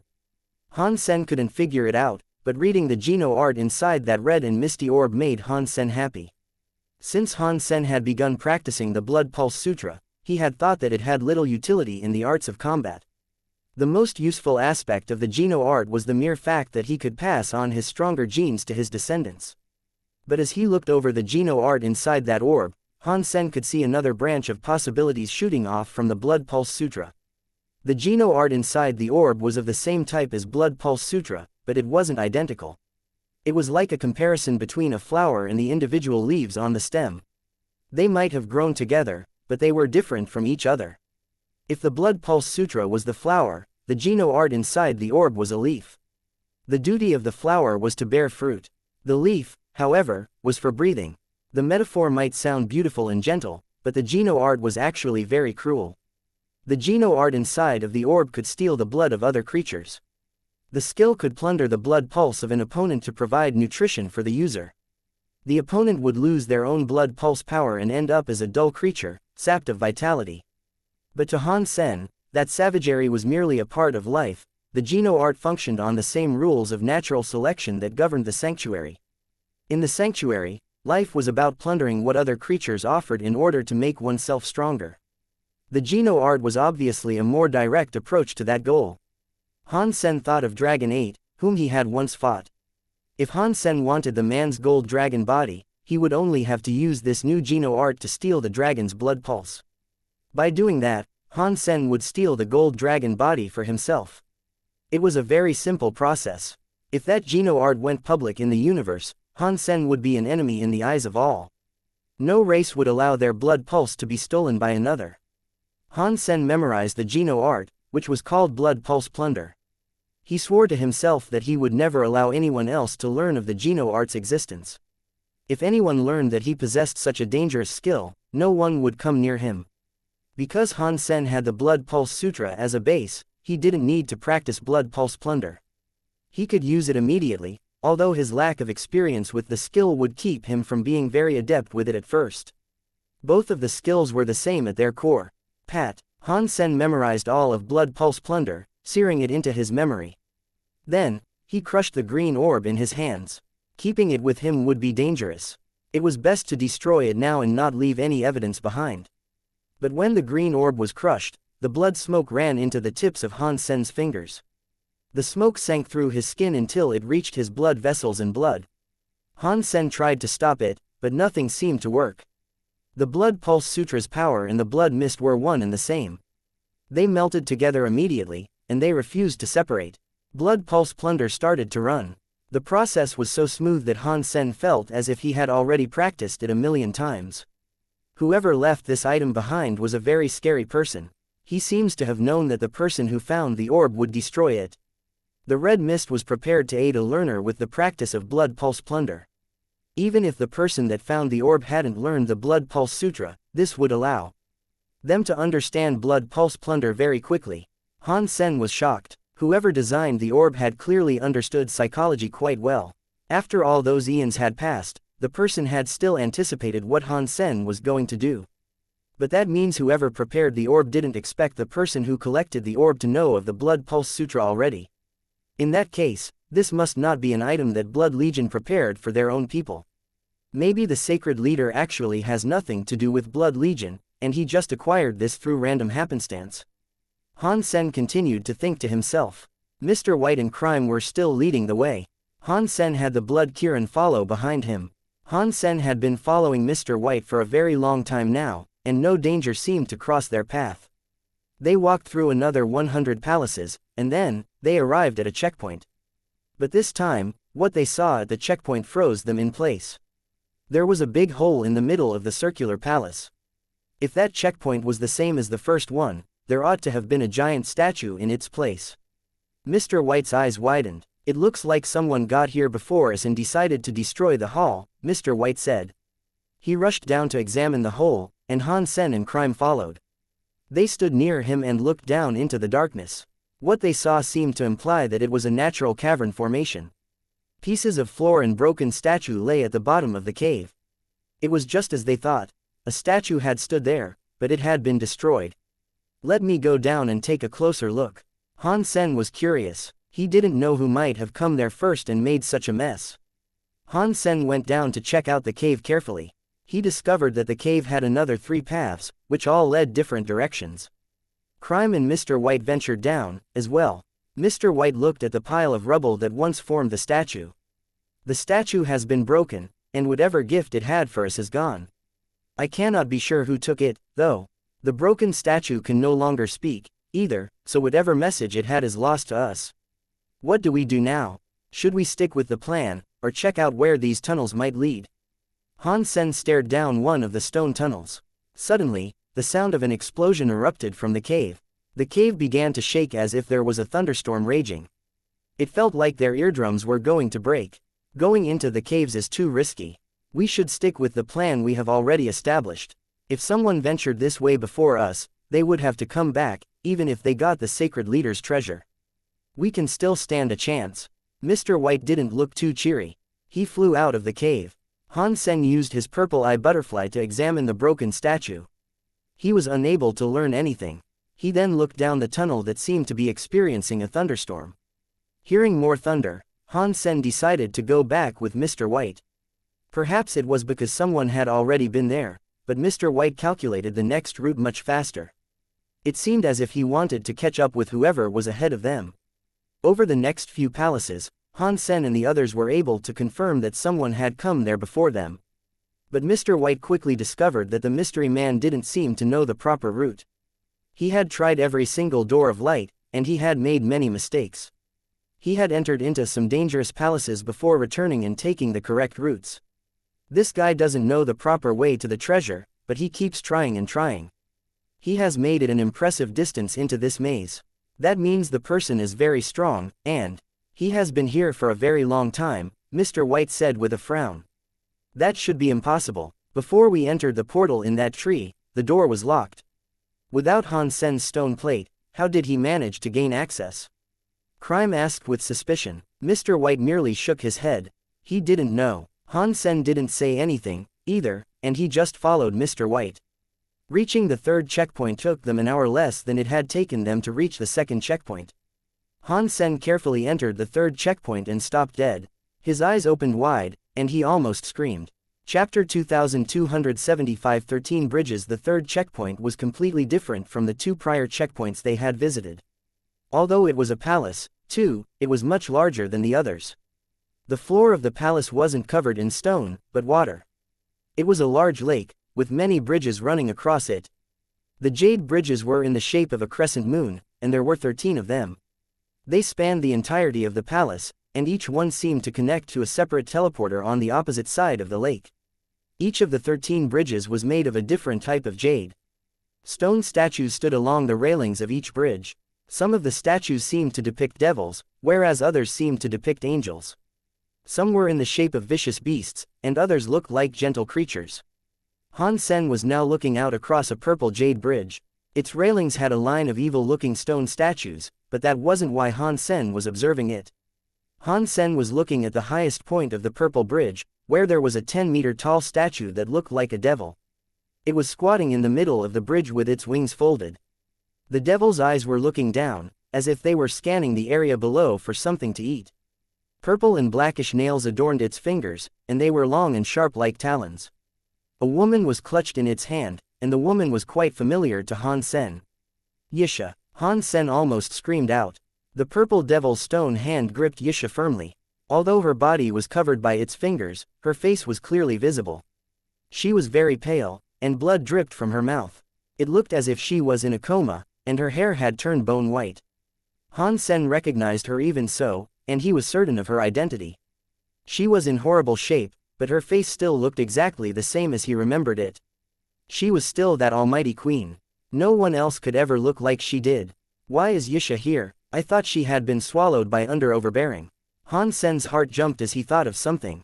Is this the palace that sits on overbearing's back? Thinking of this possibility, Han Sen's heart started to pound like mad. No wonder the sacred leader wasn't afraid of people stealing his treasure. He invested a lot to secure his possessions.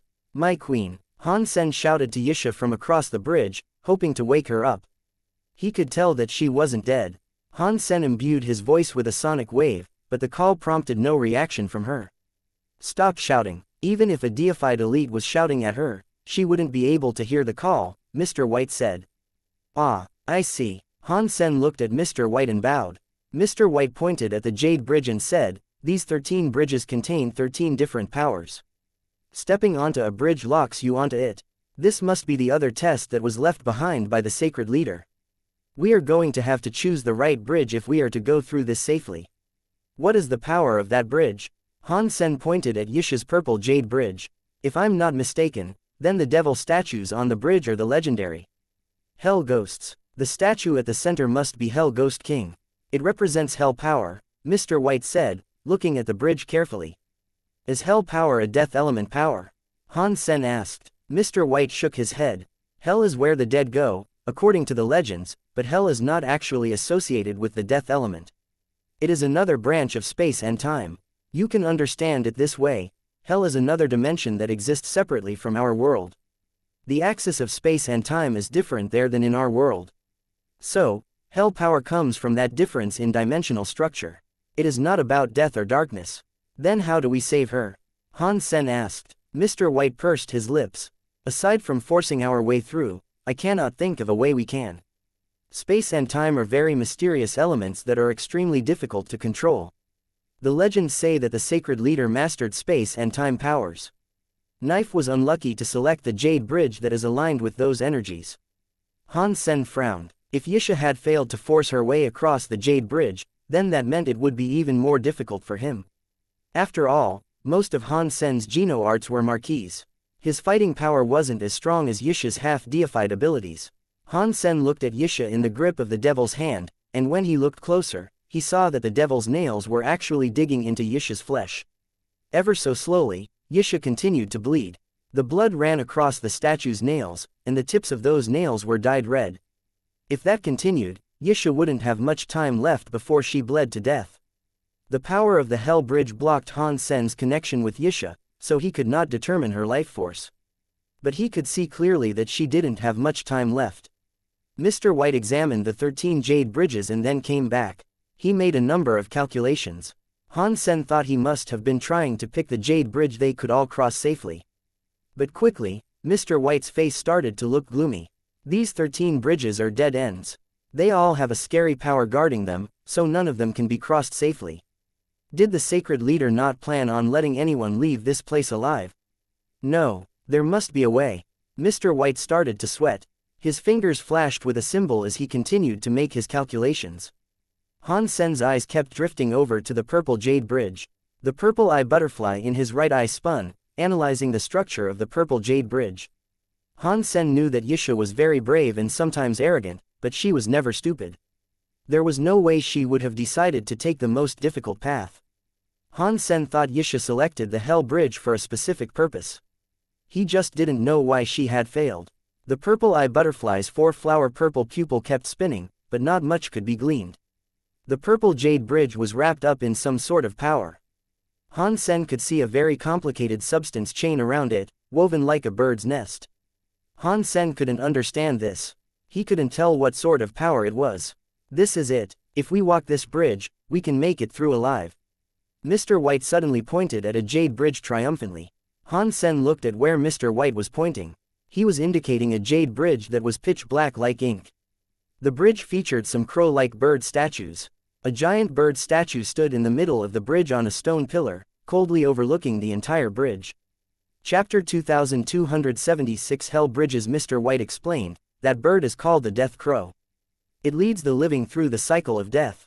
It might seem like a dead end, but it is certainly a road we will be able to survive. This is the only bridge, out of the 13 of them, that can lead us safely to the other side. Going through life and death, Yin and Yang, the sacred leader, was a very unique individual. If I hadn't researched the sacred leader's life and learned that he was reborn 9 times, I would have never have assumed that this was the correct path to take. You are very smart, Mr. White. Even the sacred leader's secrets are known to you, murmured a woman's voice. Han Sen and Mr. White both jerked in surprise. They turned around and saw Fox Queen approaching from behind. She had caught up to them very quickly. Mr. White's face looked glum.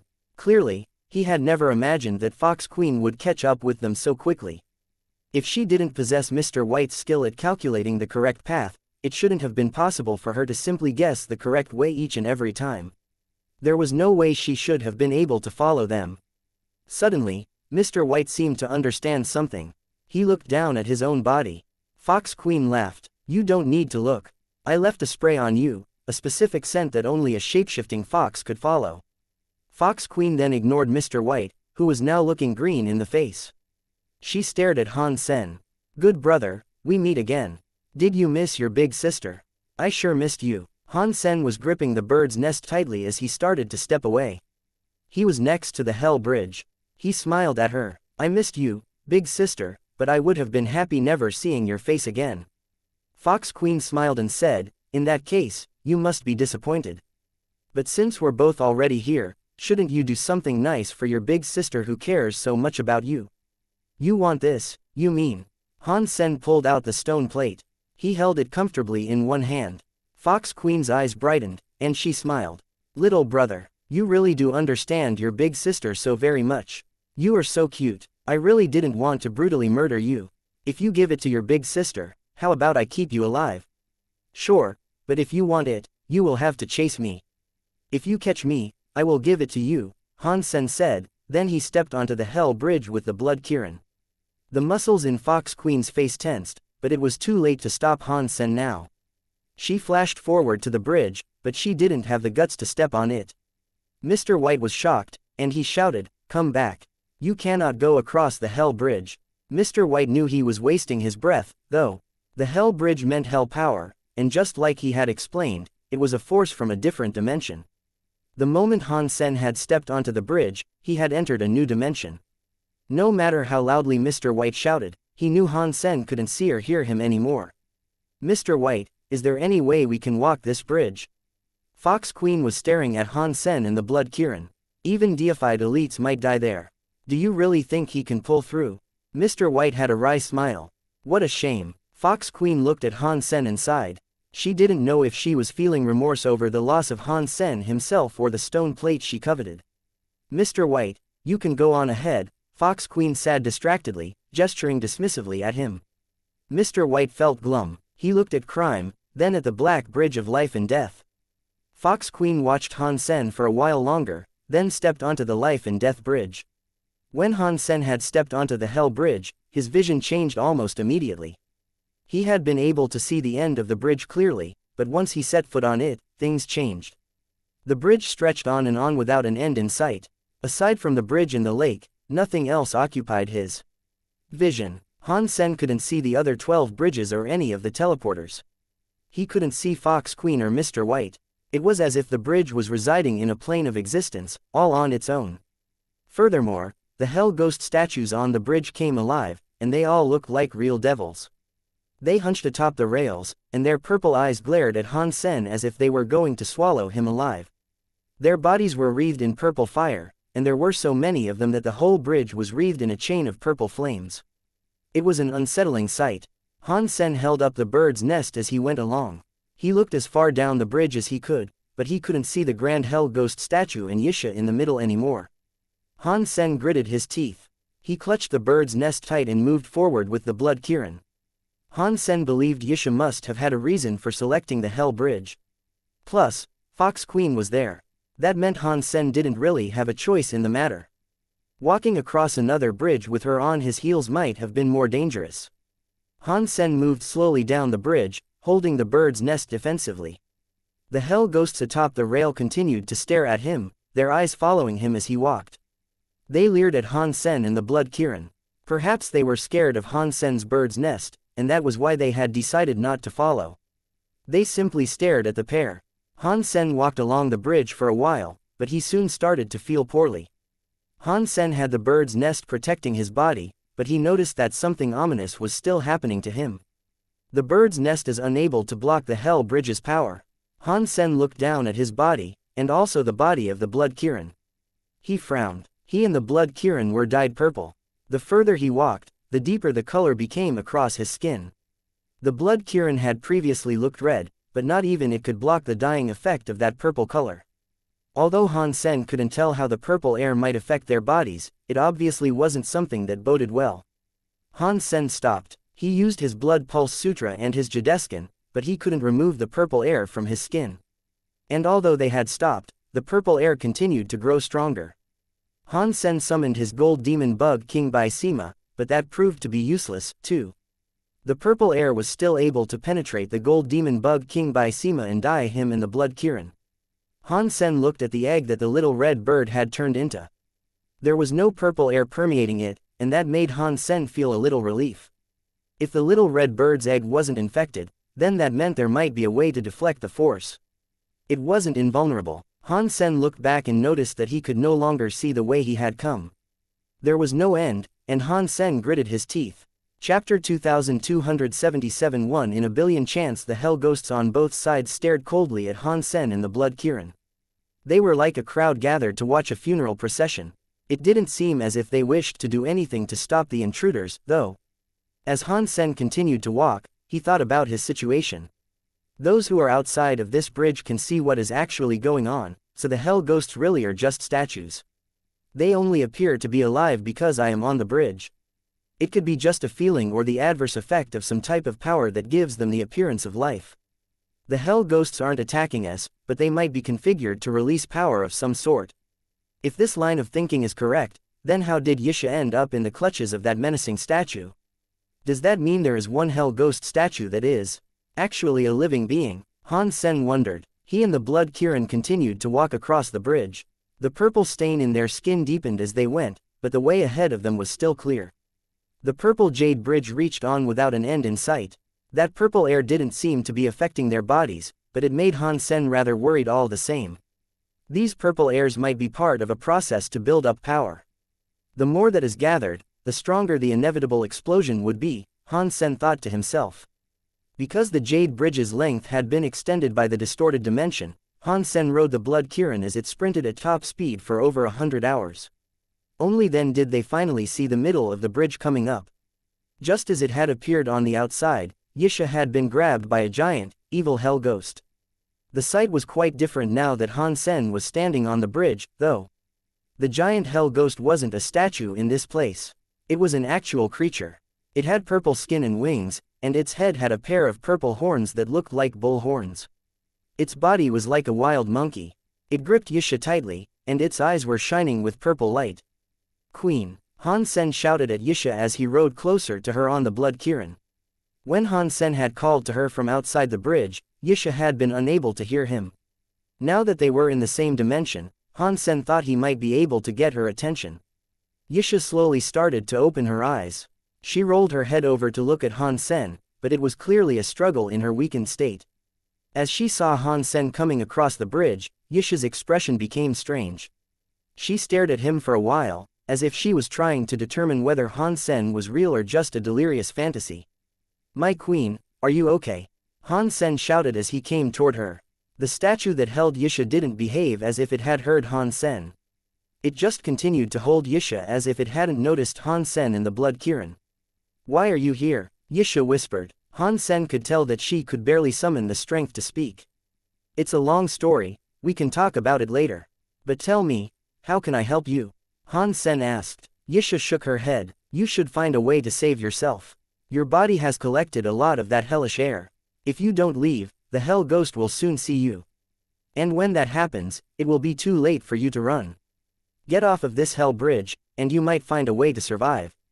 "You selected the Hell Bridge for a specific reason, yes?" Han Sen asked. It didn't look as if he intended to leave anytime soon. "Do not waste time talking to me about this. Get lost." Yisha scolded him with a frown. "I'm not the only one here. There is a deified elite waiting for me, and she is my enemy. Even if I do make it out of here, I'm just going to end up dead," Han Sen said with a shrug. Yisha looked surprised. She quietly said, "You are a magnet for trouble. Whatever, then, since you are here, let's try something out. Maybe we can both live through this." "My lady, you have a way to get out of here?" Han Sen asked. Yisha smiled and said, "I selected the Hell Bridge so I could use the Hell power to activate my rebate elder blood. That way, I could become deified. But I failed. Since you are here, perhaps you can help me try again. The success rate is low, but it is certainly worth a try." "How do I help?" Han Sen quickly asked. Yisha took a deep breath and slowly said, "I told you before, our rebate elder used to be a servant for an important person amongst the Extreme King. That man was called Hell King.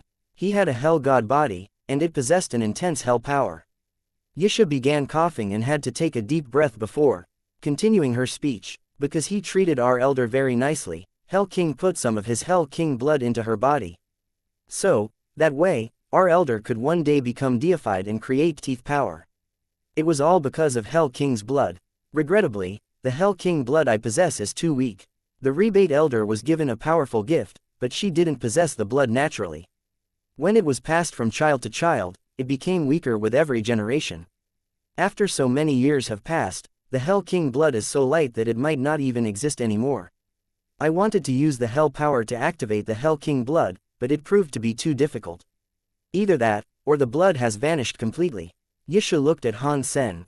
"But now, even though this is a 1 in a billion chance, we have to take it. However, I have no power, and so I will have to make use of your power. If it doesn't work, you and I will die here together. If you don't want to take this risk, you should leave now while there is still time." "How can I help you?" Han Sen repeated. If Han Sen didn't save Yisha, it wouldn't matter if he made it to the other side of the Hell Bridge alive. Fox Queen would be waiting. If he was able to help Yisha become deified, things might turn out differently. Yisha was his teacher. If he saved her, Yisha would probably help him get the Sacred Leader's legacy treasure. And with a deified elite next to him, he would no longer have to fear Fox Queen. Yisha sighed. She looked at the Hell Ghost that had grabbed her and told Han Sen, "This ghost statue is the key to this entire Hell Bridge. All the power of the Hell Bridge stems from this. If I can get its blood, perhaps then I can become deified." Yisha took a deep breath and went on to say, "It is not living, by the way. It is just a statue with Hell blood. It is currently attracted by my power, and so most of its power is focused solely on me. You can use this opportunity to break its body and collect the Hell blood. Help me become deified. The success rate is so low, though." Chapter 2278 Unbreakable Statue. Plus, I know that there is Hell blood in the statue, but I don't know where it is concentrated. And since you are still so weak, I'm not even sure you can damage it. On top of that, even if I do get the Hell blood, the success rate of activating my own Hell blood is low. That is why I have told you it is a 1 in a billion chance. If you have a method of escape, I suggest you make use of it now." By the time Yisha finished speaking, her face had grown even paler. Han Sen turned to face the statue, then he activated his purple eye butterfly. If he wanted to live, he needed Yisha. He didn't want to watch her die, either. If there was a way to save her and resolve his own dire situation by extension, he wanted to try. It was killing 2 birds with 1 stone. But as Yisha had said, it was a dangerous thing to attempt. If they failed, there was a very high chance he could die. If Han Sen's strike didn't work, the ghost statue might attack him in return. Fortunately, Han Sen had the bird's nest to defend himself. With a shield like that, he didn't have to be afraid. Plus, he had the blood Kirin. Even if his own power couldn't break the body of the ghost statue, the blood Kirin's strength might be enough. But before he could allow the blood Kirin to attack, Han Sen first needed to locate the hell blood inside the ghost statue. And when he had located it, he had to ensure success in a single hit. He didn't know if he would be given a second chance. The purple-eye butterfly kept analyzing the ghost statue. Han Sen detected many mysterious substance chains wrapping around and through the statue. Those substance chains were very complex, and they were difficult to understand. But Han Sen didn't have to understand how the ghost statue was made. All he had to do was locate the point where the hell blood was stored. Through the Dongshuan aura and purple-eye butterfly's combined analysis, Han Sen's eyes eventually brightened. It's there. When Han Sen looked at the ghost statue's eyebrow, he noticed there was an extra tight substance chain. The purple substance was so thick that he could not detect a single seam.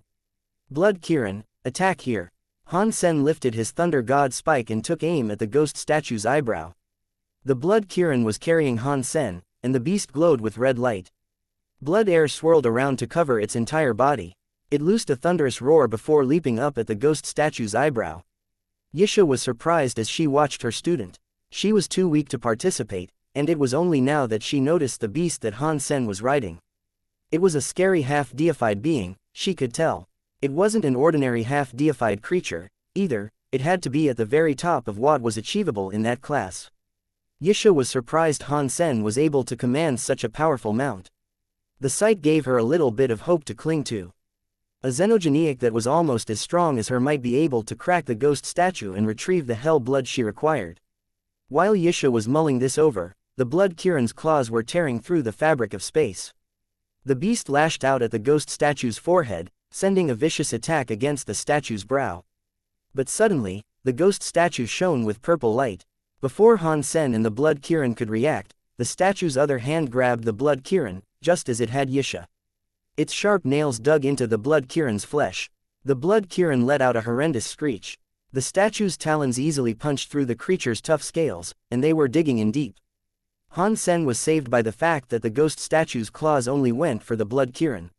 He tumbled to the surface of the bridge. Looking up at what had occurred, he was given a shock. Without a doubt, the ghost statue's power was deified. Even the blood Kirin couldn't fight it off. The powerful creature was in the statue's hand, and no matter how much the blood Kirin tried to struggle, it could not pry itself free from the claws. The blood Kirin kept squirming in a bid to get free, but that only made the claws sink in deeper. Blood seeped out in greater and greater volume. Yisha looked depressed. She had underestimated the statue's cunning. She thought she was pulling the attention and power of the ghost statue's power, but now, she realized that the ghost statue had more power than she initially assumed. The power it had used to attack the blood Kirin was as great as anything she could unleash herself. Blood Kirin, don't move. Han Sen shouted up at the blood Kirin from where he stood on the bridge. The blood Kirin, upon hearing Han Sen's voice, stopped squirming and resigned itself to the pain it was already feeling. When the blood Kirin stopped fighting the ghost statue, the powers of the ghost statue's claws seemed to lessen. DMN it. Now I understand. It wasn't because Yisha and the blood Kirin weren't strong enough. The thing attacked them because they have hell power already.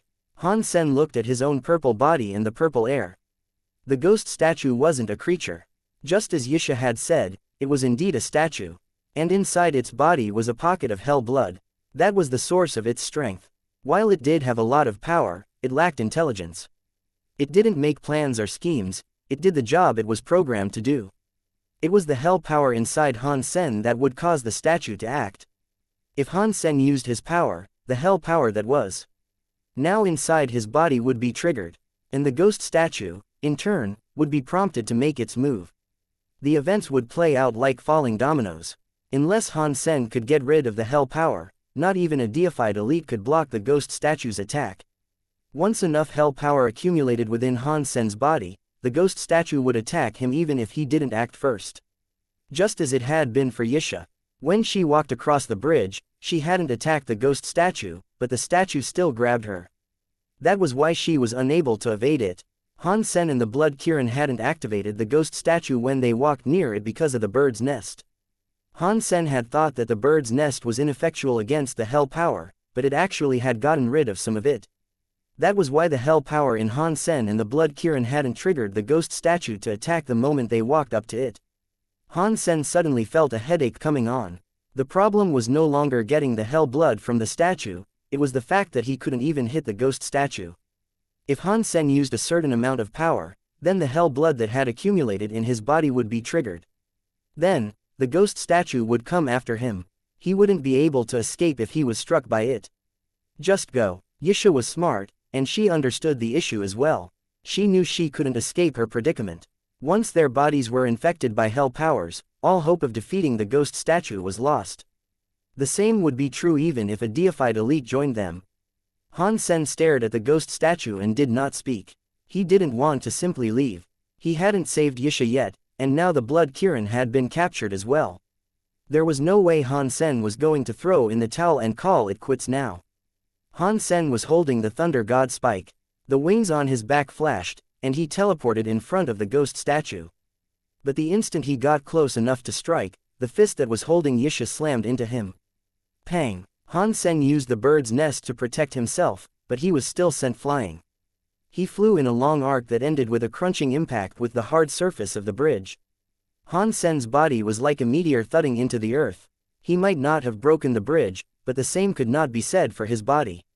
He coughed, and blood sprayed the ground in front of him. Chapter 2279. A needle. Because Han Sen had used a fair amount of his own power, it activated the hell power in his body. The ghost statue came to life and flapped its wings. It rose above Han Sen, then dropped like a hawk, its feet outstretched to grab Han Sen. There was no way he would be able to dodge. The ghost statue was drawn toward Han Sen's hell power like a magnet. When its feet came down, they were going to smash Han Sen into a pulp. The statue fell, and its claws closed around Han Sen. Dong! The ghost statue's claws grabbed the bird's nest and tried to crush it. They failed. Hidden safely under the bird's nest, Han Sen felt a modicum of relief. If the bird's nest was able to withstand the attacks of the ghost statue, then that meant he had a chance to fight back. Perhaps being under the cover of the bird's nest calmed Han Sen's hell power. Regardless of the reason, the ghost statue released the bird's nest and returned to its spot atop the pillar. Han Sen spent a while thinking. He cast his Jadeskin power and threw a punch at the ghost statue. Jadeskin's power might be perfect for this work. Perhaps using that power wouldn't trigger the hell power within Han Sen. Maybe he could avoid waking up the ghost statue. But that line of thought soon proved to be naive. As soon as Han Sen teleported, he was sent flying again. Fortunately, he had the bird's nest to absorb some of the blow.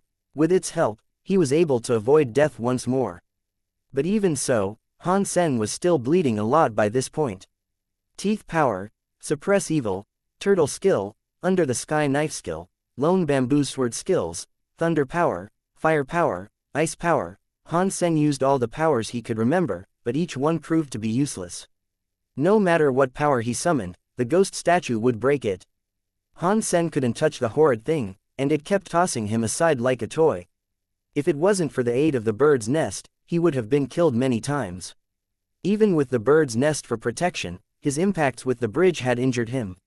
His wounds might not have been as bad as they looked, but they did look very bad. Stop trying. Just go. Yisha growled. She was feeling a complex mixture of emotions.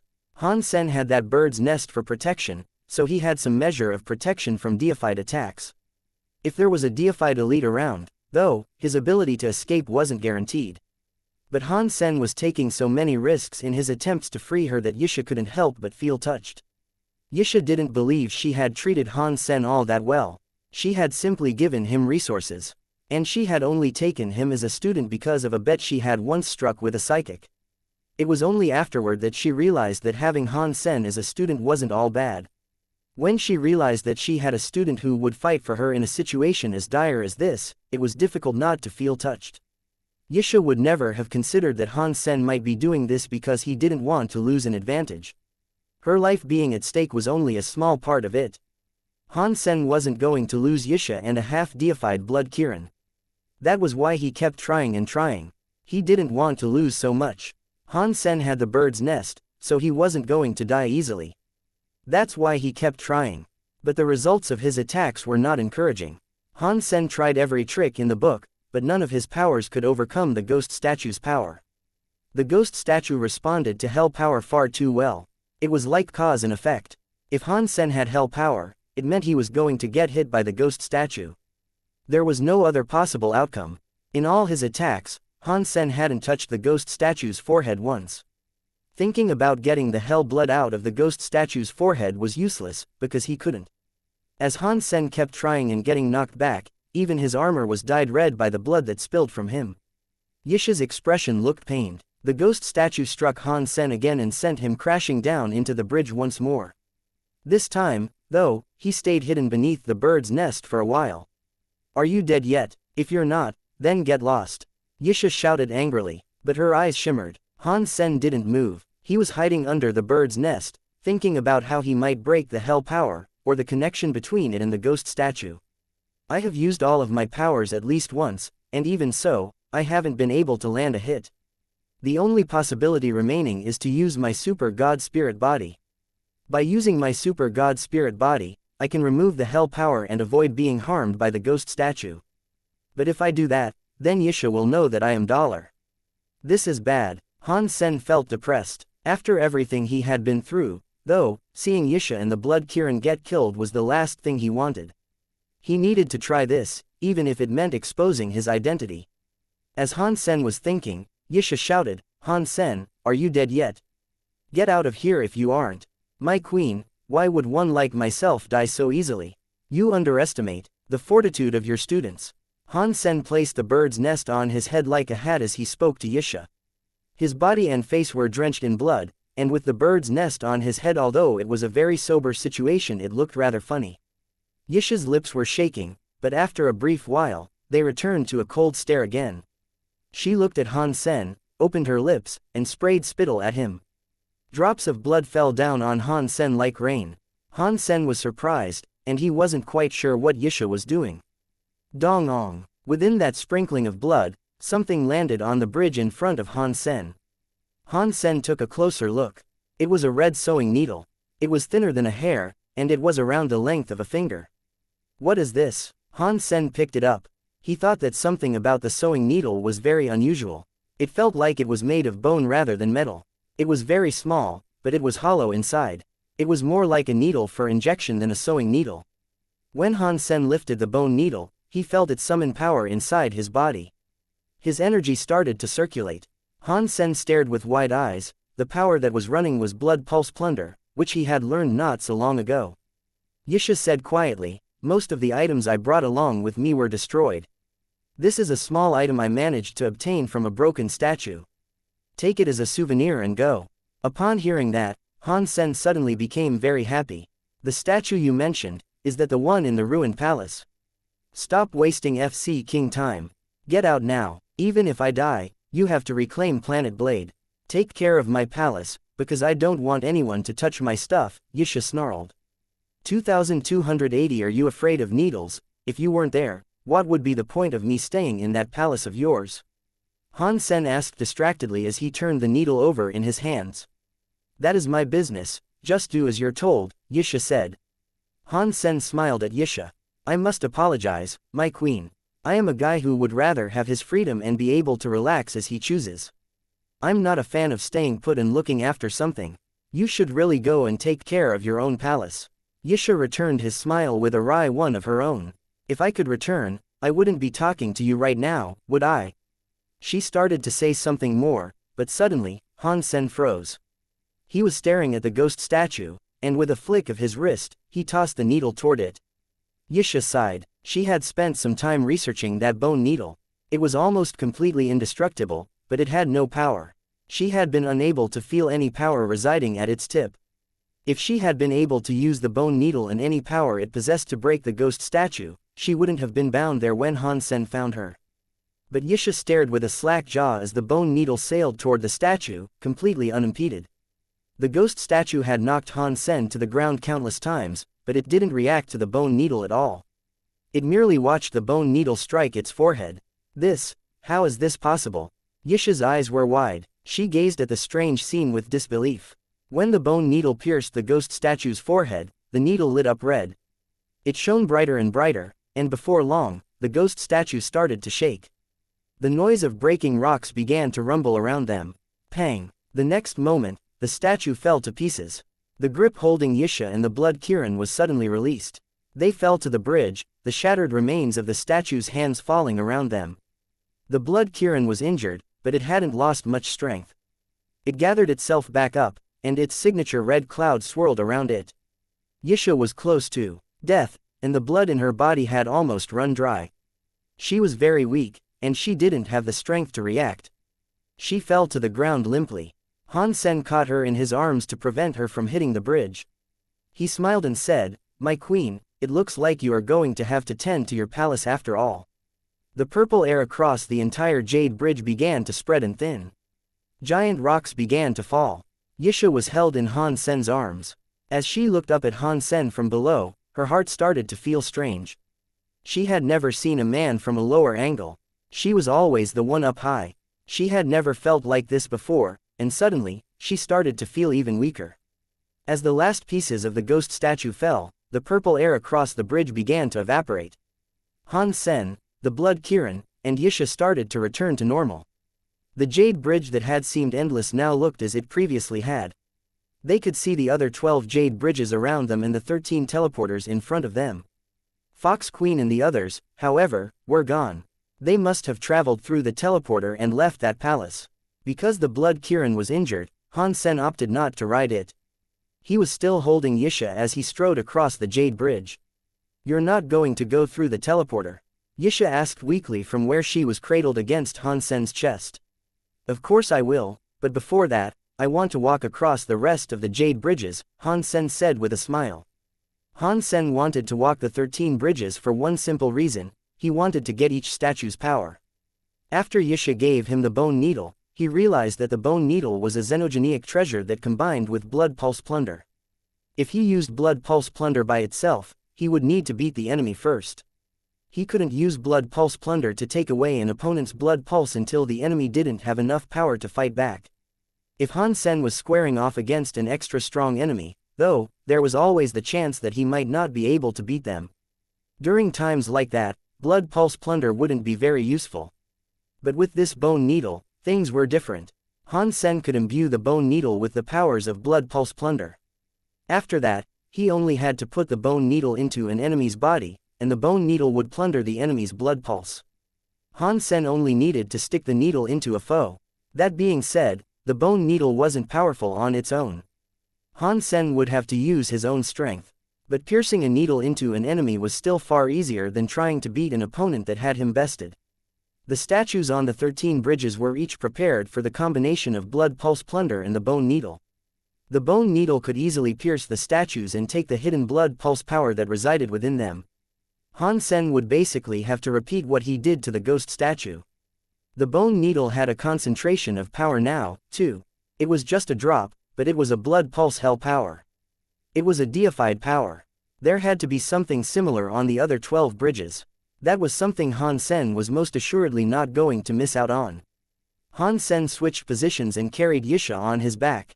He walked to another jade bridge, and just as he had expected, the first half was safe.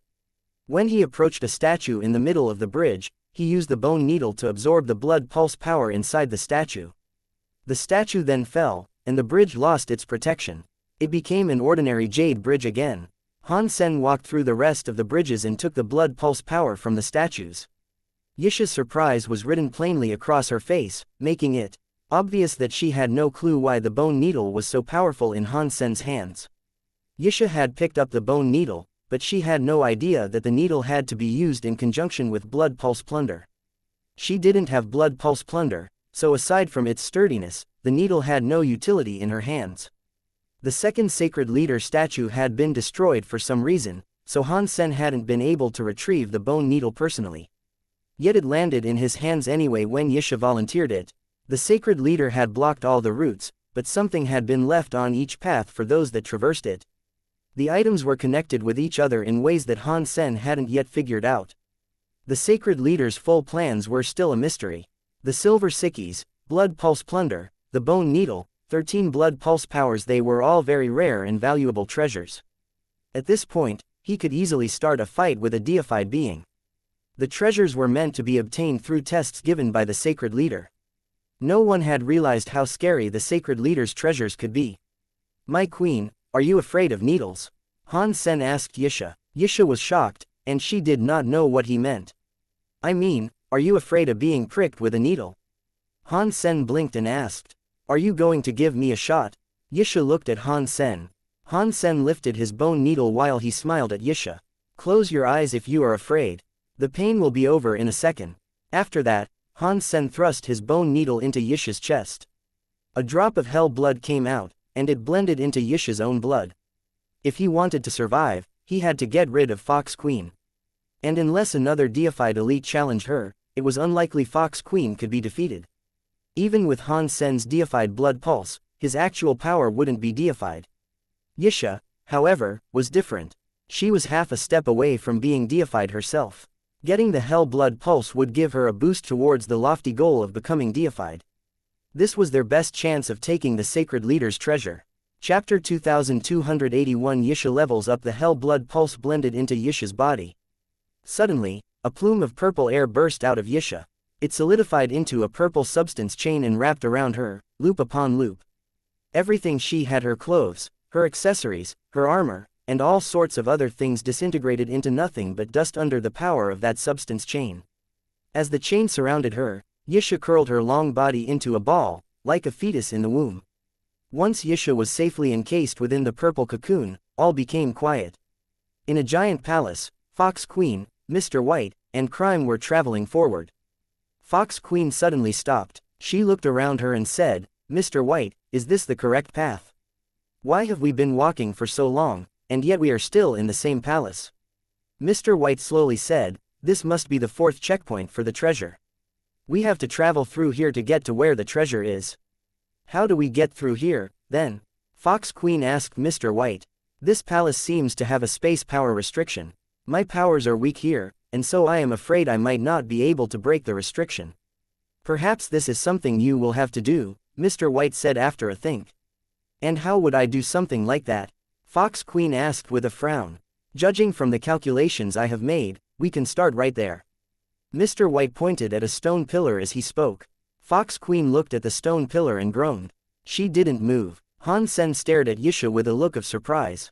The whole process had gone far better than he expected. The Hell Blood Pulse activated the Hell King blood she had inside her body. They fused with Yisha's already considerable strength. She had broken through and become deified with no trouble at all. When she emerged from her cocoon and ascended, Yisha was wearing a set of purple armor. Her regal presence blanketed everything around them as if she was the queen of the entire universe. If you dare to tell anyone about what just happened, I will kill you. Yisha stared daggers at Han Sen as she spoke. My queen, I didn't see anything. Han Sen blinked innocently, but deep inside, he was thinking to himself, women are weird. Moments ago, she was begging to be deified. And now, after becoming deified, she still isn't happy. Does she really care about a small and inconsequential detail like being naked? Her naked body is quite nice. Why is she so upset? Yisha only stared at Han Sen in response. She turned silently and looked to the 13 teleporters. Then, she said, which teleporter do you think we should use? Clearly, Yisha wasn't very good when it came to this sort of maze. It seemed as if she had forced her way through the palaces by trial and error.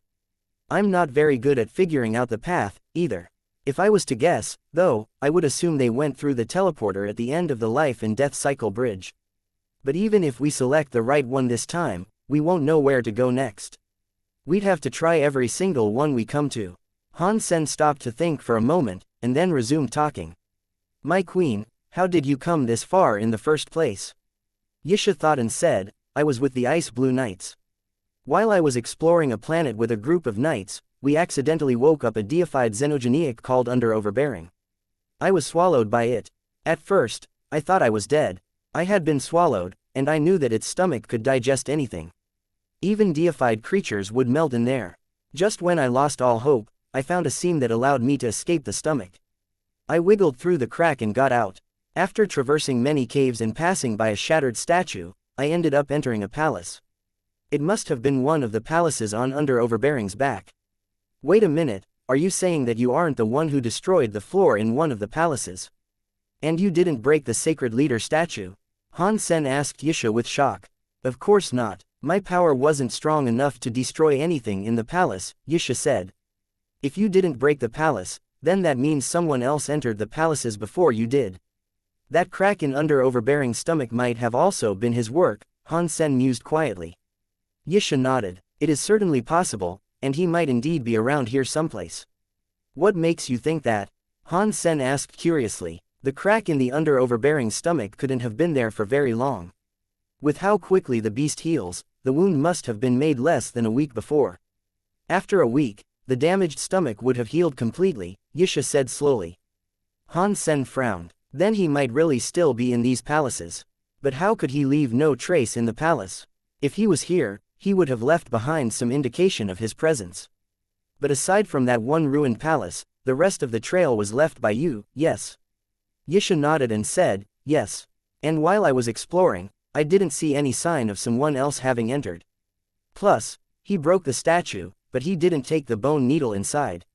That's just weird. Was he too careless to find out what it harbored? But then again, how could such a powerful elite be that careless? It doesn't really make any sense, Han Sen said. Yisha sighed. Maybe he just doesn't care about the items in this place. Han Sen was stunned by the suggestion, but as he considered the idea, it made sense. That might indeed be possible. He must be a very powerful person to create a hole in Under Overbearing's stomach. Maybe his real target is the final treasure of the sacred leader.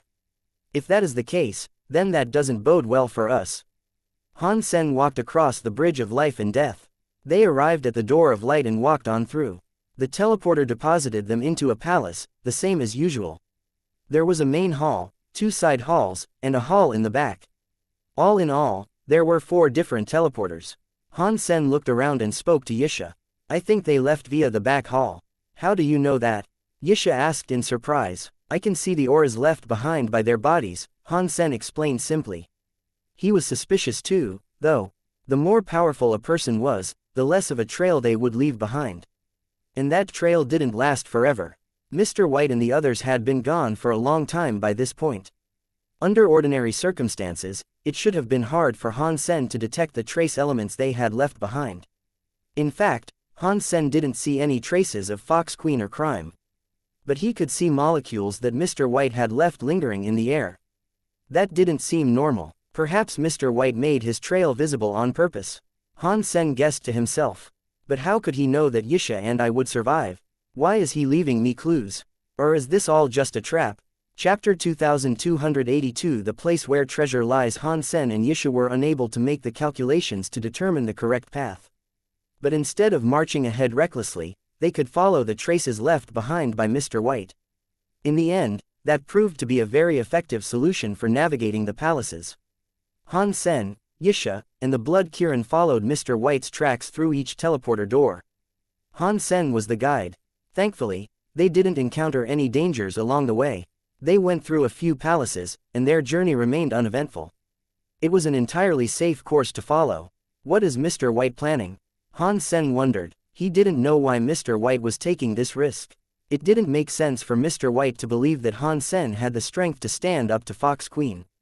It also didn't seem likely that Mr. White would leave a trail behind just to cause Fox Queen trouble.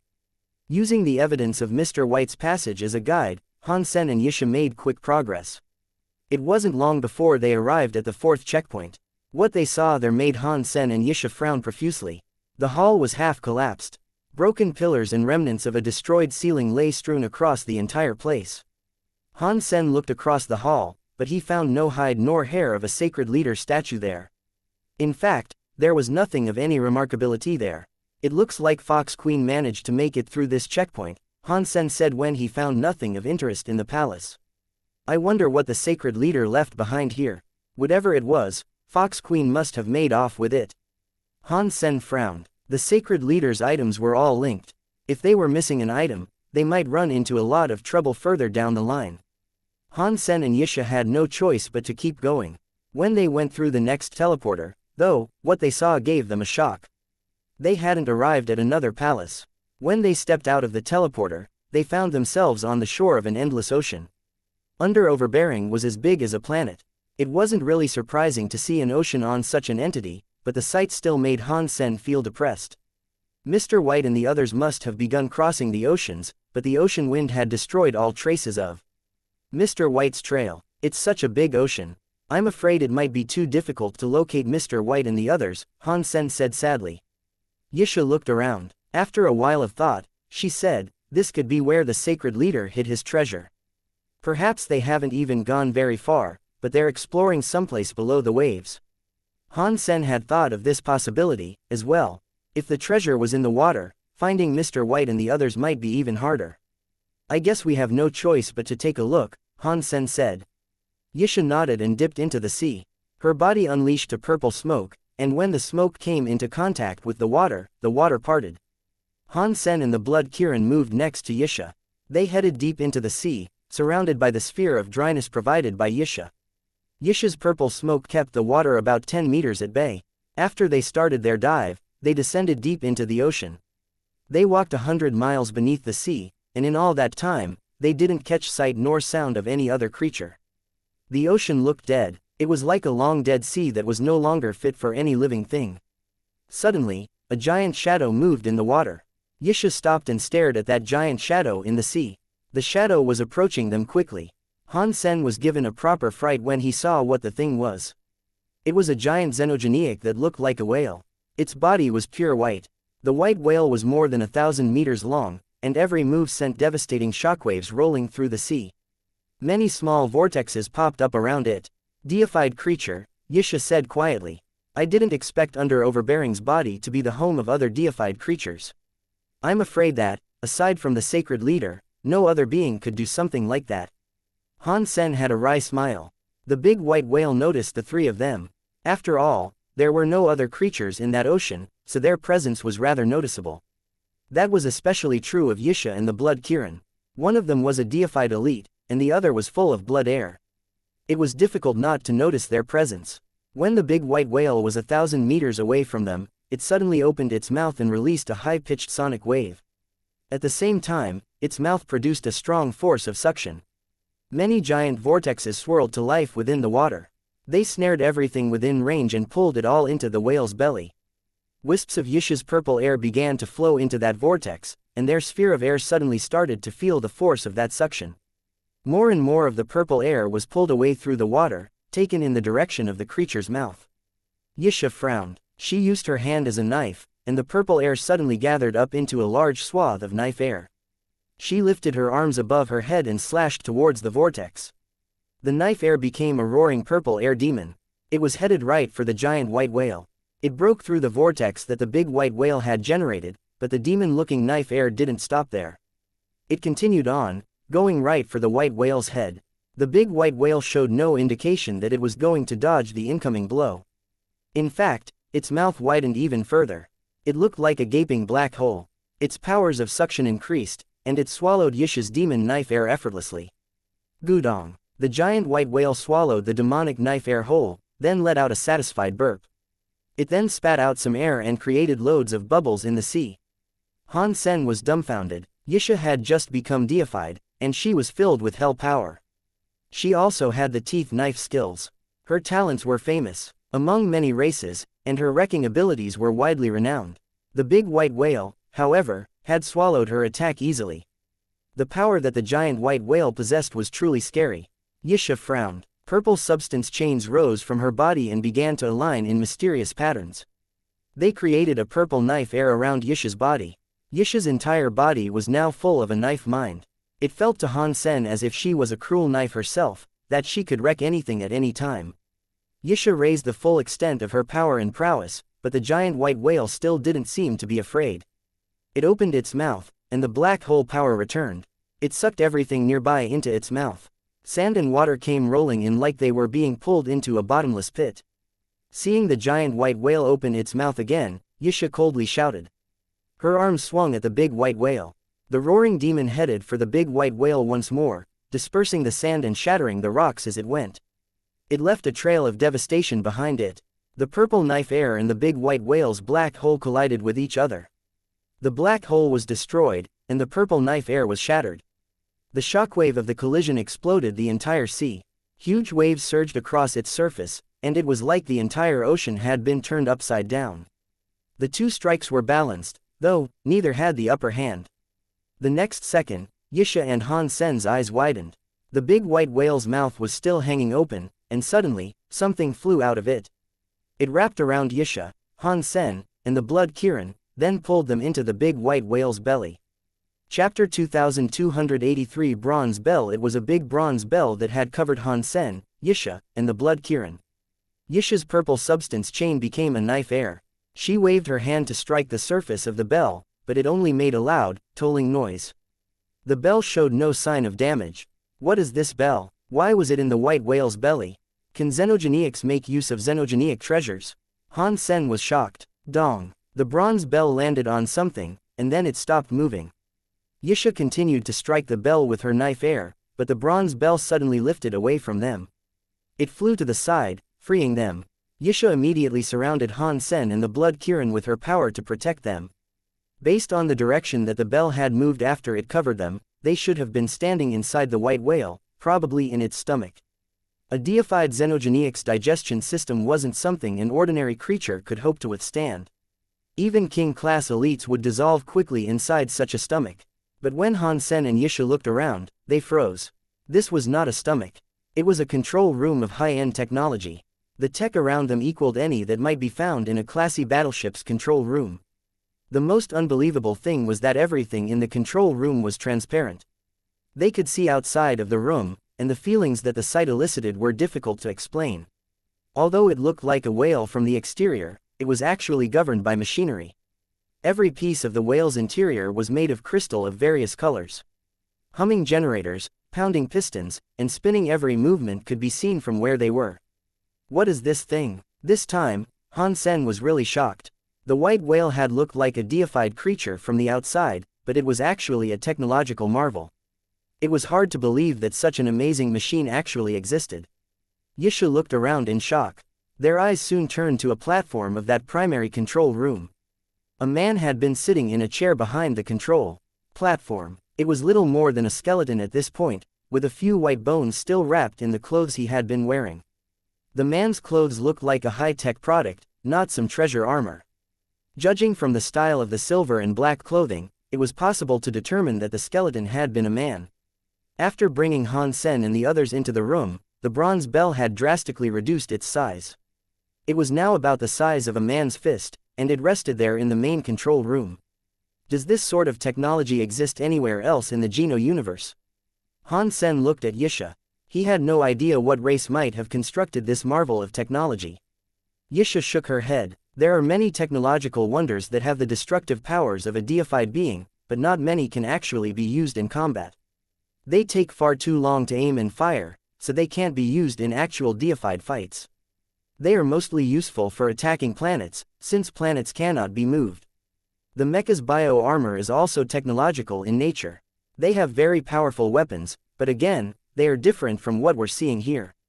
Clearly, Yisha was just as clueless as Han Sen. This has to be another one of the Sacred Leader's creations. Sacred achieved a lot when it came to technology, Han Sen pondered aloud as he looked around. Since the white whale's master appeared to be quite dead, how could the white whale continue to move without someone at the controls? And what had prompted the behemoth to swallow them? Yisha walked toward the skeleton. She waved her hand, and one of her purple substance chains dissolved into a purple mist. The mist flowed over the skeleton and began to poke around it. She was looking for some lead or clue they could follow. But before Yisha's purple air touched the skeleton, the bronze bell rose from its resting platform and covered up Yisha's purple air at once. This old bronze bell defends its master automatically. Is it a piece of technology, as well? Han Sen looked at the old bronze bell in shock. Suddenly, Han Sen and Yisha heard a boy's voice. You are a technological product. Your entire family is a technological product. Who is that? Han Sen and Yisha were shocked. They looked around them, but neither of them could sense any presences. There was just that soul skeleton sitting on the primary control deck. It made Han Sen and Yisha feel very uncomfortable. No way, have we encountered a ghost? Han Sen muttered as he stared at the skeleton. He used his Dongshuan aura to scan the skeleton multiple times, but there was no life force. It couldn't have been any more dead, so there was no way that the voice was coming from it. Han Sen could only think that they must be talking to a ghost. You are a ghost. Your entire family is a ghost. The little boy's voice was heard again, and it sounded pretty mad. This time, Han Sen and Yisha located the source of the voice. It came from the little bronze bell. The bronze bell shook. Strange symbols glowed across it, and it opened shiny green eyes. Below its eyes was a gap. It looked like a mouth that kept opening and closing. Han Sen stared at the bronze bell that was shouting at him. The body of the bell seemed to be vibrating with rage. What is this thing? Han Sen didn't know how to react. He hadn't displayed any signs of a life force, so he thought it must be a xenogenic treasure. But now that it was talking, it certainly seemed to possess all the traits and characteristics of a living creature. You are a thing. Your entire family is a thing. The bronze bell was becoming even angrier. It was jumping up and down as it shouted. Are you an AI? If you are, it seems like you are a very cheap one. You can only say the same thing over and over, Han Sen said, looking at the bronze bell with curiosity. The bronze bell started to yell, you are a. It trailed off halfway through its shout. If it continued, people really would believe it was an AI. So, after its half shout, the bronze bell stopped and settled down a little. With a very cocky look, it said, you stupid low-life creature. Listen up, your master's name is Big King Bell, but you guys can call me either Master or Big King. After that, Big King Bell thought of something. It looked at Han Sen and said, your master is not some sort of AI. 2284 King Han Sen looked at Yisha. They were confused. What was this thing? It was sort of like a treasure, but it wasn't a treasure. It was sort of like a creature, but it wasn't a creature. The jade drum was a creature, but the jade drum was created naturally. It wasn't something that was man-made. Words were scrawled across the little bell's body, though, and that suggested it wasn't a natural being. Okay, Big King, why did you snatch us and bring us here? Han Sen asked the bell. Big King Bell rolled its eyes and jumped. He said, what do you mean by snatch? I was saving you guys. Couldn't you tell? Don't talk big if you don't know sh*t, kid. You were saving us. How? Han Sen looked at Big King Bell with confusion. You guys don't understand anything. And yet here you come, waltzing into the Holy Spirit Sea. You must have a death wish. If it wasn't for me saving you guys, you too would have ended up like him. You know, with only bones left. The bell jumped up to land atop the skeleton's skull as it spoke. Who is he? Han Sen asked with curiosity. He had originally thought that the skeleton was Big King Bell's master, but now, that didn't seem to be the case. This piece of garbage, how do you expect me to remember who he was? He was just another pawn, like a background extra in this tale. Big King Bell proclaimed, lifting his lips in disdain. Han Sen didn't believe the bell. There was no way that an unimportant person would have been in charge of controlling a technological marvel like the white whale. Even if the man hadn't been very powerful personally, he could have used the whale to hold his own against a deified being. How did he die? Yisha asked Big King Bell. Big King Bell rolled its eyes. He thought that since he had this strange machine, he could cross the Holy Spirit Sea and take the sacred leader's treasure. He had no idea of the power of the Holy Spirit Sea. This thing didn't stand a chance of repelling the sea's power. Not in the least. He died before he even made it to Holy Spirit Town. Only his bones remained. After that, Big King Bell jumped onto the control platform and cockily said, but this thing was quite interesting, and so I decided to hold onto it as a keepsake. Han Sen knew Big King Bell was talking about the white whale. He looked at the skeleton and told Yisha, this guy must have dived a long time ago. He didn't get here recently. What? Another creature was here? Big King Bell asked before Yisha could respond. He seemed startled as he stared at Han Sen. Yeah, there's a few of them. Han Sen looked at Big King Bell and asked, you came here, too? What is so strange about that? I was here. Big King Bell trailed off as a thought crossed his mind. He stopped talking. Hear what? Han Sen asked. Big King Bell grunted and said, that is none of your business. Don't you have the relic with you? How were so many other creatures able to reach this place? Or is under overbearing now so old that people are reaching the palace through his mouth? Han Sen was shocked that Big King Bell knew he possessed the relic. This bell seemed to know things that it shouldn't, so perhaps it was connected to the sacred. Leaders treasure somehow. Let's not waste our breath. Give me the relic, and when I open the holy town's treasury, you will receive what you are owed. Big King Bell hovered in the air before Han Sen as it spoke. You can have the relic, but I will have to see if you have what it takes. Han Sen smiled. I was born deified. I have beaten billions of people in this universe. I am the strongest in the sky or on the land. Even the sacred leader, when he met with me, would refer to me as Big King Brother. Are you honestly trying to compete with me? Big King Bell looked at Han Sen with actual surprise. He hadn't expected Han Sen to be so ignorant. Big King Brother, even if you are so strong, you should demonstrate that strength. Otherwise, how am I honestly supposed to believe that you are as strong as you claim? Han Sen put out his hands as he spoke. I pulled you guys in here on a whim. Wasn't that enough? Do I have to kill you idiots to show you how strong I am? Big King Bell looked at Han Sen coldly as he slowly rose higher into the air. He looked as if he was going to kill Han Sen. Big King Brother, it was a powerful demonstration when you grabbed us. But that isn't enough to make us want to hand over the relic. Will you show me again? If you can convince us, I will give you the relic without argument. Han Sen smiled at Big King Bell. He thought that the Big King Bell was quite interesting, and that was an impetus for Han Sen to trash talk it. The bronze bell had shielded them as it pulled them inside, but that was because they hadn't been prepared for its sudden arrival. Yisha still hadn't shown off her true strength, so Han Sen wasn't worried about annoying the bell. Big King Brother looked down on Han Sen with utter disdain. Even a small fraction of my power would convince you to obey me, but I have way too many powerful Geno arts. Let me think of a weaker one I can show you, just in case my Geno art is too strong, and I accidentally end up killing you all. Big King Bell spun in the air twice, looking as if he had made a decision. He jumped onto the control platform and punched a few buttons. The white whale then rose to the surface and opened its mouth. The front of the control room looked out through the white whale's eyes, letting the operator see what was going on outside.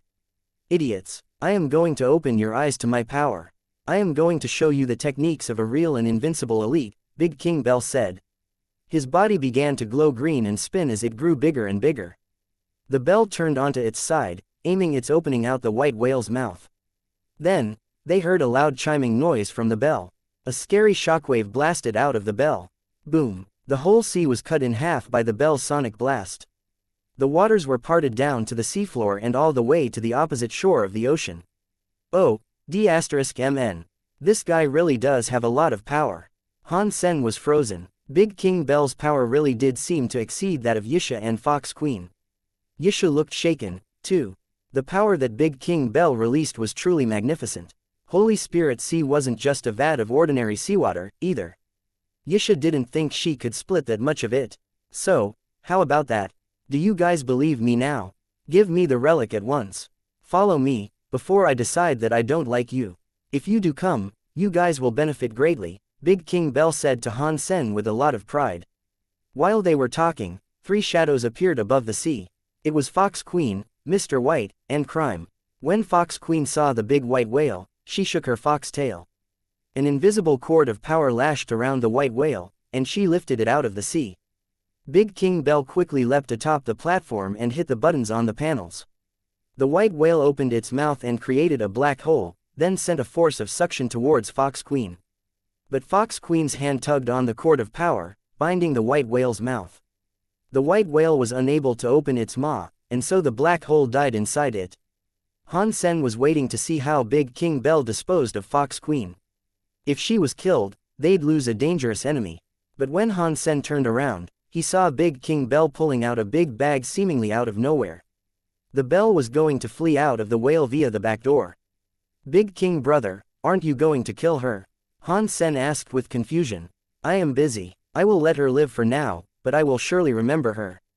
The next time I see her, I will blow some air at her to kill her, Big King Bell said firmly. Then he left through the back door with his big bag in tow. Han Sen and Yisha were frozen. They weren't sure about how to react. Chapter 2285 Deified Phi. That guy seemed very spirited. What would make him run away in such a hurry? Han Sen looked at Yisha with confusion.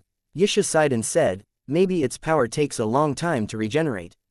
That strike he unleashed might have cost him most of the power he had gathered. Now Han Sen was able to understand. It was like the Red Mist King that depended on the 7 red mist minks for energy. It took a very long time for such power to be gathered. If Big King Bell had failed to bluff Han Sen and Yisha, it knew it had to run once Fox Queen showed up. What do we do now, then? Han Sen asked, looking at Yisha. Yisha didn't answer. She teleported to the back door. Han Sen knew what she meant by that. He mounted the Blood Kirin and followed after Yisha. Big King Bell was a big phony, but he was familiar with the surrounding area. Getting information from him could be quite useful. After they rushed out of the White Whale, Yisha's body flashed away. The Blood Kirin was unable to catch up with her. It was like a human having a foot race against a sports car. Half deified, had the word deified in it, but they were still king-class beings at their core. Real deified beings were in another league entirely. Han Sen, Yisha had chased after Big King Bell, quickly disappearing. Upon seeing Han Sen emerge from the White Whale's belly, Fox Queen called out in surprise. Before Han Sen could think of escaping, Fox Queen flashed before him in the Blood Kirin to block their path. Good timing. Give me the relic, and I will spare your lives. Fox Queen narrowed her eyes at Han Sen, but it looked as if she was smiling. Pretty sister, you are giving me more trouble. I don't have the relic on me. Han Sen looked troubled, and he said, did you see that person that just ran off? That was my master, Knife Queen. I gave her the relic. In that case, let us see if your master or the relic is the most important thing in your heart, Fox Queen said coolly. Many cords of power slid out of her, and they came slithering over to wrap around Han Sen and the Blood Kirin. But Han Sen patted his bird's nest, which grew bigger to shield him in the Blood Kirin. It blocked out Fox Queen's cords of power. Even so, the cords of power locked tightly around the bird's best. And that meant Han Sen was now unable to escape. My good little brother, you think having this bird's nest will keep me from doing anything to you? Fox Queen smiled, and then she pulled something out from her waist. Han Sen saw the item, and when he did, his heart fell. Fox Queen had brought out a small jade flute. It was less than 1 foot long, and it was a translucent, creamy color. It looked very small and fragile. Fox Queen, are you proficient in sonic powers? The bird's nest might not be able to filter out noise, so I don't know if it can withstand sonic powers, Han Sen thought to himself. The bird's nest was not a Baisima, and Han Sen couldn't trigger its full power. He used the bird's nest's power as a protective force, but it was difficult to tell if he could block a sonic attack. Fox Queen brought the small jade flute to her lips. She smiled at Han Sen, and then, she opened those red lips. The jade flute began to produce sweet music. The flute wasn't particularly loud, but a very vague chord of power came out of the flute. The chord was coming for the bird's nest. Han Sen was shocked. He realized that the music of the flute could seep through the dry grass of the bird's nest, and that realization made him depressed. He had received the approval of the undying bird's nest, and so he was able to make use of the bird's nest. But that usage was limited. Since he couldn't activate the bird's nest's power, he couldn't utilize its defensive properties. Fox Queen's flute sounds were able to sink into Han Sen's bird's nest, and there was nothing he could do to prevent it. That music of the flute sank into the bird's nest like silk strands coming to tangle up Han Sen and the Blood Kirin. Han Sen and the Blood Kirin did their best to free themselves, but they were ultimately unable to get rid of the flute's music. Under the influence of the flute, Han Sen couldn't control himself. He lifted the bird's nest and began crawling out like a puppet on strings. Oh no, oh no, Han Sen felt terrible. Seeing Han Sen slowly moving out of the bird's nest, Fox Queen's expression was beatific. But when Han Sen saw the smile, he did not feel good. Just as Han Sen was pulled fully from the bird's nest, Fox Queen's expression became surprised. She waved her jade flute. Dong! A purple knife air roared through the air. It was like a demon coming forward to strike Fox Queen's jade flute. That endless purple knife air slashed the jade flute repeatedly, then struck Fox Queen's body and sent her flying 10 kilometers away. Fox Queen broke the knife air and stood still. Yisha's body flashed next to Han Sen, and her phoenix eyes moved to meet Fox Queen's beautiful eyes. Fox Queen felt as if she could feel the spark between them. You are Han Sen's teacher. Fox Queen smiled like a flower, but her eyes looked cold. Not bad, Yisha answered coldly. Perfect. Han Sen said you possess the relic. Give it to me now, and I will let you both walk free, Fox Queen said coldly. Yisha responded seriously, I do not recall having a queen like you to obey. Upon hearing those words, Fox Queen looked furious. She swung her jade flute, and some sad sounds came at Yisha. As this occurred, she hissed, "How dare you?" Han Sen knew something very bad was about to happen. He didn't say anything and just maintained his hold on the bird's nest, moving toward the fallen white whale. Two deified beings were now having a fight. Ordinary creatures would not be able to endure the shockwaves. Han Sen didn't want to stay there and be reduced to dust. Fortunately, the white whale was ownerless now that Big King Bell had departed. Han Sen planned to hide inside and see if he could operate the thing. The white whale could block the attacks of a deified elite. Yisha and Fox Queen had been unable to destroy its body. That thing must have been very tough, so if Han Sen was able to drive it, the whale would be far greater than a top-class battleship. When Fox Queen came for Han Sen, she had given up trying to bind the white whale. The white whale had fallen into the sea, and half of it was just floating atop the surface of the sea. The blood Kirin dove and took them into the water. Han Sen planned on going to the back door and making his way to the white whale's control room. As soon as he entered, he noticed that Crime and Mr. White had followed him. Chapter 2286 Crystallizer Technology Boom. Han Sen was about to say something, but a scary sound cut him off. And then, the white whale suddenly flipped and started to sink. Many forces of horrible powers lashed the white whale, and each strike was like the crack of thunder. Fortunately, the big white whale was pretty solid. The shockwaves of combat coming from Yisha and Fox Queen were not enough to break the hull. But even so, the impacts were driving it deeper into the sea. Boom! The whale shook under their feet as if it had just hit something, and after that, they heard the sound of something large being destroyed. Then, there was only silence. The white whale was no longer being tossed about. Looking out the white whale's eyes, they couldn't see anything except seawater and piles of rock. It looked as if the big white whale had been crushed under an enormous pile of rubble far below the surface. The sea around them was swirling like mad. Even though they were far enough underwater that they could hear the fight overhead, they still saw occasional shockwaves rolling through the water. The turbulence had, however, slowed down a lot. The white whale was now buried by the stone, and it could no longer move. That made Han Sen feel better, at least. This white whale is a machine. Crime looked around the control room in shock. The revelation had obviously caught him off guard. Mr. White was also looking about the big white whale with interest. Big King Bell, who wasn't the original owner, had been able to control the big white whale. Han Sen figured that Mr. White probably could as well. Anyone could control a machine like that, as long as it wasn't locked down. It should work on essentially the same principles as any other machine. "Don't move it," Mr. White shouted, just as Han Sen was about to move the skeleton on the command chair.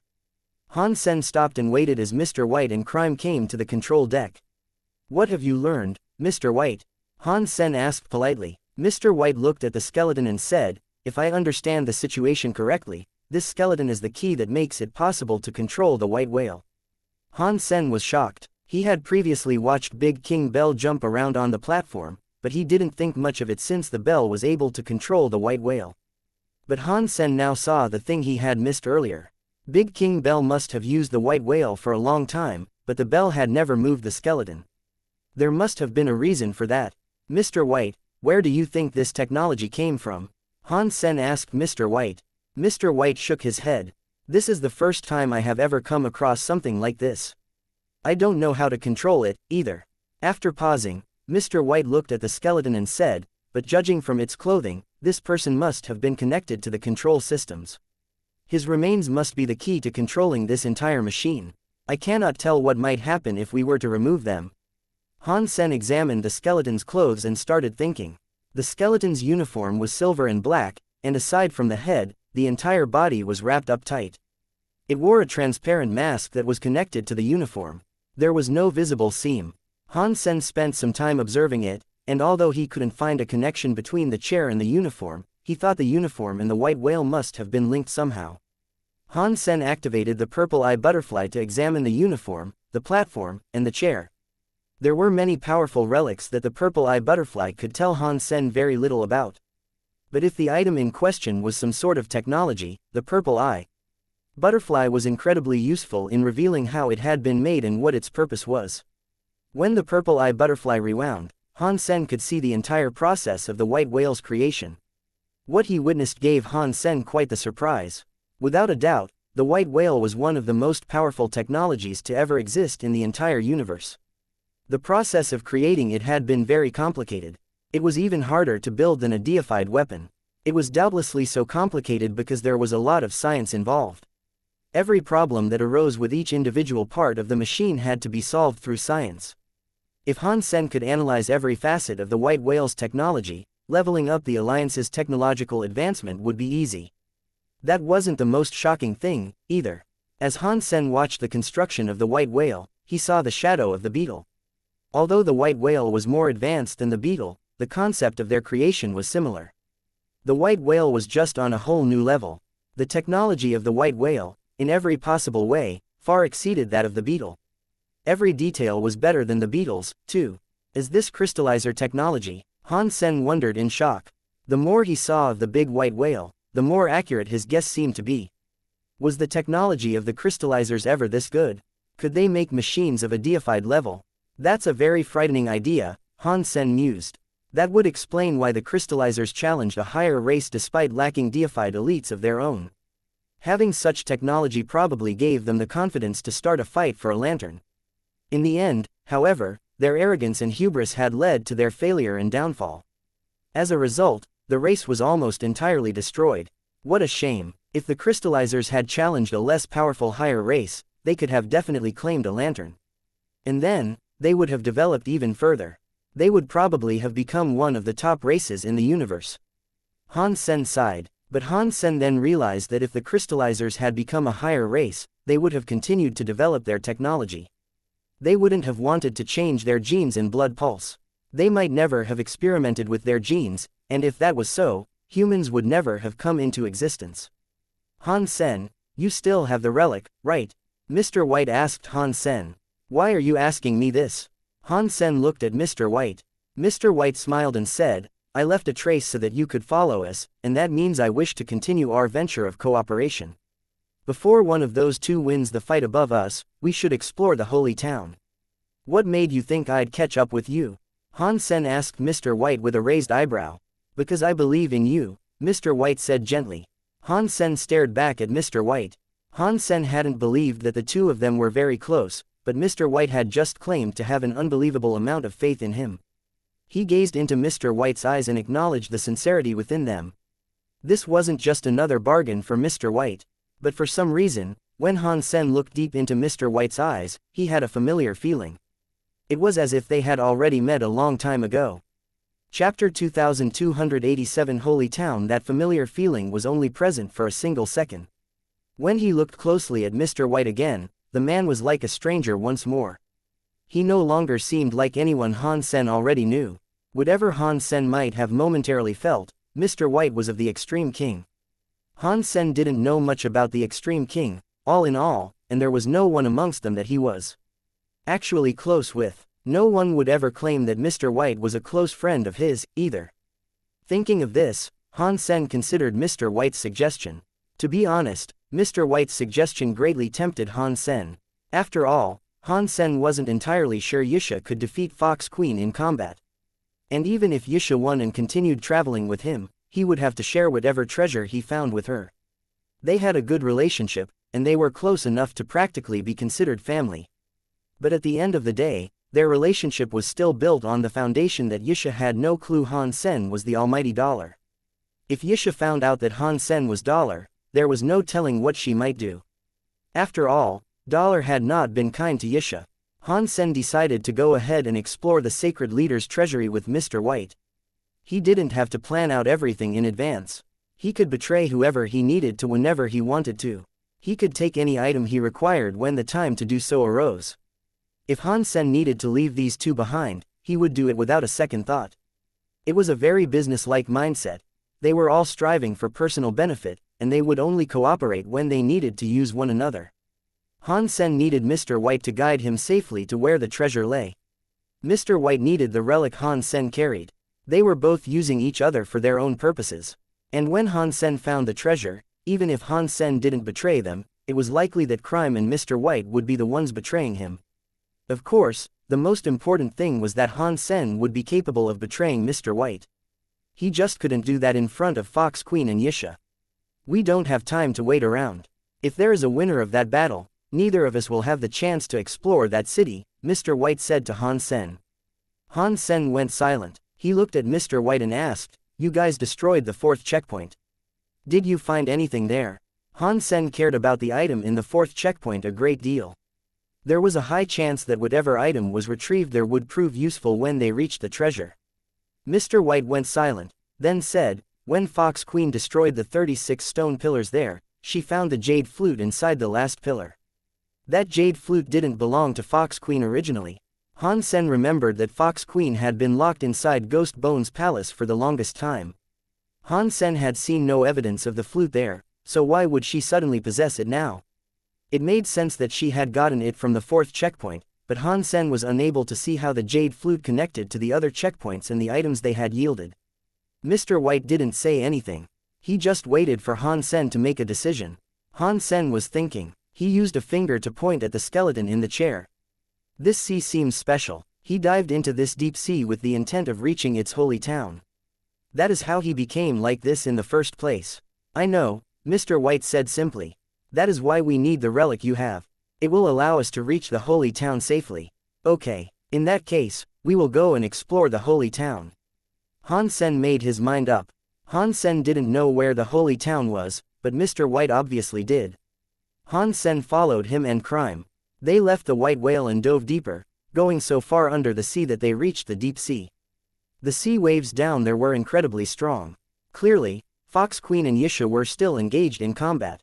It would take a long time for one of them to emerge victorious. Han Sen wasn't worried about xianxia's well-being. With her abilities, even if she was unable to triumph over Fox Queen, he didn't think Fox Queen had what it took to kill xianxia. And if Fox Queen couldn't defeat xianxia, then he might as well head for the holy town. Han Sen had already learned of a way in which he could commandeer and pilot the white whale, but he saw no reason to use it just yet. Perhaps it would prove useful in the future. With Mr. White's guidance, Han Sen went deeper and deeper. The further they went, the quieter the sea became. The shockwaves xianxia and Fox Queen were creating didn't reach those levels. If my calculations are correct, then the sacred leader's treasure should be someplace inside this trench. Mr. White pointed to a large underwater trench in front of him. Han Sen looked down into the trench and saw nothing but darkness. It was like a bottomless abyss. Even using the power of the purple eye butterfly, he still couldn't see what lurked within. Without too much hesitation, though, Mr. White and Crime continued to swim down. Han Sen rode the blood Kirin after them. They all headed into the darkness of the deep trench. A little ways down, Han Sen felt as if something was amiss. The stone plate in his pocket started to burn. Han Sen pulled out the stone plate, and when he did, the plate glowed with a holy light. It lit up a small pocket of brightness amidst the suffocating dark of that place. Just as I thought, only people who have the relic can enter the place that holds the true treasures of the sacred leader. Mr. White seemed to have expected this, and he eyed the stone plate as he spoke. The three of them and the beast continued to venture down. The water around them was very dark and creepy. No matter how strong their vision was, they could only see within the small pouch of light that the stone plate provided them. Everything else was pitch black. Nothing else could be seen, as if the entire world had gone black. They didn't know if this was the work of an illusion or not, but Han Sen could feel countless eyes peering at them from beyond the black. Time passed. Han Sen had no clue how deep they had dived by this point, but the trench was like a bottomless abyss. No matter how deep they went, there appeared to be no end. When he looked up, he found that it was pitch black above him, too. The light couldn't penetrate the sea to such depths. They created small waves in the water as they swam, but there was no other movement. xianxia and Fox Queen's fight didn't reach them at all anymore. Because it was too dark there, even the blood Kirin started to feel nervous. It kept releasing quiet moans and groans as it swam. Han Sen used his hands to stroke the blood Kirin's neck and bring it a bit of comfort. The blood Kirin had always been so moody and angry, and telling him to be quiet would be harder than making him bleed. Mr. White, however, looked calm. Crime was a little nervous, though. It looked like he was feeling the same fear as the blood Kirin. They felt as if they were being watched by phantom eyes in the dark. Han Sen knew for sure that something bad lurked out of sight.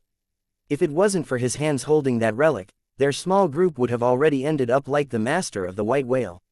Suddenly, it looked like a blurry halo appeared around Han Sen's feet in the dark. He focused on that little halo. But the halo was too blurry, and he couldn't see it clearly. Mr. White and Crime also saw the halo. They looked down and checked it out. As their bodies descended, that blurry light became clearer and larger. When Han Sen finally got a good look at what was in that halo, he opened his mouth. Chapter 2288 Holy Town. In that strange deep sea, everything around them was pitch black. But at the bottom of the ocean, there was a quiet city lying in the dark. The city was nestled in the darkness like a jewel. It glowed like a beacon of holy light. This underwater town was far different from the one Han Sen had seen before. This holy town actually looked like a statue. All the buildings were pieces of a single structure. There were statues that were a few dozen stories high, and every brick was made of jade. The town looked like a jade statue that came from another world. What shocked Han Sen the most was the shape of the giant underwater town. The statue was shaped like a sleeping beast with the end of its tail tucked under its head. And the face of the beast startled Han Sen badly. The nine-life cat. Han Sen almost screamed aloud. The town was shaped just like the nine-life cat pendant Han Sen used to own. Aside from the white color of the town, it was just an incredibly large version of the nine-life cat pendant. When Han Sen and the others approached the jade town, the town started to look bigger in their eyes. And when they touched the holy light coming from it, the stone plate's light suddenly exploded. Tiny cracks spread across the stone plate. Not long after, the stone plate crumbled away in Han Sen's hands, leaving behind a crystal that had rested in the center of the tablet. The crystal was shaped like a water drop, and it rose into the water. It shone with a holy light. It left Han Sen's fingers and drifted towards the jade town. Han Sen reached his hand out to grab it, but the water drop crystal was too fast for him. Han Sen snatched at empty water behind it. The crystal flew towards the cat statue's head. In the nine-life cat's forehead, there was a jade statue. The jade statue looked like a sleeping nine-life cat as well, although a smaller one. That nine-life cat statue's forehead had a water drop slot in it. It looked like the socket of a third eye. The crystal fitted itself perfectly into that water drop-shaped slot. The fit was so tight that it was practically seamless, and the nine-life cat statue suddenly looked complete. It then underwent some weird changes. The sleeping nine-life cat statue suddenly opened its eyes. It laid there lazily for a minute, and its paws moved to run its sleepy-looking cat eyes. It raised its head to look at Han Sen and the others floating over the jade town. The three of them wondered if they should enter, but the nine-life cat suddenly raised its paw and waved at them like a lucky cat charm. They felt some irresistible power come upon them. All of them, including the Blood Kirin, were then sucked into the jade town as if by magnetic attraction. They used all their powers to resist the pull, but their efforts were in vain and they were still pulled down anyway. Pang, pang, pang, pang. 4 loud booms rang out as they dropped into the town. They landed in front of a palace that stood before the jade cat statue. "Welcome to Holy Town, you poor guys." The nine-life cat statue was now looking at them from above. Its teeth were bared in something like a smile, but the face didn't seem to possess much mirth. The three of them looked at each other. They didn't know what this was all about, but they made sure to remain alert. They stared at the nine-life cat statue. "Don't be afraid, I am just a guardian spirit that protects the town. I will not hurt any of you." The jade cat still possessed that smile that wasn't actually a smile. Then, the tone of its voice changed. "But since you guys are in the holy town, if you cannot pass the tests of the sacred leader, they will probably kill you. Why do we even have to accept your tests?" Crime asked coldly. Despite being a statue, the nine-life cat seemed to have no trouble thinking for itself. It smiled at Crime and said, "It is okay if you don't want to take the test. That means you give up, and you can die right now." Crime frowned. He started to say something more, but Mr. White stopped him. Mr. White looked at the jade cat statue and quietly asked, "What kind of tests are we expected to perform? And if we succeed, what will our rewards be?" The jade cat looked at Mr. White, smiled, and said, "It is simple. Live in the holy town.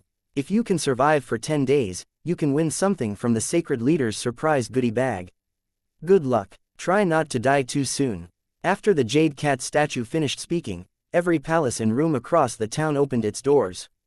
Many scary xenogeniacs began to slowly crawl out of their dens. The Blood Kirin's scales straightened up like a dog raising its hackles. Its blood air rose. It growled in warning at the approaching creatures, but the growl warbled slightly as if the blood Kirin was scared. The xenogenic beasts acted as if they hadn't heard the blood Kirin at all. All of them emerged from the palace and headed for the plaza. They approached without making any noise. They looked impassively at Han Sen, the blood Kirin, Mr. White, and Crime. So many xenogenics had emerged, and they were of a variety Han Sen knew little about. A few of them looked familiar, but even that familiarity was vague and undefined. There was a feathered creature with 6 golden wings and a Ghana with draconic horns. But most of them were xenogenics Han Sen had never seen before. They moved slowly and steadily across the ground. The power of the creatures was overwhelming, and simply sensing their presence made Han Sen feel as if he was shouldering a mountain. A deified thunderbird, a deified sky spirit, a deified 6-winged gold angel, a deified Ghana dragon, Crime screamed. Every name Crime shouted out made Han Sen's heart feel worse and worse. Seeing the creatures had raised a lot of questions for Han Sen, but as Crime spoke, those questions died on his lips. All of the xenogenic beasts that were walking out of the palaces were deified. How is this possible? Han Sen was floored. There were around 100 of the xenogenics circling the plaza.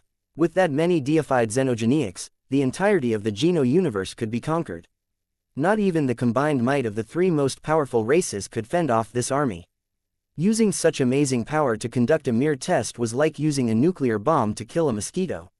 Not a mosquito, actually. Perhaps a flea, or a mite. The combined power of these xenogenics could destroy the whole world. This is a trick. It has to be a trick. Maybe some kind of illusion. Sacred cannot have this many deified creatures, and even if they did, the creatures cannot all be here. Han Sen couldn't help but rub his eyes. He summoned his purple eye butterfly to get a proper look at the beings in front of him. And when he did, Han Sen saw enough power to suppress every creature in the entire universe. When these creatures gathered together, they could destroy anything. Those xenogenic creatures had all the casual power of demon kings. Han Sen suddenly felt like a little girl entering the throne room of hell. He felt weak and vulnerable, while malicious eyes watched him from the dark. Chapter 2289 Test Han Sen wondered if Sacred Leader had played a joke on them. They were surrounded by so many deified xenogenics, and Han Sen had just recently become a duke. Not even the deified elites that Han Sen knew would have stood a chance against all the powerful xenogenics that had gathered. It's a trap. Han Sen couldn't think of any way he could fight off the amount of power that had been arrayed against him. Even if he refined 13 deified blood pulses, he would only gain their blood pulse abilities. His own level wouldn't ascend to deified status, and he would still most likely be killed. On top of that, he didn't have the time to refine another 12 deified blood pulses. As the jade flute in Fox Queen's hands the key to getting through this. Perhaps there is a song that can be played to soothe and lull all of the deified xenogenics. It might subdue them without the need for fighting at all, Han Sen thought. It was pointless since they didn't have the flute, though. Mr. White and Crime were just as shocked by the situation they had found themselves in. There was no way for them to run. They were surrounded by too many powerful xenogenics. Even if the ruler of the Extreme King came personally to save them, it wouldn't do any good. All of those scary creatures gathered in the plaza, and it became quite crowded as they filed in. The creatures watched the small group, and the weight of those eyes put fear into Han Sen and even Mr. White. The deified xenogenics drew closer, pushing Han Sen and the others toward the center of the palace. There was no way to withdraw, and suddenly, the jade cat coughed twice. Cough, cough. After the jade cat coughed, the deified xenogenics halted their advance. They did not get any closer to Han Sen, but they did not walk away, either. They simply remained where they were, staring expressionlessly at Han Sen's group. The jade cat looked at Han Sen and smiled. Don't be afraid, they will not attack you just yet. You guys have 1 day to travel anywhere in this city you desire. For this 1 day, they will not be permitted to bring you any harm. If you guys are still alive after 10 days, then you will have passed the test. We'll be hounded by 100 deified xenogenics. How are we expected to survive 10 whole days inside the city? Han Sen wanted to bargain for some better terms. The jade cat smiled. They are not really deified xenogenics. They are just the clones of deified xenogenics that Sacred Leader created. Each of them can only unleash a single deified attack. After one attack, they will die. So, you guys still have a minuscule chance of surviving. Try your best. Oh, And right, I forgot to tell you guys, if you get into a fight with a deified xenogenic clone, the others will back off. Only one can attack you at a time. The others won't interfere. Right, the test starts now. Try your best to survive. You have 1 full day to hide. You can hide anywhere you wish inside the holy town. The jade cat statue laid down after speaking, settling itself as if it was sleeping again. It looked like an ordinary jade statue. Han Sen could no longer sense any life force in it. Han Sen tried asking it a few more questions, but the jade cat statue did not respond. All that was left were the scary deified xenogenic clones looking at them. Let's go. We only have 1 day. This is our one chance of surviving, Mr. White said, then he stepped into the crowd of xenogenics. The scary deified xenogenics clones parted to form a path for him. The creatures wouldn't stop them from leaving. Han Sen followed Mr. White out of the plaza. 100 scary deified xenogenics watched them walk away, but none of the creatures chased after them. Mr. White, do you have a plan that can help us escape this predicament? Han Sen asked. Mr. White shook his head. I am fairly sure that exiting the holy town is out of the question, to be honest with you. The only way we can get through the next 10 days is to hide somewhere that the deified clones cannot find us. But I doubt that the sacred leader created a game of hide and seek out of boredom. He must have some other purpose here. So, no matter where we hide, we can be sure that the xenogenics will find us. Sir, what are you saying? Should we hide or should we not hide? Crime asked with confusion. Mr. White had described the results of both options, and neither one sounded good. Han Sen laughed. Mr. White explained it so clearly.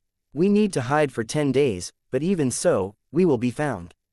That suggests that there is only one way in which we can hide. And what way is that? Crime still didn't understand. Han Sen had no choice but to explain. Did the jade cat statue not tell you clearly enough? If we are fighting one xenogenic, the others will leave us alone until the fight is finished. So, we need to fight one sole xenogenic for all 10 days. If we do that, the other xenogenics might as well not even exist.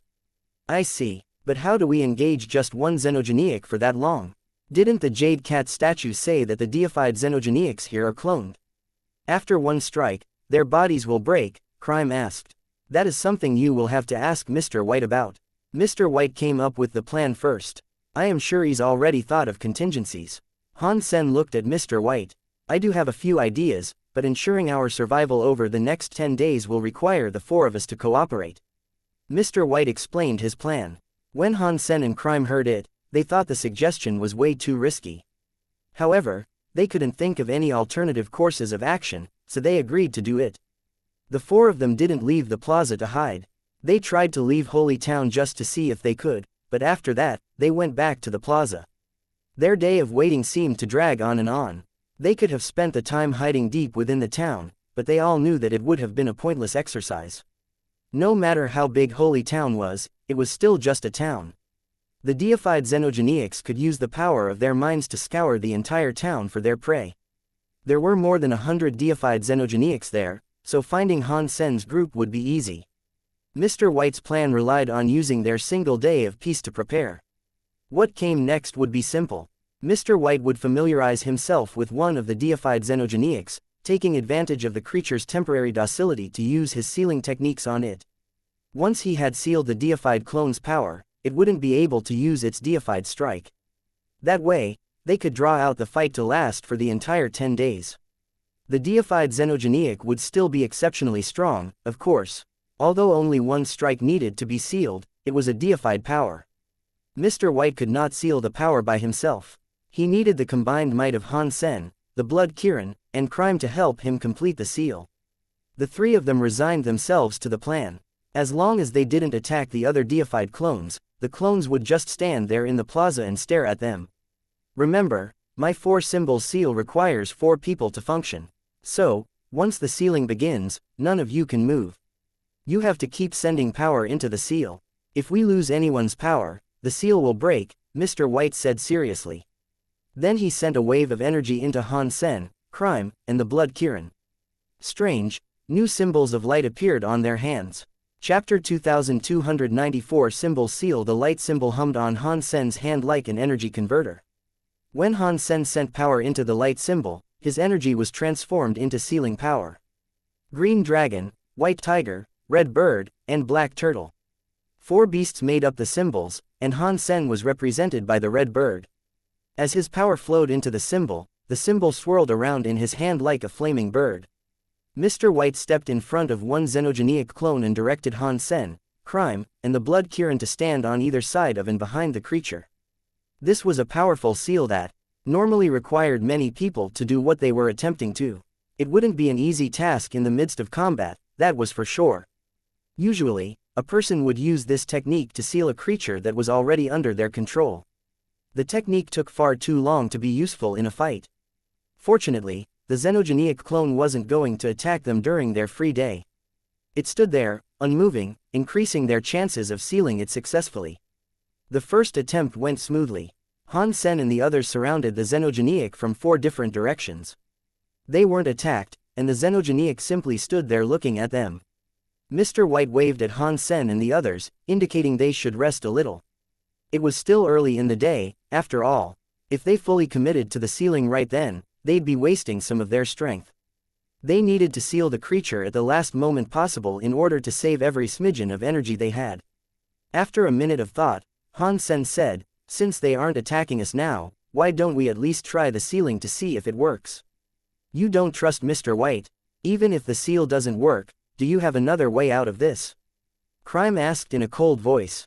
"There is nothing wrong with giving it a try," Han Sen responded flatly. Mr. White nodded. "Okay, then let us try. It will be a useful practice run." Following Mr. White's command, Han Sen and the others cast the 4-symbol seal. The symbol of the red bird shivered on Han Sen's hand. He felt a connection form between the bird and Mr. White's white tiger, Crime's black turtle, and the green dragon that hovered around the Blood Kirin's claws. All those powers were transferred, and the 4-symbol seal's light became stronger. The connection between them strengthened. The 4 powers supported each other, and as the light rose, 4 giant shadows formed into a bicema that trapped the creature inside. The xenogenic found itself confined within the bicema. Its eyes flashed, and the enemy started to move. "Oh no, it is going to attack us. Seal the bicema now," Mr. White shouted loudly. The 4 of them quickly finished casting the 4-symbol seal. The shadows of the green dragon, the white tiger, the red bird, and the black turtle were cast onto the xenogenic's body. The shadows bound the xenogenic. The xenogenic kept moving as Han Sen and the others continued casting their seal. The 4 shadows kept seething across the xenogenic. The xenogenic tried to fight back, but it couldn't break the seal. Crime looked ill, and he said, "I told you to trust Mr. White, but you just had to try it. Now we've wasted so much more of our power. What's done is done. We will just have to hold the seal and keep it going for the next 10 days, Mr. White said firmly, putting an end to Crime's complaining. Han Sen shrugged slightly and remained silent. He had known this was a possibility, but he thought they should give it a try anyway. Attempting the seal now would only anger one xenogenic. If it failed, only one powerful creature would be trying to kill them. But if they failed closer to the end of the first day, they might end up being attacked by whole groups of the monsters. So, Han Sen would rather spend a bit more energy now than risk everything later on. Aside from the struggling xenogenic in the seal, the other xenogenics just maintained their stances and their expressionless stares. When Han Sen's group confirmed that they weren't going to be attacked by the monsters around them, they felt greatly relieved. The xenogenic kept struggling. Although its power was sealed, it still had a deified body. Han Sen and the others had to use all their power to hold the seal against the raw physical strength of the creature's thrashing. Mr. White and the Blood Kirin were half deified, so they had an easier time. Crime was a top dog of the kings, so he was holding up well, too. But Han Sen had only just become a duke. He hadn't been a duke for very long, so his power was lacking in comparison to the others. He had to use all of his strength just to keep the red bird symbol of light up. Mr. White looked at Han Sen and said, "A duke's element is separate from your original body's astral body and celestial body. Your original body is your own genes taking the form of an element. At that stage, you must use your own power to fight. At the second stage, your astral body needs to rely on the planet beneath you. Planetary powers can be used to aid the elements of your body. For instance, a water element duke will perform much better on a water-based planet." After pausing, Mr. White continued to say, "The celestial body you can access in the third stage is also known as your universal body. That body can use the power of the universe. As long as it is not separated from the universe for some reason, it has access to practically unlimited power. Han Sen understood what Mr. White was talking about, but he had only just become a duke. He only had his original body, so he couldn't make use of any external powers. Plus, even if he did gain a celestial body, he knew that Holy Town was separated from the outside world. He couldn't access any power that was outside the town. Mr. White knew what Han Sen was thinking, and so he smiled. Judging by the way you use your body, you must still be at the first stage.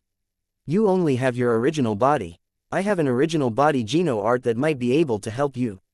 Perhaps you could learn it in order to ascend more easily. If you are really willing to teach me, I would be very grateful.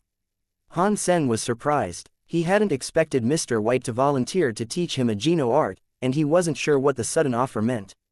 Mr. White, why do you care about him? Crime exclaimed unhappily. Mr. White smiled. We are cooperating to maintain the seal, aren't we? We are all in this together. Han Sen is of a lower level than us, so he will have a hard time over the course of the next 10 days. If anything happens to him, we will all be destroyed. I am only doing this for myself. After Mr. White said that, Crime fell silent. Mr. White paused for a moment before speaking. My Geno art isn't very impressive. I made it myself, and I never did think up a name for it. It hasn't been presented anywhere. I'll explain it as best I can, and if you think it helps, you can use it. If it doesn't, that's okay. Please tell me, Han Sen said. In a quiet voice, Mr. White gave a straightforward explanation of the Geno art. Crime and the Blood Kirin focused on his words as well. Crime listened seriously. Just like Mr. White said, his Geno art seemed rather simple. Even so, it was obviously quite special. Despite its simplicity, it was incredibly difficult to understand. Mr. White, your Geno art is so complicated. I am afraid he won't be able to understand it, Crime said after hearing Mr. White's Geno art. Chapter 2291 Small surprise, I don't think I really understand. Please explain it to me again, Han Sen said, trying to keep his shock from showing on his face. Truthfully, Han Sen understood the Geno art perfectly. The Geno art was quite familiar to him, and that familiarity shook him to his core. The Geno art had an obvious connection to the Dongshuan Sutra. Both arts could benefit each other quite well, and using Mr. White's technique could aid in the development of the Dongshuan Sutra. Han Sen could use the Dongshuan Sutra to absorb power from the world around him. Doing so allowed him to conserve his own energy, stretching his strength out over a longer period of time. But the Dongshuan Sutra had yet to reach Duke, so the effect wasn't particularly good. It only saved Han Sen a small amount of power. Has Mr. White realized that I use the Dongshuan Sutra? Is that why he's telling about this Geno art? What is he planning? Han Sen thought fast, but he didn't have enough information to guess what Mr. White was playing at. It seemed likely that Mr. White knew that Han Sen could use the Dongshuan Sutra. Explaining a Geno art as simply as he had suggested that the man's mind was quite frightening. It put Han Sen on red alert. If you don't mind me repeating myself, I will recite the Geno art again. Mr. White smiled. Then, he resumed talking about the Geno art. It would have been better if he had stopped speaking there, for the more he talked, the more confused Crime became. Mr. White's detailed explanation of the Geno art was more difficult to understand than the Geno art itself. He began speaking about the Geno universe itself, which was something Crime had never heard about before. Han Sen used the Dongshuan aura to listen, and he was able to understand a bit. He pretended that he couldn't though, and he feigned confusion. Mr. White, I'm afraid that the explanation isn't helping. I am just getting more and more confused. Han Sen presented Mr. White with a wry smile. Mr. White is so smart. Since you're just a duke, well, it is only expected that you can't understand a word that he's saying.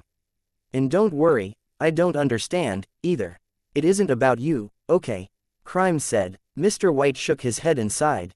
The things I have learned are a bit different from your own Geno art. It is okay that you don't understand, but try to learn as much as you can, for I can only explain it here like this. Thank you for your willingness to teach me. I'm just afraid I will never be able to learn such a Geno art, Han Sen said. But he was secretly casting the Geno art Mr. White had just taught him. He gave it a try, and it worked fine. When Han Sen didn't summon his Dongshuan armor, the effect of absorbing external power seemed to increase. And this was Han Sen's very first time using the ability. If the ability was already useful, then it would surely become a greater and greater benefit to him as his proficiency increased. Han Sen still didn't know why Mr. White had given him the Geno art, but he was okay with learning something new. Han Sen practiced it, and the strain of maintaining the four-symbol seal decreased. The day went by pretty quickly. After the first 24 hours, the other deified xenogenic clones shifted slightly toward Han Sen and the others like the very hungry monsters that they were. The monsters stared at them for a whole day, and the beasts' eyes were different than they had been. There was a fresh, murderous gleam in their eyes. The scary creatures looked over them, as if deciding which flavor of meat to dine on first. The slavering beasts made Han Sen and the others nervous. But even so, despite all the attention directed toward them, not a single one of the xenogenics prepared to attack. They just stared at Han Sen's group like jewels. Acknowledging their apparent safety, Han Sen and the others felt relieved. It was fortunate that the jade cat statue hadn't lied to them. The deified clones really were restraining themselves, as the cat statue had said. Han Sen and the others didn't dare move, though. They continued using their strength to keep the Bai Sima going.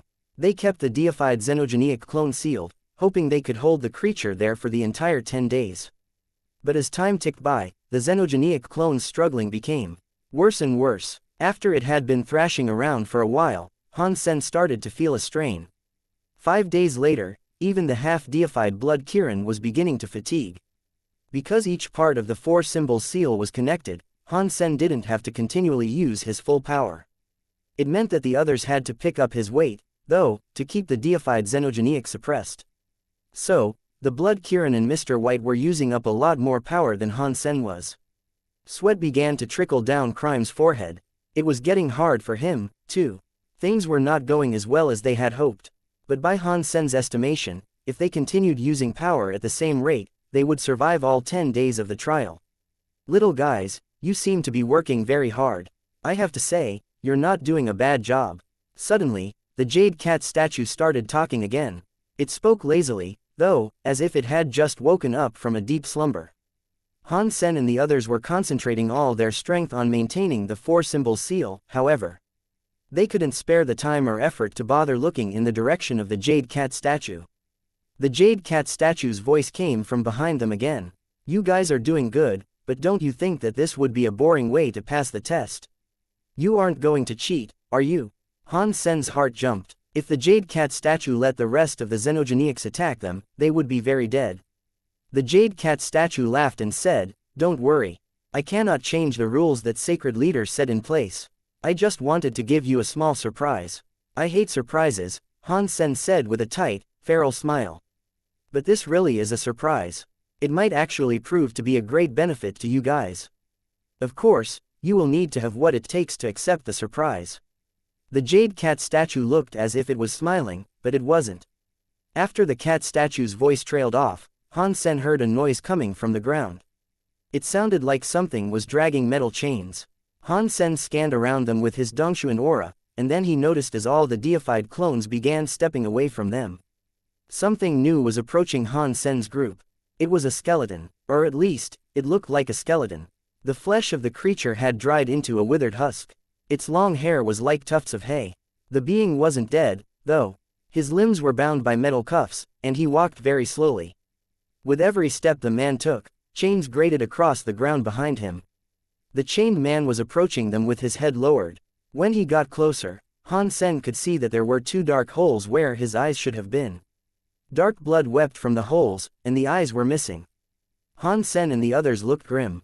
They were using their powers to cast the four-symbol seal. If the creepy man attacked them, they wouldn't be able to block the strike without releasing the four-symbol seal. And that would be enough to lead to their doom. The prisoner came within 10 meters of them, chains rasping across the ground with every step. He raised his head so that the 2 bloody holes could peer at Han Sen and the others. Those 2 holes gave them the willies. He stopped for a moment, but then, the prisoner started to move again. His slow steps took him toward Han Sen. What the FCK? Han Sen thought frantically. There were 4 of them, but the prisoner had decided to go for Han Sen. It was getting closer, and after another minute, it stood right behind him. Chapter 2292. The prisoner at the rear. The prisoner approached Han Sen. Although he walked slowly, he was already very close to them. A second later, he was directly behind Han Sen. As the prisoner walked, his cuffs clinked and clanked. When he came to a stop behind Han Sen, he fell completely silent. Han Sen couldn't even hear the prisoner breathing or his heart beating. It was as if he no longer existed. Han Sen used his Dongshuan aura to scan the prisoner, but he was shocked to find that he could no longer detect the prisoner's presence. Goosebumps flared across Han Sen's body. The prisoner was standing directly behind him, but he could not feel the strange, chained man. His inability to detect the creature deeply unsettled Han Sen. He wanted to just run away as fast as he could. But he was currently casting the red bird spell. If he left his position, then the 4-symbol seal would break.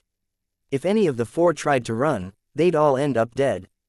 The bird's nest still sat on Han Sen's head. He forced himself not to turn around, and he thought to himself, so what if you are behind me? You can't break this bird's nest. I have nothing to be afraid of. Han Sen stood where he was and did not move. He did not dare turn and look behind him. He continued to cast his powers through the red bird spell to keep the trapped xenogeniac suppressed. But when Han Sen looked at Mr. White and the others, he was given a shock. Mr. White's face looked strange, but Han Sen couldn't accurately read the man's expression. Crime's expression was easier to interpret, though. He was in massive shock. He stared behind Han Sen with wide eyes, as if he had seen a ghost. The Blood Kirin's response was even more dramatic. It was growling at Han Sen, as if in an urgent warning. What is he doing behind me? Han Sen's heart felt chilled. He still couldn't detect the presence behind him. It was as if the chained man wasn't actually a creature at all, but some specter of death itself. Mr. White gulped. He looked pale, but still, he didn't say a word. His expression made Han Sen even more worried. Han Sen could no longer help it, so he moved his head to take a look. He couldn't turn his head very far, though, because if he moved his hands or body he could disrupt the casting. After twisting his head to the left, he saw nothing. Then, he looked right. And still, he couldn't see anything. Han Sen wished he could just twist his body around so he could properly see what the prisoner was doing. But he really couldn't move his body. Han Sen couldn't keep his eyes off the others' horrified expressions, though. Their vision lingered on the space behind Han Sen, which made his heart tremble in fear. FCKU. I have a bird's nest to protect me, and I have nothing to be afraid of. Han Sen gritted his teeth and did not move. But suddenly, Han Sen felt a chill run down his neck.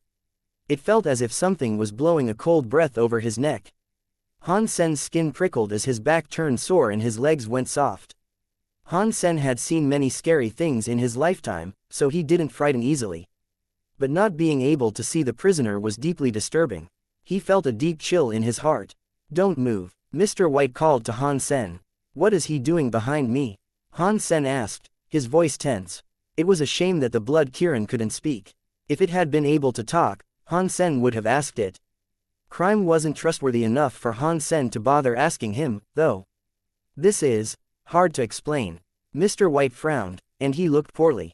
It seemed as if he didn't know what to say. Seeing Mr. White's hesitation made Han Sen frown. He had no clue what was going on behind him. If Han Sen was in danger, Crime and Mr. White probably wouldn't want to tell him, because they wouldn't want to risk Han Sen moving and breaking the 4-symbol seal. However, Han Sen didn't think that was the reason for their behavior. If Han Sen was attacked and wounded, then the 4-symbol seal would break, anyway. They wouldn't stay silent and tell him not to move. If there is no actual danger, then why can they not tell me what's wrong? Han Sen wondered. Han Sen's attempts to figure out what was happening were getting him nowhere, but his back felt colder and colder. His worry continued to deepen. Mr. White and Crime were still staring at the space behind him. The Blood Kirin kept growling at Han Sen, as if it wished to tell him something. Han Sen could no longer resist the temptation. He summoned Bauer and asked her to take a look at the prisoner behind him. Bauer appeared on Han Sen's shoulder. Han Sen spoke to her, Bauer, help your daddy take a look at what this thing is doing behind him. Bauer nodded. She leaned over his shoulder and took a look behind him. She jerked in surprise and said, Dad, behind you, what is behind me? Han Sen quickly asked. There's a man drawing on your back, Bauer said, after thinking. Drawing. Han Sen's mind went blank for a minute. He was confused, and so he thought, the prisoner is drawing something on my back. Is he an artist? Does he love drawing on humans? Is my body too good, and he could not help but use my fine figure for a canvas? No way. If he was fond of drawing on bodies, then he should have gone and found a pretty girl to paint upon. Why bother drawing on me? Bauer, what is he drawing? Han Sen quickly asked. Something else had to be going on here. Bauer leaned further over Han Sen's shoulder, peering at Han Sen's back, but she didn't speak. Bauer, what is he drawing? Han Sen squeaked. He wasn't scared, he told himself. He just didn't like it. Bauer hesitated, but she eventually said, it's like the creature is drawing a person, yeah, a woman. A woman? What kind of woman? Han Sen was frozen. A skeletal prisoner had appeared out of nowhere, slinked up to his back, and started drawing a woman on him. This was too King creepy, and it made Han Sen feel itchy and uncomfortable. Bauer didn't seem to know how she might describe what she saw. With hesitation, she said, an ugly, ugly woman. Han Sen felt his pulse pounding in his temples. An ugly prisoner was now drawing an ugly woman on his back. What the FCK was happening?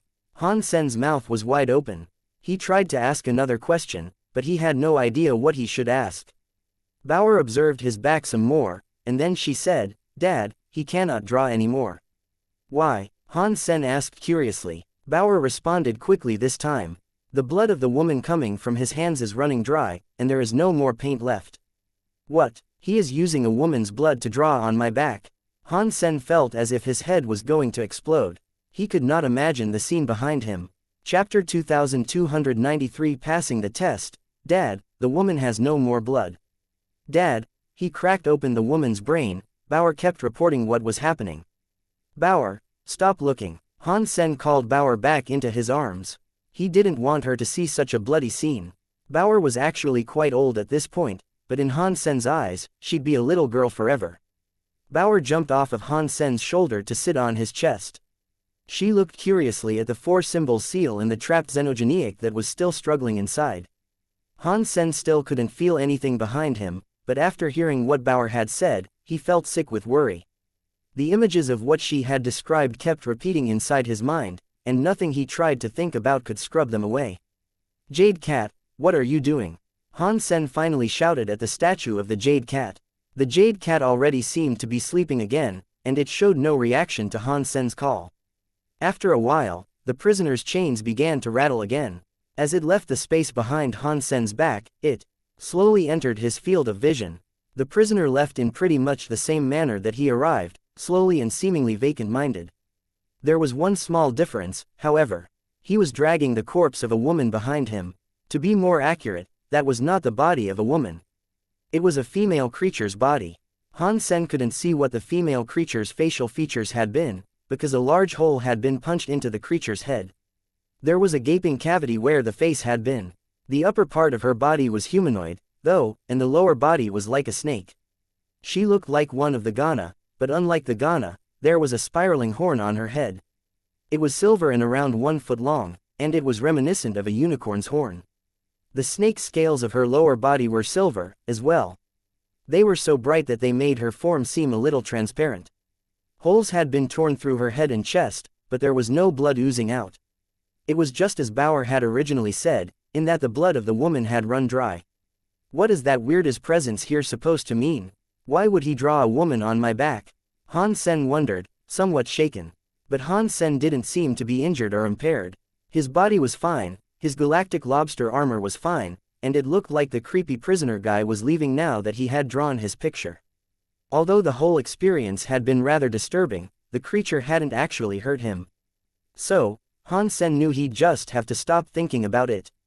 Bauer, could you use some water to wash your dad's armor? Wash away the mess he made, Han Sen said to Bauer. While the paint hadn't been harmful, he was still unhappy to have it on him. Bauer jumped off of Han Sen's chest and walked behind him to do as he asked. Then her surprised voice said, she is gone. What is gone? Han Sen's heart jumped into his throat. The picture he drew is now gone, Bauer said. How could it be gone? Han Sen was very confused about this, and so he proceeded to ask, did the picture just get smeared? Bauer shook her head. Dad, there's nothing on your back. It is very clean, and there is not even the smallest semblance of a bloodstain. The ugly woman drawing is all gone. Han Sen had no idea what to make of this, so he asked Mr. White, what is going on? Mr. White shook his head. I don't understand any of this, either. We couldn't see your back, and we were only able to see that he was drawing something on you. I don't know what it was that he actually drew. Han Sen didn't like not knowing, but there was little that he could do about it. He checked his body and noted how nothing seemed to have happened, so for now, he shelved all thoughts about it. Nothing strange happened after that. The four of them kept sending power into the four-symbol seal. It maintained a firm hold on the snared xenogenic clone. Days passed, and after what felt like forever, they reached the 10-day deadline. Although the four of them were quite exhausted by this point, they had at least managed to survive the 10 days. When the xenogenics returned to their palace lairs and the doors of their palaces closed, the four of them almost collapsed. The jade cat statue smiled and began speaking again. Congratulations. You have passed the sacred leader's test. You can now receive the relic left behind by the sacred leader. Where is the treasure? Han Sen asked, forcing himself to ignore his exhaustion. Right here, the jade cat statue said. The jade pillar below its feet then suddenly opened up, revealing a small jade box. It was impossible to guess what might lay inside. Han Sen started forward to pick up the box, but then, his heart jumped up. He saw that Crime was holding a broken sword, slashing towards Han Sen. The Blood Kirin was angered by this, and so it roared and leapt towards Crime. But Crime's darkness covered everything, and Han Sen's eyes were unable to pierce it. Han Sen didn't move his eyes, though. The bird's nest was still on his head, and he leapt towards where the box had been before everything went black. In Crime's area of effect, all 7 of Han Sen's senses were blocked. But because he had the protection of the bird's nest, he wasn't concerned about any attacks that Crime might launch. But the next second, Han Sen's face changed. A weird power came down to strike the bird's nest. The power locked onto the bird's nest and pulled it away from Han Sen's head. Then, he and Bauer were tied up by something like a rope. The rope jerked them roughly to the side. The darkness faded. Han Sen noticed that he and Bauer were now bound by loop upon loop of white rope. Next to them, there was a net with Han Sen's bird's nest inside it. The net must have been quite special if it was able to bind a deified bird's nest. Crime held the net in one hand and the jade box in the other. Thank you for helping me obtain the sacred leader's treasure, Crime said coldly to Han Sen, holding the box casually under one arm. Who are you? Mr. White frowned at Crime. Crime smiled and said, Mr. White, I am your faithful guard Crime. You look like Crime, but Crime is just a king-class guard. You most certainly aren't. Crime wouldn't possess Prince 14's Skynet, Mr. White stated flatly, his frown deepening. Crime slid the box into his chest pocket. Then, he lifted his broken knife and spoke to Mr. White. You think too much. Although I am half deified, I am still your guard. But aside from you, I have a duty to Prince 14, as well. Prince 14 wants this item, so I will have to take this back with me. Mr. White, we both work for Prince 14. You have helped me a great deal, and I will tell Prince 14 of your involvement. But this is not where this should be discussed. We need to get rid of him first, Crime said. Then his broken knife came swinging towards Han Sen. Chapter 2294 Getting the treasure. Crime swung his weapon, and the substance chain on his knife became a black snake king that looked as if it could swallow the sky. It suddenly lashed towards Han Sen. Han Sen's body surged with power, but the white rope tightened around him. The mysterious substance chain tangled him up, and it made it difficult for Han Sen to gather up any semblance of defense. That knife was going to slice him to ribbons. Han Sen gritted his teeth. He was preparing to activate his super god spirit mode when the roaring knife light was broken. Han Sen was shocked. He looked at Crime. A hand that looked like jade had wrapped around Crime's wrist. The fingers were very long and pretty. Mr. White. Han Sen could not believe what his own eyes were seeing. Mr. White was standing behind Crime, pulling his hand back through Crime's chest. But Mr. White's hand emerged perfectly clean, without a speck of blood dirtying it. Crime's broken knife fell to the ground. He looked at the bloody hole in his chest and then looked at Mr. White with disbelief. He said, Your power was said to be useless in a fight. How were you able to destroy my black lion body? Life is full of surprises. You should have gotten used to that by now. A beautiful white shell appeared in Mr. White's hand. He opened it and held it out toward Crime. The injured Crime was sucked into the shell. When the shell closed up, Mr. White pocketed it. He grabbed the sky net and the little box. He looked as if he was smiling, but he wasn't. And to Han Sen, he said, Han Sen, it looks like you have lost. Completely. Han Sen was still bound by the sky net. He gave Mr. White a wry smile. You won. So, what are you going to do with me? Kill you, of course. Do you really think I'd let a scary enemy like you continue to live and grow in this world? Mr. White looked at Han Sen emotionlessly. Mr. White, you overestimate me. I am just a nameless soldier. Han Sen didn't move. He summoned all his power as he continued to stare at Mr. White. He was going to take a risk. Mr. White turned to the cat statue as he gripped the sky net, ignoring Han Sen and Bauer. 9-life cat, can we go now? Han Sen was shocked. Mr. White knew the jade cat statue was a 9-life cat. The 9-life cat statue stared at Mr. White. It remained unmoving as it coldly said, if you guys pass the test, so it is entirely up to you whether you come or go. There is no need to ask for my permission. Goodbye. Mr. White tugged the sky net and dragged Han Sen and Bauer out of Holy Town. This time, the power of the town didn't prevent them from leaving. Mr. White pulled Han Sen and Bauer out of the town with ease and returned to that area of dark water. Mr. White's other hand glowed with holy light as it held the jade stone box. The light was able to keep the darkness at bay, at a distance of around 3 meters from them. He eventually pulled Bauer and Han Sen safely out of the trench. Han Sen had thought Mr. White would kill them in Holy Town, but he didn't. And after he left that place, he didn't try to make a quick getaway. He took Han Sen and Bauer into the big white whale, instead. Fox Queen and Yisha's fight seemed to have ended, since there was no more movement in the sea. It was unclear which of the two might have emerged victorious, though. There was no sign of either of them. Mr. White brought Han Sen and Bauer into the big white whale. He smiled and looked at Han Sen. Now I can kill you without any worries. Have you thought up any escape ideas? Why didn't you kill me in Holy Town? Han Sen asked with confusion. You really think that town hid the real treasure? Mr. White asked in an amused tone. It didn't, Han Sen asked. It could have, but only if the sacred leader went mad. It would have taken utter insanity to spend so much power and effort constructing a place to hide his own treasure. Mr. White smiled. This place must have a secret that you haven't even imagined yet. Aside from that, the picture on your back looks pretty special. I thought the drawing was gone. Han Sen was shocked. Mr. White laughed and said, you are too naive. Just because something disappears, that doesn't mean it is gone. I didn't recognize the person who drew on you, but I do know that he was drawing a creature known as Ancient Blood Dragon Lady. It is a mutant, deified xenogenic. Her blood is her mutant xenogenic gene. I don't think such powerful blood could disappear so easily. Han Sen heard this and was shocked. He had never thought that thing might have been a mutant deified creature. Why did he draw on me? Han Sen asked in confusion. I do not know. Perhaps ever since the beginning, you were the chosen one. Mr. White's expression hardened. But it doesn't matter anymore. I am going to kill you, so everything will end. After that, Mr. White looked angry. He yanked the sky net, and Han Sen and Bauer were pulled in front of him. His hand reached out to grab Han Sen. Han Sen remembered how Crime's body was easily perforated by Mr. White's hand. He was shocked, and he was about to activate his super god body.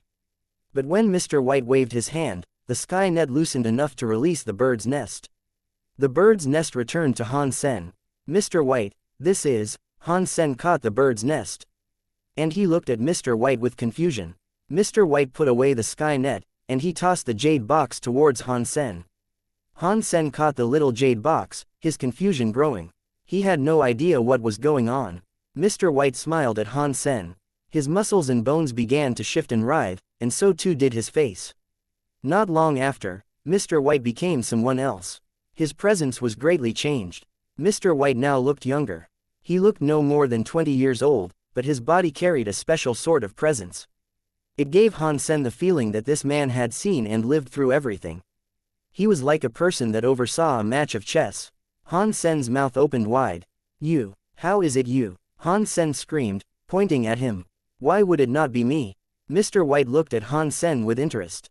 Aren't you in the sanctuaries? How did you get out? Han Sen spoke only half of what he wished to. He then suddenly thought of Blood Legion and the Shira, who both had a way to leave. It now didn't seem so strange that this person had been able to leave the sanctuaries. It is a long story. To summarize, I thought I'd be able to break the vacuum and become a god in this world. But who knew that this was the place I would actually come to? It was quite a disappointment, all in all. Mr. White shrugged, looking regretful. I cannot believe it, Han Sen mumbled, still frozen. Han Sen knew this man.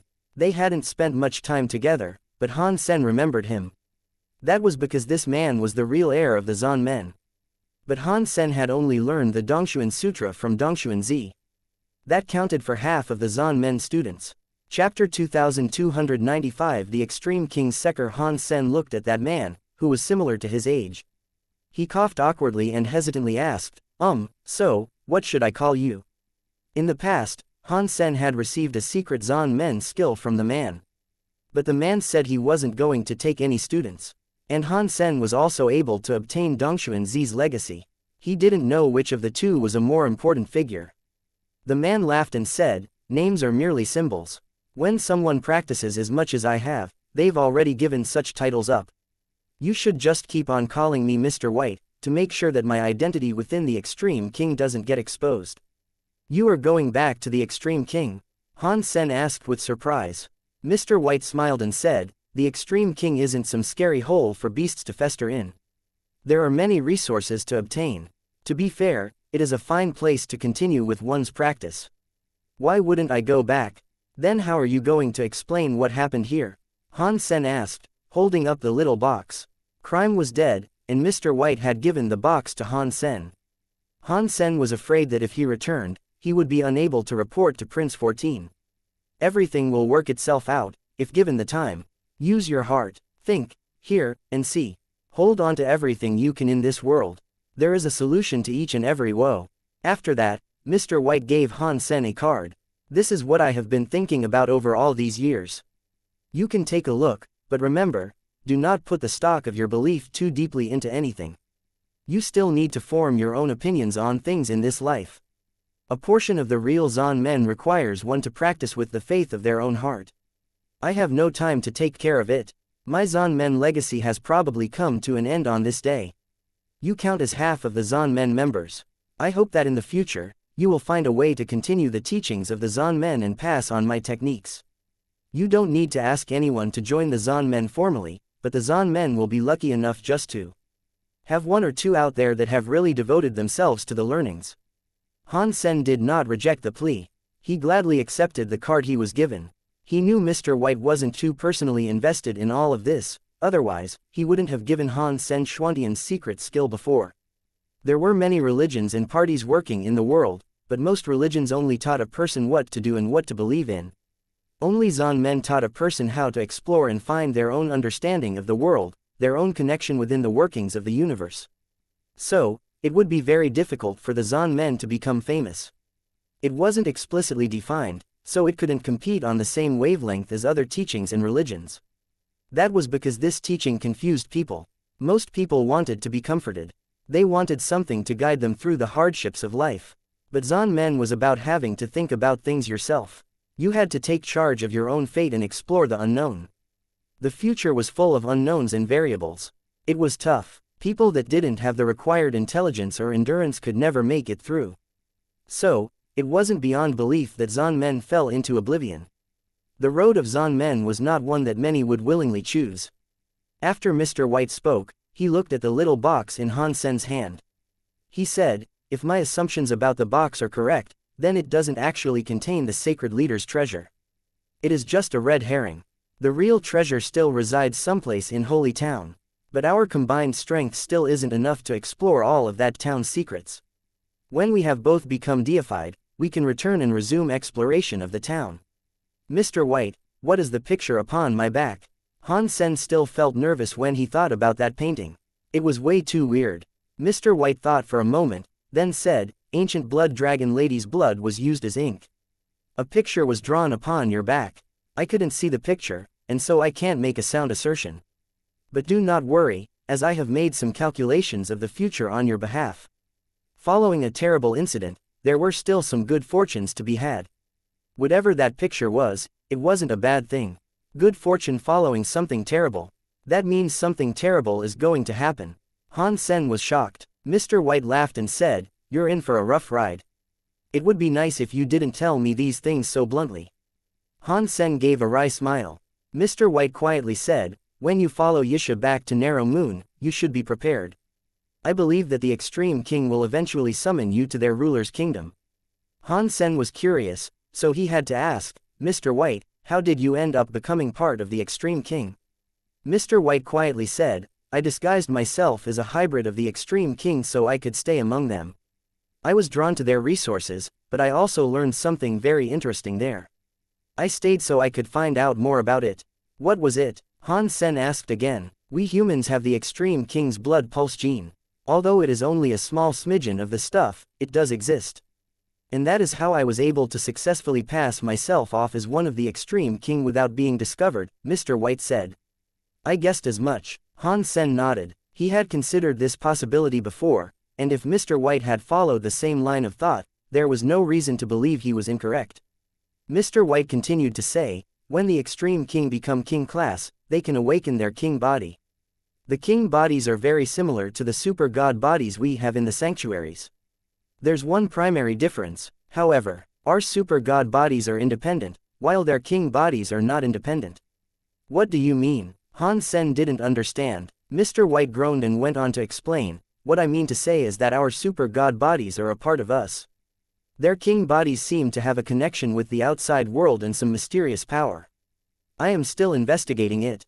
There are so many questions I have been unable to find answers for. I cannot explain everything. After chatting with Han Sen, Mr. White said, I should go. If you had left when you leave, you should soon come across Yisha. Mr. White left, but Han Sen didn't go after Yisha just yet. He walked over to the skeleton sitting in the command chair of the white whale. He took off the clothes that were on the skeleton, and then, he put the skeleton in a box. He planned on finding a good place to bury the man when he returned. It was a crystallizer. It was like someone of the same race. After thoroughly cleaning the pieces of clothing, Han Sen put them on. He put the transparent eye patch on his head, and he felt as if his thoughts were spreading. His body and his vision expanded. That feeling could not be explained. It was like the whale was becoming a part of his body. Waves of information rolled through eye patch and were downloaded into his mind. To put it simply, Han Sen could now use his mind to control the white whale. Piloting the machine was as simple as using his own body. Han Sen guided the big white whale to the left, and there he found Yisha. Yisha was swimming through the sea. She saw the big whale and surged towards it. Han Sen quickly jumped out of it to prevent any misunderstandings. My queen, where is Fox Queen? Han Sen asked. Yisha shook her head. She escaped. Then we should get out of here, too. I got the item from Holy Town. Let's leave now. Han Sen then piloted the white whale out of the Holy Spirit Sea with Yisha. When they reached the maze, Han Sen put away the whale. The enormous whale really was just like the beetle. It could shrink with its space technology. It shrank until it disappeared into the eye patch. It was like a little whale placed inside a bottle, and it looked magical. Yisha and Han Sen returned to the base of the Ice Blue Knights, where they ran into Ice Blue Night King. It was fairly obvious that he had been unable to navigate the palace maze, and had thus decided to return. When he saw Yisha and Han Sen come back together, Ice Blue Night King's eyes widened. Knife. I am so glad to learn that you are still alive, Ice Blue Night King said, coming up to her. I'm afraid that my survival might not be a good thing for you, Yisha growled. Ice Blue Night King frowned. Yisha, what makes you say that? I am alive. That means no one is allowed to bully my student. Do you understand now why that might not be a good thing? It would have been better for you if I had remained dead, Yisha said, her voice as hard as stone. Ice Blue Night King fidgeted awkwardly, but he said, I was just doing my job. I had no choice in the matter. There were some things I just had to do. I don't care about your job. Let me ask you something. Did you drag my student into the Ice Blue Knights by force? Against his will, Yisha stared at Ice Blue Night King as she spoke. Ice Blue Night King looked glum, and he admitted, yes. Were you the one who captured him? Yisha asked. Yes, Ice Blue Night King said. If you were unable to look after him, why would you drag my student all the way out here? Is that how you manage the Ice Blue Knights? Yisha hissed. Ice Blue Night King could not speak. His face turned red. Another Ice Blue Knight who was accompanying Ice Blue Night King stepped forward to angrily tell her off. Knife, don't be so rude. You are a member of the Ice Blue Knights yourself. How can you speak like that to your captain? From now on, I have no affiliation with the Ice Blue Knights. It's over. Yisha looked at them all with disdain. Ice Blue Night King frowned and said, "Knife, I understand the reasons for this mood of yours, but there are some things you can't just say. I will pretend I did not hear what you just said. If you want to talk, we can do so later and in private. There is nothing more for us to talk about. Let's go, Han Sen." Yisha turned around to leave. "Knife, don't be ridiculous. The Ice Blue Knights have rules. You are a member of the Ice Blue Knights, and you were born to be an Ice Blue Knight. Furthermore, you will one day die on behalf of the Ice Blue Knights. The Ice Blue Knights would never permit one of their members to turn traitor, and furthermore, the Extreme King would not allow." Ice Blue Night King trailed off, a shocked look crossing his face. Yisha's body had filled with purple air. Like a demon, she covered the entirety of the Ice Blue Night base with her power. Suddenly, everyone in the base looked very pale. The weight of her suppression lay on them so heavily that they could barely stand. "Deified, you became deified." Ice Blue Night King and all the other Ice Blue Knights were stunned. "I'm sorry, do you mind repeating what you were telling me again?" Yisha turned an unyielding gaze on Ice Blue Night King and the others. The King-class Ice Blue Knights had all turned pale. No one dared look Yisha in the eyes now. Ice Blue Night King had also paled, and a series of emotions crossed his face, too quickly to recognize. He ultimately sighed, and said, "I have my own reasons to want you to stay, but since you are already deified, I suppose the Ice Blue Knights don't stand a chance in keeping you here. In that case, I give you permission to leave." Yisha did not look at Ice Blue Night King. She took Han Sen with her and departed the Ice Blue Night base. "My queen, that was awesome. Those Ice Blue Knights all looked so cocky, but they were ready to pee themselves before your glory," Han Sen told her as he piloted the white whale away from the base. After Yisha and Han Sen departed the Ice Blue Knights, they used the big white whale to travel through space. They were headed back to Narrow Moon. Yisha was holding Bauer. She fed Bauer pieces of fruit as she spoke. "The 10 sets of Knights of the Extreme King. They all sound so powerful. They inspire fear across the Geno universe, spreading the belief that every knight has the power to destroy a race. But inside the Extreme King, the knights are still just pawns. They do the dirty work and little more. They aren't given important missions. If any of the members of the knights manage to become deified, they are permitted to leave. They are no longer bound to the knights. This is a rule of the Extreme Kings." Ice Blue Night King could not have fought against that. A powerful regiment of knights like the Ice Blue Knights are still only considered pawns. Han Sen was shocked to hear this. "They don't have any deified members. If you think that is the primary army of the Extreme King, you are profoundly underestimating their might." Yisha smiled, then went on to say, "The primary army of the Extreme King is composed of the Royal Knights. They only recruit pure members of the Extreme King, however. And all entrants have to be at least King class. They have very high requirements when it comes to having the right blood and background. Aside from the Royal Knights, the Extreme King have many other organizations as well. Most of those are simply less famous. The Extreme King are so strong that very few races are able to compete with them. Even higher races like Sky Palace wouldn't stand a chance against the Extreme King in a fight. They rely on the power of the very high to make the Extreme King avoid them. That's the only reason that the Extreme King have never touched Sky Palace." "I see." Han Sen did not understand how the Extreme King worked. He thought for a minute, then asked, "Then what is Narrow Moon to the Extreme King?" "We do not belong to anyone." Yisha sighed, and then said, "I told you before.